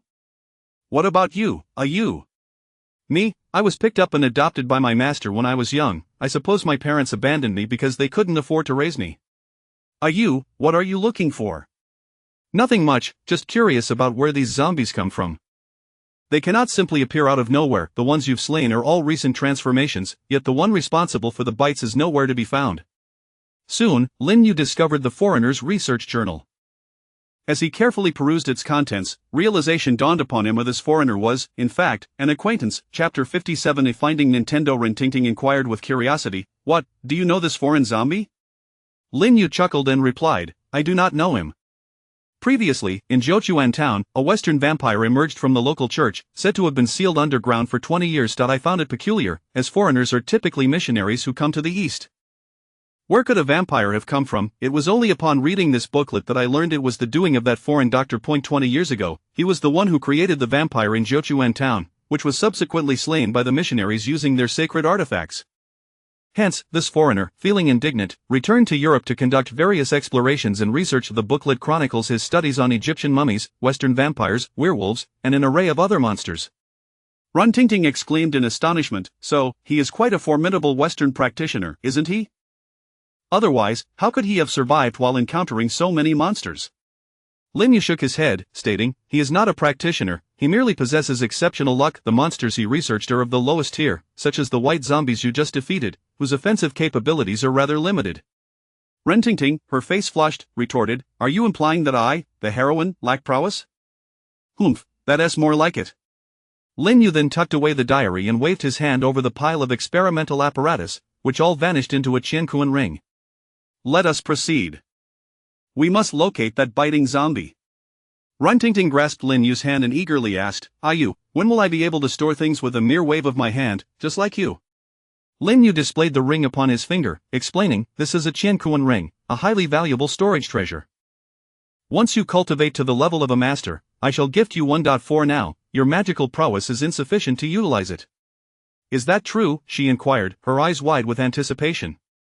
Of course, but this treasure is scarcely known in the spirit and illusion realm, so you must keep it strictly confidential and refrain from using it in the presence of outsiders. Otherwise, should it be discovered, one could be killed for their treasures. Runtingting nodded repeatedly, resembling a little girl sworn to secrecy. Then for now, can you help me carry some things? Hee, I want to store my makeup box, shoes, clothes rack, and snacks in here. Lin Yu, sweating profusely, interjected, stop right there, we can discuss this later, we are pressed for time. After setting the church ablaze, Lin Yu once more retrieved the compass to reinitiate its sensing capabilities. Ha! The needle is pointing towards Renjia town? Runtingting exclaimed in surprise. This is bad, we must hurry, if the zombie infiltrates Renjia town, the townsfolk will be in grave danger. Lin Yu summoned a spirit crane and took flight, carrying Runtingting with him.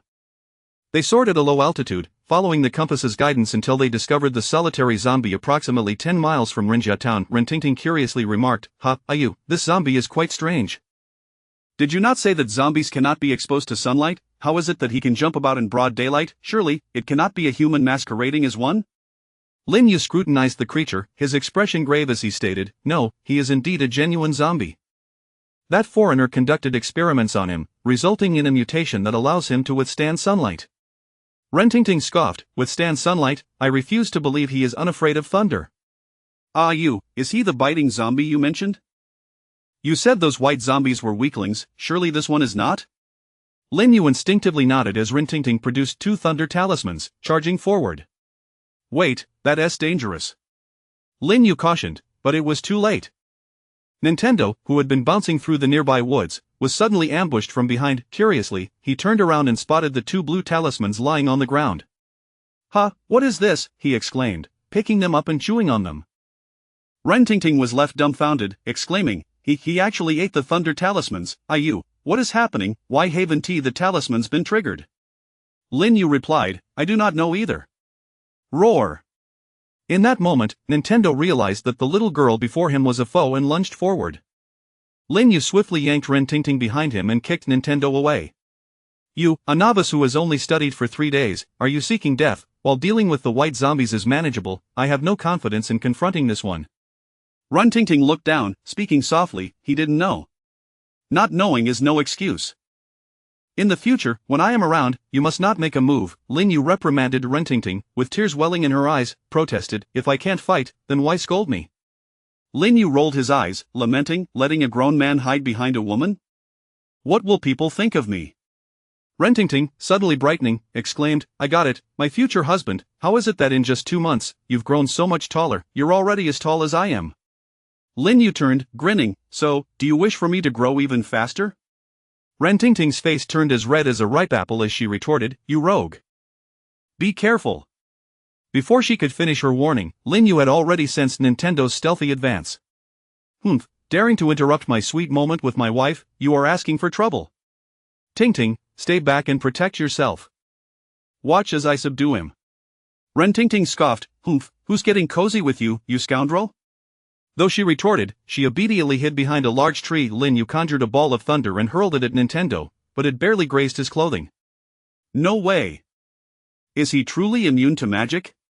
Lin Yu vaguely perceived a protective aura surrounding Nintendo. What could that be? It doesn't resemble corpse chi, as that would be dispelled by lightning. Consequently, Lin Yu cast a purple thunder talisman, actively triggering it. A tremendous bolt of lightning struck down upon Nintendo, who was no longer immune and was sent flying. However, moments later, he returned unscathed. Impressive. Lin Yu had no choice but to commend him. Let us try the true fire talisman. I refuse to believe it will not work. As the fire talisman was unleashed, Nintendo was instantly enveloped in true fire. Lin Yu observed closely and confirmed that there was indeed a protective aura around Nintendo.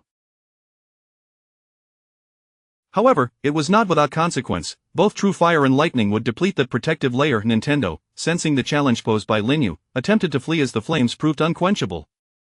Lin Yu chuckled, after several days of preparation, how could I allow a cooked duck to escape? He swiftly threw out a low-grade binding rope, ensnaring Nintendo from head to toe, rendering him as immobile as a bell hammer. Yet, in the next moment, Lin Yu was left dumbfounded. Nintendo could still fly despite being bound. No way, you're some kind of strange doctor, but I am no wooden throat. Lin Yu grasped the binding rope, maintaining a kite-like position with Nintendo. He then waved his hand to summon 4 formation flags, declaring, behold my 4 symbols demon binding formation. Not effective, immune to magic. Have you equipped a dragon tooth? Lin Yu grumbled, feeling the immense strength of Nintendo. He directed his magical energy to tie the binding rope around a tree large enough for two people to embrace, yet the tree began to show signs of strain. What are we to do now? Chapter 58. Old Ren, I thank you, Rentingting expressed her concern as she rushed over. Ah, this zombie is too formidable. Can it even be killed? Shouldn't we flee quickly? Lin Yu chuckled in disbelief. As a disciple of Ma Shan, how could he possibly retreat in the face of demons? What if it escaped to the town and wreaked havoc? Rentingting, growing anxious, insisted. But we can't defeat it. Wouldn't it be better to return and fetch Master? Staying here to face certain death seems foolish. Lin Yu gazed at her in astonishment, realizing the awakening of her bloodline was indeed powerful. No longer the Na'vi girl, she was clearly a beacon of clarity in this world. His master had chosen well in taking her as a disciple. With a reassuring smile, he replied, I would never act foolishly. Fear not, I have yet to reveal all my means. If it becomes absolutely necessary, we shall flee. Observing Ren Nintendo being toyed with like a kite, Lin Yu couldn't help but laugh. Who would have thought you could soar? Ha, with your immunity to Taoist techniques and the ability to fly as a zombie, you're merely lacking in offensive power. Truly, you are a commendable warrior. Your capabilities please me immensely. I do not require high attack power, just a sturdy constitution to withstand blows. Is your strength impressive? Let's see if you can lift this. With that, he waved his hand and tossed forth a square golden seal. To his astonishment, the seal expanded with the wind, quickly growing to the size of a grinding millstone. With a resounding crash, it slammed down upon Ren Nintendo, who struggled and roared in vain, the seal remaining utterly unmoved. Rentingting exclaimed, Wow, what an extraordinary seal. Is the zombie not crushed to death? Lin Yu chuckled, Oh, it's not so simple. It is merely pinned down. The greatest attribute of my demon-suppressing seal is its weight. Do not be deceived by its small size, for its mass rivals that of a small mountain. Is that truly so? How marvelous! Not wishing to engage Rentingting further, Lin Yu stepped closer to Ren Nintendo's head. Sister Tingting, please stand back. I intend to employ the controlling corpse technique. This powerful zombie is perfect for my future battles. Ren Tingting grimaced. Is that really necessary? This is a zombie, and it poses a significant danger. Moreover, having a zombie assist in a fight would be quite unsightly. Lin Yu thought to himself, your uncle Ren Nintendo appears to have died not long ago. Aside from his tusks, he looks quite relaxed, similar to a living person. It is your grandfather, Ren Weiyong, who truly looks ghastly post-transformation. Typically, he need not accompany us. Calling upon him for combat will suffice. With that, he settled onto the ground, forming hand seals as he began to cast the controlling corpse technique upon Ren Nintendo's head. Lin Yu's fingers danced rapidly, his spiritual energy pouring into Ren Nintendo's third eye, who resisted fiercely. Strange energy surged from his body, gathering at his forehead in an attempt to repel Lin Yu's infusion of power. What now? Lin Yu discovered that his spiritual energy could not breach the defenses. He thus stood up, pondering. He infused his power into the demon-suppressing seal, a treasure of celestial master grade. Was it truly unable to subdue this not quite flying zombie? Before long, the seal's inscriptions activated, causing Ren Nintendo to howl in agony as Lin Yu observed the peculiar energies rapidly depleting. He quickly ceased his incantation. This will not do. The source of Ren Nintendo's immunity to Taoist techniques lies within those energies: mummy blood, werewolf blood, vampire blood, and so forth, a blend of various malevolent essences. If I exhaust his protective shield in this manner, it would mean the annihilation of the mixed blood within him, rendering him a useless husk. Ren Nintendo retorted, Who do you call a husk? If you have the ability, release me and see what I can do. Just as Lin Yu was engulfed in turmoil, Ren Tingting pointed at the zombie and exclaimed, This zombie seems peculiar. It appears to be afraid and begging for mercy. Aren't zombies supposed to be mindless creatures? Could it still possess human thoughts? Begging for mercy, Lin Yu's spirits lifted. He turned and twirled Ren Tingting around joyfully. Sister Tingting, you are truly my lucky charm. I have a plan. Retaining intelligence is splendid. It means we can converse. I shall negotiate with him, persuading him to become my enforcer. What? Convince a zombie? Ren Tingting was astonished, thinking to herself how he could conceive such a notion. What a ridiculous idea. Could it possibly work? Lin Yu took a small amount of earth and placed it in his mouth, then invoked the corpse language technique, squatting down to converse with Ren Nintendo. Old Ren, if you agree to recognize me as your master, I shall spare your life. Ren Nintendo struggled and shouted, You insolent wretch, do you presume to know me? If you have the guts, let me go, and I shall devour you alive. But I am indeed your kin, Lin Yu replied, gesturing towards Ren Tingting. Do you see her? She is the granddaughter of Ren Weiyong and now my chapter 59. The unfortunate Mama Di in the quaint town of Rinjia, Mama Di and his apprentice, Ahao, were dining at an inn due to a house penchant for mischief. They had lost Rin Tiantang during a corpse transporting mission. Consequently, the trio devised a plan for how to masquerade as Rin Tiantang that very night. In order to deceive the residents of Rinjia, after the burial, they intended to hastily unearth Ahao and abscond with their earnings, vowing never to return to the town. Mama Di was notorious for his ill habits, while Ahao was idle and carefree. Thus, during their meal, a conflict arose with another patron, resulting in the trio receiving a beating and attracting the attention of the town constabulary. Mama Di, compelled to do so, paid a sum to quell the matter. In the afternoon, Lin Yu and Rin Tingting arrived at the Ren household, where the esteemed elder, Ren Kai, welcomed them upon hearing of his elder niece's arrival.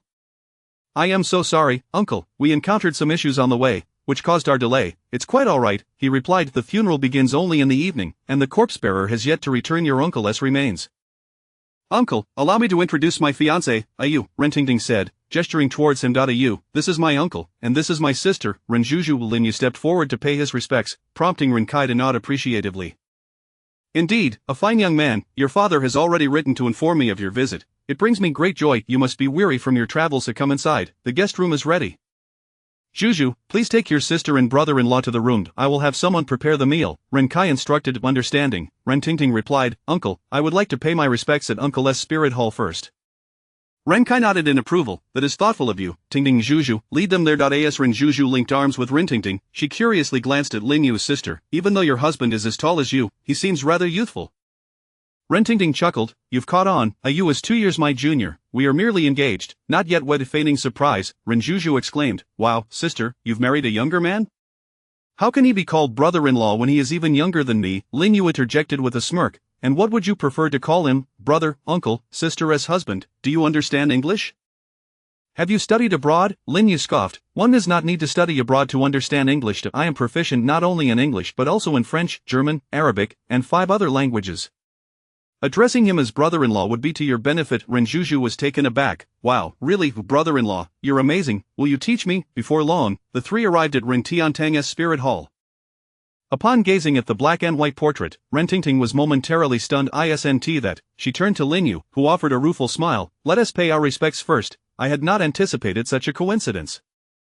They lit incense and bowed respectfully, then had a light meal before returning to their guest room. Dismissing Ren Zhuzhu finally, Ren Tingting inquired, "Ayu, how could uncle become a zombie? And how did he end up being captured by the foreigners?" Lin Yu shook his head, uncertain. "Generally, those who die far from home are transported back by corpse-bearers. The body is inscribed with a yellow talisman to absorb negative energy, transforming it into a walking corpse for ease of transport.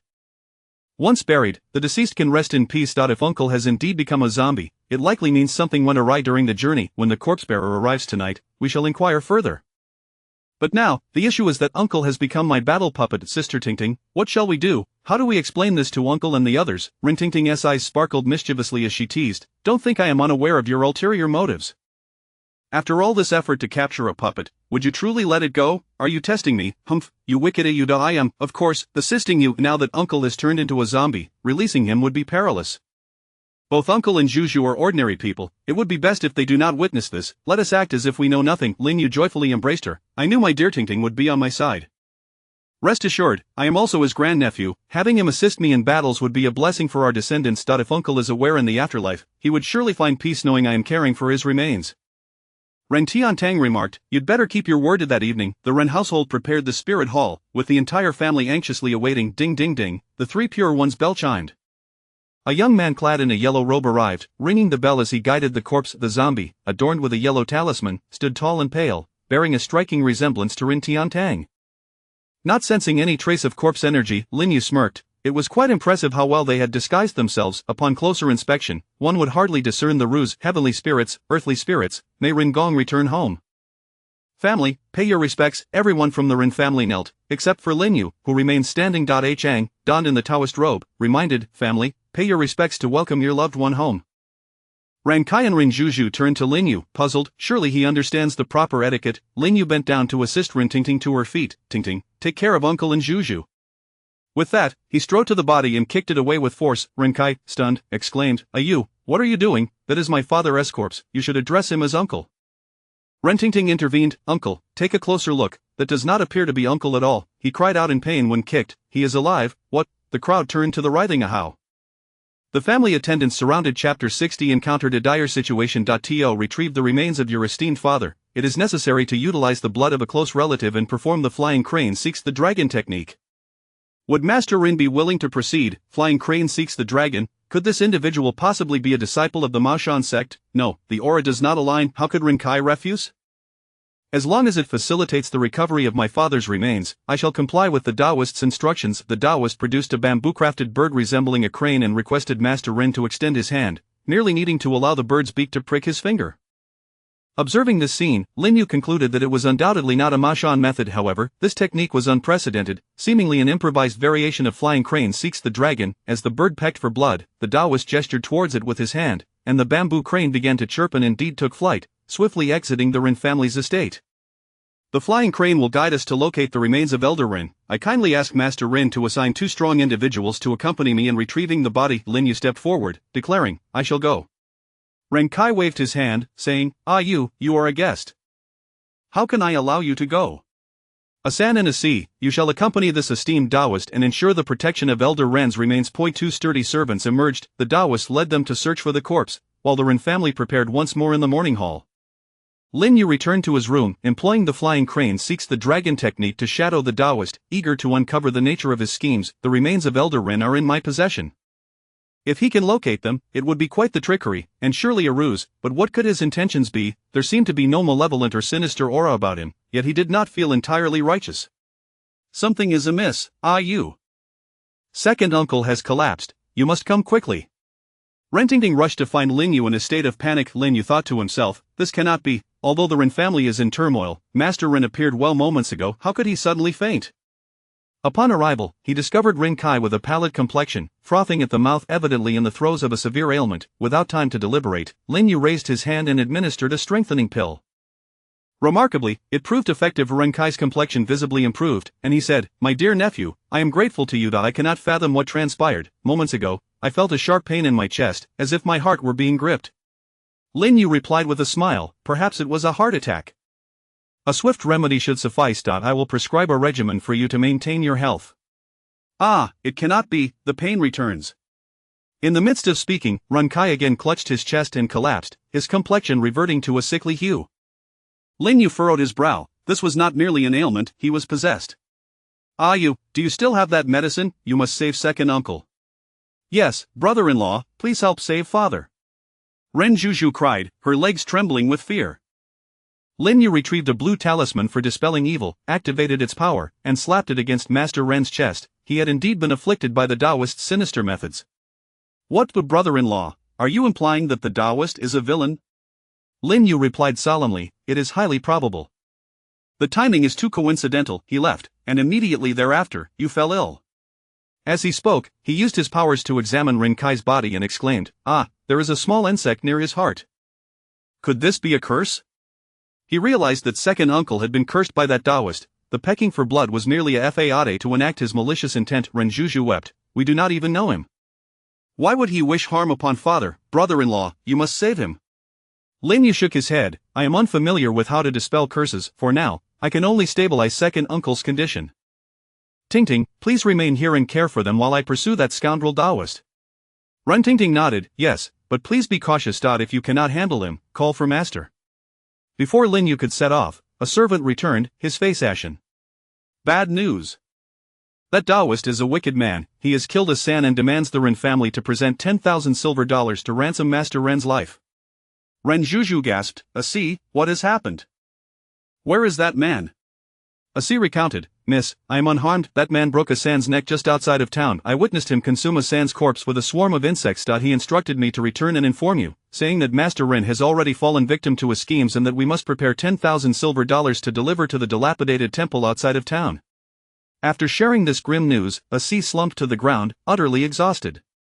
Ren Zhuzhu attempted to assist him, but Lin Yu firmly grasped her, saying, do not approach. Brother-in-law, what is wrong? Lin Yu cast a dispelling talisman, causing Asi to tremble violently, black insects erupting from his mouth, and he fell into a state of convulsion, his eyes glazing over. Clearly, he was on the brink of death. Murder! Ren Zhuzhu had never witnessed such a scene and cowered behind Lin Yu in terror. Lin Yu threw a blue talisman of the three flames, incinerating a sea and the surrounding insects completely. This villain is truly ruthless, showing no intention of leaving any survivors. I initially believed him to be a mere rogue Taoist, but he is a nefarious extortionist. Brother-in-law, what shall we do now? Should we not report to the authorities? Lin Yu shook his head, stating, the officials are but ordinary people and cannot contend with the methods of cultivators. Remain here, I shall confront him myself. Brother-in-law, can you manage? Lin Yu smiled. Did he not demand 10,000 silver dollars? I shall tell him I am here to deliver the ransom. With that, he mounted his puppet steed and galloped towards the outskirts of town. Rintinting reassured, do not worry, your brother-in-law is very capable. At the dilapidated temple outside of town, the Taoist shattered the tracking paper crane with a wave of his power, sensing the destruction of the curse insects on the sea. He furrowed his brow, wondering who had intervened. Toc through his curse technique and annihilate the insects was no small feat. This individual possessed considerable skill. Could there be a master in the Ren family town? An inexplicable thought of a youthful visage flashed through his mind, but he shook his head, dismissing it. Impossible, how old could he be? At the intersection outside Ren family town, Mama D and his apprentices had exhausted their savings to bribe Captain Chow for their release. Now, they only wished to escape this place of troubles, vowing never to take another job in Ren family town. Upon hearing the sound of galloping horses behind them, the trio initially feared it was Captain Chow in pursuit, hastily seeking refuge. However, turning to look, they found only a stranger, a young man. Master, it is him. He ruined our plans. He kicked me last night and caused my exposure. Ahau shouted, his eyes filled with hatred. Ah, fate has brought us together. Just as Mama D was about to speak, he noticed something amiss. That was a paper effigy horse. This boy was a cultivator. Since he was a cultivator, it made things easier. The Mashan decree forbade him from harming ordinary people, but it did not prohibit seeking vengeance against fellow cultivators. Ahau, a Chang, restrain him. Mama D positioned himself in front, pointing at the rushing Lin Yu and demanding, halt. Which family do you belong to, young one? Lin Yu was preoccupied with observing the compass in his hand, oblivious to the presence of highwaymen blocking his path. Abruptly, he was ensnared by a tripwire, sending him flying. If not for his exceptional agility, he would have surely fallen hard. Fueled by anger, Lin Yu drew forth the binding spirit rope and hurled it at the obstructing figures. Before Mama D could utter a word, he found himself securely bound. You shall not harm my master. Ahau and a Chang lunged from either side. Lin Yu frowned, it is you? At that moment, he felt a deep disdain, so it turned out that the one bound was indeed Mama D. Chapter 61 Lauren, time to get to work. I have no time to waste with you. With that, Lin Yu commanded the binding immortal rope, which split into two ends, ensnaring both Ahau and Aqiang as well. Mama D panicked, realizing that he had provoked a formidable master with a top-tier magical artifact. My dear friend, it is all a misunderstanding. I am. Before he could finish, Lin Yu waved his hand, sending a yellow talisman that sealed Mama D's mouth. He scoffed inwardly, thinking, if you utter the name of Mashan, I shall have a difficult time explaining to my master upon my return what is a mere corpse chaser from the ninth heaven, daring to parade around with two apprentices. I am too busy today to deal with you. It would be best for you to vacate Rinjia town henceforth, or you shall be met with punishment every time we cross paths. Having said that, he commanded the binding immortal rope to suspend the three of them from a large tree. Lin Yu then mounted his horse and continued towards the dilapidated temple. Once Lin Yu's figure was no longer visible, the binding immortal rope loosened itself and flew off in pursuit of him. The trio of Mama D fell from the tree, already battered and bruised, and now they cried out in agony as they hit the ground. Quick, let us leave. This Rinjia town is our bane, we shall not return. Inside the crumbling temple, a middle-aged Taoist priest observed the young man riding in on horseback, his eyes narrowing slightly. Is it truly you? Young lad, to which family do you belong? Lin Yu dismounted, bowing respectfully and saying, I am a junior of the Ren family, here to deliver a ransom to you. I beseech you, kind sir, to spare my uncle's life. With that, he produced 2 gold ingots from his robe. The Taoist relaxed his guard, smiling as he replied, very well, the Ren family shows understanding. Toss the gold ingots over, and I shall give your uncle this vial of antidote. Our transaction shall be complete. Both of them simultaneously threw their items. Lin Yu smirked, thinking, let's see how you fare against my 5 thunder talisman. Concealed beneath the gold ingots was a blue 5 thunder talisman. The Taoist's eyes sparkled with mirth. Youngster, once you grasp that porcelain vial, you will be caught in my poison. Crack, thunder roared. The 5 Thunder Talisman was activated, and the Taoist retreated swiftly, grabbing his cloak and swirling it into a large umbrella to block the incoming lightning. Lin Yu exclaimed in surprise, "Your cloak is indeed a top-tier magical artifact? It can withstand my blue 5 Thunder Talisman?" The Taoist scowled. "Blue 5 Thunder Talisman, which sect of the 3 mountains of talismans do you hail from? You are quite the cunning little devil." "I am but a disciple of Mao Shan," Lin Yu replied with a huff. "Damn it! You have already fallen prey to my poison. Kneel and beg for mercy, and I may consider sparing your life." "Poison?" Lin Yu released his grip on the porcelain vial, causing the Taoist to see that a golden light swirled around Lin Yu, preventing any real contact with the vial. Clearly, a crafty old fox versus a cunning young fox. "You enjoy playing with poison, do you? Here, take this, experience my 10,000 thunder prison." Lin Yu hurled the porcelain vial as a hidden weapon and simultaneously produced another blue 5 Thunder Talisman, tossing it right after, sending countless bolts of lightning towards the Taoist. The Taoist shouted, retreating quickly, using his cloak as a shield against the thunder. "You little trickster, so many blue talismans, you cannot possibly be the direct offspring of the Mao Shan sect's leader. Experience my 10,000 bugs devouring heart." The Taoist struck his beast-hide pouch, releasing countless venomous insects that swarmed around Lin Yu in an instant. Lin Yu remained unfazed, drawing 2 purple talismans, one for exorcism and one for invulnerability, the first step of the wealthy strategy to fully stack the shield and ensure an invulnerable position. The Taoist's eyes widened in disbelief. "Purple talismans? 2 at once? Youngster, who exactly are you? A mere disciple of Ma Shan could not possibly possess protective purple talismans." Lin Yu chuckled. "Who do you think you are looking down upon? I possess more than just defensive purple talismans." With that, he retrieved a purple 3 mysterious true fire talisman and unhesitatingly hurled it towards his opponent. "Old fool, your top-tier artifact cloak is rather arrogant. Let us see if it can withstand my true fire." "Damn it, you little rascal, you fight without honor." The Taoist was thoroughly alarmed. His precious top-tier robe was hard to come by, and he had no other artifact to counter the true fire. Was he to exhaust his 10,000 bugs formation? No, the 10,000 bugs devouring heart took much effort to cultivate. The robe could be remade, but the bugs were his foundation. "I shall fight." "You have enraged me, little brat.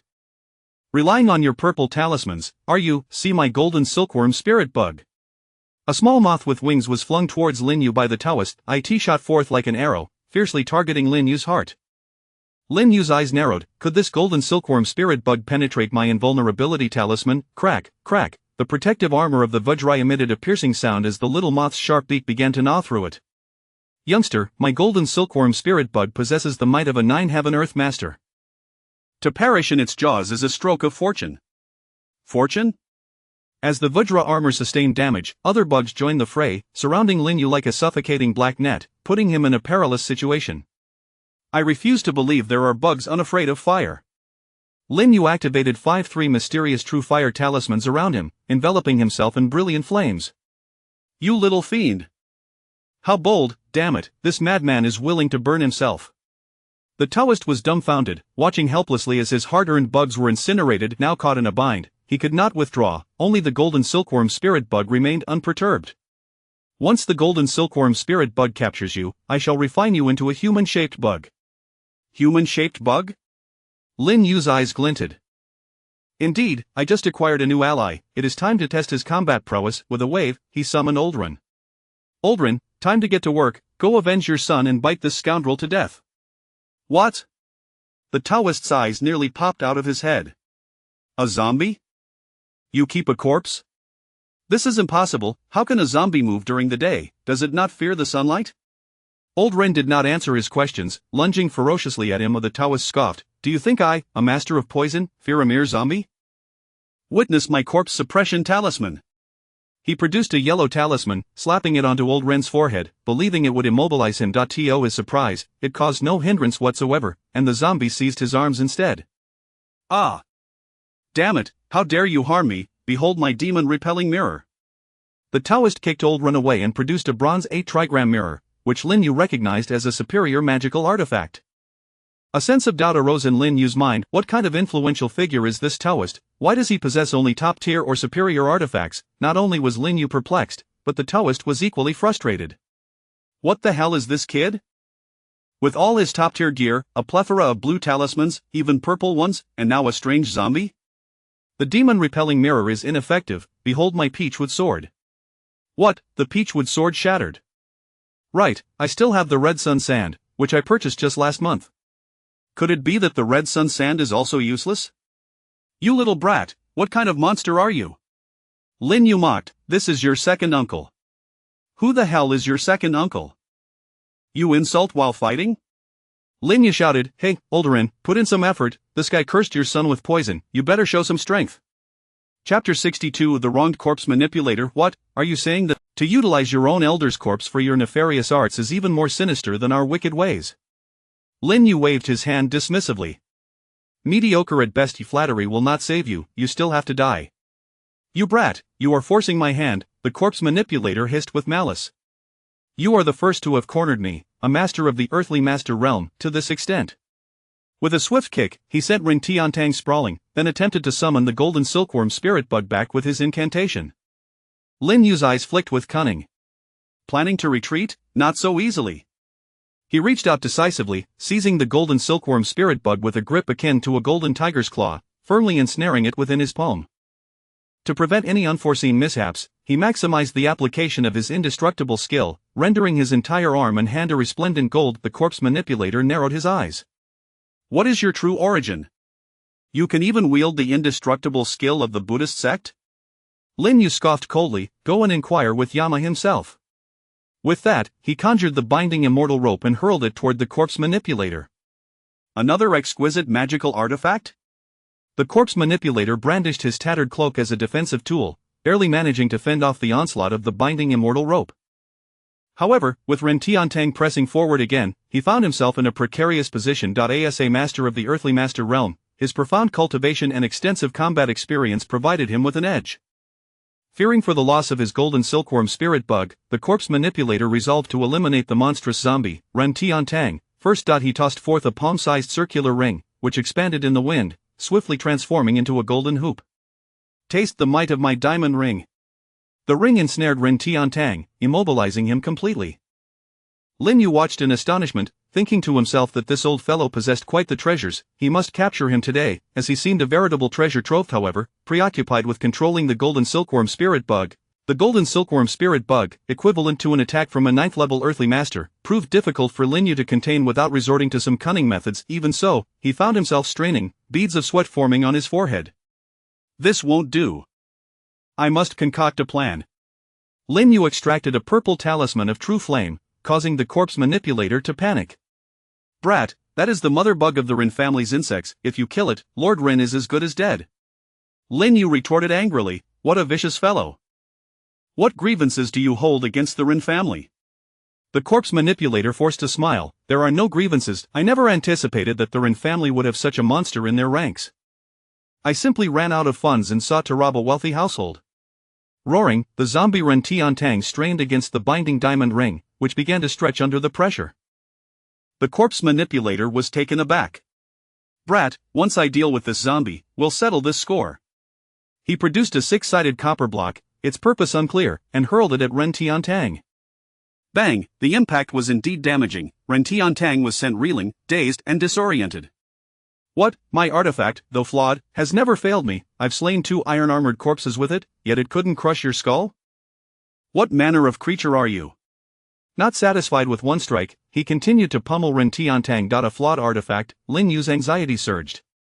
Damn it, you scoundrel, do you think I won't kill this golden silkworm spirit bug?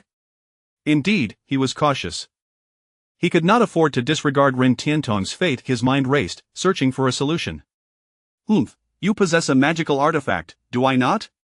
With determination, Lin Yu gritted his teeth and unleashed the demon suppression seal. He could no longer afford to conceal his strength. Saving lives took precedence. As he summoned the enormous golden seal, Ren Tiantang thought to himself, I recognize this technique. Before the corpse manipulator could react, both he and Ren Tiantang were forcefully slammed to the ground by the size of a millstone. You old fool, this is the first time I've used my artifact on another since its creation. You, a master of the 7th level of the earthly master realm, are the perfect test subject for its prowess. You little brat, what a cowardly ambush. The corpse manipulator felt like he might vomit blood. You must be the illegitimate son of the Mao Shan sect leader. Having roamed for years, I possess but one broken artifact, yet this junior, at merely the level of a human master, wields such a powerful instrument. Is it merely wealth that determines strength? Seeing the corpse manipulator subdued, Lin Yu felt a surge of satisfaction and turned his attention back to the bug in his palm, the golden silkworm. I've never heard of it. It resembles a moth-like creature with wings. Could it be considered a spiritual beast? I wonder if my maxed-out beast taming technique can tame it. With that thought, Lin Yu decided to take the risk. After all, he had no better ideas. Chanting the incantation, he began the process of taming the golden silkworm in front of the corpse manipulator. The corpse manipulator exclaimed in shock, "Brat, what are you doing? Stop this at once." "Oh, it works." Noting the change in the corpse manipulator's demeanor, Lin Yu felt a thrill of excitement. As he infused his magical energy, the golden silkworm gradually calmed, ceasing its frantic resistance. "Damn it, what have you done? How could you force my golden silkworm spirit bug from me?" After a quarter of an hour, Lin Yu sensed a delicate connection forming with the golden silkworm. Is this what it feels like to successfully tame a beast? Can I communicate with it? Delicious, yummy. Eat, what do you wish to consume? Is it the diamond talisman, or perhaps my magical energy? As Lin Yu attempted to channel energy into his palm, the golden silkworm responded with excitement, as if intoxicated by divine nectar. Lin Yu chuckled. So, my magical energy is nutritious. Does it naturally attract beasts? Perhaps I could form a legion of beasts in the future? Damn it, return my golden silkworm spirit bug. The corpse manipulator was so enraged he nearly spat blood. With the loss of the golden silkworm spirit bug, his combat prowess had been reduced to less than half. Lin Yu squatted down, a smirk on his face. Now, tell me, who are you? Brat, you will regret provoking the Yin Corpse sect. I am a senior corpse manipulator of the Yin Corpse sect. Of the Yin Corpse sect, an old acquaintance. Lin Yu mused. Isn't the Yin Corpse sect a faction dedicated to corpse manipulation? Why have you taken to raising bugs? The corpse manipulator turned away, refusing to answer. Lin Yu stroked his chin, eyeing the equipment adorning the corpse manipulator. He reached for the beast skin pouch at his waist. Oh, a high-quality magical artifact. Was this what you used to store the poisonous insects? Well, it's mine now. Damn it, return the myriad bug pouch to me, you thief. A thief? No, I am not. You cannot slander me. These are my spoils of war. Lin Yu then glanced at the six-sided copper piece on the ground, the broken artifact the corpse manipulator had just used. Isn't this the base of a six-faced copper tower? A flawed base still possesses the power of a magical artifact. What treasure must it have been in its prime? Lin Yu gleefully toyed with it. Thank you, my good sir, I shall graciously accept this. Damn it, I will take you down with me, down with me. With that, he displayed a frenzied and grotesque expression, as if preparing to self-destruct. Lin Yu quickly dodged, but upon seeing Ren Tiantang similarly suppressed by the demon suppression seal, a brilliant idea struck him. Old Ren, are you a fool? You're a zombie, his neck is right by your mouth. Can't you bite him? What are you doing, playing dead under the demon suppression seal? Have you forgotten how he just smashed your head? If you continue to slack off like this, I might just crush you myself. What? Before the corpse manipulator could turn around, Ren Tiantang had already bitten down on his neck. Chapter 63 The Sect of Wealth. Moments later, the master of the Yin Corpse sect, a 7th-level Earth master known as the Gu Daoist, met a tragic end, his lifeblood extinguished within the jaws of a zombie. Old Ren smacked his lips, seemingly quite satisfied, his aura now radiating with heightened power. Oh, this Gu Daoist, infused with toxic blood, surprisingly served as nourishment for Old Ren. It appears that this musical zombie from Ren's household has a particular affinity for various tainted blood types. What a stroke of fortune! In my endeavors to exorcise demons and vanquish evil, I will never be short of such resources to sustain Old Ren. Initially, I was troubled about where to procure the blood of mummies and vampires for you. But now, I need not worry you with this realization. Lin Yu couldn't help but feel a pang of sympathy for that royal zombie, immune to lightning. It could even treat lightning as a source of energy. Coupled with Old Ren, this musical zombie, who possesses immunity to spells, and with toxic blood as a power source, why not consider creating a lightning zombie in the future? Shaking his head, Lin Yu stowed away the demon suppression seal in Ren's musical form, casting his gaze upon the corpse of the Gu Daoist. He frowned, a 7th-level Earthmaster, transformed into a puppet zombie after being bitten by a zombie. What a waste.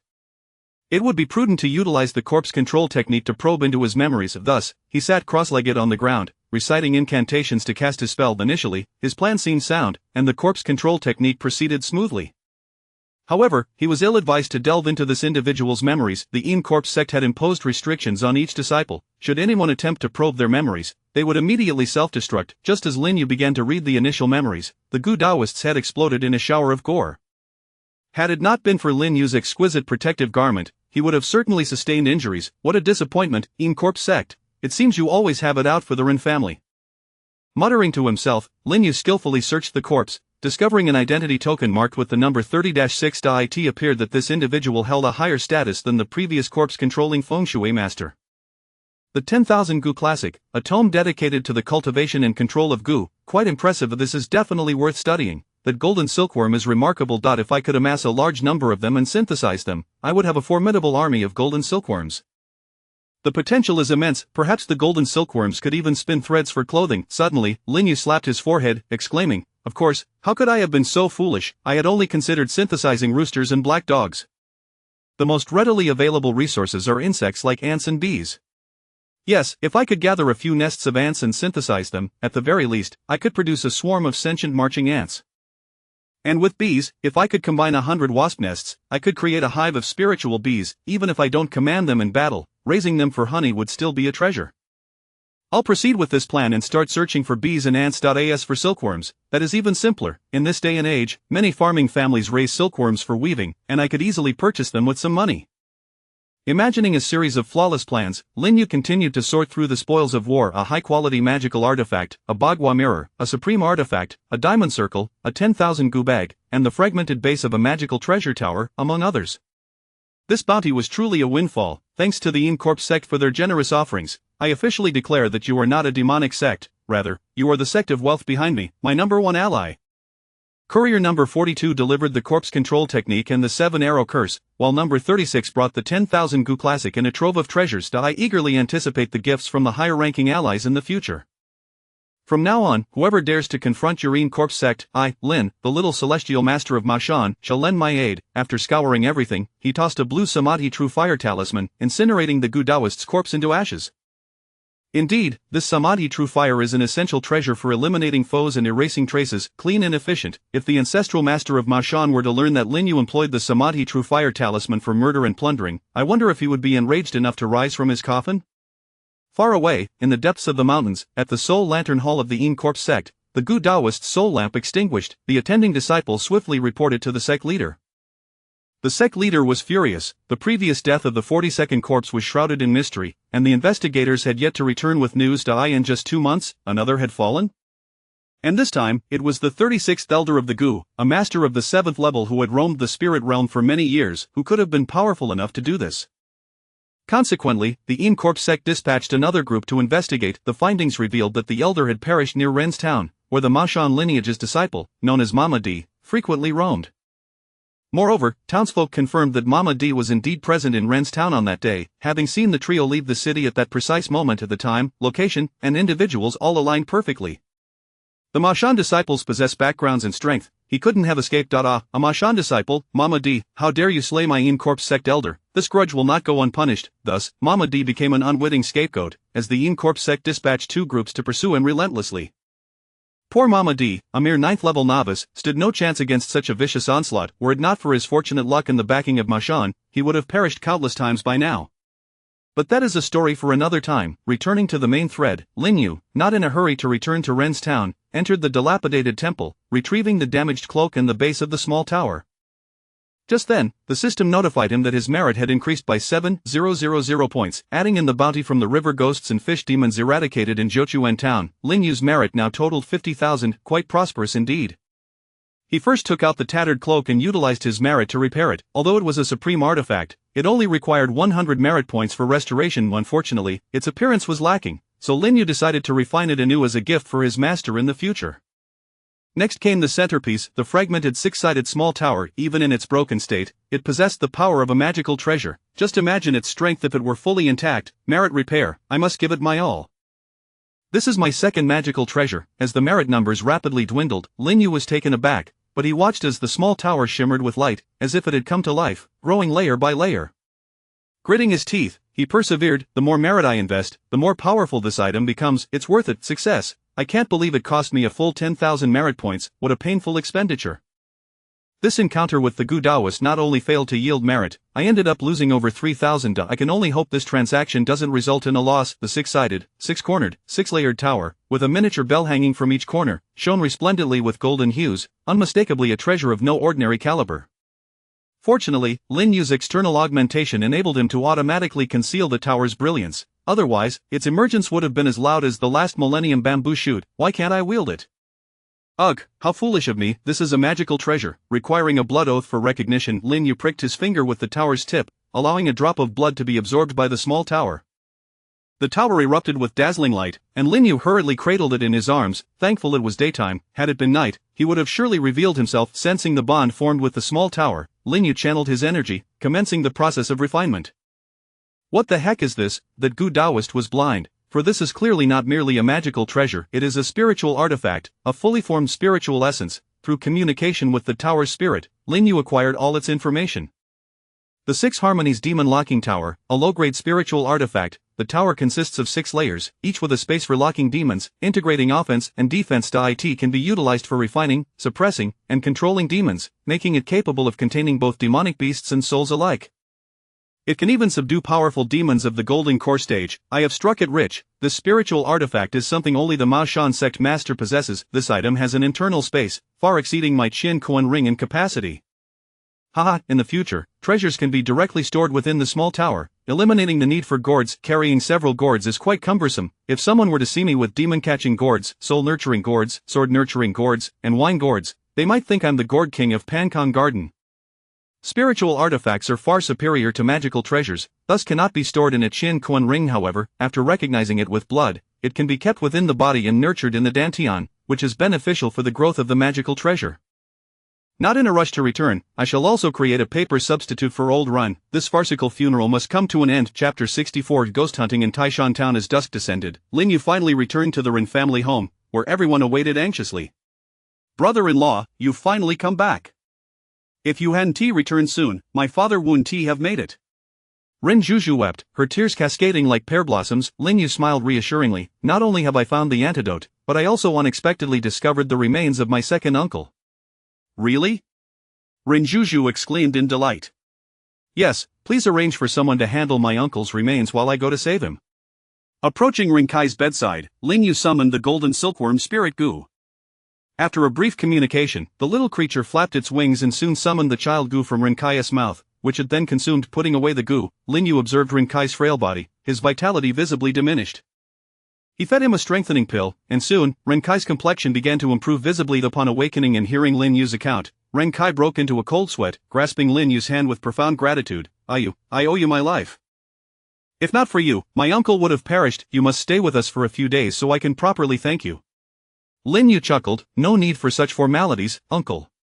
The funeral for my uncle is of utmost importance. Zhuzhu, being a girl, cannot manage everything alone, so you must take charge. All right, we'll discuss the rest after the funeral. The hospitable Ren Kai insisted on keeping Lin Yu and his wife for 2 more days. Ren Zhuzhu expressed her intention to return to the United States to mine in Jinshan. As Ren Kai only had one daughter, he worried about her venturing out alone and expressed his desire to accompany her to the United States. However, after 3 generations of managing the Ren family town, it seemed a pity to sell everything off. Thus, he made a gesture of goodwill, transferring the unsellable assets to Lin Yu. Lin Yu was reluctant to accept but agreed to pass them to Ren Fa, promising to ask his father-in-law to send someone for management later. Before departing, Runtington gifted several talismans to Ren Kai and his daughter, knowing that their next meeting was uncertain. This time, we'll take the mountain path home, which might take 2 or 3 days. Rentington, puzzled, replied, it would only take half a day to fly there with the spirit crane, wouldn't it? Lin Yu laughed. Climbing over mountains is necessary for me to find some good things. Would you prefer to fly back alone on the spirit crane to avoid any hardships with me? Rentington shook her head resolutely. I don't want that, I'd rather be with you. It is much more enjoyable and not at all a hardship. Very well, then focus on cultivating while riding the spirit crane, and I will search for treasures in the mountains. What treasures? She asked eagerly. I want to catch some bees and ants along the way. If I come across any medicinal herbs, I'll collect those too. Thus, they spent 5 days in the mountains, with Lin Yu scouring the area within 100 miles, ultimately gathering 100 hives of bees and 100 hives of ants, along with a plethora of precious herbs, yielding a bountiful harvest. After spending several days in the mountains and enduring the elements, I've put you through quite an ordeal. There's a nearby town, let us rest there for the night and return tomorrow. Sure, I'll follow your lead. Honestly, it hasn't been tough at all. You prepare such delicious meals for me every day, far better than the taverns in town. It's just inconvenient to bathe and change clothes. Lin Yu couldn't help but tease, what's inconvenient about it? I can have you. Chapter 65. Relatives of the underworld. This family was acutely aware that they had encountered a true master, and they all knelt in unison. Taoist, we are benevolent spirits, having never harmed anyone. It was Lord Tan who built a new house atop our ancestral grave, leaving our family gasping for breath day and night under their pressure. We only resorted to teasing them in hopes of compelling them to relocate. We truly are good spirits. Runtingting cast a sympathetic glance at Lin Yu.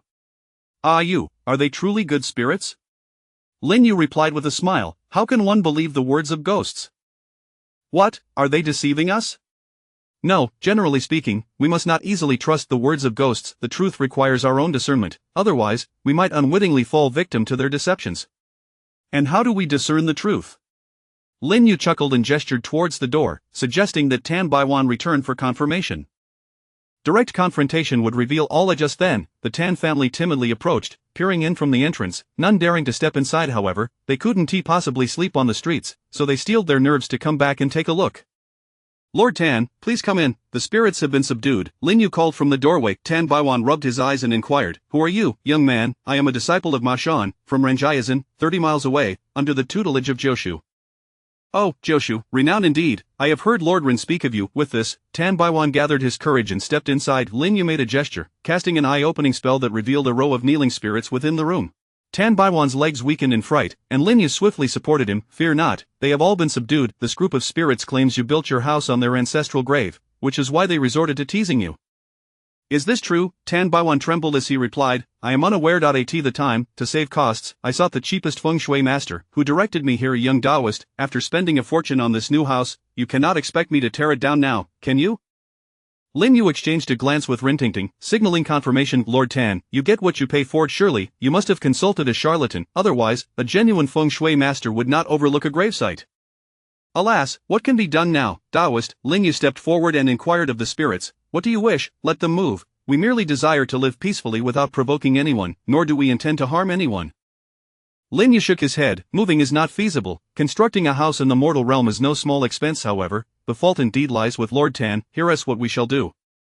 Let him exhume your remains, and I will find you a new resting place. Then, let Lord Tan erect a tablet for you to be worshipped. Thus, a good connection may be formed. Upon seeing the Sanqing bell in Rintingting's hand, the spirits nodded in agreement, not daring to propose any conditions. After informing Lord Tan, he had no choice but to comply, promptly summoning workers to dig through the night. Lin Yu addressed the spirits, humans dwell in the realm of the living while spirits reside in the realm of the dead. Your lingering in the mortal realm cannot continue. Sooner or later, you will face the fate of losing your souls. Why not seek rebirth in the underworld? The spirits explained, Taoist, our family only wishes to be together in love and harmony. If we were to be reborn, we would surely be separated. We do not wish to part, we would rather dissolve than be apart. Lin Yu sighed, what a pity, is one lifetime of love not enough? Fate will eventually disperse. Forcibly clinging together will cost you your chance at rebirth, leading to the dissolution of your true essence. Is that worth it? The spirits fell silent, exchanging complex glances. Tomorrow is the 15th of July, when the gates of the underworld swing wide open. Why not seize this opportunity to be reborn? If fate allows, you shall meet again in the next life, perhaps even for countless lifetimes. But once your true essence dissipates, all will be lost. At this moment, Tan Baiwan interjected, Taoist, you misremember the date. Yesterday was the 15th of July, the ghost festival has already passed. What? Lin Yu gazed up at the moon in astonishment, smacking his forehead. Alas, I was so engrossed in gathering herbs in the mountains that I completely lost track of time. Rentingting chuckled, did you miss something important? Oh, it's nothing of great consequence. I merely missed witnessing Qiuxing send his girlfriend to be reborn. Having heard of Qiuxing's embarrassing tales in the mortuary, Rentingting couldn't help but cover her mouth and laugh. You're the elder brother, yet you mock Qiuxing too? Because it truly is amusing, don't you think? Indeed, it's quite funny. Rentingting joined in the laughter. At this moment, the spirits kneeling on the ground spoke up, Taoist, we have made our decision. We wish to be reborn. Please, Taoist, lend us your assistance. Lin Yu smiled wryly. Yesterday, the gates of the underworld were wide open. You should have simply walked in, and now, it's no matter. I shall see you off. Fortunately, the Ma Shan altar was already prepared, and with a little tidying up, it could still be used. Supreme decree, spirit treasures guiding the people, 7 stars guarding the body, soul lantern lighting the way. As Lin Yu set up the altar and performed the rites, he pointed towards the entrance as if opening a passage to the underworld. The Tan family's door creaked open, revealing a ghostly green corridor. A Kongming lantern slowly ascended from the altar, drifting toward the passageway. Lin Yu turned to the spirits and encouraged, "Go forth, the soul lantern will guide you along the path to the Yellow Springs, across the Naiha Bridge, and ultimately to rebirth." The spirits bowed deeply to Lin Yu before following the soul lantern. Lin Yu retrieved the soul rearing gourd from his possession, releasing the 46 water ghosts he had previously collected from the river. "You too, go on, be reborn. I wish you a fortunate next life, that you may become good people." A throng of spirits filed in, and at that moment, 2 ghostly messengers emerged from the passage, causing the spirits to tremble in fear. "Who dares open the realm of Yin and Yang here? Disciple Lin Yu of Ma Shanda, I have missed the opportunity of the Ghost Festival to guide these souls to the underworld for rebirth." "Oh, you, young man, we finally meet." The 2 ghostly messengers looked at Lin Yu in astonishment. Lin Yu stared back in surprise. "Do you too know me? I have no acquaintances in the underworld." They chuckled and scolded. "You impudent child, is not our ancestral master your relative? The entire Mashan sect in the underworld is your kin. You are the ancestral masters." Lin Yu hastily pulled Rin Tingting down to bow in respect. One of them waved his hand to assist them up, saying, "I am your grandmaster, King Pingzi. This is your uncle, Manglingzi, from the wondrous branch of Mashan." Lin Yu, puzzled, asked, "Grandmaster, uncle, though it is my first time employing the soul lantern guiding method, I have not heard that it could summon ghostly messengers."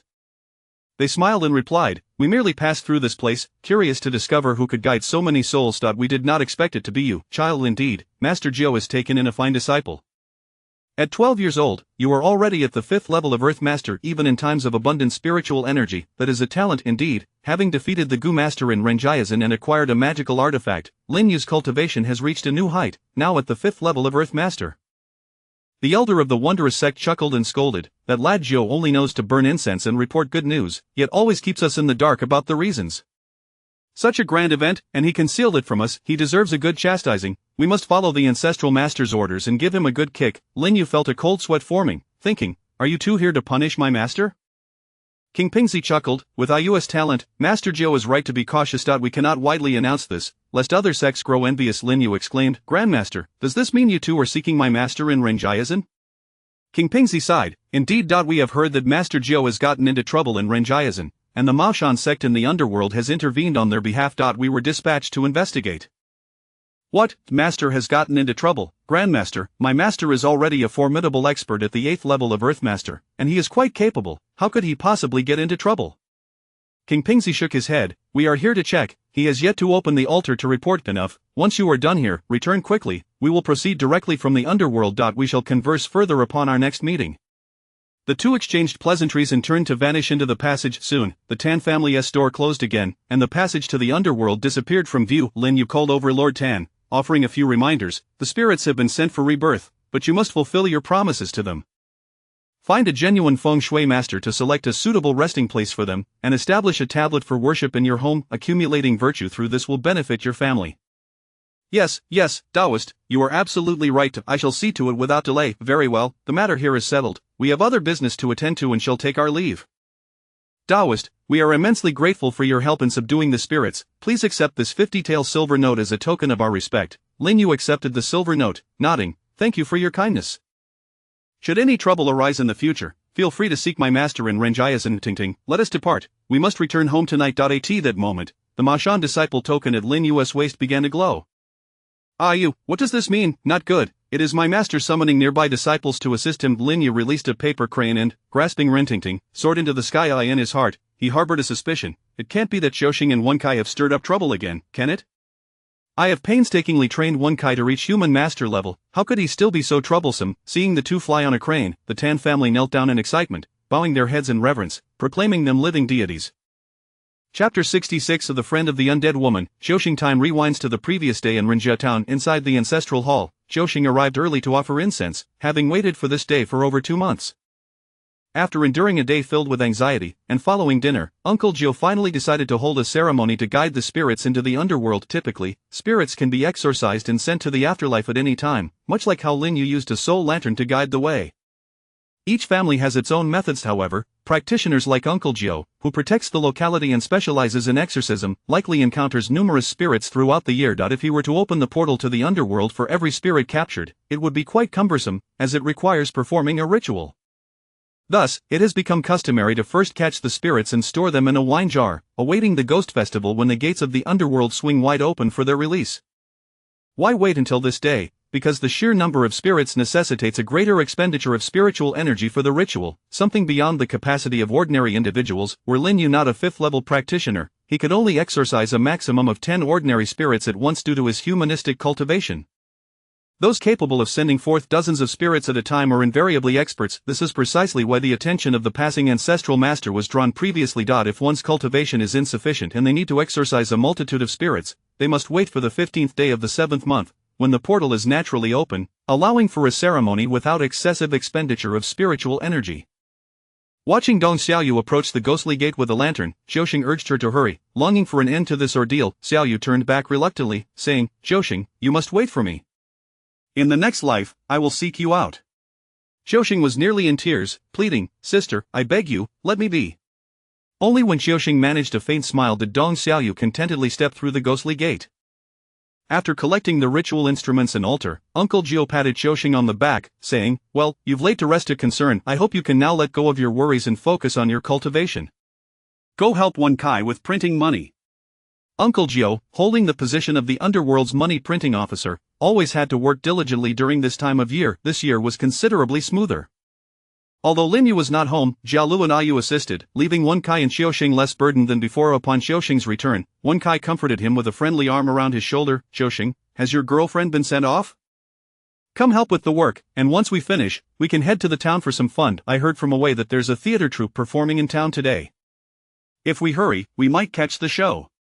Zhouxing had grown weary of refuting this. Wen Kai had become accustomed to calling Xiaoyu his girlfriend, and it seemed everyone had tacitly accepted it.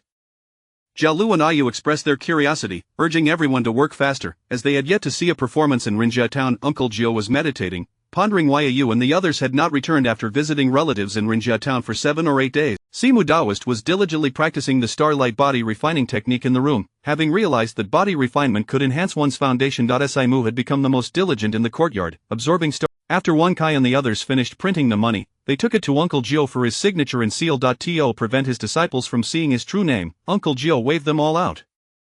Seizing the opportunity, they suggested heading to the town for some excitement, which Uncle Gio did not mind. Yet, he had forgotten that it was the 15th of July, and what excitement could there possibly be in the town at such a late hour? Upon arriving in the town, Wei had been waiting for some time. "Zhouxing, Wen Kai, hurry up, the show has already started, and I thought you wouldn't come." At that moment, Jialu sensed something was amiss and quickly grabbed Ayu, saying, "Hey, you all should come out, something feels off in here." Zhouxing, puzzled, asked, "What seems off? Have you never seen a play before, Jialu?"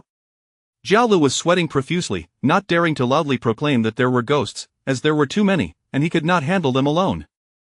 Knowing Wen Kai was also of humanistic cultivation, he warned, "Wen Kai, take a look around." Wen Kai, bewildered, replied, "What am I supposed to see? Aren't we just here to watch a play?" Wei, already impatient, pulled Zhouxing and Wen Kai to the front row, insisting, "Are you going to watch or not? If not, let us head back. If we delay any longer, we'll miss the show." Jialu wanted to cover his eyes, thinking, is Wen Kai truly a human practitioner? Can he not distinguish between the living and the spirits? Ayu, confused, asked, "Jialu, why aren't you going in?" Jialu pulled Ayu out, tossing a paper crane as he ran home. "Three fools." Inside, the only humans are those performing. Everyone else watching the show are spirits. Would you dare sit with the ghosts, junior sister? Ayu gasped, "Why didn't you tell them?" Jialu weakly replied, "There are too many ghosts. We can't fight them. I fear that speaking out would lead to trouble, but if we act as if we don't see each other, perhaps it will be alright." Ayu worriedly asked, "But will they be in danger?" Jialu wiped his forehead, "Of course it's dangerous. That's why we must hurry back and get reinforcements. We need to tell the master and uncle to come help." In truth, he had half a sentence left unspoken. With so many spirits, even the master and uncle, despite their profound cultivation, might not be able to handle it. The actors on stage noticed the 3 living souls in the audience and quickly exchanged glances, attempting to alert them discreetly, but Zhouxing and the others remained oblivious, instead applauding enthusiastically.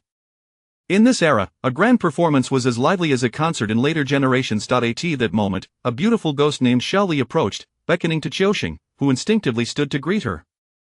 Away, enviously, remarked to Wen Kai, Qiusheng is quite fortunate, why doesn't Ta Beauty call for me?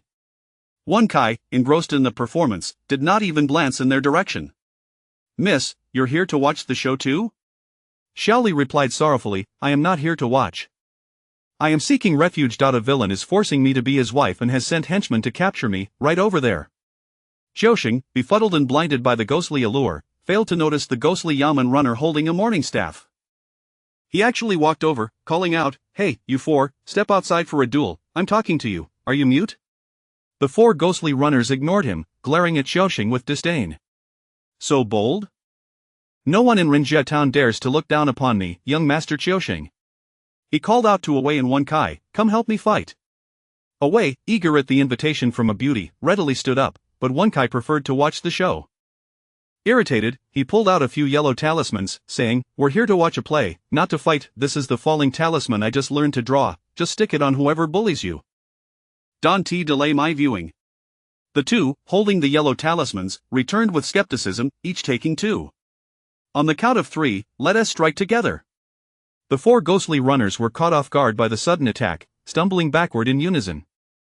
Upon witnessing this scene, a ghost cried out, the ghostly runners have fallen, let us flee. Instantly, the spirits scattered, creating chaos. By the time Uncle Joe and Simu arrived, Wen Kai was still chuckling at the performance. Xiaoli had long led Qiusheng and away from the stage, bowing in gratitude outside, relieved to have escaped.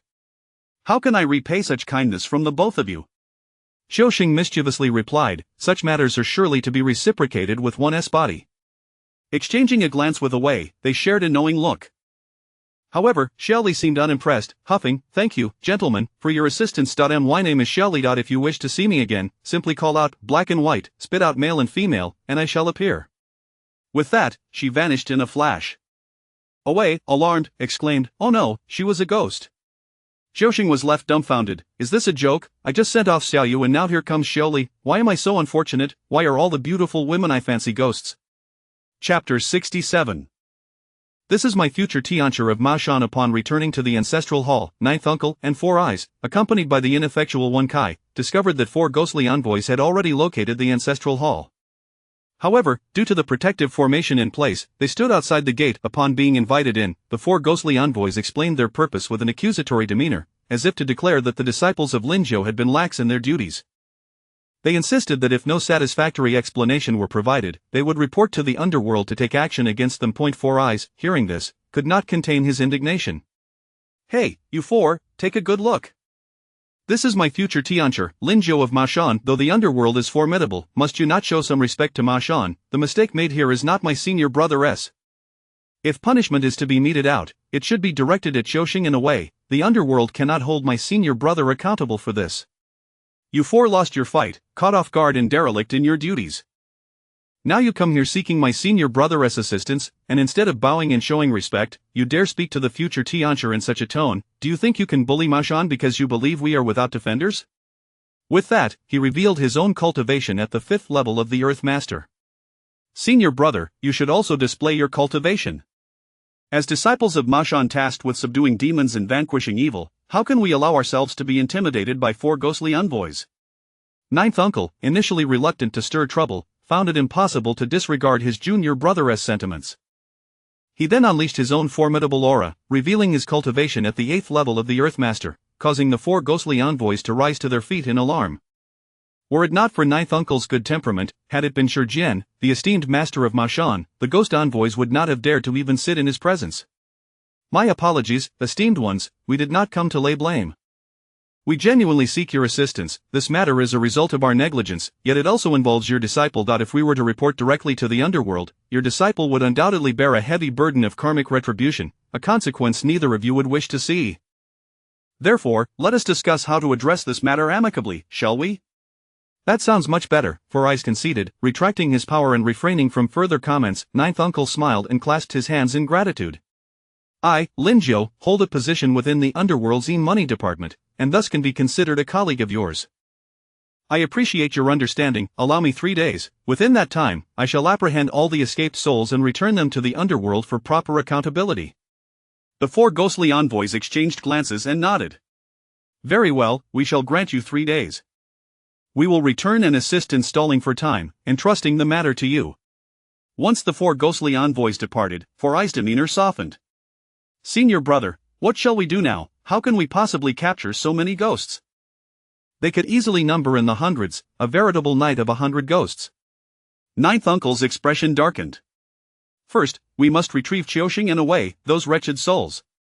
As he spoke, he cast a glance at Wen Kai, who immediately waved his hands in protest. Master, this has nothing to do with me. I was merely an observer. Ninth Uncle scolded, how dare you even say that? As a proper disciple of Ma Shan, you cannot even distinguish between ghosts. Look at Jiala and you have brought shame upon me. Wen Kai lowered his head, too embarrassed to retort. You 3, go to the town at once and bring back Qiuxing and away, Four Eyes commanded. Ninth Uncle sighed. Tomorrow, let us reach out to Ayudot if he can return. With his skills and formations, he might have a way to deal with this. The following morning, at dawn, Wen Kai and the others finally managed to bring back Qiuxing and away. Upon hearing that Qiuxing had once again fallen under a ghost's influence, Ninth Uncle was so furious that he snapped his whip in half. Go kneel over there for a day and a night. Do not rise until you are commanded to do so. Away trembled in fear, having not anticipated Ninth Uncle's severity. Before he could be scolded, he hastily followed Qiuxing and knelt before the ancestral tablet. As they had failed to contact Linyu during the day, it was likely he was using his earth evasion technique and was unreachable. Four Eyes suggested inviting Taoist Qianhe to assist. Ninth Uncle shook his head and sighed. Even with the combined strength of the 3 of us, it would be futile. There are simply too many ghosts. Very well, let us summon help. Issue a distress signal from Ma Shan and call upon nearby brothers for assistance. We have only 3 days, and already a day has been wasted. Thus, on the night of the 16th of July, Ninth Uncle conducted a ritual to summon aid. Just as he had gathered his powers, 2 ancestral figures descended through the effigy. Little Jiao, Four Eyes. Master, Uncle Meng? Ninth Uncle and Four Eyes rubbed. After rising, Four Eyes rushed to embrace King Pingzi. Master, you have been gone for so long, I have missed you dearly. Ninth Uncle's eyes glistened with unshed tears as he wiped the corners of his eyes with his sleeve. King Pingzi smiled and nodded. Indeed, you both have grown. Driam Lingzi interjected, wait, let us set aside the pleasantries for now. Little Jiao, come here, the ancestral master has something to convey. Confused, Ninth Uncle and Four Eyes followed Driam Lingzi to the ancestral effigy. Upon seeing 2 young men kneeling there, Driam Lingzi inquired, what is the situation with these 2? Ninth Uncle let out a sigh and recounted the events that had transpired. Driam Lingzi, incensed, kicked both Qiuxing and away with such force that they were sent sprawling. You worthless ones! Love-struck fools, get out and kneel outside. Qiuxing and away dared not protest, having already knelt for a day and unable to stand. They could only crawl out and resume their penance. Wen Kai, Jiala, and you also dared not approach. Driam Lingzi pointed to the cushion in front of the ancestral effigy. Jiao, kneel. Ha, what is this? Ninth Uncle assumed it was the ancestral master reprimanding Qiuxing for causing trouble, so he obediently knelt. Driam Lingzi glanced at King Pingzi beside him. Brother, shall you take the lead, or shall I? King Pingzi smiled wryly. Does it matter? Though Jiao is my disciple, he holds you, his uncle, in high esteem. Let us both address this matter together. Thus, they each offered a stick of incense to the ancestral figures, invoking the Ma Shan ancestors as witnesses. Disciples King Pingzi and Driam Lingzi, today, in accordance with the ancestral master's decree, have come to discipline the unworthy disciple Lin Jiao. The ancestral effigy shimmered, and it seemed as though countless ancestral eyes were fixed upon them. King Pingzi and Driam Lingzi exchanged glances. Let us begin. In the next moment, they unleashed a flurry of kicks and blows directed at Ninth Uncle's backside. You scoundrel, Little Jiao, every time you burn incense to report good news, you never disclose anything. Are you deliberately keeping us in suspense? Ayu's breakthrough to the Earth Master level is such a monumental event, and you conceal it from us? Are you doing this on purpose? Master, Uncle, what is the meaning of this?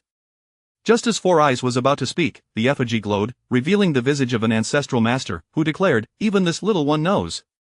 He has certainly been complicit, having aided us during the summoning. How dare he keep such knowledge from us? What? Four Eyes, unable to escape, was also pinned down, receiving the combined wrath of King Pingzi and Driam Lingzi. After a moment, perhaps fatigued from their exertions, ninth uncle finally whispered, Master, uncle, how did you know that you advanced to the Earth Master level? Driam Lingzi snorted. Humph, we just passed through Taishan town and happened upon you using the soul lantern to guide spirits for rebirth. If we had not witnessed his display of power, we would still be unaware that he had already reached the 5th level of the Earth Master. What, the 5th level? Ninth uncle and Four Eyes exchanged astonished glances. So soon? King Pingzi admonished, what kind of looks are those? What do you mean by that? Four Eyes forced a smile. Master, you are unaware, Yu was promoted to Earth Master 2 months ago. A month prior, he reached the 3rd level, and a fortnight ago, he attained the 4th level. If he has now reached the 5th level, it means he has been progressing at an astonishing pace of 1 level every half month. Junior brother, we cannot say that ninth uncle was unable to intervene. What? The ancestral effigy's figure trembled violently, the entire shrine seeming unsteady, clearly indicating that the rapid advancement had left all the ancestral masters utterly astounded. Chapter 68 No pretense, we are the wealthy this time. Qing Pingzi and Meng Lingzi did not lose their tempers anymore, they exchanged a bitter smile, and Qing Pingzi extended a hand to help Jioshu up, speaking with concern, Jio, did that hurt? Meng Lingzi also offered an apology, saying, we were too anxious and lacked restraint. It was understandable, after all. This was something everyone had been anticipating for 2 years. If it weren't for your master intervening, many ancestors would have attempted to disturb your dreams and kick you awake. Qing Pingzi shot a glance, and now? Did I not intervene correctly? Meng Lingzi dared not retort, smiling in agreement. Indeed, you are right, senior brother. Given the gravity of the situation, Jio did nothing wrong by keeping it a secret. On the ground, Simu expressed his grievances. Master, uncle, could you lend me a hand? Qing Pingzi kicked him. Lend you a hand? Go kneel outside with those 2 juniors, your incessant chatter has only brought me trouble. Simu protested, just a moment ago, during your mixed doubles, it seemed you were blaming me for being too secretive. Now you accuse me of talking too much. Alas, I am merely cursed with a mouth. Silently slapping himself, Simu limped out to kneel at Jioshu's side. Master, uncle, over the years, Simu has been assisting me. He has merits. Although we knew it was only a matter of time before the truth surfaced, we did not expect it to come so swiftly. Originally, I planned to wait until you became a celestial master or turned 18. Who would have thought we underestimated the child's talent? At this rate, he might attain celestial master status this year or next. Alas, we cannot protect him for long. Meng Lingzi spoke solemnly. I will contact Tianlong and De Gui to have them come assist you. Jioshu waved his hand. No need, uncle. Far water cannot quench near thirst. Let us keep it under wraps for now. The longer we can conceal it, the better. If too many people gather, it may attract unwanted attention from other factions. At that moment, the statue of the ancestor manifested once more, and one of the ancestors scolded, foolish. Such a talented disciple should be sent back to Mount Mao for protection at once. He must not leave until he has achieved the golden core. The aura within the depths of our Mount Mao is abundant and sufficient for this child's accelerated cultivation. Through the vision, Jioshu and the others could see that several ancestors behind this one were arguing, indicating that the ancestors of Mount Mao had differing opinions. Indeed, before this one could finish speaking, he was forcibly pulled away, and another ancestor spoke up. Little Jio, your approach is correct, sending him back to Mount Mao would only lead to immediate exposure. At that time, not only would the demonic sects be restless, but many righteous sects would also not tolerate Mount Mao producing another golden core genius. Qing Pingzi asked with a wry smile, Master Sima, what shall we do now? The speaker was Sima Qingzhen, a renowned ancestor from the Tang dynasty of Mount Mao. With a Guangming mirror in his left hand and a Jingzhen Thunderfire sword in his right, he had once dominated an era. Just then, the sound of bells and gongs echoed from the underworld side of Mount Mao, and the highest-ranking ancestor present, Tao Hongjing, spoke, enough of this bickering. From today onwards, all disciples and successors of Mount Mao in the underworld, except for those with official duties, shall enter closed-door cultivation here, prohibiting any contact with the outside world to maintain the utmost secrecy. Matters in the mortal realm will be arranged by me, no one is to inquire or discuss, violators will face disciplinary actions. Everyone bowed in compliance, adhering to the ancestor's decree. Xingping, Meng Ling, you two shall remain to assist Jio in resolving the issue of the lost souls, and then return immediately without delay. Why was it the ancestor Hua Yang and not the 3 Mao true monarchs? Because the 3 Mao true monarchs had ascended to the celestial realm at that time, the statue of the ancestor flickered with light and returned to its original form, signaling that contact had been severed. It seems we shall be staying here for a couple of days, Meng Lingzi curiously asked. Jio, your cultivation ground seems to be much more abundant in spiritual energy than the outside? Have you set up a spiritual gathering array? Jiushu nodded. To be honest, Ayu's talent is exceptional. He has already perfected the Qingjing Daodong scripture. Even when operating at full capacity, he remains constrained by the sparse spiritual energy of the world, which cannot support his cultivation. Fortunately, I made some minor breakthroughs in talisman crafting, and Simu's skills in artifact refining are commendable. With these skills, we earned some spiritual stones and arranged a spiritual gathering array in the cultivation ground. Meng Lingzi praised. Indeed, the spiritual energy here is rich. It can be considered half a cultivation paradise. Qingpingzi inquired, Jiu, reveal your cultivation level for me to see. When Jiushu displayed his cultivation level, Qingpingzi was taken aback. Earthmaster level 8? Excellent, excellent. I thought you was the only genius, but it appears you are both extraordinary. If I am not mistaken, Jiu, you are only 37 this year, correct? This means you have a chance to attain Celestial Master status before 40? Then our Qing lineage can return to Mount Mao and reclaim the core legacy. Jiushu humbly replied, in truth, senior brother Shijian has a higher cultivation level than I. He is now at Earthmaster level 9. Qingpingzi scoffed lightly, humph. Shijian is 39 this year, with only half a year left. He is too burdened with thoughts and may miss his opportunity. I have greater faith in you. Jiushu whispered, Master, have you forgotten about Ayu? Cough cough, indeed. At this rate, Ayu is the one most likely to become a celestial master in our Qing lineage. As the master and disciple chatted leisurely, Meng Lingzi was observing the arrangements of this cultivation ground. Upon seeing several top-grade magical artifacts displayed before the ancestors' altar, he turned to Jiushu in astonishment. At that moment, he noticed that the Taoist robe Jiushu was wearing also seemed to be an artifact.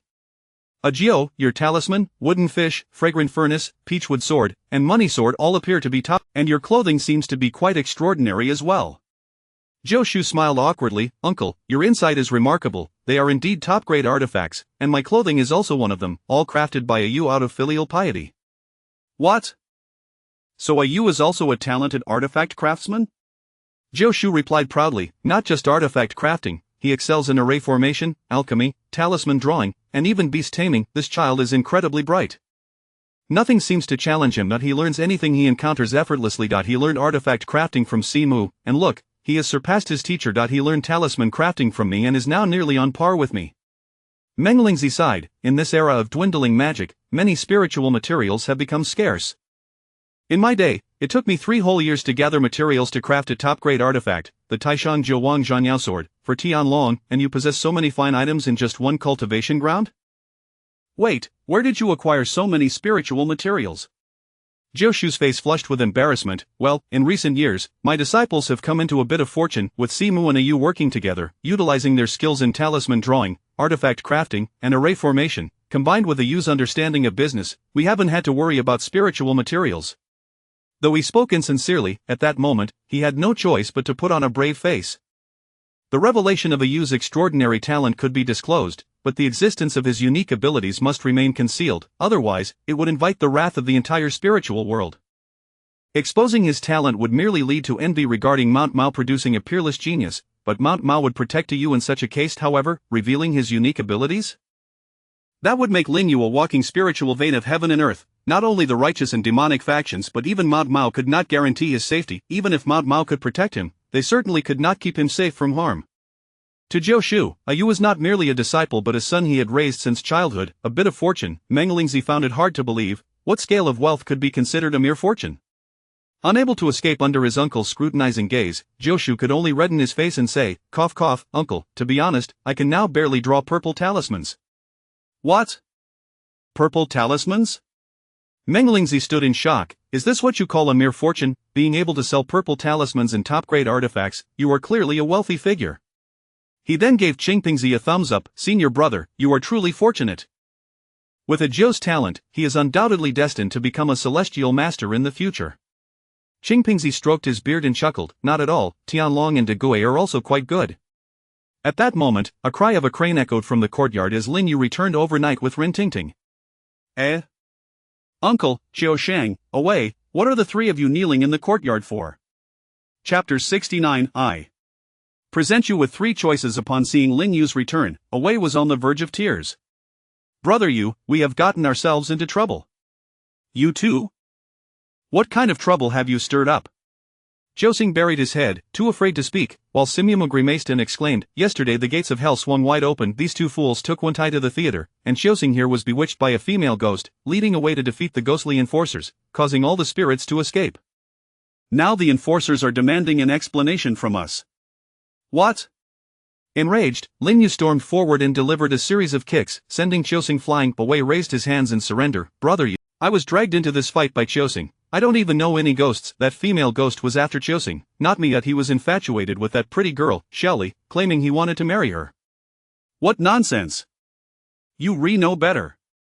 With a swift kick, Lin Yu sent away tumbling into Jiuxing. Turning to the Taoist Simyamu, he inquired, "Master Uncle, what about you? You wouldn't be implicated in this mess like Jiuxing, would you?" Simyamu's face flushed. "What nonsense are you spouting? Am I the kind of person who is bewitched by lust? I, the esteemed Taoist Simyamu of Mashan, can distinguish between spirits. Then what is this all about?" "Humph, it's all because of you." Confused, Lin Yu was pondering when Joshu appeared with King Pingzi and Manglingzi. "Master, I have returned." "Oh, Master, Uncle Master, have you both arrived?" King Pingzi snorted, "You little rascal, I have heard from your master that you are forbidden from running around and must not use your powers where others can see." "What? Master, we have only been apart for half an hour, and you have suddenly changed your tune?" Manglingzi chuckled, "Initially, we only knew you were a genius, but we did not anticipate your genius to be this reckless." "Silly boy, we are protecting you." Joshu, protective as ever, stated, "Master and Uncle, rest assured, the rules I set for Away were precisely that, no wandering and no using powers. Away is very obedient." "Obedient?" Manglingzi retorted, "You have no idea how bold he becomes once he steps outside. This lad just performed a rite to guide over 50 spirits in Taishan town." Joshu's expression darkened. "Outrageous, go kneel before the ancestral master." Lin Yu grimaced, "Master, the ancestral master is right here." "I meant the ancestral masters of past generations." King Pingzi waved his hand, "Enough, a Jew. Grant Away some leniency this time, it shall not happen again." Lin Yu quickly bowed, "Thank you, Master, I assure you it will not happen again." Simyamu muttered softly, "Master, I too wish for leniency." King Pingzi scolded, "You have no next time. Kneel until dawn."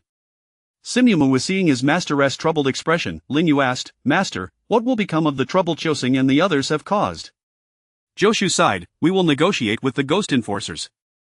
It will be resolved in 3 days. I have already issued a distress signal to the Mashan disciples. Many brothers should arrive tomorrow to assist, and together we shall capture those spirits and return them to the underworld." "Good, let these two fools lure the spirits to one place." Lin Yu pointed at Jiuxing and Away. "Not far away," Away cried out in fear, "Brother Yu, I'm terrified of ghosts." "Shut up, would you rather die at the hands of a ghost or mine? Choose one." Cough, "Well, perhaps I'd prefer to die at the hands of a ghost. Xiaoli is quite beautiful." Jiuxing turned to Away, unable to suppress his scorn. "Didn't you say it had nothing to do with you? Is it not because you find Xiaoli attractive?" Manglingzi snorted, "A Jew, are these two fools your disciples? If this is the next generation of Mashan, what hope is there? Two lustful scoundrels like these are utterly unfit for the path of cultivation, they should be expelled from the sect." Jiuxing turned pale, "No, Master, I know my wrongs. I shall never dare again." Joshua's expression was conflicted. Jiuxing was his first disciple since arriving in Rinjia town, and they had built a bond over 4 to 5 years. Lin Yu stroked his chin in contemplation, then stepped forward to Jiuxing, grinning slyly. "Jiuxing, this isn't your first offense, is it?" Jiuxing lowered his head awkwardly, "Senior brother, I truly realize my mistake." Lin Yu shook his head, "You said the same when it came to Dong Xiaoyu last time. Don T, you find your words as empty as a fart?" King Pingzi frowned, "A Jew, how can there be a last time?" Joshu awkwardly recounted the incident with Dong Xiaoyu, causing King Pingzi's beard to bristle in fury. "Outrageous! A proper Mashan disciple, fully aware that the other is a ghost, yet still lost in lust. What utter nonsense! The first rule of Mashan, the righteous and the wicked stand opposed, we fight for life. How can such a person aspire to slay demons and eliminate evil? A Jew, you are being foolish." Joshu lowered his head, speaking softly, "Master, he hasn't yet taken the mantle of a master. He hasn't been granted the talisman. Oh, an outer disciple." Manglingzi coldly remarked, "Fortunately, he is just an outer disciple. It is not too late to— Where did you inherit this lecherous trait from?" As he spoke, he glanced back at Joshu and Sinyamu, who both scolded in unison, "Fool, where are you looking? Did you inherit it from us?" Lin Yu hurriedly explained, "No, that's not it. I think it's possible that there is something wrong with Josing's family feng shui. He lives at his aunt's house, and she runs a cosmetics shop, surrounded by girls every day. There is also a brothel across the street. Could it be that he has been influenced by that?" Seizing upon this as a lifeline, Josing grasped Lin Yu's leg in desperation. "That's right, senior brother. It is exactly that. I truly didn't mean it, I simply couldn't control myself." Lin Yu suddenly enlightened. "Oh, you cannot control yourself, eh? Would you like your senior brother to help you?" "Help me? Really?" Lin Yu smiled cunningly, causing a way nearby to shudder. That smile seemed eerily familiar, reminiscent of the times he had been beaten. "I present you with 3 choices. First, let us cut it off. Without that troublesome source of conflict, you can focus on your cultivation." "What, senior brother? No, while I may have lustful thoughts, I'm still a virgin." Chiosing turned as pale as a ghost. Nearby, Rentingting and Ayu covered their ears. "Pa, they are all bad seeds." Joshu reprimanded, "Ayu, stop this nonsense. The Taoist principle is to not cut off one's lineage. Chiosing is your junior disciple." Lin Yu nodded. "Then let us choose another option. You haven't forgotten about Dongxiaoyu, have you? And you've taken a liking to that Xiaoli as well. I'll arrange for both to marry you, fulfilling your desires and preventing any further trouble." From a distance, Wentai chimed in quietly, "Senior brother, Dong Xiaoyu was sent for reincarnation yesterday." Lin Yu shot him a glare. "I have the soul-calling technique of Ma Shan." Josing shivered. "No, senior brother. Humans and ghosts are on different paths. I cannot." With a few swift kicks, Lin Yu began to unleash his fury. "You truly wish to pursue this, don't you?" Chapter 70 of the Disciples of the Sect are not to be used in vain. After giving Qiusheng a sound thrashing, Lin Yu set a deadline. 3 days. You have but 3 days to cultivate yourself into a master. Should you fail to make any progress within this time frame, you might as well return to the mundane world, marry, and live a simple life. Qiusheng lamented, "Senior brother, please, I do not wish to leave master." Lin Yu delivered a sharp slap, exclaiming, "Do you realize how much trouble you bring to master? It tarnishes his moral standing and burdens him with karma. Do you comprehend how arduous it is for master to accumulate merits in his practice? He took you in as a disciple out of goodwill, laboriously teaching you the ways of cultivation and martial arts. Instead of showing gratitude and reciprocation, you only seek to ensnare him. Has your conscience been devoured by a dog?" Qiusheng hung his head in shame. Qingpingzi and Menglingzi stroked their beard. "Having Ayu alone to carry on the legacy is sufficient." Uncle Jiu replied. Beside them, Ayu whispered, "Master Uncle, I am also working hard." Wen Kai nodded incessantly in agreement. Ren Tingting raised her hand emphatically, stating, "And during this outing with Ayu, I personally vanquished 5 zombies." Ayu expressed her envy. "Wow, Sister Tingting, you are remarkable. Just a few days into your cultivation and you can already slay zombies?" Uncle Joe's face flushed with embarrassment. Master Uncle, Ayu is simply too easy to teach. It feels as though he learns everything on his own, with little to do with me. Only when I guide Wen Kai and the others do I feel like a true master." The kneeling Simu spat disdainfully. "Hey, senior brother, is this intentional? If you find Ayu too clever, why not switch? You can have Jello, and I'll take Ayu." Uncle Gio retorted, "Get lost." After being thoroughly scolded by Lin Yu, Qiusheng finally recognized his grave mistake. He limped before Uncle Gio, bowed deeply, and said solemnly, "Master, I truly did not intend to cause you trouble. As senior brother said, if I do not advance in my cultivation within 3 days, it shall prove that I am unfit for the path. Please, master, allow me to return to a secular life." Uncle Joe's heart softened, yet upon seeing the stern expressions of his master and master uncle, he nodded in agreement. "Very well, rise. Tomorrow, you must go and lure out the spirits. Take away to your room to rest properly." Away panicked Uncle Joe. "Must we truly go? May I not become your disciple and learn a few spells for self-defense?"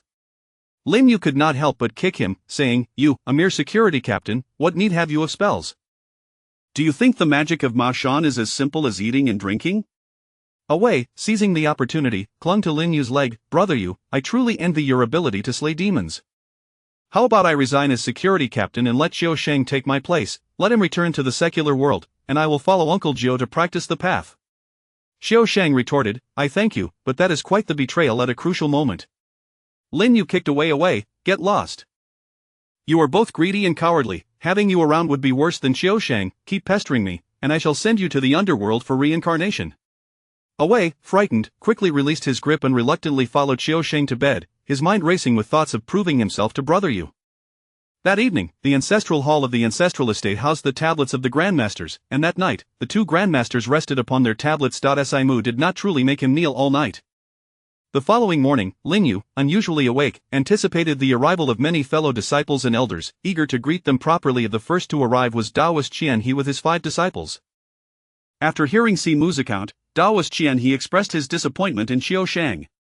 Alas, such a significant matter, while seeking help from fellow disciples may resolve it, it could also tarnish senior brother Yimei's reputation. Especially among the Qingjing lineage, those supporting Master Shi Jian will undoubtedly seize the opportunity to disparage him. Simu furrowed his brow, having not considered this aspect. It matters not, Brother Qian He. As long as Linikov, once Brother Zhou Lin breaks through to the Tianshi level, all gossip will transform into praise. Taoist Qian He smiled. That is indeed true, brothers. I am grateful for the spirit-gathering array you arranged for me in Zhouchuan town. I have successfully advanced to the 4th level of the Earthmaster, and my sword for slaying demons has finally gained some potency. Congratulations, Brother Qian He. Standing nearby, Lin Yu's eyes brightened as he served tea. Master, 2 uncles, since many fellow disciples will be visiting this time, why not take this opportunity to hold a disciples' trading fair? We can showcase the talismans and weapons we have crafted for trade, saving Simu from having to scavenge for materials. The others' eyes lit up at the suggestion. What a splendid idea! Furthermore, we could each offer some gifts.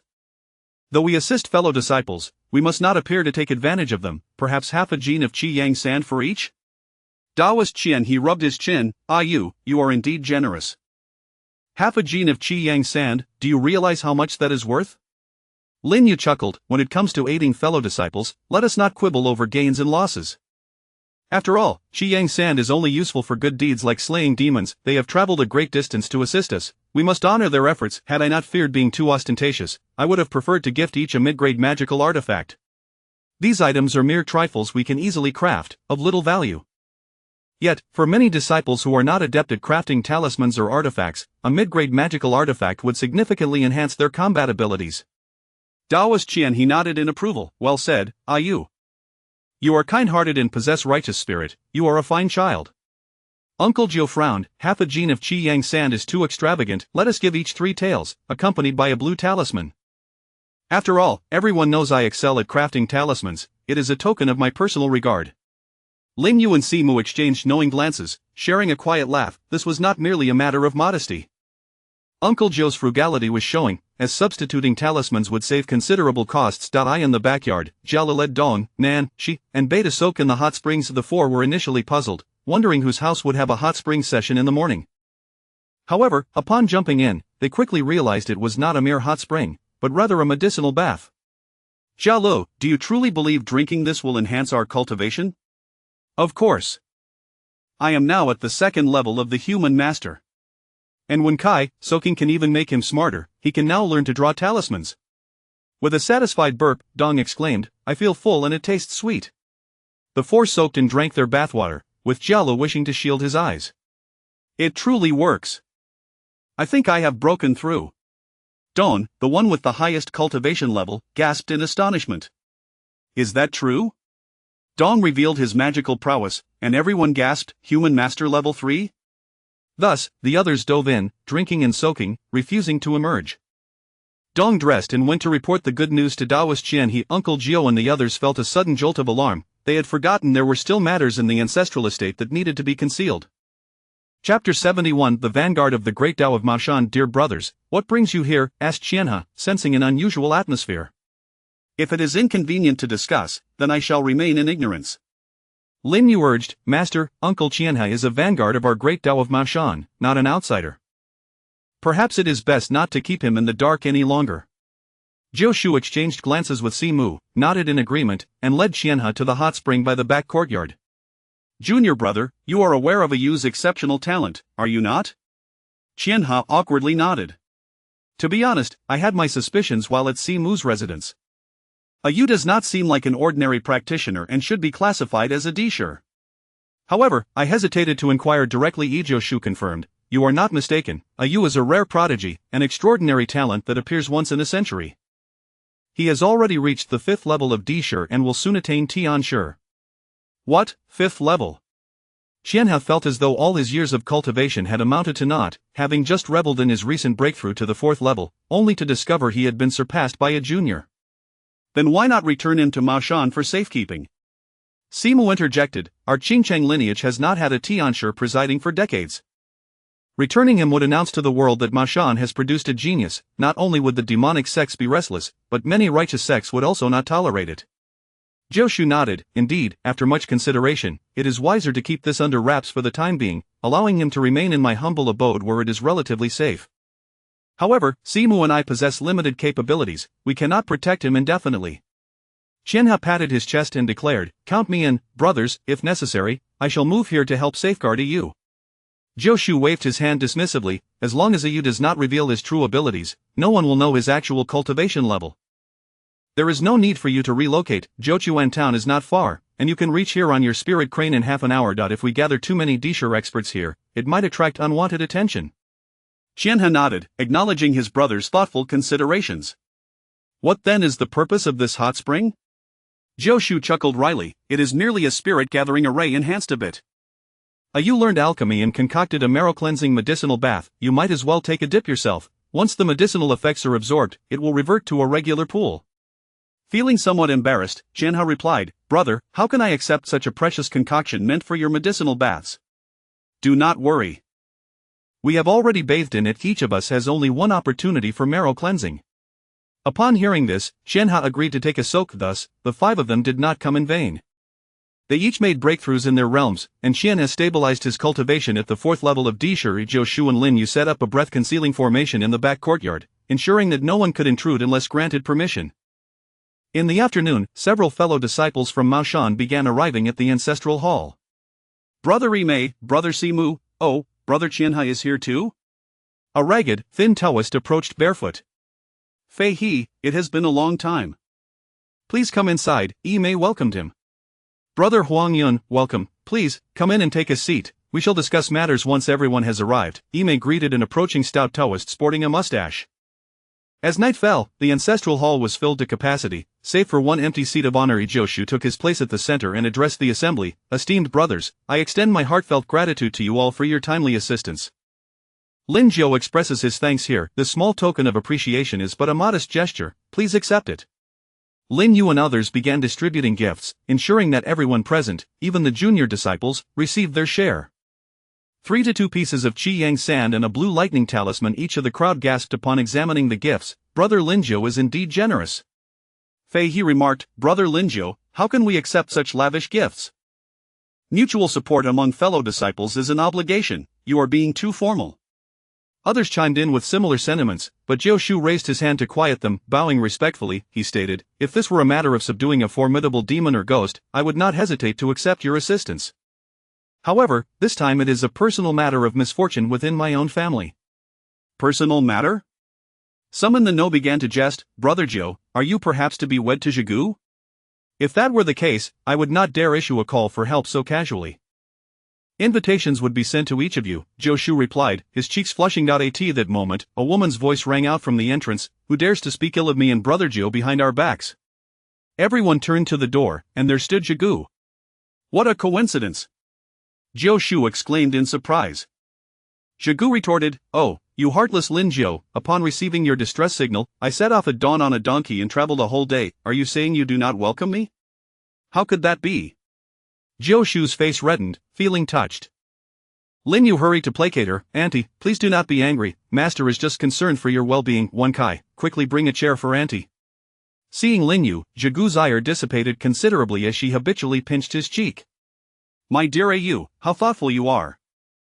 After half a year apart, how have you grown so tall? Taking her seat at the head of the table, Zhigu coldly demanded, now, speak up, what trouble have you stirred? The other disciples stifled their laughter as Jiushu awkwardly recounted the events. Everyone nodded, acknowledging that it was indeed a troublesome situation. Since that is the case, accepting some gifts is but a trifle, Simu chimed in. Brothers, let us devise a plan to assist Imei in resolving this predicament. I intend to seize this opportunity to hold a small trading fair among our fellow disciples.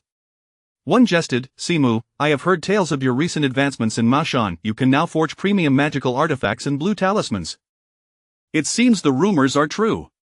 The crowd began to chatter excitedly, while the ancestral spirits chuckled. It has been a long time since Mao Shan has been so lively.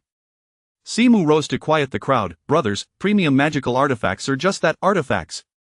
To be honest, I recently made a breakthrough in my forging skills and accidentally created a few top-tier magical artifacts that I wish to trade for some spiritual materials and treasures. I hope you will not hold back when it comes to sharing your prized possessions. What? Top-tier magical artifacts, my heavens, this kid Simu is truly remarkable. A top-tier artifact is worth more than a spirit stone. Alright, if there are indeed top-tier artifacts, I shall take one. Simu, who doesn't want a top-tier artifact? No way. Simu smiled. Brothers, do not quarrel, there is more than one top-tier artifact. As long as materials are provided, I can assist in forging more. First and foremost, we must resolve Ime's troubles. Some grew impatient. What sort of trouble is this? With so many of us, we can set up a great array and lure those spirits in to capture them all. Indeed, we can reap the rewards while helping Ime, another added. Why not get started tonight?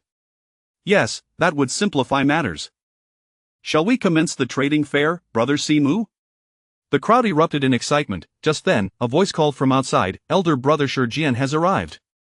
All eyes turned to the entrance. Chapter 72 The Infant Showcase. A slap in the face. Before our eyes appeared a middle-aged Taoist, his long beard and hair flowing gracefully, clad in a black and white Taoist robe that exuded an air of unspoken authority. He strode forward with the grace of a dragon and the strength of a tiger, accompanied by a fashionable young heir. The crowd rose to their feet in unison. Uncle Jiu, you have come. The eldest disciple, Shijian, greeted as he approached. Nodding, Shijian took his place at the central seat, turning to sit with a commanding posture, leaving Uncle Jiu awkwardly standing at the lower end. Who orchestrated this affair? Shijian inquired, his tone imbued with an intimidating presence that suggested he was not one to be trifled with. Uncle Jiu recounted the events leading up to the current situation, prompting Shijian to scoff. The disciples are without guidance. What does it mean to be unworthy? This is what it means. Uncle Jiu nodded awkwardly, acknowledging the lesson imparted by his senior. The Taoist known as Simu protested, the troublemaker, Xiao Shang, is merely an outer disciple. If we speak of the inner disciple's teachings, none here can compare to Lin Jiu Shixiang. No one dared to interject, as Shijian raised an eyebrow. Simu, are you implying your disciple is quite remarkable? I dare not presume, Simu replied. Jella has trained under me for 3.5 years and is merely 15 years old, having just reached the second level of human mastery. He cannot be compared to your esteemed disciple. A 15-year-old at the second level of human mastery. It seems Simu is fortunate indeed, Shijian reflected. 3.5 years to attain the second level of human mastery is commendable. Xiaojian, go forth and let your uncle see. Esteemed ones, this is my disciple, Xiaojian, who is 19 this year, at the 5th level of human mastery, 5th level. The crowd erupted in admiration, noting that many from the older generation were still struggling at the 3rd level by the age of 30. As the praises washed over him, Xiaojian began to swell with pride, his eyes gleaming with arrogance. Yet, Jigu scoffed, 19 years old and only at the 5th level of human mastery, your talent leaves much to be desired. Oh, is your disciple even more exceptional, Jigu Shimi? Shijian inquired with curiosity.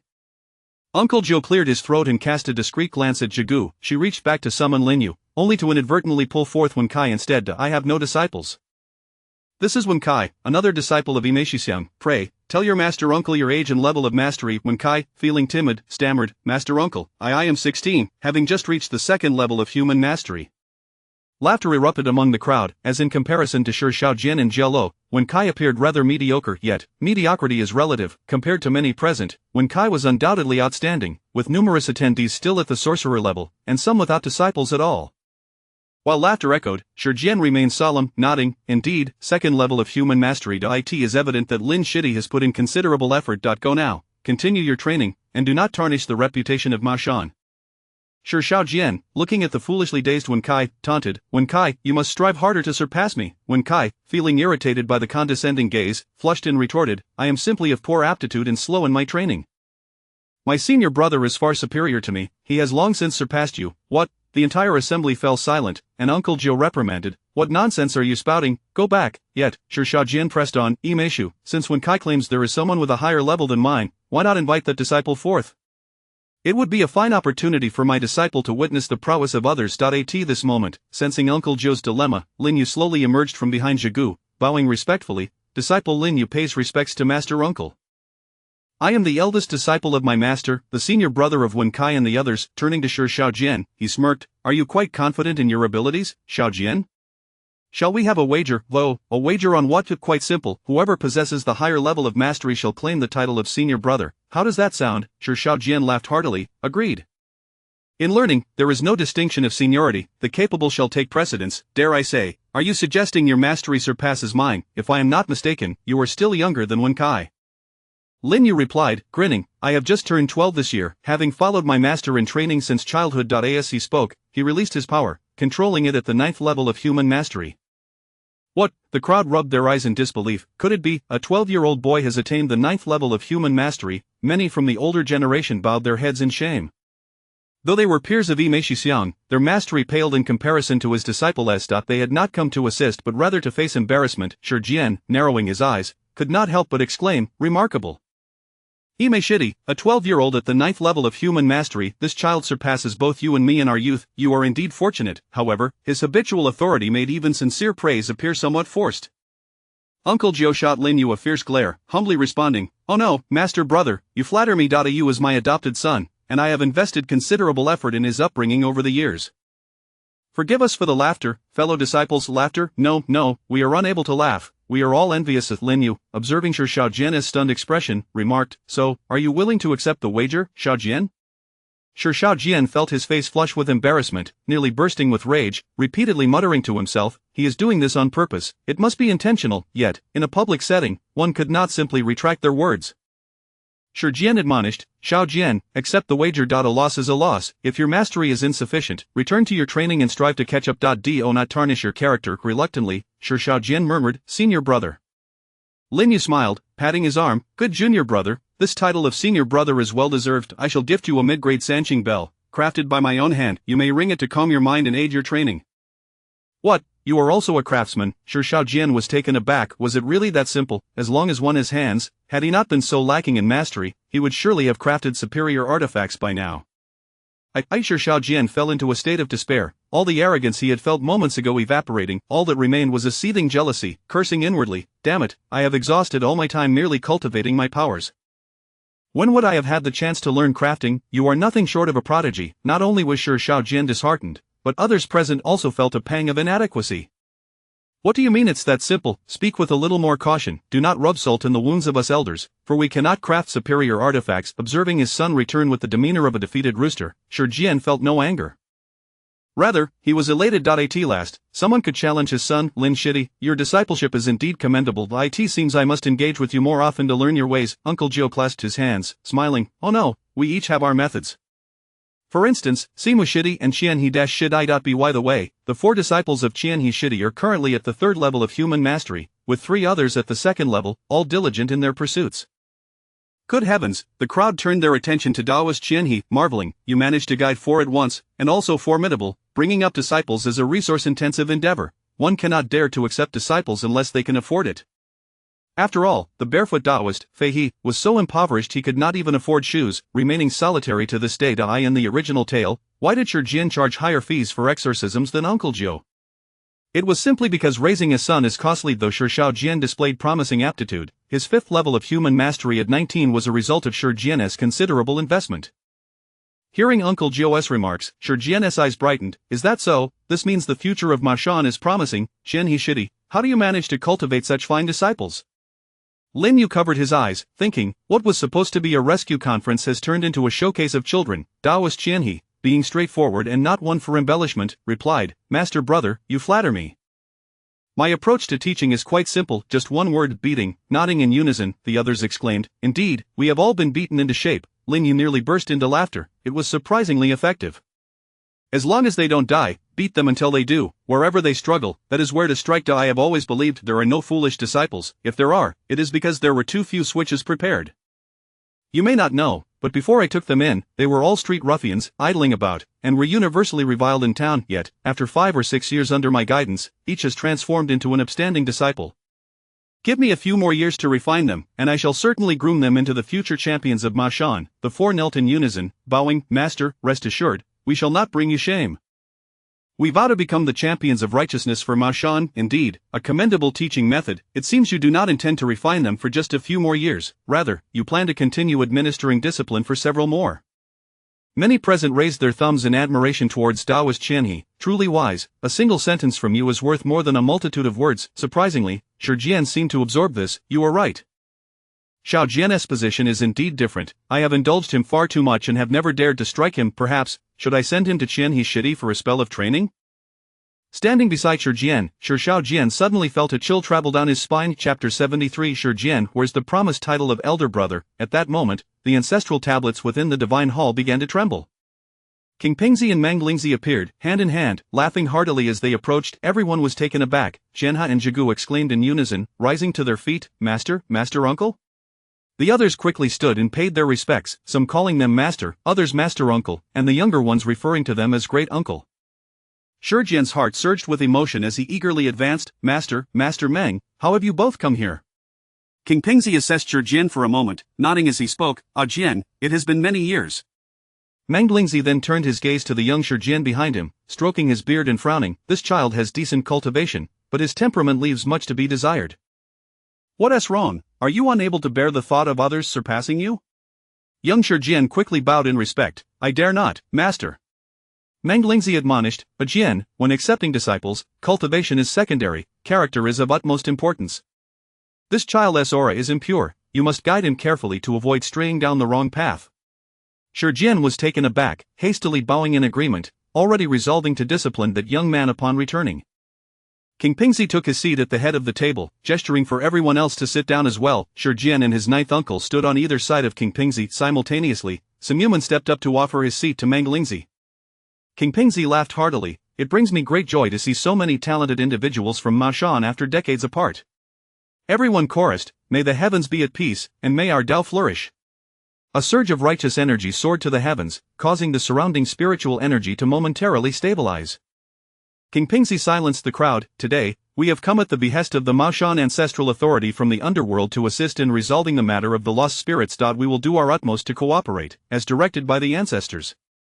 Shi Jian chuckled bitterly to himself, having thought he would preside over the occasion as the elder brother and gain some prestige. Little did he know that even the ancestral spirits from the underworld had been stirred, rendering him merely a subordinate in this affair, from being the esteemed elder brother to becoming just another aide. Samyuman spoke up, Master, the brothers have already discussed a plan. We will use the primordial A trigrams array to trap the spirits, then we will work together to capture them and finally perform the rite to send them off. King Pingzi nodded. Very well, let it be the primordial A trigrams array. However, the rite is unnecessary, as we are tasked as envoys of the underworld. Simply hand them over to us, and we will take care of the rest. Laughter erupted among the crowd, relieved that they would not have to expend their magical energy on the rite, only needing to exert some effort during the capture. Shi Jian spoke up, Master, we will need someone to lure the spirits into the array. Ninth uncle stepped forward, saying, Elder brother, we already have candidates. Xiaoxing and Wei have both agreed to come forward and lure the spirits. Shi Jian nodded. Time is of the essence. Shall we begin now? Ninth uncle grinned. No need to rush. The primordial 8 trigrams array requires some preparation. Since everyone has traveled from afar, please rest for a while. I have prepared a banquet. Let us gather our strength and commence our mission at midnight. Someone jested. Ninth brother, you've not done any work here. How can you indulge us like this? Indeed, after capturing the spirits, we can simply hand them over to the two masters. We won't even need to spend magical energy on the right. Ninth brother, a meal is more than enough. You've even provided these Qi Yang San and blue talismans. How can I accept them? Laughter filled the room. Ninth uncle clasped his hands together. Brothers and sisters need not be so polite. These are merely talismans for dispelling evil, and they will ultimately be used for slaying demons. Your presence here is a favor to me, Linzhou. We need not be so calculative. Samyuman and Xianhe, please take everyone to the side courtyard for the meal. Ensure everyone is well looked after. The crowd followed Samyuman and Xianhe to dine. Shi Jian, curious, asked, Lin brother, what is this Qi Yang Sand? Ninth uncle explained, Oh, elder brother, I forgot to mention. As this incident is of a personal nature, I prepared a small token of appreciation for everyone. 3 or 2 portions of Qi Yang Sand and a blue 5 thunder talisman for the visiting brethren. 3 or 2 portions of Qi Yang Sand and a blue 5 thunder talisman? Brother, you are quite generous. Shi Jian exclaimed in astonishment. Ninth uncle called out, Wen Kai, bring the gifts for master uncle and your Shiji. Who in the world would complain about money being too warm to hold? Shi Jian accepted with a smile, glancing at ninth uncle with newfound respect. Years had passed, and Lin Jiu seemed to have matured, appearing less bothersome. Elder brother, you and Shi Ji should dine first. I must prepare the materials for the array, ninth uncle said. Wen Kai, please lead the two of them over. The side courtyard was set with 10 tables for the banquet, arranged by Lin Yu, who had the tavern in town bring over everything, including some leftover wolf demon meat from their last hunt, thus ensuring a lavish feast. Ninth brother truly has a grand vision. This seems to be stewed demon beast meat. Simuman boasted, indeed, last time, we eradicated a wolf demoness nest, and this is the bounty. This meat is infused with spiritual energy, consuming it can enhance one's cultivation. Do not hold back. Eradicate a wolf demoness nest, how fierce!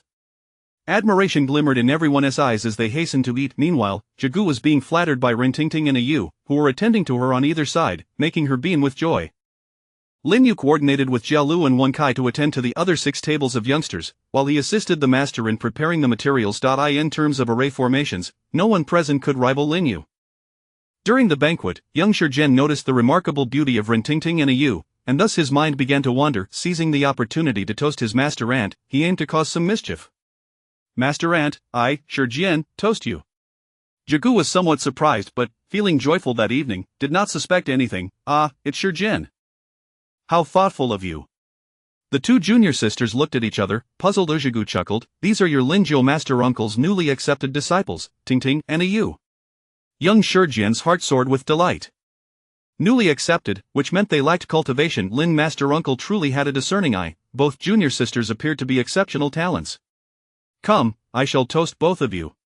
Rintingting felt an inexplicable discomfort from his gaze, but out of courtesy, she raised her cup. Yu, however, was more straightforward. Having survived at the bottom of the food chain in Jiuquan town for years alongside her brother, she easily discerned his intentions. Thus, she said discontentedly, elder brother Shi Jian, you should give up. Sister Tingting is Master Yu's fiancée. I advise you not to harbor any thoughts about her. Young Shi Jian's face flushed with embarrassment, cursing Lin Yu inwardly. Damn that Lin Yu, how is he everywhere? Ahem, junior sister, you've misunderstood. I merely wish to get to know both of you. I harbor no ulterior motives, he claimed. You'd better mean it. The three of them clinked their cups, and young Shi Jian feigned an accident, spilling his drink onto the sleeves of the two girls. He had expected them to panic and retreat or to wipe their sleeves. However, much to his astonishment, the wine slid off them as if they were umbrellas, not a single drop staining their garments. What? Yu laughed. That's master brother's crafted magical clothing. It can repel water and dust. Elder brother Shi Jian, having toasted the earth god, consider it as having drunk, she said. Please return, we must continue speaking with master aunt. Another mention of Lin Yu? Jealousy ignited in young Shi Jian's heart, yet he had no outlet for it. Ijigu complained, how could he, that little rascal, create such dust-repelling garments without gifting me a set? I spoiled him as a child. I even carried him around in search of a wet nurse. Rintingting and Yu quickly sat down to soothe Jigu, assuring her that since there were many people present, once matters were settled, how could Lin Yu not prepare gifts? At this point, no one was paying attention to young Shi Jian, who had just hit a soft wall and was unwilling to relent. With a glint in his eye, he stealthily flicked a bug onto Rintingting's hair, exclaiming, oh no, a bug has landed in junior sister's hair. As he withdrew his hand, a strand of hair had inadvertently gotten caught between his fingers. However, he forgot that Jigu, a formidable expert at the 3rd level of Earth Master, was right beside him, and she took the protection of the two girls very seriously, especially Rintingting, who was to be her future daughter-in-law.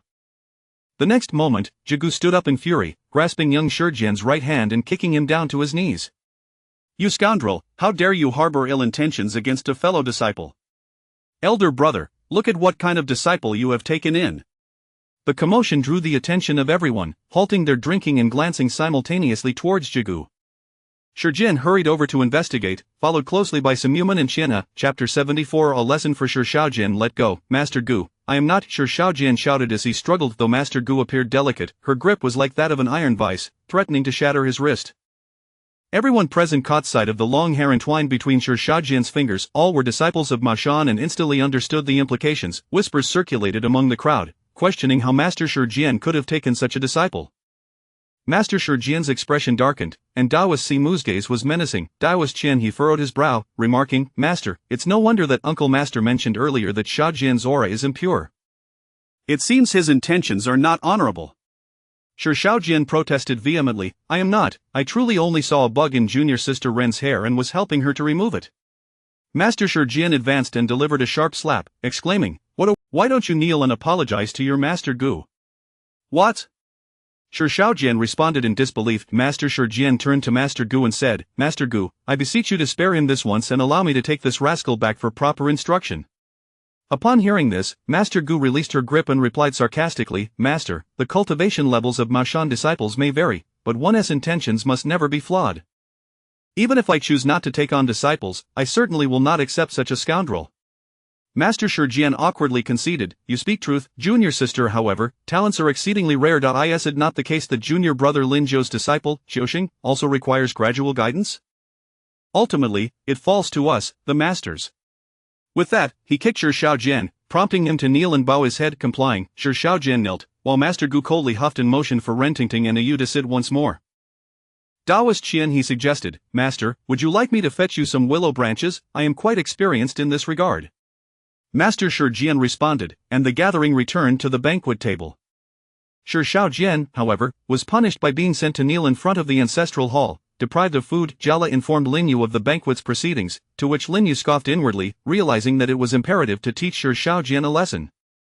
Thus, he sought out Xiuxing and away at the town's tofu shop. The two were tasked with luring out spirits. As the ethereal beings had an affinity for tofu, they would procure the goods and await the signal to venture into the streets. Can you two establish contact with the female ghost, Shaoli? Xiuxing and Awei immediately knelt, pleading, Master, Yuge, we truly know our wrongs now and shall never dare again. From now on, not even a glance at a woman. Lin Yu scrutinized them, bemused, thinking, you two shared a bed last night, surely nothing untoward occurred? Fools, I am not here to settle scores with you. I am looking to engage Shaoli for a task. Is that so? Xiuxing then recited the incantation to summon Shaoli. Lin Yu made his way to a secluded area, disdainful, boys and girls alike. Suddenly, a figure flickered before him, revealing the strikingly beautiful ghost, Shaoli. Who are you? You are neither Xiuxing nor Awei. Lin Yu smiled faintly, brandishing the soul-nourishing gourd, be contained. What? Damn it, Xiuxing and Awei have plotted against me? Though Shaoli possessed some prowess, it paled in comparison to the supreme artifact Lin Yu wielded, and she was swiftly ensnared within the gourd. Vile Taoist, what do you intend? She demanded. I harbor no malice. However, you have tricked my junior brother Xiuxing into defeating ghostly enforcers, thus freeing countless spirits. He now bears immense karmic burden, this matter must be settled. Shaoli fell silent, her guilt palpable. Lin Yu coldly declared, this night, you shall assist me in a task. If executed well, I shall release you. Shaoli scoffed, you lecherous Taoist, you may appear handsome, yet I shall acquiesce to your request. Lin Yu's expression darkened. What are you insinuating? I am a man of family. He then produced a paper effigy, casting a spell to transform it into the likeness and attire of a certain female teacher from a past life, specifically designed for intimate encounters. You shall inhabit this paper figure tonight at the inn. Open the window when I signal, and act according to my guidance.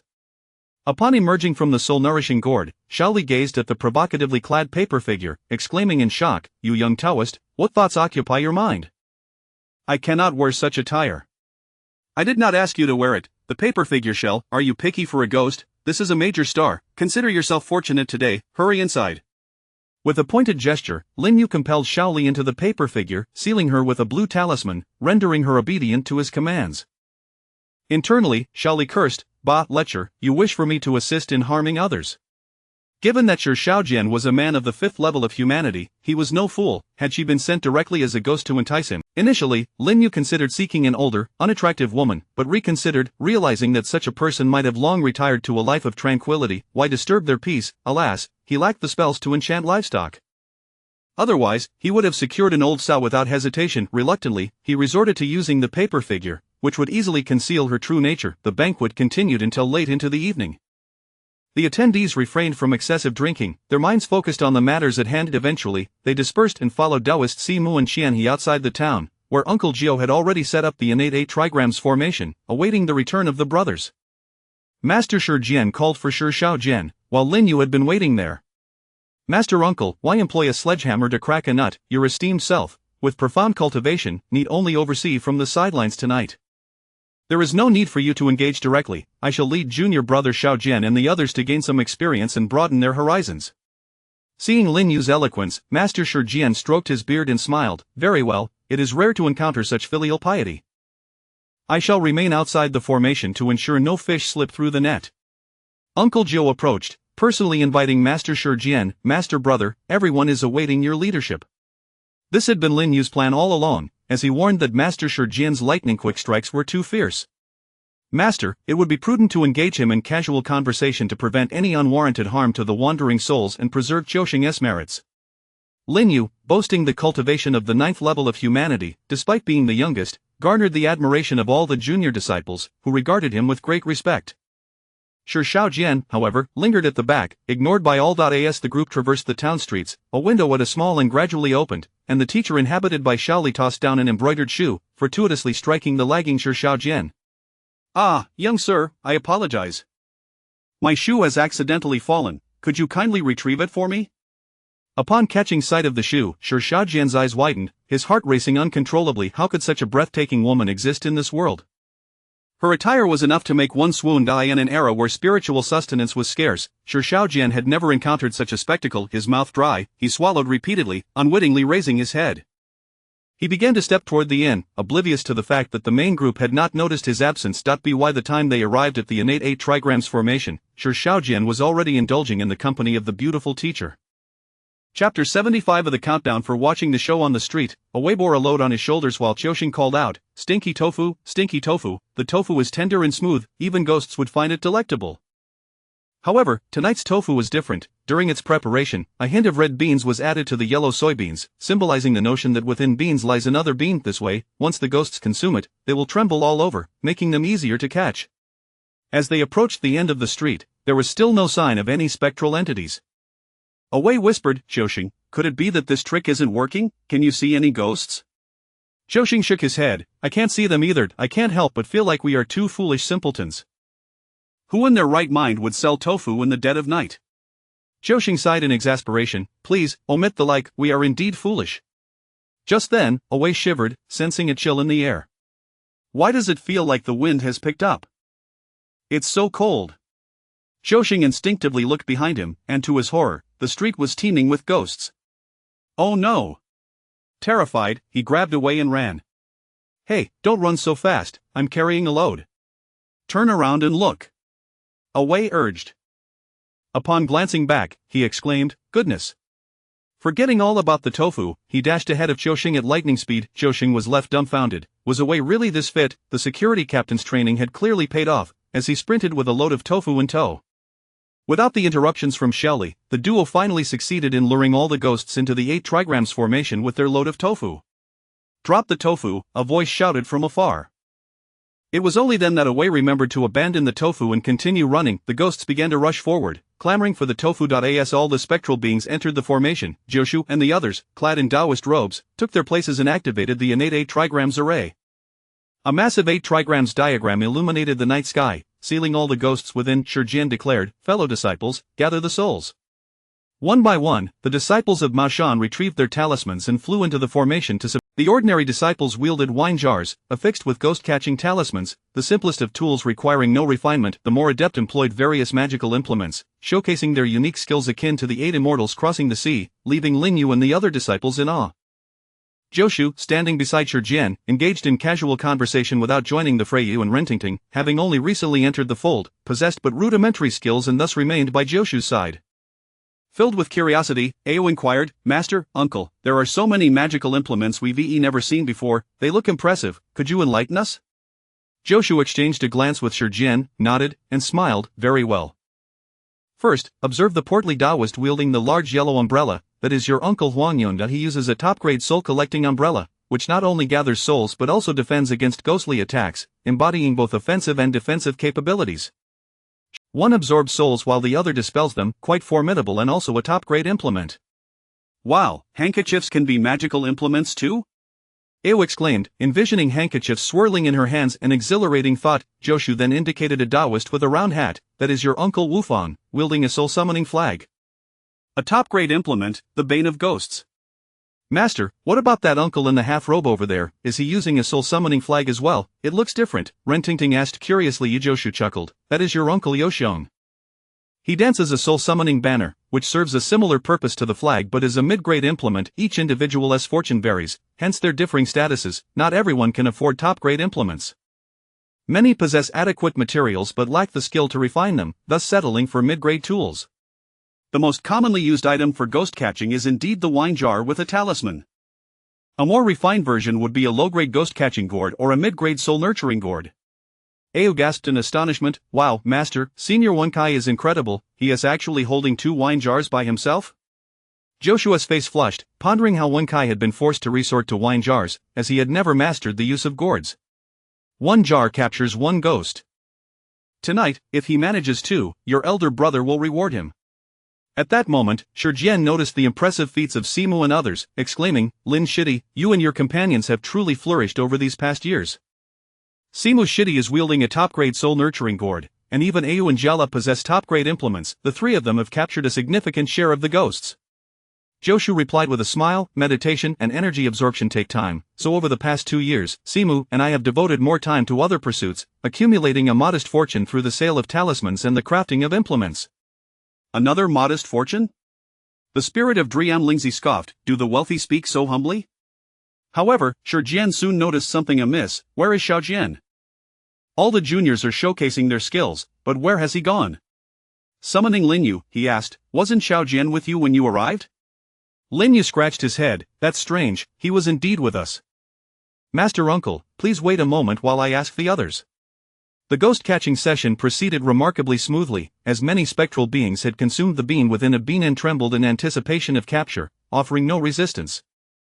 It felt more like a competition of magical implements and prowess in capturing ghosts. In less than 15 minutes, all the ghosts had been captured. Linyu gathered all the junior disciples, asking, has anyone seen Xiaojian? Didn't he come with us? The others chimed in, confirming that they had all come together. Just then, someone raised a hand. I think I saw Xiaojian lagging behind, he might have gone to relieve himself. Shijian's brow furrowed, cursing under his breath, what an imbecile, truly embarrassing me. Master Uncle, Xiaojian went to the town to relieve himself. You needn't worry, Renjia town is quite safe. As they tidied up and returned along their original path, they arrived at the inn just in time to witness Shirley tossing Xiaojian down from the upper floor. Shijian's eyes narrowed, and he leaped forward to catch Xiaojian. You audacious spirit, how dare you harm my Maoshan disciple? Shelley fled, her laughter echoing through the street. He forced me. Everyone in the inn can confirm that only half of his yang energy was taken as a courtesy to you Maoshan. What? The crowd turned to Shijian, who held Xiaojian, discovering him to be a mere wraith of his former self, dazed and hollow, resembling a ghost drained of vitality. He was heard pleading, no more, I don't want any more. Linyu delightedly mused, this punishment should be enough to haunt him for a lifetime. At this rate, I wouldn't be surprised if his kidneys were on the verge of failure. Qiuxing, away, did you see that? This is the fate of those consumed by lust, dare you pursue such desires again? The 2 shivered, we won we promise. Shijian's face turned ashen. If Xiaojian were not his own son, he would have unleashed a thunderous punch upon him. Today, he had lost more face than he had in an entire year. Joshu kindly suggested, Master Brother, take your nephew to the medical hall. Ayo has studied medicine and alchemy, he should be able to assist in treatment. Shijian's expression softened, and he nodded. Upon their return to the medical hall, the 2 ancestral masters had been waiting for some time. Seeing the triumphant return of the group, they couldn't contain their smiles. Ah, Aji, who are you holding? King Pingzi inquired, how could you go out to set up a formation to capture a batch of ghosts, with so many masters present, and still have disciples sustain injuries? Shijian sighed, feeling somewhat ashamed, struggling to articulate the situation. Simu Daoist snorted, Master, this is not a casualty from ghost catching. This scoundrel had ulterior motives and secretly captured a female ghost along the way for his own desires, only to have half of his yang energy drained by her. What? Outrageous. King Pingzi's expression darkened, barely suppressing the urge to kick Shijian. Meanwhile, Driam Lingzi held no reservations, as he had been sent by the ancestral master to supervise the enforcement of laws within the Qingqing lineage. He strode over and, with a swift flourish of his sleeve, sent Xiaojian crashing to the ground. Humph. Such a delinquent is unworthy of being my Maoshan disciple. Aji, according to the rules of Maoshan, strip him of his cultivation and expel him from the sect. Shi Jian panicked. Uncle, I on the ground. Xiao Jian regained consciousness, struggling and crying out, Father, save me. I don't want to be discarded. What? Father, this is Master Brother Shi Jian's biological son? The crowd turned to Shi Jian. Let the show begin. Chapter 76 Master Jiao, why are you dragging me into this? Before Shi Jian could utter a word, the esteemed ancestor, Qing Pingzi, stepped forward with a sigh, saying, So it is, Jian, you are the prodigious disciple of my Mao Shan's Qing lineage, having attained the 9th level of a human master by the tender age of 19. I had high hopes for you and earnestly urged you to ascend to the earthly master rank before descending the mountain, yet, alas, your youthful heart led you to insist on traveling down the mountain. It is no wonder you have not returned. It turns out you married and fathered a child while away, and thus squandered your innate talent before you could even reach the earthly master level. Otherwise, given your gifts, achieving the heavenly master rank by 40 would have been well within your grasp, and you would not now find yourself at 39, still at the 9th level of the earthly master. Shi Jian, filled with shame, knelt before his master. Master, I was foolish in my youth and succumbed to worldly desires. I believed that with my talent, progressing through the earthly master ranks would be a trivial matter. Even if I lost my purity prematurely, I thought I could manage 2 levels every 2 years. Yet today, I have come to understand the true difficulties, and alas, it is too late for regret. Qing Pingzi smiled wryly and replied, You began your cultivation under my guidance at the age of 10, advancing at a rate of 1 level per year as a human master. Did you truly believe that the earthly master rank would be as simple? If it were so, we would not be in this age of decline. A bitter taste filled Shi Jian's mouth, and before his master, he could no longer maintain the dignity of the elder brother. He resembled a remorseful schoolboy, tears streaming down his face. A curious brother-in-arms asked, Elder brother, although you lost your purity prematurely and feared returning to face the master, our Mao Shan sect, belonging to the orthodox path, does not prohibit marriage.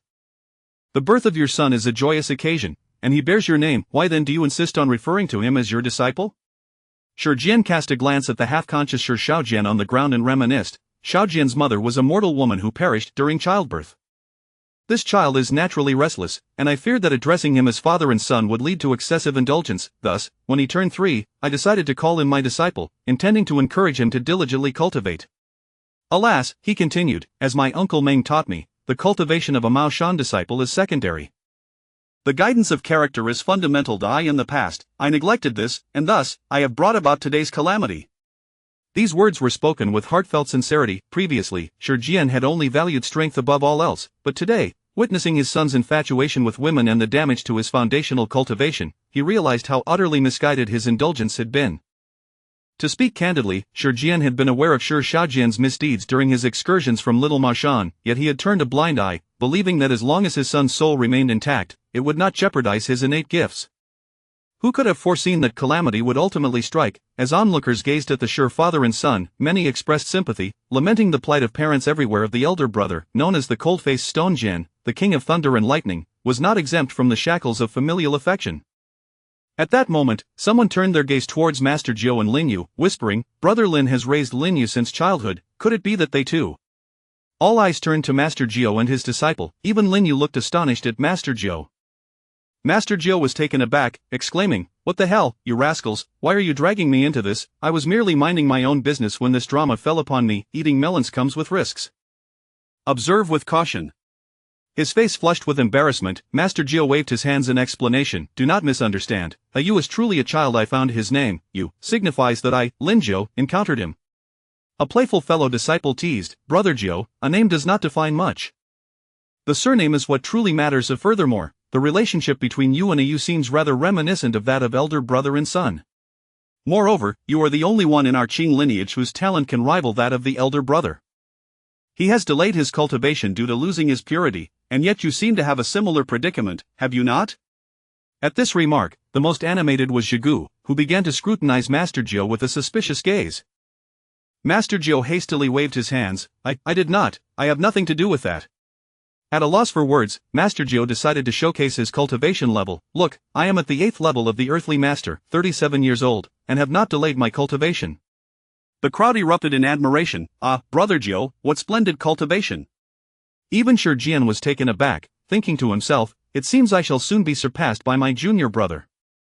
Simu stepped in to clarify, everyone need not doubt, I can vouch for my brother's innocence. Every morning, he collects young boys' urine with a U and the others. This practice has persisted for many years, and I witnessed it just this morning. The crowd suddenly enlightened. Oh, Brother Joe, you are still a young rooster at 37.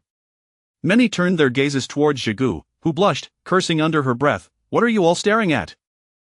This has nothing to do with me. Laughter erupted. How can it not concern you? After all these years, you have yet to win over Brother Joe. Clearly, it is your lack of skill. Master Joe kicked Taoist Simu lightly. What business is it of yours? Taoist Simu replied, Am I to blame? Meng Lingzi chided playfully, Simu, you truly are an unnecessary mouth. Perhaps we should sew it shut. After a moment of light-hearted banter, the matter concerning Shijian and his son needed addressing. Shijian bowed deeply to Qing Pingzi and Meng Lingzi. Masters, the calamity that has befallen Xiaojian is entirely of his own making. It is no exaggeration to say that even if he were to be executed on the spot, it would not be unwarranted.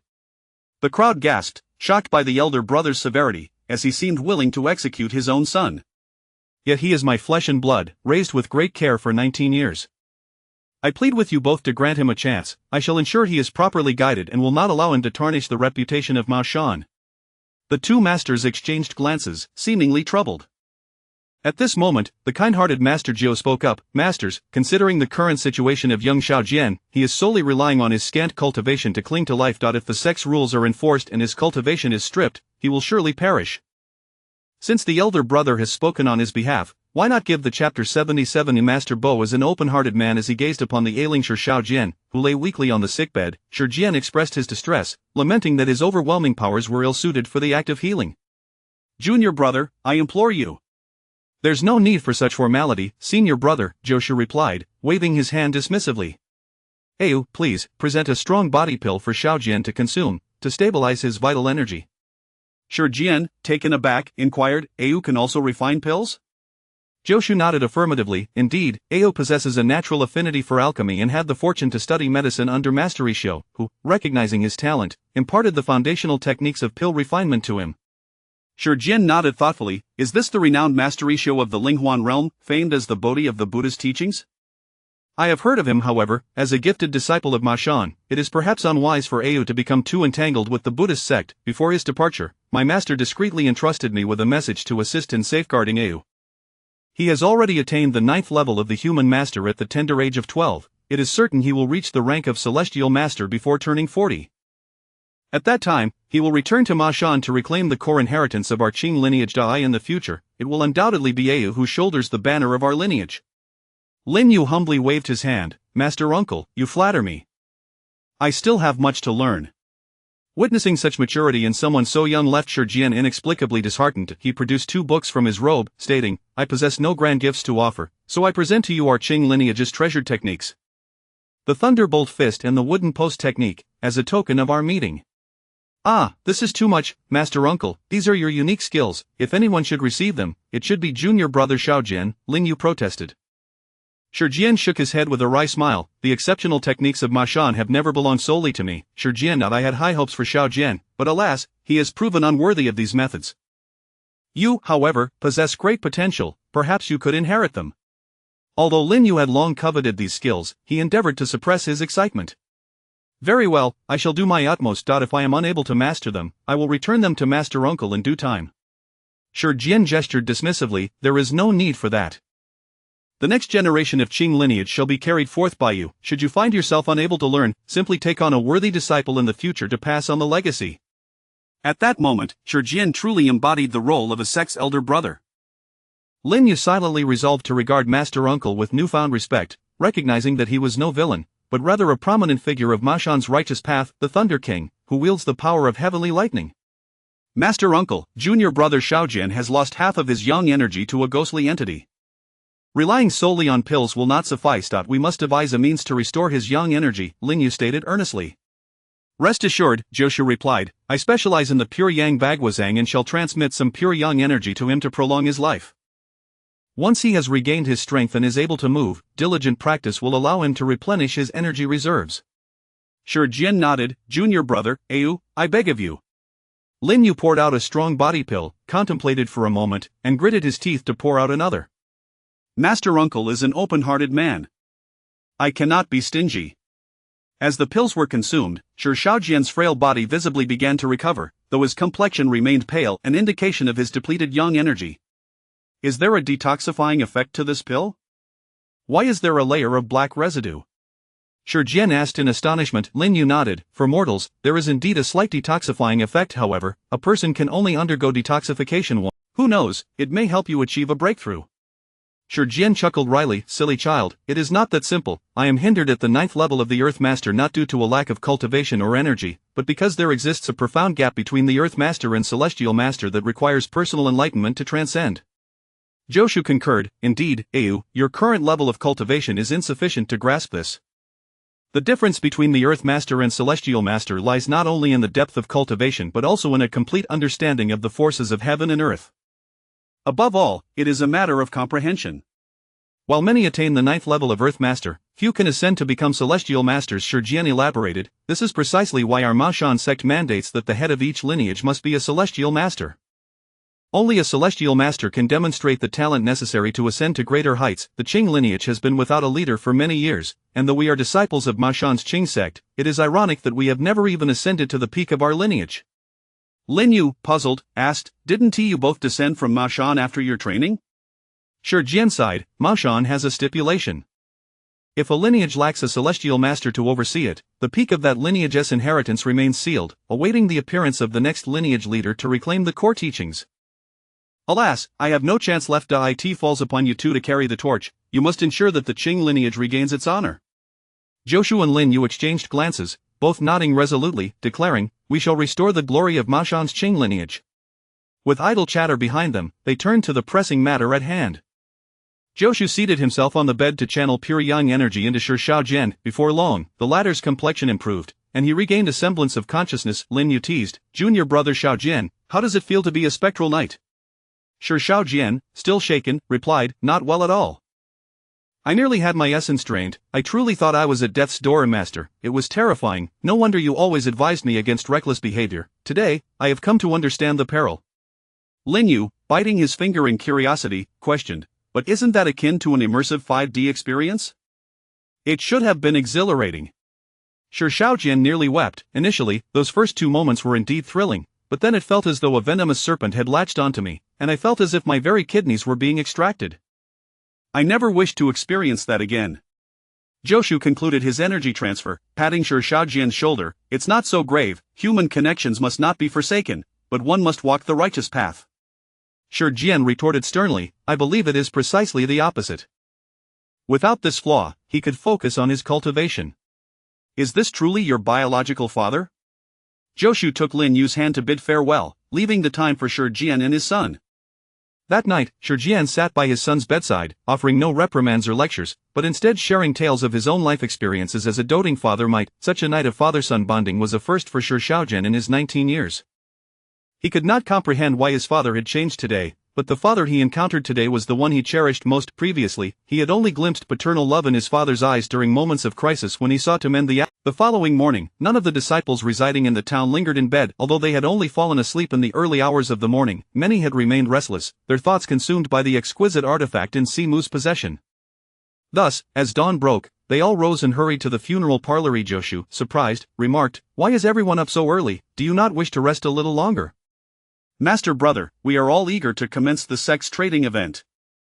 We hardly slept a wink last night.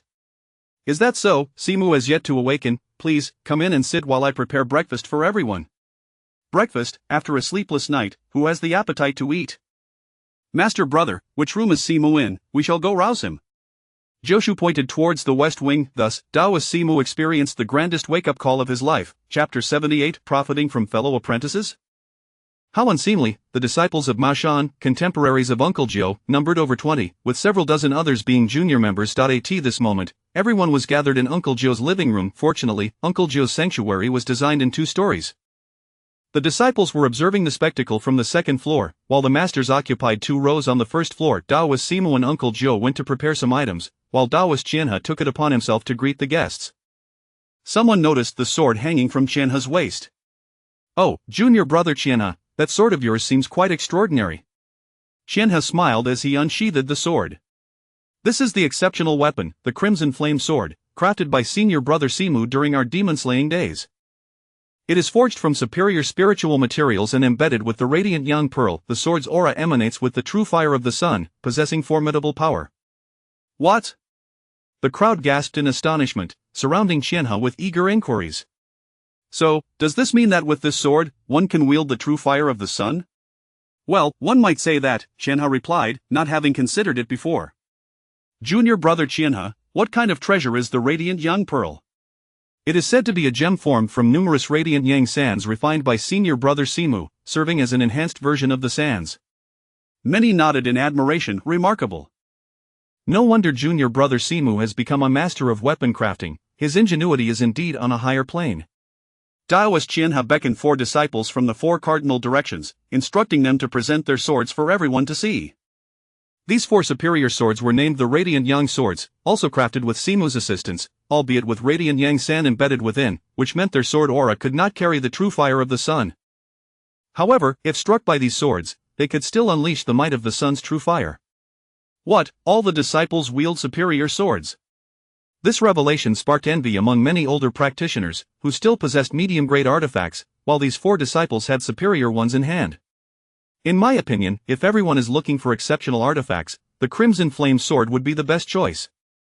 It is truly user-friendly. Just last time in Jiuquan Town, it even vanquished Western vampires. You must understand, those Western monsters were impervious to both the blue corpse restraining talismans and peachwood swords. Listening to Daoist Qianhe's account, many felt a surge of desire, and someone quietly asked, Junior brother Qianhe, surely the cost of having senior brother Simu craft such exceptional artifacts must be considerable? At this, Daoist Qianhe's face flushed. He was straightforward by nature, not foolish, and thus could not reveal that it was a gift from senior brother Simu. But this item, I am unsure of its pricing. This scene, observed by their peers, suggested that Daoist Qianhe felt too embarrassed to disclose the cost. Indeed, possessing an exceptional artifact along with 4 superior ones was not the privilege of an ordinary individual. Just then, Uncle Jiu approached, carrying an 8 immortals table, placing it in the center of the living room. Daoist Simu arrived, clutching a pile of artifacts, and spread them out on the table. The crowd was left speechless. 6 pieces, all exceptional artifacts, so many? Junior brother Simu must be thriving. Where did he acquire such abundant high-quality crafting materials? Before Simu could respond, someone eagerly exclaimed, Senior brother Simu, I also wish for a crimson flame sword like junior brother Qianhe's. The price can be the same as his. Several voices chimed in, I want one too. The sword aura carries the true fire of the sun. This is no ordinary exceptional artifact, saving us the need for radiant yang san in the future. Indeed, I also want one. Simu was momentarily taken aback. What is happening? He glanced at Qianhe, thinking, I asked you to help greet our fellow apprentices, not to undermine my business. Am I to give away an exceptional artifact to each person? The Crimson Flame Sword was a gift from him. Today was a trading event. Was he expected to bestow an exceptional artifact upon everyone? Daoist Qianhe's face reddened. I apologize, senior brother. Simu, with a quick thought, devised a counter. He seized Qianhe's hand and reprimanded, Junior brother Qianhe, how could you behave in such a manner? Profiting from fellow apprentices, how unseemly. What? The room fell silent. All eyes turned towards Daoist Qianhe, wondering if there was some hidden trick behind the Crimson Flame Sword. Daoist Qianhe was equally perplexed. He had said nothing amiss. Simu continued, when I forged the Crimson Flame Sword for you, I was a bit financially strained, which is why I charged you double for the materials. Double the materials? The crowd nodded knowingly. This indeed followed customary practice, as exceptional artifacts were not easily crafted and bore the risk of failure. Double materials were the default rule. Impressive, no wonder Daoist Qianhe is capable of mentoring 4 disciples. He is indeed affluent.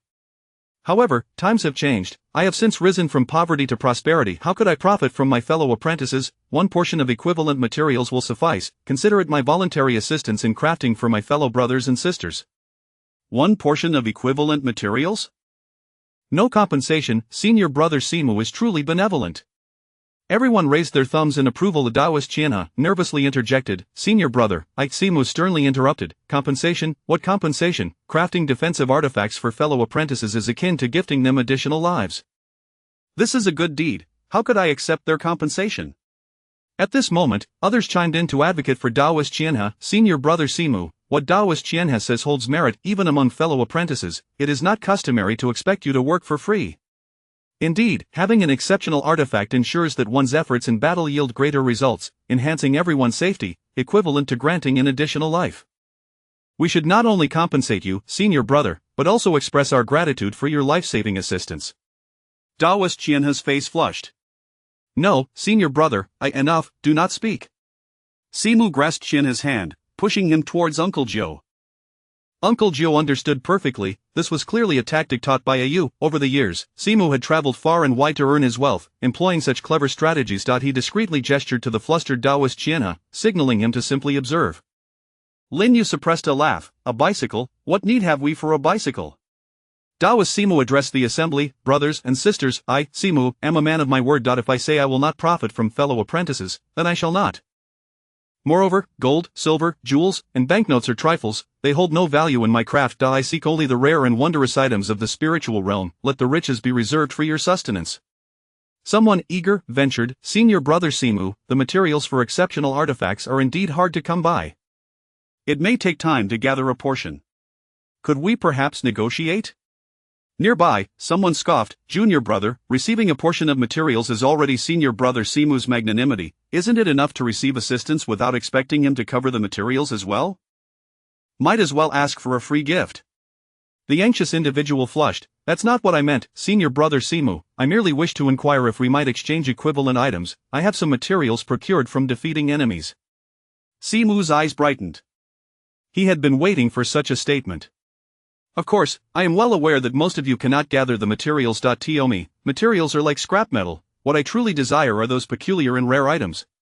Chapter 79.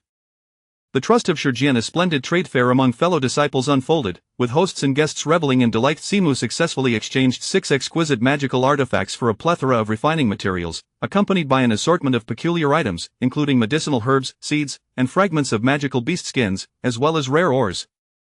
To the other disciples, Simu appeared to be a genuinely magnanimous individual, clearly having achieved prosperity yet remaining committed to uplifting his peers. The collection of seemingly worthless items we possessed would, at best, fetch a medium-grade artifact in the trading markets of the Linghuan realm.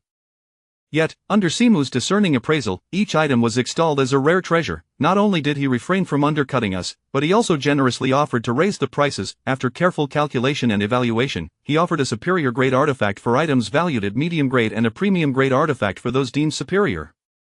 This not only ensured that each person left satisfied with their acquisitions but also greatly preserved the dignity among fellow disciples. Such righteousness. Following the trade fair, Uncle Jiu hosted another banquet at noon to express gratitude for everyone's assistance. After the meal, the guests began to take their leave. Thank you both, Senior Brother Jiu and Senior Brother Simu. In the future, should I come into possession of treasures, I shall certainly return the favor for today's kindness. Indeed, the magical artifacts and materials in the Linghuan realm are not easily obtained, and Simu must have faced his own challenges. We could not simply take without giving in return. Simu, the Taoist, expressed his gratitude, saying, there is no need for such formalities. My fellow brothers, however, I must insist on one thing, today's prices are a token of our camaraderie. Please do not disclose the details to outsiders. If they learn that I, Simu, offered such low rates to my fellow disciples, I fear they may come to disrupt my business. Laughter erupted among the group. Of course, who would dare to bring misfortune upon Senior Brother Simu? With a call for help from the Maoshan sect, we would cross mountains and rivers to lend our support. As they watched their fellow disciples depart one by one, Simu remarked, today, I truly understand what you meant by the term tycoon. What do you mean, Junior Brother? Indeed, money can move mountains. You spent a batch of Chiang sand and secured the full support of our fellow disciples. I offered a selection of artifacts, and look at everyone's attitude. Each seems to feel indebted to me for a significant favor. Uncle Jiu laughed heartily. That is indeed the case. From this day forth, you shall be known as the generous disperser of wealth. Simu of Mashan. Simu's face flushed with embarrassment. I used to be so pleased with the few coins earned from chasing corpses, but now I feel utterly ashamed. My perspective was far too narrow indeed. Today we have witnessed what it means to be truly affluent. You have even forsaken gold and jewels, came the voice of Shijian from behind. Uncle Jiu and Simu turned to see their senior brother. How is Xiao Jian's condition? Shijian nodded, much improved. He can already get out of bed and walk. I must step out for a moment. I intend to temporarily entrust Xiao Jian to Junior Brother Qianhe for a while. Junior Brother Qianhe is strict with his students, making him the perfect choice for Xiao Jian's guidance. Shijian turned to Simu and said, Junior Brother, I have some personal collections to gift you. Please assess their value and help Xiao Jian craft a defensive artifact that can help him focus and calm his mind. Upon receiving the bundle from Shijian, Simu was taken aback. Truly, as expected of the senior brother, so many fine items. Then I shall forge for my nephew Xiaojian a premium-grade heart-purifying pearl, perfect for both offense and defense, as well as for enhancing focus. Xiaojian nodded in gratitude. Thank you, junior brother. I may need to embark on a long journey, and I trust that you will take good care of Xiaojian. Uncle Jiao inquired with surprise. Senior brother, is something amiss? Is there any way we can assist? Xiaojian hesitated before leading Uncle Jiao to the ancestral hall, requesting Simu to gather Lin, Qianhe, and Shu Gu. With a serious expression, he said, Junior brother, to be candid, not long ago, someone invited me to explore a secret realm in the southwest, claiming it holds the opportunity to break through to the title of Celestial Master. However, I am worried about Xiaojian, which has made me hesitant to decide. Now that I am entrusting Xiaojian to you all, I can go with peace of mind. Uncle Jiao frowned. Senior brother, exploring secret realms is fraught with danger. In most cases, success hinges on luck. Why do you feel compelled? Xiaojian waved his hand. In my youth, I strayed from the right path. Now at 39, with less than a year remaining, if I do not break through to Celestial Master, I shall regret it for life. Even if there is but a glimmer of hope, I shall not abandon it. Simu interjected. Senior brother, do you not have Lin and Ayu to accompany you? Xiaojian smiled and nodded. That's precisely why I have no lingering worries. Junior brother Lin, before Master departed, he entrusted me with the task of protecting Ayu. If I successfully break through to Celestial Master, I shall not vie for the position of leader of the Qingcheng lineage but will return immediately to assist you in safeguarding Ayu. Uncle Jiao waved his hand. That cannot be. Why should you do this? Senior brother, if you can achieve a breakthrough before 40, you shall have the right to inherit the Qingcheng legacy first. Lin also nodded in agreement. Yes, senior uncle, it is only by having you to bear the standard that we can ensure our safety. If we delay, the Qingcheng legacy will be prolonged yet again, which would be a pity. Xiaojian spoke resolutely. I have my own considerations. Today, all present are witnesses to Xiaojian of Mashan, vow before the heavens should my exploration succeed, I will not covet the position of leader of the Qingcheng lineage. I will return promptly to junior brother Lin's side and protect junior nephew Lin Yu. If I am unfortunate enough to fail, I shall likely perish in the attempt. I ask all of you to look after Xiaojian in light of our brotherhood. Seeing Xiaojian's solemn vow, the others ceased their insistence and nodded in agreement. Uncle Jiao produced 2 purple talismans. Senior brother, I have refined my talisman making skills. These 2 purple talismans are for your protection. They are a dispelling evil talisman and a diamond talisman. Since you possess the lightning thunder fist, you lack offensive means, so I prepared defensive charms for you. Xiaojian was astonished. Junior brother Lin, you are truly a prodigy. You can draw purple talismans at the 8th level of Earth Master. Uncle Jiao's face flushed with embarrassment. It was just a rare success. Thank you, junior brother. With this, my confidence is bolstered. Xiaojian clasped his hands in gratitude, then returned to speak with Xiaojian before bidding farewell to everyone with a hearty farewell. Senior uncle, wait, Lin Yu chased after him. Please take these 2 bottles of elixirs. One contains 3 strengthening pills for cleansing marrow and healing wounds, while the other has 3 restorative pills to quickly replenish mana when one's powers are exhausted in battle. Xiaojian, touched, ruffled Lin Yu's hair. Junior brother Lin, you are indeed fortunate. You must learn from your senior uncle's lessons. Do not break through to Earth Master lightly. Lin Yu nodded awkwardly. Inform your master and remember my vow. With that, Xiaojian strode away. Lin Yu scratched his head in confusion. Is this truly so significant? At the dojo, Qianhe Daoist inquired curiously. Senior brother, why does the senior brother insist on declining the position of leader of the Qingcheng lineage, even going so far as to make a heavenly vow? It seems entirely unnecessary. Wouldn't it be better to reclaim the Qingcheng legacy sooner? Simu speculated. Perhaps the senior brother knows that exploring the secret realm is perilous and may not intend to return, thus merely entrusting his legacy. The group nodded in agreement. That seems plausible. Qianhe Daoist rose and said, since all matters are concluded, I should take my disciples and take my leave. Simu called out to him, Junior brother Qianhe, do not hold it against me for putting you in a predicament. Here is your reward for assisting in the performance. Be sure to accept it with care. What is this? A Qiankuan ring, a magical artifact of the Hudian level, capable of holding the size of about 3 rooms. You understand the significance of this item, so do not reveal it in front of outsiders. Qianhe Daoist was astounded. Rest assured, senior brother Simu, I won't even disclose it to the cardinal directions.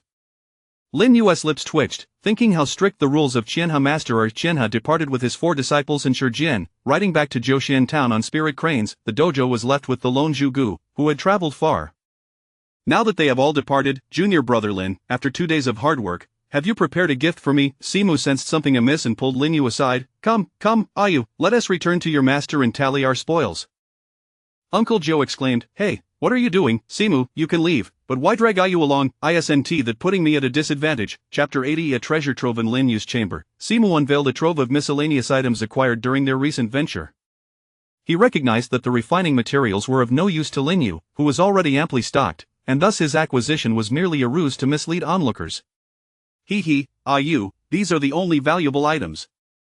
The rest of the materials are a gift to your master uncle. Now I can devote myself to researching artifact refining, striving for an early breakthrough to independently forge supreme magical implements. Indeed, all supreme magical implements were crafted by Lin Yu, with Simu merely serving as a facade.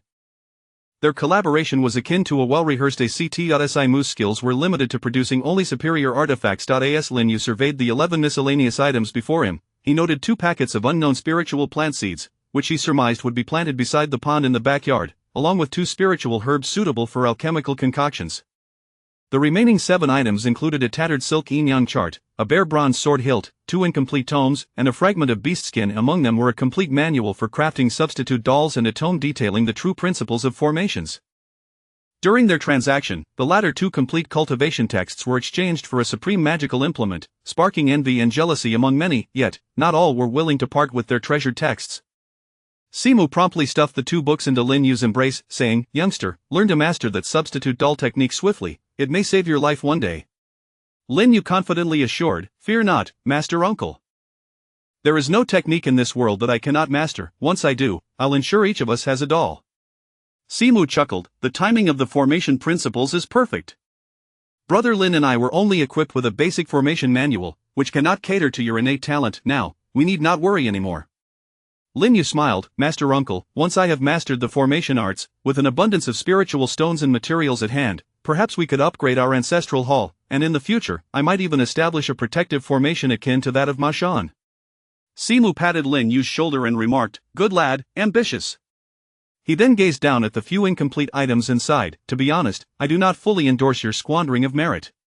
Lin Yu shrugged nonchalantly, "Master uncle, merit can be earned anew.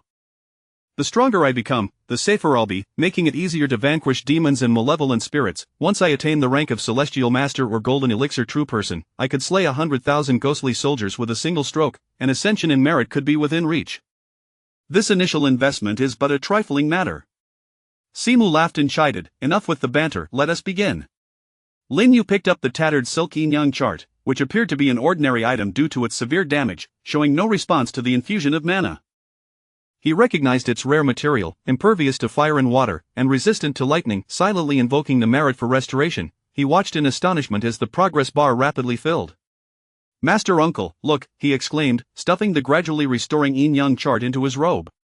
Simu gazed incredulously at the glowing object in Lin Yu's embrace and exclaimed, "Is this a magical treasure?" "Magical treasure?" Lin Yu chuckled, "After spending so much time with me, how can your perspective still be so narrow? Do you dare to dream big?" Just like the small tower they encountered previously, the merit was swiftly consumed. How could this be a magical treasure? It was evidently a spiritual artifact. In these times, had remnants of spiritual artifacts become so commonplace? In less than a month, he had encountered 2. He observed the merit rapidly depleting by 20,000 points. Lin Yu was dumbfounded. Could it be even more advanced than the small tower?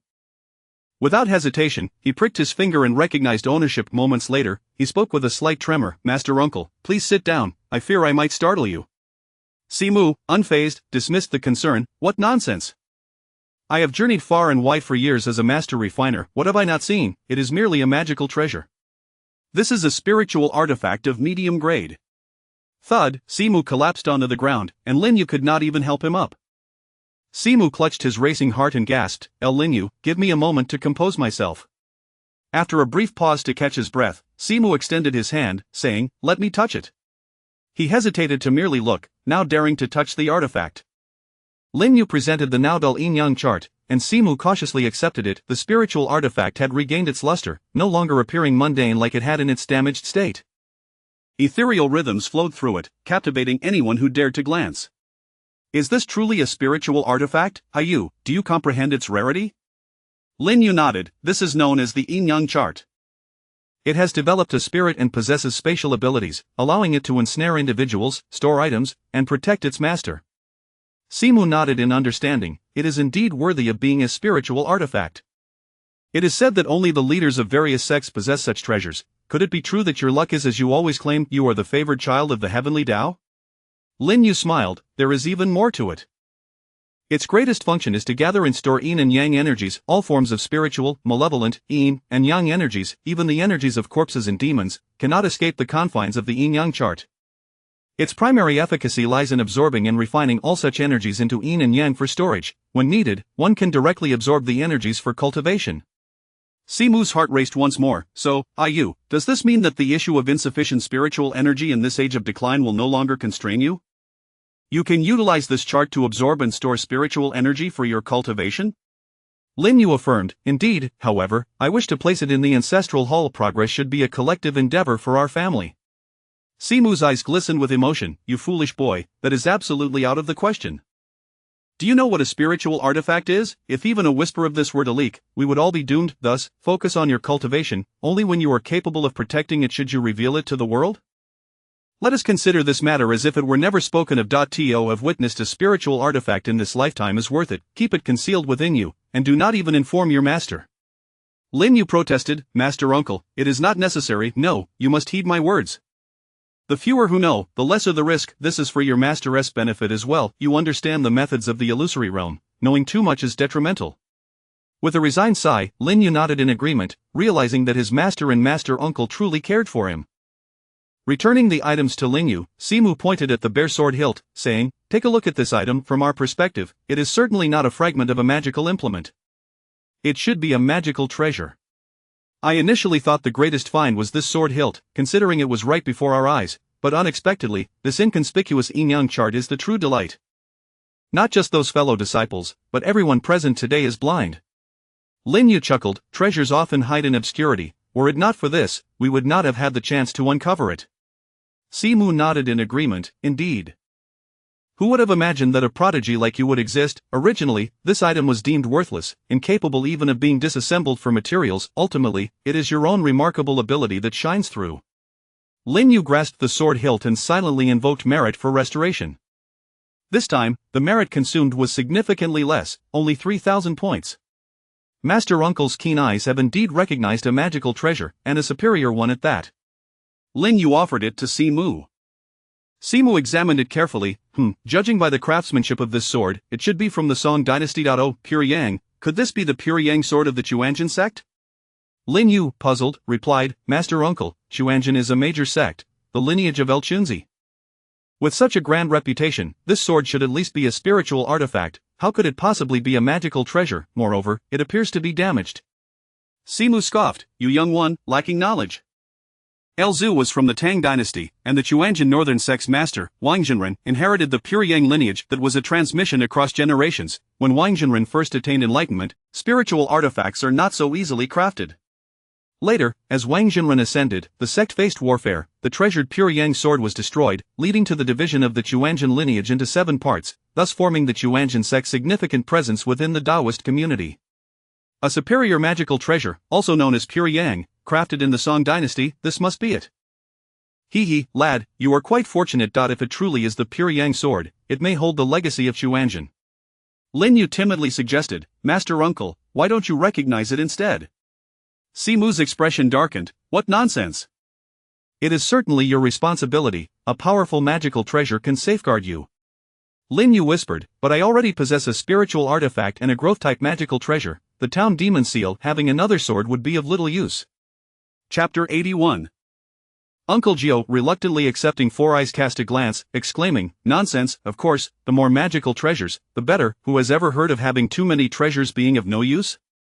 Lin Yu, feeling somewhat awkward, spoke the unvarnished truth. Uncle, if this truly is the Pure Yang lineage, I have a fiancée. What nonsense is this? Four Eyes laughed heartily. Is that the reason? You are still young and yet your desires are considerable. You have already reached the level of an Earth Master. Losing your virginity is of no concern. Lin Yu shook his head and said earnestly, Uncle, the safest approach is not to accumulate more magical treasures, but to refrain from taking action altogether. As long as I do not act, others will remain unaware of my cultivation and talents, thus ensuring my perpetual safety. Therefore, this treasure should be given to you or master. The stronger you both become, the safer I will be. Four Eyes chuckled and scolded, You rascal, are you treating me and your master as your bodyguards? Do you think that simply not acting guarantees your safety? You have yet to encounter a true master. Even a celestial master or a golden core real person is said to possess secret techniques that can see through everything. Ultimately, in the spirit and illusion realm, strength reigns supreme. Lin Yu, perplexed, inquired, "Uncle, is the purple concealment talisman also useless?" For I sighed, the essence of talismans lies in borrowing power from heaven and earth. They are ultimately external objects, and as such, they will leave traces. Alas, if only we possessed the core teachings of the Shangqing school. If you were to cultivate the Shangqing concealment technique, the stronger you became, the more you could return to your true self, and no one would be able to see through you. Concealment technique? Lin Yu nodded, contemplating that if he could cultivate a concealment technique, it would not be considered external power. After a moment of thought, Farais nodded, "Very well, you make a valid point. Since it is called the Pure Yang sword, it should be connected with your senior brother. After all, he practices the Pure Yang 8 trigrams palm and is about to advance to Celestial Master. Indeed, he requires a magical treasure to unleash his true potential. Wait here while I summon him." In the living room, Uncle Gio presented a universe ring and an exquisite magical robe, and Zhegu was relentless, demanding an answer from him. Just as Uncle Gio seemed on the verge of succumbing to the pressure, Farais appeared in the nick of time. Uncle Gio sighed in relief, silently cursing, "Farais, at least you have some sense." "Senior brother, I have something to discuss with you and Lin Yu." "Junior brother, you must help me resolve this matter first." "Help you resolve it? Seriously, after all this time, you haven't managed to settle it?" Farais chuckled wryly, "Isn't it simple? Now that the guests have left, just open the barrier in the backyard and let Zhegu take a bath." Uncle Gio's eyes lit up, immediately rushing to summon a Yuan Rentingting, not forgetting to throw back a scolding, "You rascal, if you had such a good idea, why didn't you mention it earlier?" Farais shrugged, "You didn't ask, did you?" Moments later, Uncle Gio and Four Eyes returned to Lin Yu's room. After hearing Lin Yu's account, Uncle Gio reacted just as Four Eyes had. "Nonsense, such a powerful magical treasure should undoubtedly be reserved for Lin Yu." Lin Yu cast an awkward glance at Four Eyes, who covered his eyes. "Master, I already have 2. Having more would be of no use." "What, 2 already?" Four Eyes urged, "Senior brother, do not ask too many questions. In any case, Lin Yu's reasoning is sound. The best concealment is to remain inactive. You are on the verge of advancing to Celestial Master, and now is precisely when you need a magical treasure. The stronger we become, the better we can protect Lin Yu." "Is that so?" Uncle Gio was persuaded by Four Eyes and Lin Yu. After a moment of contemplation, Uncle Gio expressed his dilemma, "But I am a disciple of the Ma Shan Shangqing lineage, although I practice the Pure Yang 8 trigrams palm. What if this Pure Yang sword is from the Chuanjin lineage?" Four Eyes gestured towards Lin Yu, "Senior brother, do you truly wish for Lin Yu to switch allegiances to Chuanjin?" Lin Yu murmured, "What if we send this treasure to the Chuanjin sect?" Uncle Gio scoffed, "Nonsense. A high-quality magical treasure offered for free should not be turned down. In that case, I shall reluctantly accept it. After all, Lin Yu will eventually become the head of the Shangqing lineage." Lin Yu and Four Eyes exchanged knowing glances and simultaneously laughed. "Now that's more like you." Without further ado, Uncle Gio dripped blood onto the characters for Pure Yang. The Pure Yang sword emitted a brilliant golden light, swiftly absorbed into Uncle Gio's body. He closed his eyes, inwardly examining, trembling with excitement. Could it truly contain the Pure Yang inheritance? It is a set of sword techniques. Sword techniques? Four Eyes scoffed, "Sword techniques are not rare. Our Ma Shan does not lack for sword lineage teachings." Uncle Gio opened his eyes, "Junior brother, you are mistaken. This is the Tao of Lu's Ascension sword technique, the Heavenly Escape sword technique. It is a method of flying swords." "What?" Four Eyes and Lin Yu gaped in disbelief. "Is it truly the legendary Heavenly Escape sword technique?" Legend has it that Lu Dongbin learned the Heavenly Escape sword technique from the Fire Dragon real person, thus gaining insight into the Pure Yang Tao. The Heavenly Escape sword technique is a method for the primordial spirit to control swords, famed for its ability to traverse vast distances and slay with a mere thought. It is renowned in the spirit and illusion realm, on par with the 10,000 swords technique of Shushan. Uncle Gio smiled. "This Heavenly Escape sword technique contains the Pure Yang heart method. As Ma Shan disciples, we need not switch to the Chuanjin sect. We can solely cultivate the flying sword killing techniques without learning the heart method. Thus, we will not be recognized by Chuanjin. Junior brother, Lin Yu, I will transcribe a copy of the sword technique for you both to study." Lin Yu nodded eagerly. "Indeed, let us all study it." "Uncle, later we will collaborate to forge 10 high-quality magical swords. I will craft a low-grade flying sword for you to use in the meantime. Once my forging skills improve, I will make you a superior magical treasure." Ahem, Four Eyes blushed, excitedly saying, "A low-grade one is more than sufficient." I fear my progress in cultivation might lag behind the speed at which you forge. The three burst into hearty laughter. With Lin Yu as their dependable asset, they would never have to worry about materials. Uncle Jiu began transcribing the heavenly escape sword technique while Lin Yu picked up the two tattered tomes. Repairing one tome required 10 points of merit, totaling 20 points of merit spent. The Yin Yang Feng Shui Secret Technique? This is a book on the study of Feng Shui. Farais picked up one tome and commented, "Our Ma Shan has its own Feng Shui lineage. This one is indeed more comprehensive and in-depth. However, its practical use is limited. Haha, in terms of trade, we have incurred a loss with this tattered volume." Lin Yu, what is the other tome? Why are you in a daze? Lin Yu quickly flipped through the pages, exclaiming excitedly, "Uncle, you mentioned earlier that our Shanqing core teachings include a concealment technique?" Four Eyes nodded, "Indeed. Do not underestimate this concealment technique. Although its name sounds ordinary, it is undoubtedly a high-level method. It may not be necessary for subduing demons, but it is quite useful for traversing the spirit and illusion realm." Wait, could this be? Lin Yu handed the tome over. "I do not know which lineage this concealment technique belongs to. It is a handwritten copy that merely mentions refining qi for invisibility. However, I am certain its quality is not low." Hiss, Farais rapidly flipped through the pages, pulling Uncle Jiu to join him, both bursting into joyous laughter. "Lin Yu, we have struck gold. This is a cultivation method from the Taoist lineage, the invisibility technique of the Luoguan sect. The Luoguan sect, the disciples of Taijun Laozi, passed down by Guanyanzi, that is also a renowned sect." Four Eyes nodded, "Indeed, a well-known and prestigious sect. Moreover, this is the core method of Luoguan Dao, more advanced than our Shanqing concealment technique. Upon mastery, it can not only conceal and hide one's cultivation but even conceal one's form, achieving an effective merging with all things." Young man, you are fortunate. It truly is a timely gift. As your treasures continue to accumulate, should you venture out someday and encounter some ancient monster who sees through you at a glance, you would become a walking treasure. With that, he shoved the tome into Lin Yu's arms, urging, "Hurry and cultivate. Once you master this, even golden core old monsters will not be able to see through you." Pointing at the final fragment of animal hide, Lin Yu said, "Uncle, there is still one more. To use animal hide to record techniques surely means it is not an ordinary item. I recall the last time we obtained a fragment of animal hide, it detailed the 5 elements escape technique. This might very well be another divine art." Uncle Jiu scoffed, "Do you think divine arts are so common? Do you think you can just stumble upon one?" Despite this, the two remained hopeful, anxiously watching Lin Yu repair the animal hide. Chapter 82 of the Cane Sugar Lady of the Little Flying Stick has arrived. Do not be deceived by its diminutive size, merely a palm's breadth and a mere handful of words. It may not seem like a profound incantation.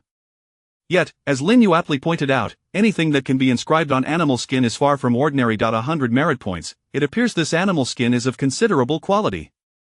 With 4 pairs of eyes fixed on the now revealed animal skin tone, they stuttered through the beginning. "What transforms into what shape?" "Senior brother, these characters are too archaic. I cannot decipher them all," one lamented. Although both were prodigies, their talents lay in cultivating their innate abilities rather than in the realm of literacy, leaving them as two rough-hewn individuals. Thus, they turned their gazes toward Lin Yu. "Ah, you have mastered foreign languages. Surely these ancient characters pose no challenge for you?" Lin Yu gazed at the animal skin, unable to suppress his inner excitement. "Masters, are you acquainted with the 36 methods of Tiangang?" "What?" The two froze in disbelief. "Is this the 36 methods of Tiangang?" Lin Yu shook his head, "Not exactly." "I knew it. Even with ancient characters, we should be able to guess the 3 words 36, right? This is one of the methods, transformation of the fetus." Hiss, they inhaled sharply of the legendary transformation of the fetus? "That is a divine technique." The two could not help but jest. "Yu, has your mouth been blessed?" Once again, it is indeed a divine art. The previous animal skin recorded the 5 elements escape technique, which is one of the 36 methods of Tiangang. Who would have thought you would encounter another one? You truly are the favored child of the heavenly Tao. Lin Yu shrugged. "I did not anticipate this either. These legendary techniques, many of which have long been lost to time, have come to me so effortlessly." Uncle Jiu stated seriously, "No. Strictly speaking, these techniques have indeed been lost and are unlikely to re-emerge in this world. It is because of you that these extraordinary skills can once again grace this realm. Now I believe, you may truly be the favored child of the heavenly Tao." Yu whispered, "Senior brother, did you not say Yu was your own son?" Uncle Jiu kicked him, "Get lost. I am raising him as the son of the heavenly Tao, is that not sufficient?" Siyu dodged aside, escaping through the door. All right, who does not know that senior brother is still a virgin at 37? Not even a virtuous maiden could compare to you. Hey, you stop right there. Observing the two chasing each other in jest, Lin Yu could not help but chuckle quietly. Each was more unreliable than the last. He hung a sign at the door indicating he was in seclusion and began his scholarly pursuits. Divine techniques are indeed wondrous, but as Uncle Gio remarked, one must first perfect the art of chi refinement. Only then can one truly attain greatness. In the backyard, the cane sugar lady, accompanied by Ren Tingting and Ayu, soaked in the hot spring. As she sensed the rich spiritual energy within the pool, even a fool like her realized that Uncle Gio's dojo harbored secrets. She could not help but curse inwardly. You, Lin Laojiu, always think first of that scoundrel Siyu for your benefits, never considering your old lady. Master, since the dojo has expanded into several courtyards, why not move here like Uncle Siyu? The cane sugar lady's eyes lit up, but she soon felt discontent. Do you think I do not wish to? I fear that ungrateful man would not allow it. Ren Tingting covered her mouth, laughing. What need is there for a courtyard? Ah, you, can you not see, Master's heart is solely for Master? Oh dear, you two little wretches, dare you jest about your master? The three women engaged in playful banter, their laughter echoing through the backyard hot spring. Uncle Gio, seated in meditation, found it impossible to concentrate and silently resolved to send the cane sugar lady away post-haste. By chance, he glanced at the spirit infant hall and had a brilliant idea. The following morning, Uncle Gio approached the cane sugar lady. Junior sister, I have a favor to ask. Oh, is that so? It is rare for you to ask me for something. Do tell, she replied, elated. You see, this dojo has too many disciples, and I am preoccupied with teaching them, leaving me no time to care for the spirit infants. I would like to request your assistance in taking them back to your dojo for worship. What do you think? Upon hearing this, the cane sugar lady was about to agree when she suddenly realized something was amiss. Wait a moment, are you trying to hasten my departure? Uncle Gio waved his hands in denial. No, how could that be? This place is your home as well, stay as long as you wish. The cane sugar lady exclaimed in delight. Really, that is wonderful. In that case, I shall move my home here and enjoy the hot springs every day. But what about the spirit infants? Oh, I can take care of them just the same. You teach the disciples, and I will manage the divine hall and rituals. It will be mutually beneficial. Excited, she dashed out. I shall return home to move immediately. Senior brother, after all these years, you finally see my worth. Wait. No, junior sister, you, who am I, where am I, wasn't I supposed to send the spirit infants to the cane sugar lady? Watching her exuberant figure, Uncle Gio facepalmed in disbelief. Why did I speak out of turn?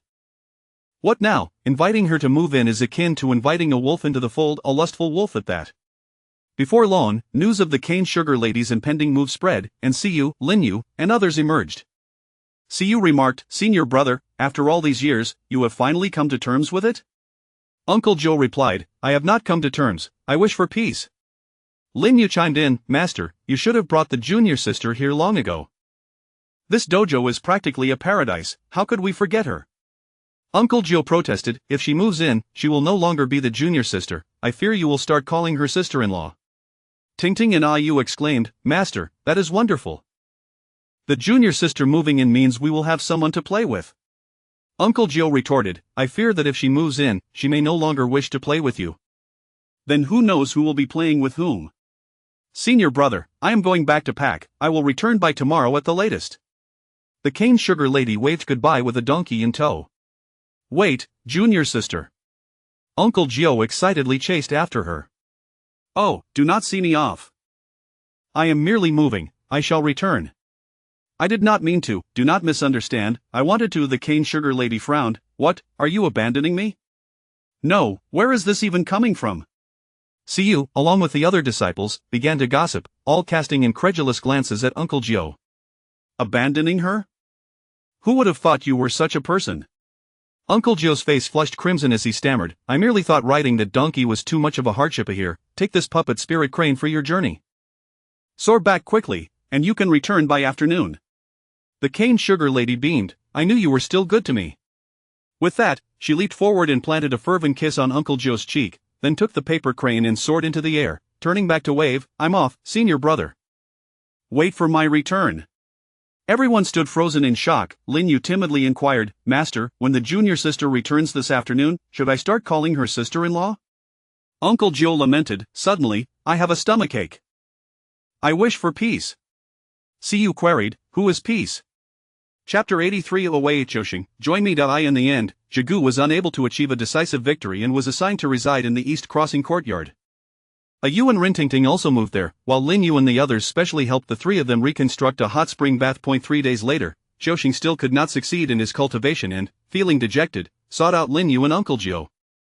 With a thud, he knelt before Uncle Jiu and lamented, Master, I am incompetent, I have still failed to break through. I truly did my utmost. Uncle Jiu sighed, glancing at Lin Yu, hoping he might devise a solution. Lin Yu shrugged his shoulders and replied, Master, I am no deity. If you cannot find a way, what can I do? Perhaps this was simply fate. Originally, junior brother Choshing had sent away Xiaoyu, and it seemed he had a chance to enter the path of cultivation. Who could have anticipated the ensuing chaos of the 100 ghosts scattering? Although the problem was ultimately resolved through the power of the sect, the cosmic law of karma is inexorable. He was inevitably affected. Uncle Jiu nodded thoughtfully, saying, Choshing, do you recall the day you became my disciple? It was your aunt who said your health was poor, and thus, she sought the statue of the Mashan patriarch for you. By the law of destiny, I took you into Mashan, imparted martial arts, and taught you the ways of cultivation, hoping that one day you would possess the capability to perform good deeds for your own protection. Alas, I never anticipated such a turn of events. It appears that some things cannot be forced. Choshing nodded, having resigned himself to his fate. He solemnly bowed thrice to Uncle Jiu, stating, Master, I have made a vow.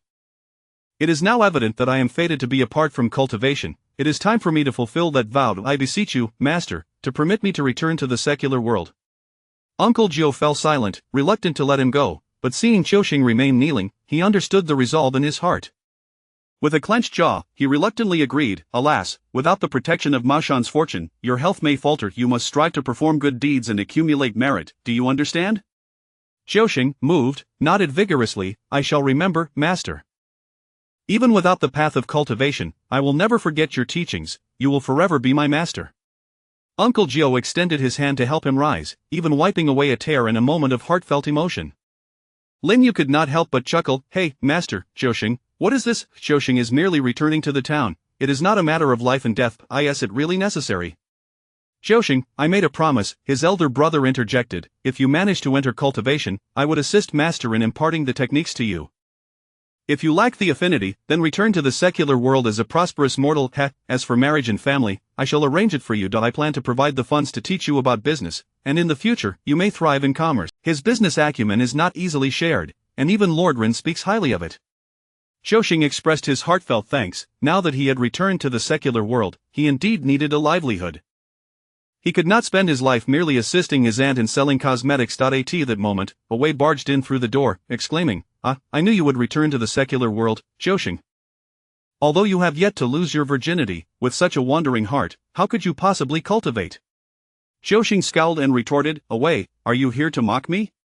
Away grinned triumphantly, Of course not. But do not say I am not a good brother. Knowing you are returning to the secular world today, I have come to escort you. Furthermore, I intend to recruit you into the security team as my vice captain. Since you cannot cultivate, why not stick with me? What do you think? Is that not generous? Choshing kicked him. Get lost, who wants to follow you? The town buzzes with the rumor that following Away means going hungry 3 times a day. Away protested, Who the hell is spreading such slander? Choshing chuckled, I have promised my elder brother that I will learn the art of business from him. Away panicked, No, you cannot steal Choshing from me. Lin Yu crossed his arms and asked with a smile, Oh? And why is that? Choshing is my disciple, I must look after him.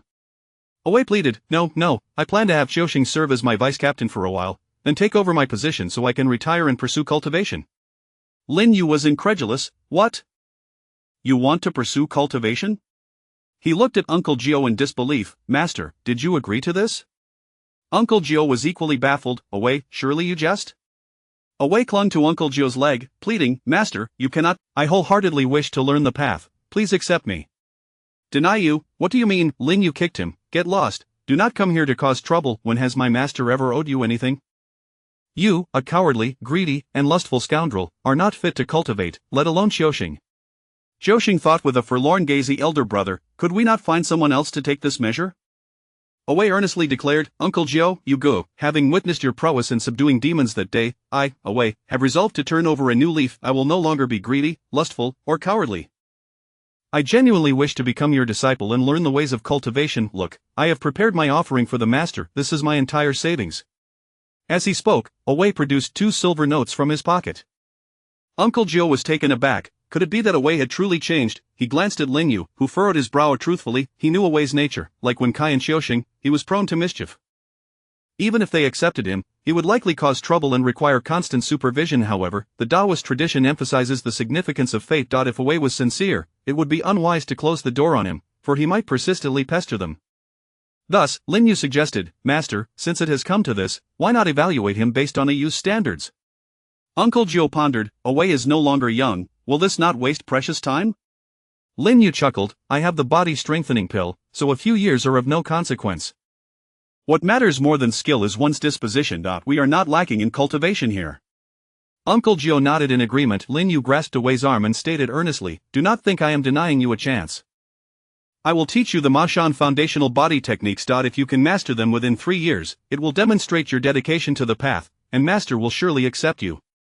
Should you fail, do not bring it up again. Away patted his chest, declaring, I can do it. Lin Yu teased, do not agree so readily, during these 3 years, you must abstain from women. If I am not mistaken, you have already lost your essence, can you endure? Away gritted his teeth, I can, rest assured, you go, I am steadfast in my resolve. Uncle Joe nodded, in my opinion, if Xiaoxing is willing, he may agree to join Away in the security team. Xiaoxing was perplexed, why, Master? What about my business endeavors? Uncle Joe smiled, in business, as long as you learn to hire others to work, you will manage just fine. IT will not hinder you. Though the security team may be small, it possesses the protection of official fortune, which can aid you. Although the current state of affairs has fragmented that fortune, it may still prove useful in fending off calamities. Away clapped Xiaoxing on the shoulder, see, Master means you are destined to work with me in the security team. Stick with me, and when I have perfected my martial arts, I shall pass the captaincy to you. Xiaoxing brushed Away's hand away, get lost, I am not your son, who needs your inheritance. You call him master, he has not even agreed yet, do you have no shame? Away confidently raised his chin, the offering for the master has been accepted, he has already agreed. Everyone turned to Uncle Joe, discovering that the silver notes had indeed found their way into his hands. When did you slip this to me? Uncle Joe demanded, shoving the silver notes back into Away's arms. Go away. You do not need to offer gifts to become my disciple. If you can master the techniques, I will accept you. As Uncle Joe angrily left, Away hurriedly called out, Master, do not go. I have important matters to discuss with you. Lin Yu curiously inquired, important matters, what could you possibly have? Surely, he was not about to cause more trouble. Away quickly shook his head, how could that be? Yugu, some villagers from the countryside have come to the city, claiming that bandits have appeared near Renjia town, and they seem to employ sorcery. I fear that the security team lacks sufficient manpower to cope, so I have come to seek Master and your assistance. Bandits? Sorcerous bandits? Lin Yu thought, that sounds somewhat familiar. Chapter 84. The paper soldiers begin to show their might in a secluded hollow 50 miles beyond Renjia town. A band of over 30 bandits had made their camp for several days. The morale among the men was waning, and gradually, some began to sneak away in search of easy gains. The leader of these brigands was a fearsome woman, accompanied by a capable subordinate known as Shan Zhu. All of them were practitioners of the malevolent arts from the southern wilderness, yet one might wonder why they had traversed mountains and rivers to reach Shangzhou. Shan Zhu approached to inquire, Chief, when shall we launch our attack on Renjia town? The bandit matron shot him a glare and retorted, have you not noticed the large gathering of Mashan disciples over the past days? We are merely here to gather intelligence, not to throw our lives away. Shan Zhu reported, Chief, according to our intelligence, it was Lin Zhou's disciple in the town who caused the trouble, prompting Lin Zhou to issue a plea for help from Mashan, which is why the disciples have congregated here. However, we have already been hiding in the mountains for 6 days, and the Mashan disciples have dispersed. There is only that stinky Taoist Lin Zhou left in the town. Why should we fear him? The bandit matron scoffed, we are tasked with investigating the cause of Shi Songzi's death. Although we are aware that this incident is linked to the town's wealthiest man, Ren Fa, do you truly believe that a mere mortal like Ren Fa poses a threat to Shi Songzi? It is highly likely that Shi Songzi was killed by Lin Zhou from Mashan. Shan Zhu, brimming with excitement, exclaimed, that is splendid news. If it is just Lin Zhou, then with our numbers, why bother gathering information? We could simply eliminate Lin Zhou and take our revenge. The bandit matron scolded him sharply. Fool, Shi Songzi had 5 protective zombies at his command, and even he was defeated by Lin Zhou, indicating that Lin Zhou possesses some skill. It is always prudent to proceed with caution, not go. Send 2 more reckless fools to test the waters. If Lin Zhou remains oblivious, it would suggest he is a buffoon, and we need not fear him. Shan Zhu departed to carry out her orders. The bandit matron pondered to herself that Shi Songzi was ranked 42nd, and she was only 1 rank higher. Their strengths were comparable, and she should not have been dispatched to it was merely because her expertise in raising insects and bandits allowed for easier intelligence gathering from the town. Although Lin Zhou was merely an ordinary Earth Master, his association with Ma Shan could mean he had some hidden techniques, so she could not afford to be careless. Coincidentally, Lin Yu, the disciple of Jiu Shu, shared a similar sentiment. As for the bandits, they appeared to be straight out of a plot from the film Mr. Spirit. The bandit leader may not have been as powerful as Jiu Shu, but she was likely at least an Earth Master. With 3 Earth Masters stationed here, they were naturally not intimidated by her. However, her band of horse thieves posed a significant problem, as they were numerous and bred venomous creatures. An idea struck Lin Yu. Venomous creatures. He had spent 5 days in the depths of the mountains last time, returning with 2 nests of little treasures. It was high time for them to be put to work. Lin Yu recalled his army of bees and ants, painstakingly cultivated from 100 hives of bees and 100 hives of ants. He need not personally intervene to deal with the venomous creatures, right? By the great tree at the foot of the back door of the ancestral hall, there was a nest of spirit bees in the tree and a burrow of marching bullet ants beneath it. Every day, one Kai would come to feed them insects against insects, and there were so many bandits as well. A smirk crept across Lin Yu's lips. They relied on sheer numbers, didn't they? He had long planned to create a legion of paper puppets, but had previously lacked the strength and time. Now, he finally had the opportunity to test his skills. With his current prowess as a 5th-level Earth Master, the paper puppets he fashioned should at least be at the 1st level of Earth Master, right? The question was, what form should he mold them into, capable of both offense and defense, yet impervious to damage? Lin Yu recalled the classic national animation Qin Shi Mingyu from his past life. Surely, the indomitable Din Cheng was the perfect model. Without hesitation, Lin Yu took out the finest spiritual paper in his possession. Merely cutting this paper required a top-tier artifact scissors. He had even given these scissors a flamboyant name. The imitation golden flood dragon scissors, forged from the bones of a great demon fish. While it seemed inappropriate to call them golden flood dragon scissors, calling them golden fish scissors felt too trivial. Ethereal and illusory, embracing the principles of Taishang Yuqing, aiding those in peril, and transforming paper into soldiers, he recited, 3 souls return to the left, 7 spirits return to the right, arise swiftly, and obey my command. As the incantation was uttered, Lin Yu's internal mana was rapidly drawn forth, all directed into the paper puppet. A towering figure, a white-haired giant, gradually materialized, wielding 2 massive axes, his countenance resolute and blindfolded with a serious demeanor. He knelt before Lin Yu, saying, "Subordinate Dian Qing, pays respects to the master." Lin Yu felt his legs weaken and sank to the ground, but Dian Qing swiftly supported him. "Master, are you injured?" Lin Yu chuckled, "No worries. It is merely mana depletion." He mused to himself, was this the full extent of the paper soldier transformation, an absolute manifestation of Earth Master level, and it even possessed sentience? Dian Cheng, unleash your full strength upon that boulder. Let me witness your capabilities. Dian Cheng soared toward a massive rock the size of a water buffalo and struck down with all his might. Boom! The boulder shattered into countless pieces. Such force could split mountains and crack stone. Lin Yu was astonished. Perhaps he was at the 3rd level of Earth Master, he chuckled, wondering how he would compare to others. If matched against the copper-armored Corpse King, he was indeed only at the 3rd level of Earth Master. But should he face a human cultivator, with that raw power and strength alone, an Earth Master without any self-preservation methods would find themselves easily dispatched by Dian Qing. Hearing the thunderous crash from the back courtyard, Jiu Shu and others rushed outside to investigate. "Ah, you, what has happened?" "Master, uncle, aunt," Lin Yu replied, "no need to worry, I have summoned a powerful puppet." "Dian Qing, these are my family members, you must treat them with respect and protect them." "Understood, master." The towering giant drew astonished gazes from everyone. "He can speak?"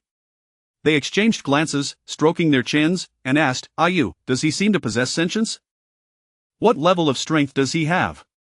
Lin Yu's eyes twinkled mischievously. "Uncle, I believe he is at the 3rd level of Earth Master, but he lacks mana, possessing only formidable physical skills and the ability to split mountains and shatter stones." "Shall I assist you in testing his combat prowess?" Four Eyes inquired, intrigued. "Very well, I shall put him to the test. If his strength is commendable, then you, my boy, must create one for me as well. With such a towering giant as a bodyguard, I need not lift a finger." Just his presence is enough to instill confidence. Drawing forth a top-tier magical sword, 4 Eyes beckoned for a duel. Jiu and Zhigu approached Lin Yu with concern. Lin Yu smiled wryly. Master, the full-force paper soldier transformation consumes an immense amount of mana. Just one has completely drained me, I need to rest. Jiu shot him a glare, admonishing, you took action without permission again, we'll settle this later. Producing a recovery pill, he placed it into Lin Yu's mouth and focused on the battle. Lin Yu had intended to refuse. After all, how costly was a single pill? This was his home, and he could simply take a moment to recuperate, yet, Jiu paid him no mind. In the meantime, 4 Eyes had merely engaged Dian Chang with a third of his strength and was sent flying. You, wait, just a moment, I'll be right back, we can continue our battle. Without delay, he dashed back to his courtyard, shouting, just wait for me. Before long, a voice echoed from the courtyard, Ancestor, save me. Then, a 4 Eyes, now twice as robust, returned, wielding a weapon that Lin Yu had crafted for him, a top-tier magical artifact modeled after the colossal sword from the anime. Once he had forged 10 such swords, he could directly synthesize a magical treasure. The great sword. Jiu shook his head, both amused and exasperated. This 4 Eyes is truly reckless. Is it really necessary to go all out for a spar? The ancestors are all in seclusion. If you borrow their strength, don't let them misunderstand. However, Zhigu was unfazed, watching the clash between 4 Eyes and Dian Chang with astonishment. Senior brother, that paper puppet must be more than just a third-level Earth Master. It seems 4 Eyes did not gain much advantage even when invoking the divine. What? Chapter 85. A pioneering a new genre. Lin Yu was equally astonished as he beheld the scene before him. He could not fathom how his master, the 4-eyed uncle, had invoked the spirit of the deity with such formidable power, rivaling that of the celestial master, yet still failed to subdue Dianqing. It soon became apparent to Jiu that something was amiss. Look, the paper figure's aura is unstable, it seems its magical energy is nearly depleted. Lin Yu hastily shouted, Master, please stop, if you continue to attack the paper figure, it will be rendered useless. The 4-eyed uncle, reluctant to cease, glanced at Lin Yu and Jiu, his eyes filled with admiration. Is that our ancestral master?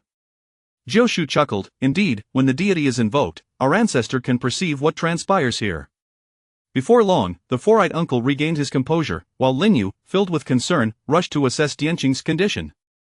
My lord, I am unharmed and still able to fight. Unharmed? If you keep this up, the paper figure will exhaust its Yin energy, and you will be incapacitated, Lin Yu retorted. The 4-eyed uncle praised, well done, Ayu, your puppet possesses strength akin to that of a 5th-tier Earth Master.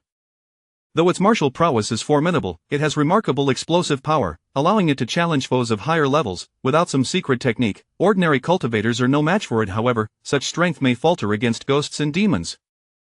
Zombies might be manageable, but I am unsure if it can withstand the attacks of malevolent spirits.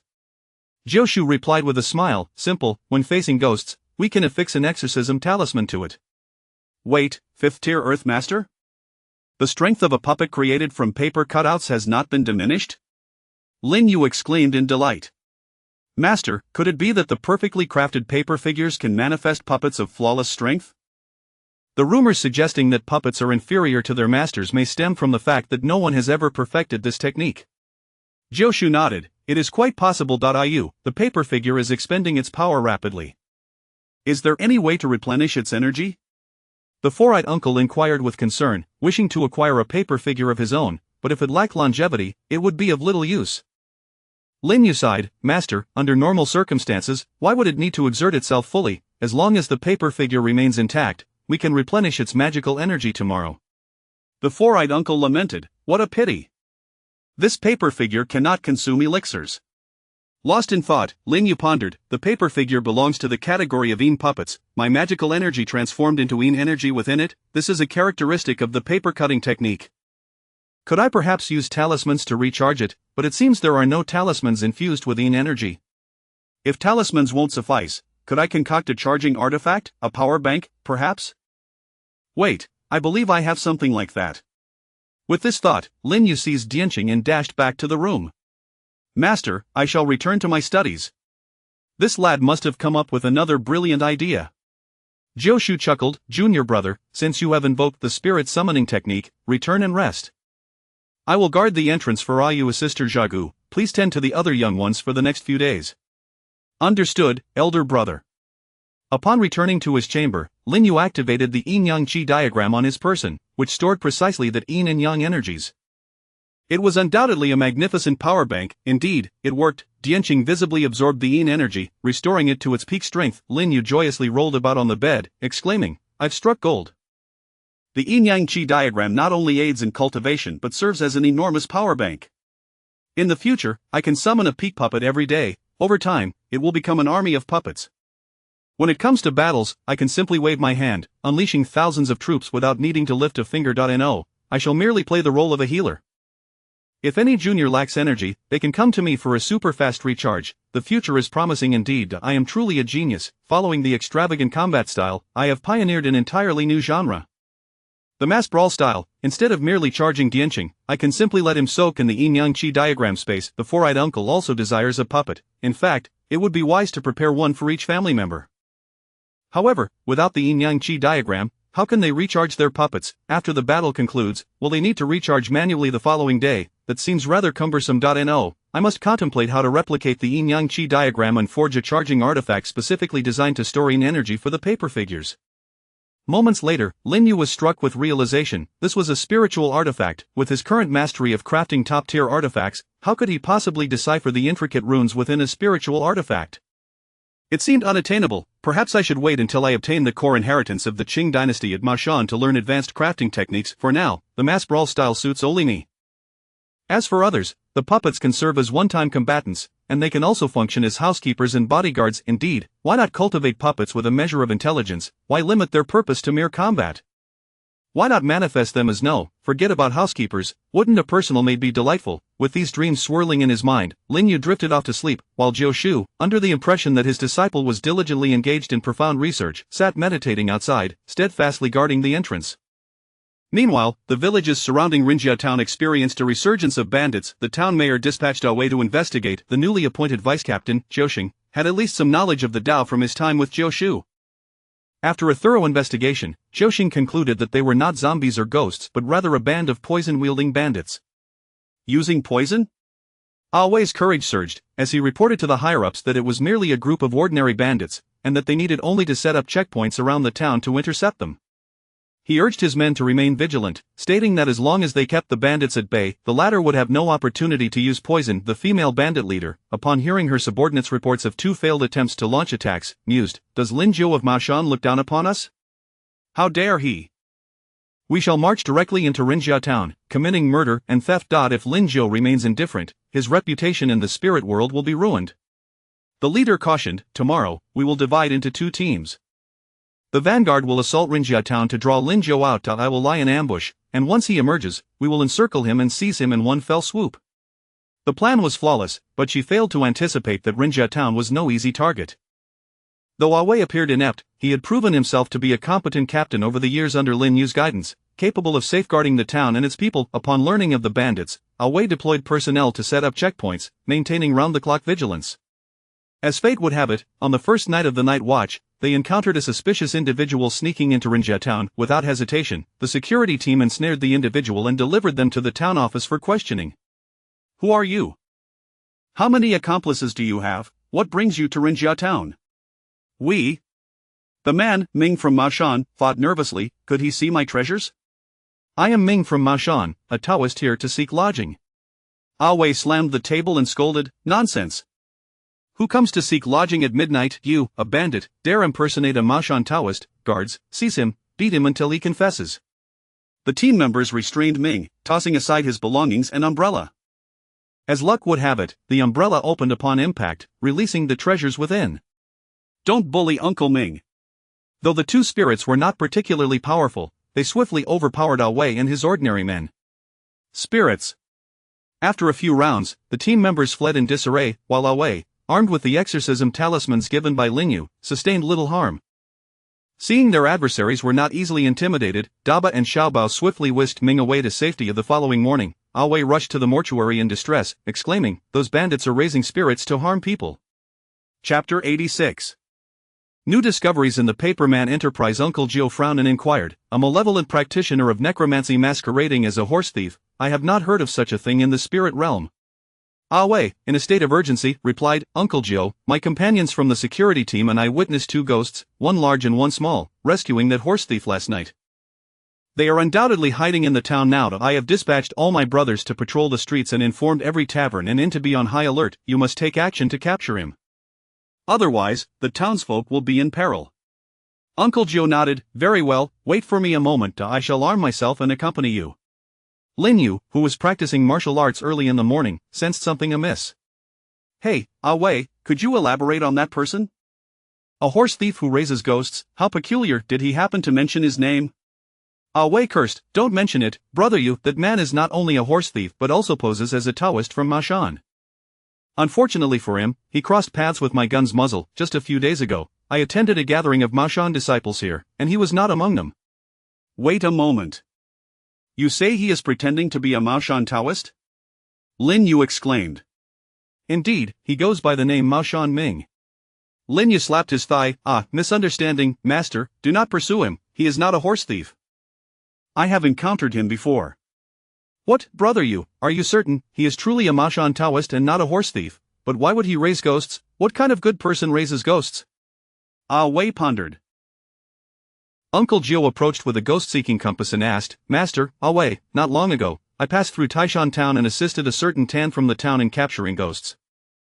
That night, I encountered Mashan Ming. He is indeed a Mashan Taoist, though only a human master of the 6th rank. Perhaps he is a disciple from the lower Mashan. This individual is not malevolent, but misfortune seems to follow him. The 2 ghosts he raises are merely his accomplices in deception for survival. Ah Wei grimaced. Brother Yu, isn't deception still considered malicious? Lin Yu chuckled. In our spirit realm, we assess whether ghosts are good or bad based on whether they have harmed others or exude malevolence. Their deception is solely for sustenance, yet their trio finds themselves increasingly unfortunate, often suffering from hunger. Had he possessed a wicked heart and used his powers to harm others, he would not be in such dire straits. Ah Wei nodded. So, this fellow is indeed unfortunate. We even gave him a beating yesterday. At that moment, the compass in Uncle Joe's hand began to spin, pointing directly towards the entrance. Ha! All 3 turned their gazes to the door. Soon, a knock was heard. Is anyone there? Who is it? Oh, I am a disciple of Mashan, passing through this area, seeking a place to rest. Lin Yu went to open the door. Is it you? This young man seems quite familiar, Mashan Ming remarked, sizing up Lin Yu from the courtyard. Ah Wei shouted, That's him, he is the scoundrel who raises ghosts. What? Mashan Ming exclaimed in alarm. Oh no, how did he track me down? We won't capture you. We know you are not a bad person. Come in and talk. We are also disciples of Mashan, and this is my master's dojo. Really? Mashan Ming asked uncertainly, peering inside, seemingly relieved that the security team leader was not armed. Uncle Joe stepped forward. Are you also a fellow disciple of Mashan? I am Lin Zhou of Mashan, with the Dao name Mei. Mashan Ming awkwardly greeted him. I am unworthy, I am Mashan Ming. Years ago, I helped a passing Mashan Taoist in my hometown, who then imparted me the teachings of Mashan. Though he never accepted me as a disciple, over time, I gradually practiced until I gained some abilities, relying on simple Mashan techniques to make a living. Ah Wei scoffed, making a living? Surely, you mean deceiving others? A good person would not raise ghosts. Mashan Ming's face flushed, and he tightened his grip on the umbrella he carried. I am truly not a horse thief. You have misunderstood. I went to the town this morning seeking lodging and food, but they refused me. I intended to leave Rinjia town, but upon passing by here, I saw a mortuary and thought to try my luck. If you do not welcome me here, I shall seek refuge elsewhere. Uncle Joe nodded. Come in, friend. Lin Yu patted Ah Wei. With him here, you should feel reassured, right? Indeed, under Uncle Joe's protection, even a true villain would dare not misbehave. Very well, let us have breakfast together, then we must promptly return to call off the patrols. There are horse thieves lurking outside the town. Inform the brothers to heighten vigilance at the entrances. Ah Wei thumped his chest. Do not worry, brother Yu, I have dispatched scouts to explore 10 miles ahead, ensuring no horse thieves breach the town. Lin Yu praised. Well done, Ah Wei, you are becoming more capable. You even thought to send scouts. Uncle Joe added, Ah Wei, do not only think of the town, the surrounding villages of Rinjia town must be protected as well. Inform the villagers that should they discover the whereabouts of the horse thieves, they must report immediately. We ought to eradicate this scourge. Ah Wei nodded repeatedly. Yes, I shall heed my master's words and make arrangements. Hey, have breakfast first before heading out. I will eat later, after completing my tasks. Lin Yu chuckled. Could it be that he has truly changed? After having breakfast with Mao Shanming, Uncle Jiu arranged for him to stay in the guest room. Having hidden all night, Mao Shanming was utterly exhausted and soon fell asleep that evening. A swift horse shattered the tranquility of the mortuary's dojo. Uncle Jiu, it's bad, the horse thieves have arrived. According to the scouts, they have crossed the river and are approaching the outer mountains. Uncle Jiu, Zhu, and others gathered in the courtyard. How many are they? Approximately 20 or so horses. Uncle Jiu said solemnly, everyone, arm yourselves. Zhu, Jello, Wenkai, the four of us shall go assist. Zhu, you and Ayu, Ting Ting, and Ayu stay behind to guard the place. Lin Yu tugged at Uncle Jiu, Master, I want to go too. Seeing Lin Yu's insistence, Ayu and Ren Ting Ting also clamored to join. Uncle Jiu blared, all of you stay behind. Zhu chuckled as he leaned closer to Lin Yu. Ayu, since you are not going, why not bring Dian Cheng out? I can take him to see the world. See the world? Lin Yu responded in disbelief, just say you want to be a bodyguard. What is this about seeing the world? Dian Cheng is on par with your strength. Do you think you are taking a disciple? With a wave, he summoned a fully charged Dian Cheng. Dian Cheng, go assist your master's uncle in dealing with the horse thieves, and be sure to protect Jialu and Wenkai. Understood. Bored at home, Lin Yu decided to rise and continue his quest for a collective brawl. One Dian Cheng was simply insufficient. I need to create a new Dian Cheng rookie squad. As he finished crafting the paper man and began inscribing names, he was taken aback. Wait, why can't I inscribe Dian Cheng's name today? I clearly could yesterday. The paper, talisman, and all materials are the same. Could it be that according to the heavenly laws, these sentient paperman puppets possess a trace of true spiritual essence, granting them uniqueness? Upon this realization, Lin Yu couldn't help but smile wryly. The plan for a new Dian Cheng rookie squad has been declared a failure. He could only attempt to choose another name. Sai, who else from the Qin dynasty is more perfect than Dian Cheng? Perhaps a female warrior, Yanling Ji, Xiao Ximing?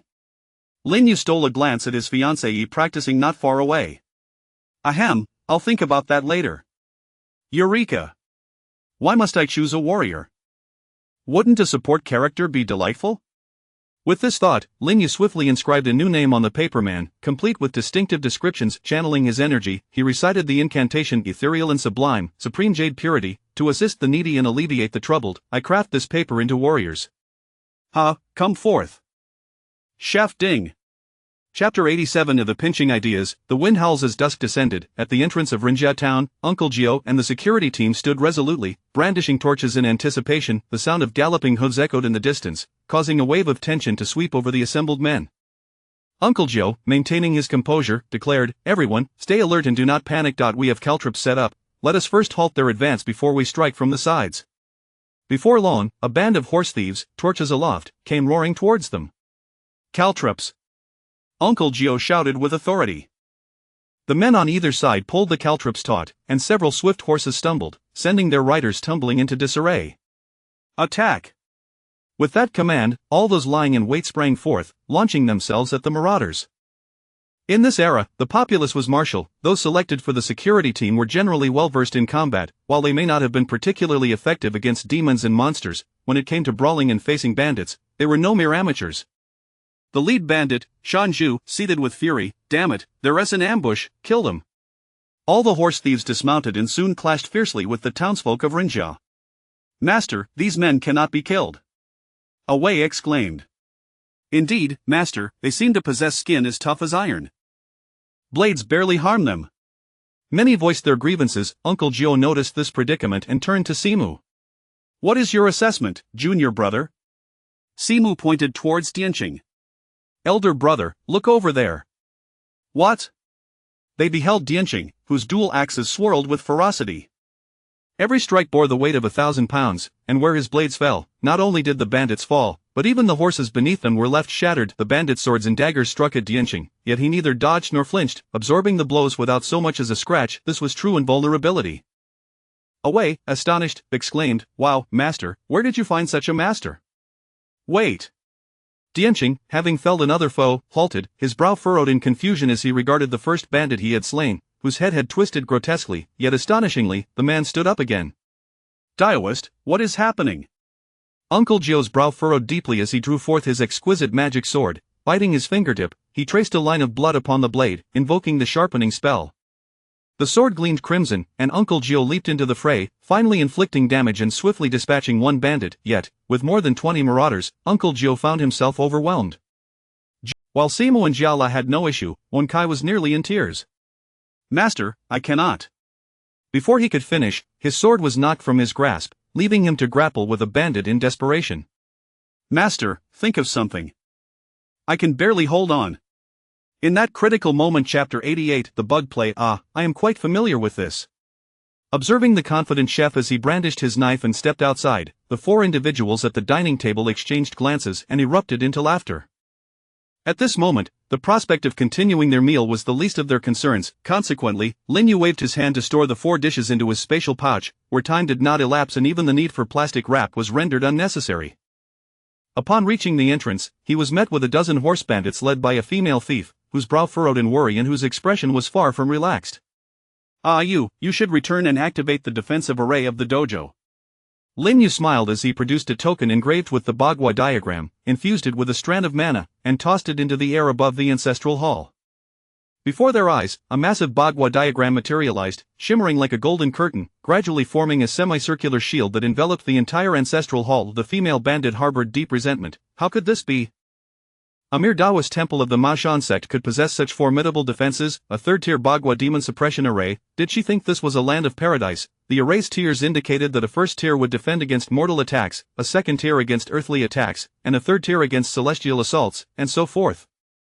Originally, the Ancestral Hall's array was only a second-tier Bagua demon suppression array. However, not long ago, during a sect trading event, Lin Yu had acquired a tome on array formations, resulting in a significant breakthrough in his array mastery, and thus he had upgraded the hall's defenses. The plan to set fire to the Ancestral Hall and incinerate the Linzhou Taoist temple was now wavering in the mind of the bandit leader, realizing that her group stood no chance of breaching the defenses. Just as she was about to retreat, a stout man with a bushy beard burst forth from within the hall, wielding a boning knife in his left hand and a broad kitchen knife in his right, storming out with an indignant shout, "Who goes there? State your name." The bandit leader's eyes lit up. She thought, how delightful, you dare emerge from your protective shell to seek death. With a wave of her hand, 4 bandits charged forward on horseback. "Aiwe, be careful," she cried anxiously. The chef turned back with a grin. "Don't worry, watch my beef slicing technique, Kung Pao chicken." A flurry of blade flashes enveloped the 4 bandits, leaving the onlookers in a daze. This technique appeared more akin to culinary skills than martial prowess. Lin Yu explained with a smile, "The beef slicing technique is a martial art derived from the kitchen by the ancestors of the Ding family. Each move corresponds to a culinary masterpiece. Though the slicing method may seem peculiar, its power is certainly formidable, deserving to be called an extraordinary skill." "Amazing, senior brother, is it even stronger than our Maoshan martial arts?" Aiyue exclaimed in delight. Lin Yu nodded. "Indeed, in terms of martial skills alone, the beef slicing technique is quite powerful. Most of our Maoshan martial arts are designed to complement spellcasting. Without the enhancement of spells, their effectiveness diminishes significantly." Aiyue whispered, "Senior brother, do you think Brother Wenkai could learn this?" "Wenkai?" "Yes, although he is slow to learn, he has a passion for cooking. If this martial art indeed originates from the kitchen, it might suit him perfectly." Lin Yu's eyes brightened. "Well said, Aiyue. I never considered that. Not only can we create paper soldiers to imbue wisdom, but we might also try passing down their extraordinary skills this way. If it truly works, this paper soldier technique would be nothing short of miraculous." At that moment, as Lin Yu was lost in thought, Rentingting exclaimed in astonishment, "Ayu, look! Those bandits are acting strangely. Despite clearly being outmatched by Chef Ding, why are his strikes not inflicting any damage?" Jagu's brow furrowed. "This is dark sorcery." Lin Yu asked, astonished, "Master, do you recognize this dark sorcery?" Jagu speculated, "If I am not mistaken, this is the Gu insect possession technique from the southern frontier, where life is sacrificed to nurture the Gu, granting them a toughened exterior." "What?" "Master, the concept of nurturing Gu with life is quite understandable. Isn't it a sacrificial art? How could it yield such a resilient effect?" Jagu chuckled. "Originally, Gu insects are raised in a large vat inscribed with incantations, or in iron containers, where hundreds of insects engage in fierce battles, and the last one standing becomes the Gu. The vessel inscribed with the nurturing incantation must not only ensure the domestication of the Gu but also be robust. Similarly, when Gu are nurtured within a body, corresponding symbols are inscribed on the skin, resulting in a similar toughened effect." Lin Yu suddenly realized, "Are you implying that their dark sorcery is akin to our Maoshan sect's body cleansing and protection technique?" Jagu nodded approvingly. "Correct, you are quite astute. You grasped the concept immediately. Breaking their dark sorcery is quite simple. Use blood to attract blood. Having fought for an extended period without success, Chef Ding gradually grew weary, turning to shout, "My lord, these people cannot be killed. Is there any method to breach their defenses?" Awei kindly shouted, "Stout chef, use blood to attract blood. Just make a small cut on your arm, and the blood on your blade will break their defenses." Chef Ding replied, I have no blood." Lin Yu chuckled as he flicked his finger, producing 2 droplets of blood. "Ding fatty, catch it with your knife." "Ha, thank you, my lord. Once we defeat the bandits, I shall prepare several exquisite dishes to replenish your strength." Not far away, the bandit leader panicked. "Damn it, they can break my spell? Humph, in that case, I shall unleash the grand array of 10,000 goo." With a flourish of her cloak, countless goo insects fell to the ground, while others took to the air, surging toward Chef Ding. Zhigu cried out, "This is bad, it's the 10,000 goo technique from the southern frontier." Chef Ding, being merely a martial arts paper figure, cannot withstand such dark sorcery attacks. Awei and Ren Tingting shouted in unison, "Stout chef, retreat quickly, you can't fight those insects." Oh my goodness. Without needing any reminders, just the sight of the swarming insects sent Chef Ding's scalp prickling. He swiftly dispatched the 2 foes before him and made a hasty retreat. Lin Yu observed the bandit leader casting her spell and thought to himself, "The scene seems familiar." A cloak, insects, I am well acquainted with this routine. Could it be that this bandit leader has some connection to the previous goo sorcerer? With this thought in mind, Lin Yu decided to approach and interrogate her. Thus, he stepped out of the Bagua demon suppression array. Zhigu became alarmed. "You, what are you doing? Don't act impulsively. Have you forgotten the rules? Your senior brother specifically instructed that you should not intervene." Right. Lin Yu smiled reassuringly. "Fear not, I shall not strike. However, these bandits cannot be spared. Master, as the saying goes, there are thieves who steal for 1,000 days, but there are no thieves who are guarded for 1,000 days. We must capture them all." Zhigu's brow knitted in concern. "But I cannot manage this alone. Perhaps we should open the array and let them in to trap them, then we can call for support from your senior brothers?" Lin Yu laughed. "There is no need for such troubles. This is the ancestral hall, our home, and we have plenty of allies." "Allies? Who are they? Could it be that sleepy-headed Mao Shanming?" Lin Yu pointed at the bandit leader and shouted, "Bandit leader, what is your origin? Why have you come to Rinjiao town?" Chapter 89 The Great Pet Battle. The cunning thief did not regard the young man before her with any seriousness, even in the presence of a Taoist priestess of the Earth Master realm. The thief believed these individuals were merely relying on the formations of their temple, yet now, several of them had foolishly ventured out of the formation. It was akin to offering a pillow to someone in need of sleep. The female bandit deliberately stood her ground and called out to Lin Yu, "Hey, you must be Lin Zhou's disciple, right? 2 months ago, wasn't a corpse-raising Taoist killed by your master?" 2 months ago? The corpse-raising Taoist, Lin Yu suddenly realized it was the accomplice of that feng shui master. "So, you are also from the Yin Corpse sect?" "Oh, you are aware of the Yin Corpse sect. It seems that your Songzi truly fell into your hands. Otherwise, you wouldn't know about the sect." Zhigu pulled Lin Yu back as he attempted to advance further, saying, "You, she's intentionally luring you closer, you cannot go any further." Lin Yu turned back with a smile, addressing Ting Ting and you two stay with Ding Pangzi inside the formation and don't come out.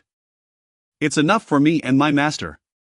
Zhigu, holding a talisman in her hand, awkwardly suggested, "Why don't you join the formation too?" "It's alright, master, with her few insect charms, she can't even breach our magical garments." "Rest assured, we need to intervene tonight." Impatiently, Zhigu inquired, "Where exactly are the reinforcements you mentioned?" At that moment, a cacophony erupted from the backyard. The group turned to look into the courtyard, incredulous. Was their reinforcement a small, underdeveloped red rooster? And what about that little black dog no taller than a foot? As the rooster and the black dog came rushing towards them, not only did Ting Ting and you stare in astonishment, but even the thief couldn't help but laugh heartily.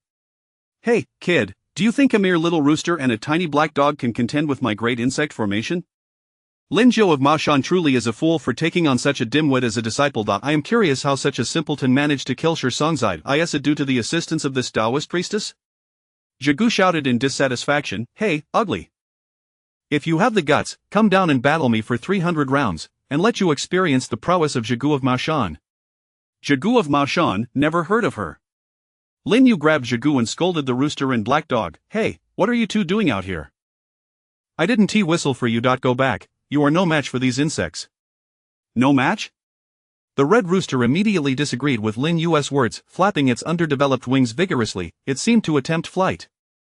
Unfortunately, being the size of 2 fists, it was far too small to take off. Thus, it jumped onto the back of the black dog, leveraging the dog's running momentum to leap to a height of a man's thigh.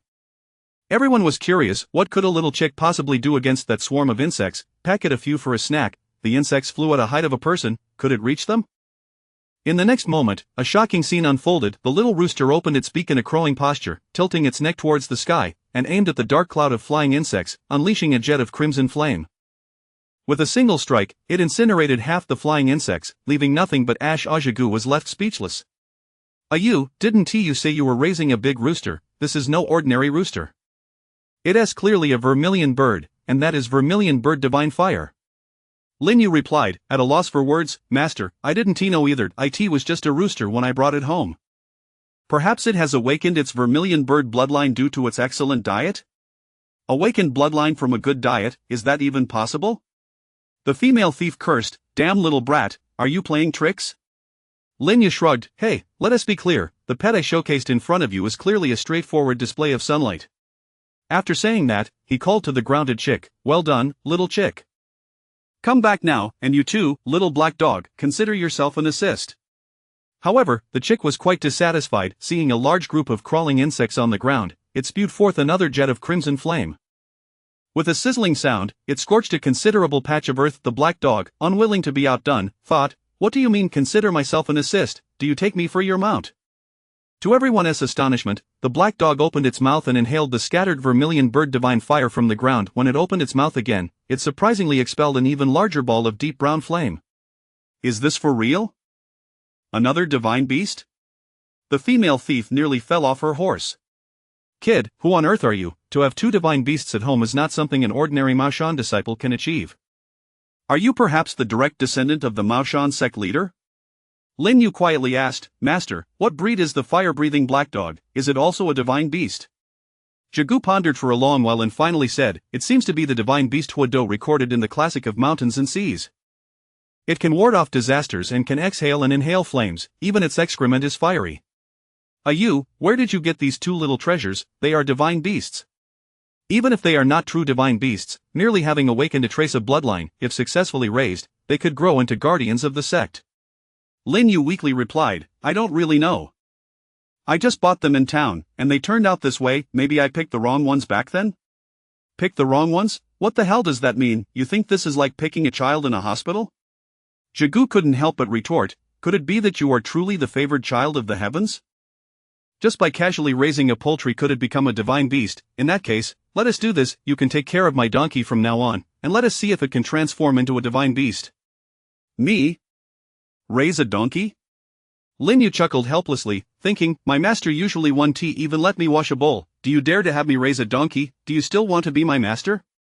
The 2 lively creatures observed the crawling insects as if they were mere toys, frolicking and playing, and soon eradicated them entirely.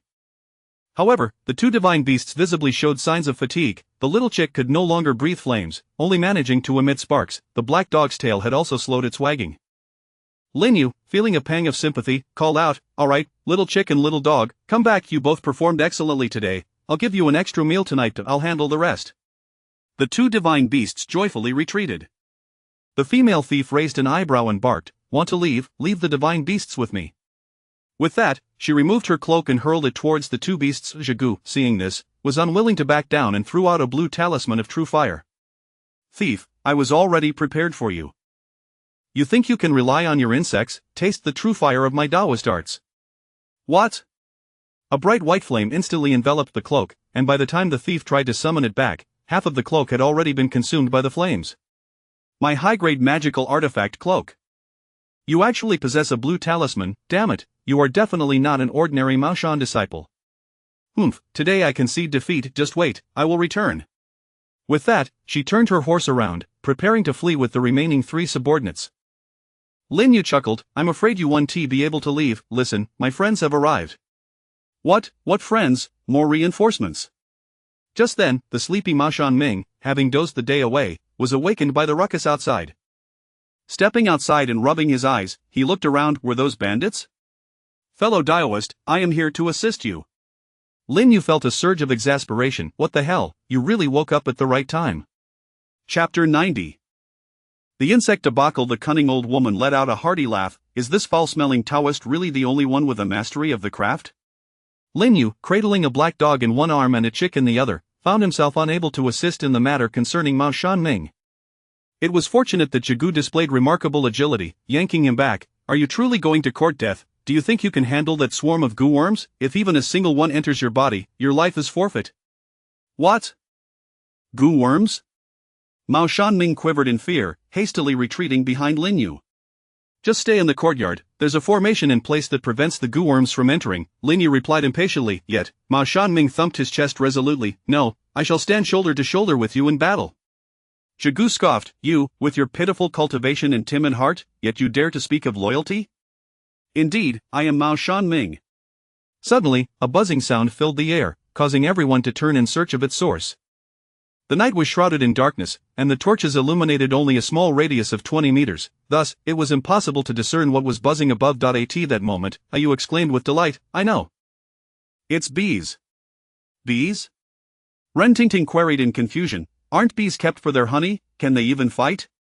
Ayu pointed at the old woman's goo worms. If she can command flying insects to kill, why can't we use bees in battle? Lin Yu smiled, indeed, my junior sister is quite clever. If you have a fondness for these bees, why not take them under your care from now on? Ayu leapt with joy, yes, then I shall have my own pets. In mere moments, a swarm of bees had gathered behind Lin Yu, and everyone could see that they formed a golden sphere, resembling a glowing orb. What a sight to behold, this was indeed a true swarm. In the pitch-black night, only the buzzing could be heard, and their forms remained obscured. However, during the day or under bright light, they would appear as a radiant, spiky golden sphere. Lin Yu pointed toward the remaining goo worms that hovered in the air. Go, eliminate those goo worms, leaving none behind. Zhigu was puzzled, these are insects, not pets, can they truly comprehend human speech? In the next instant, the army of bees scattered with precision, as if commanded, surrounding the flying goo worms from all sides. The old woman seethed with rage, thinking, these are goo worms, do these mere bees from the mundane world dare to challenge them? She quickly performed a series of gestures, attempting to command her goo worms to attack the bees.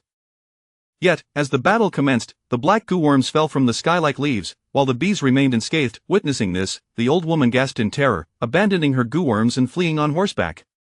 She knew all too well the dread that flying insects could instill. Once the bees finished off the goo worms, she would be their next target. Lin Yu, puzzled, wondered aloud. I whistled, and only the bees came?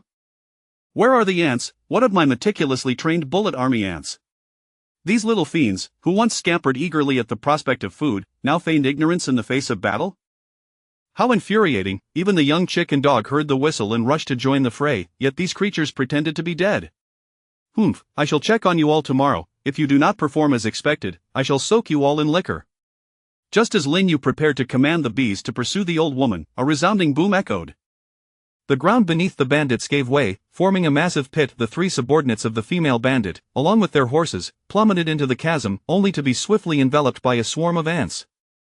Within moments, all that remained were mere bones. Lin Yu felt a wave of embarrassment wash over him. I nearly misunderstood these little cuties. Truly, the bullet army ants had secretly dug a large pit for the enemy, sparing them the need for a grave. What an excellent accomplice in their murderous endeavors. Wait a moment, with such formidable abilities, could they aid in treasure hunting?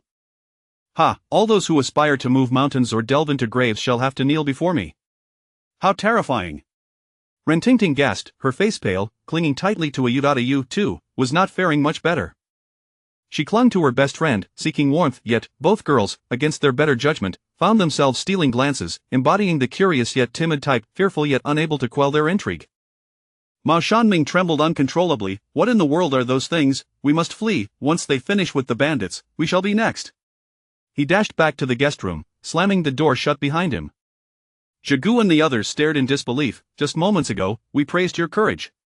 Mao Shanming protested, you cannot blame me, engaging the bandits is one thing, after all, they are human, but these insatiable, flesh-eating ants terrify me. Ayu, are these the ants you keep alongside the bees? How did your mind conceive such a notion? You've managed to domesticate both bees and ants into pets.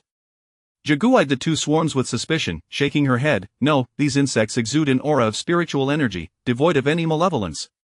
Lin Yu shrugged, perhaps it is a gift?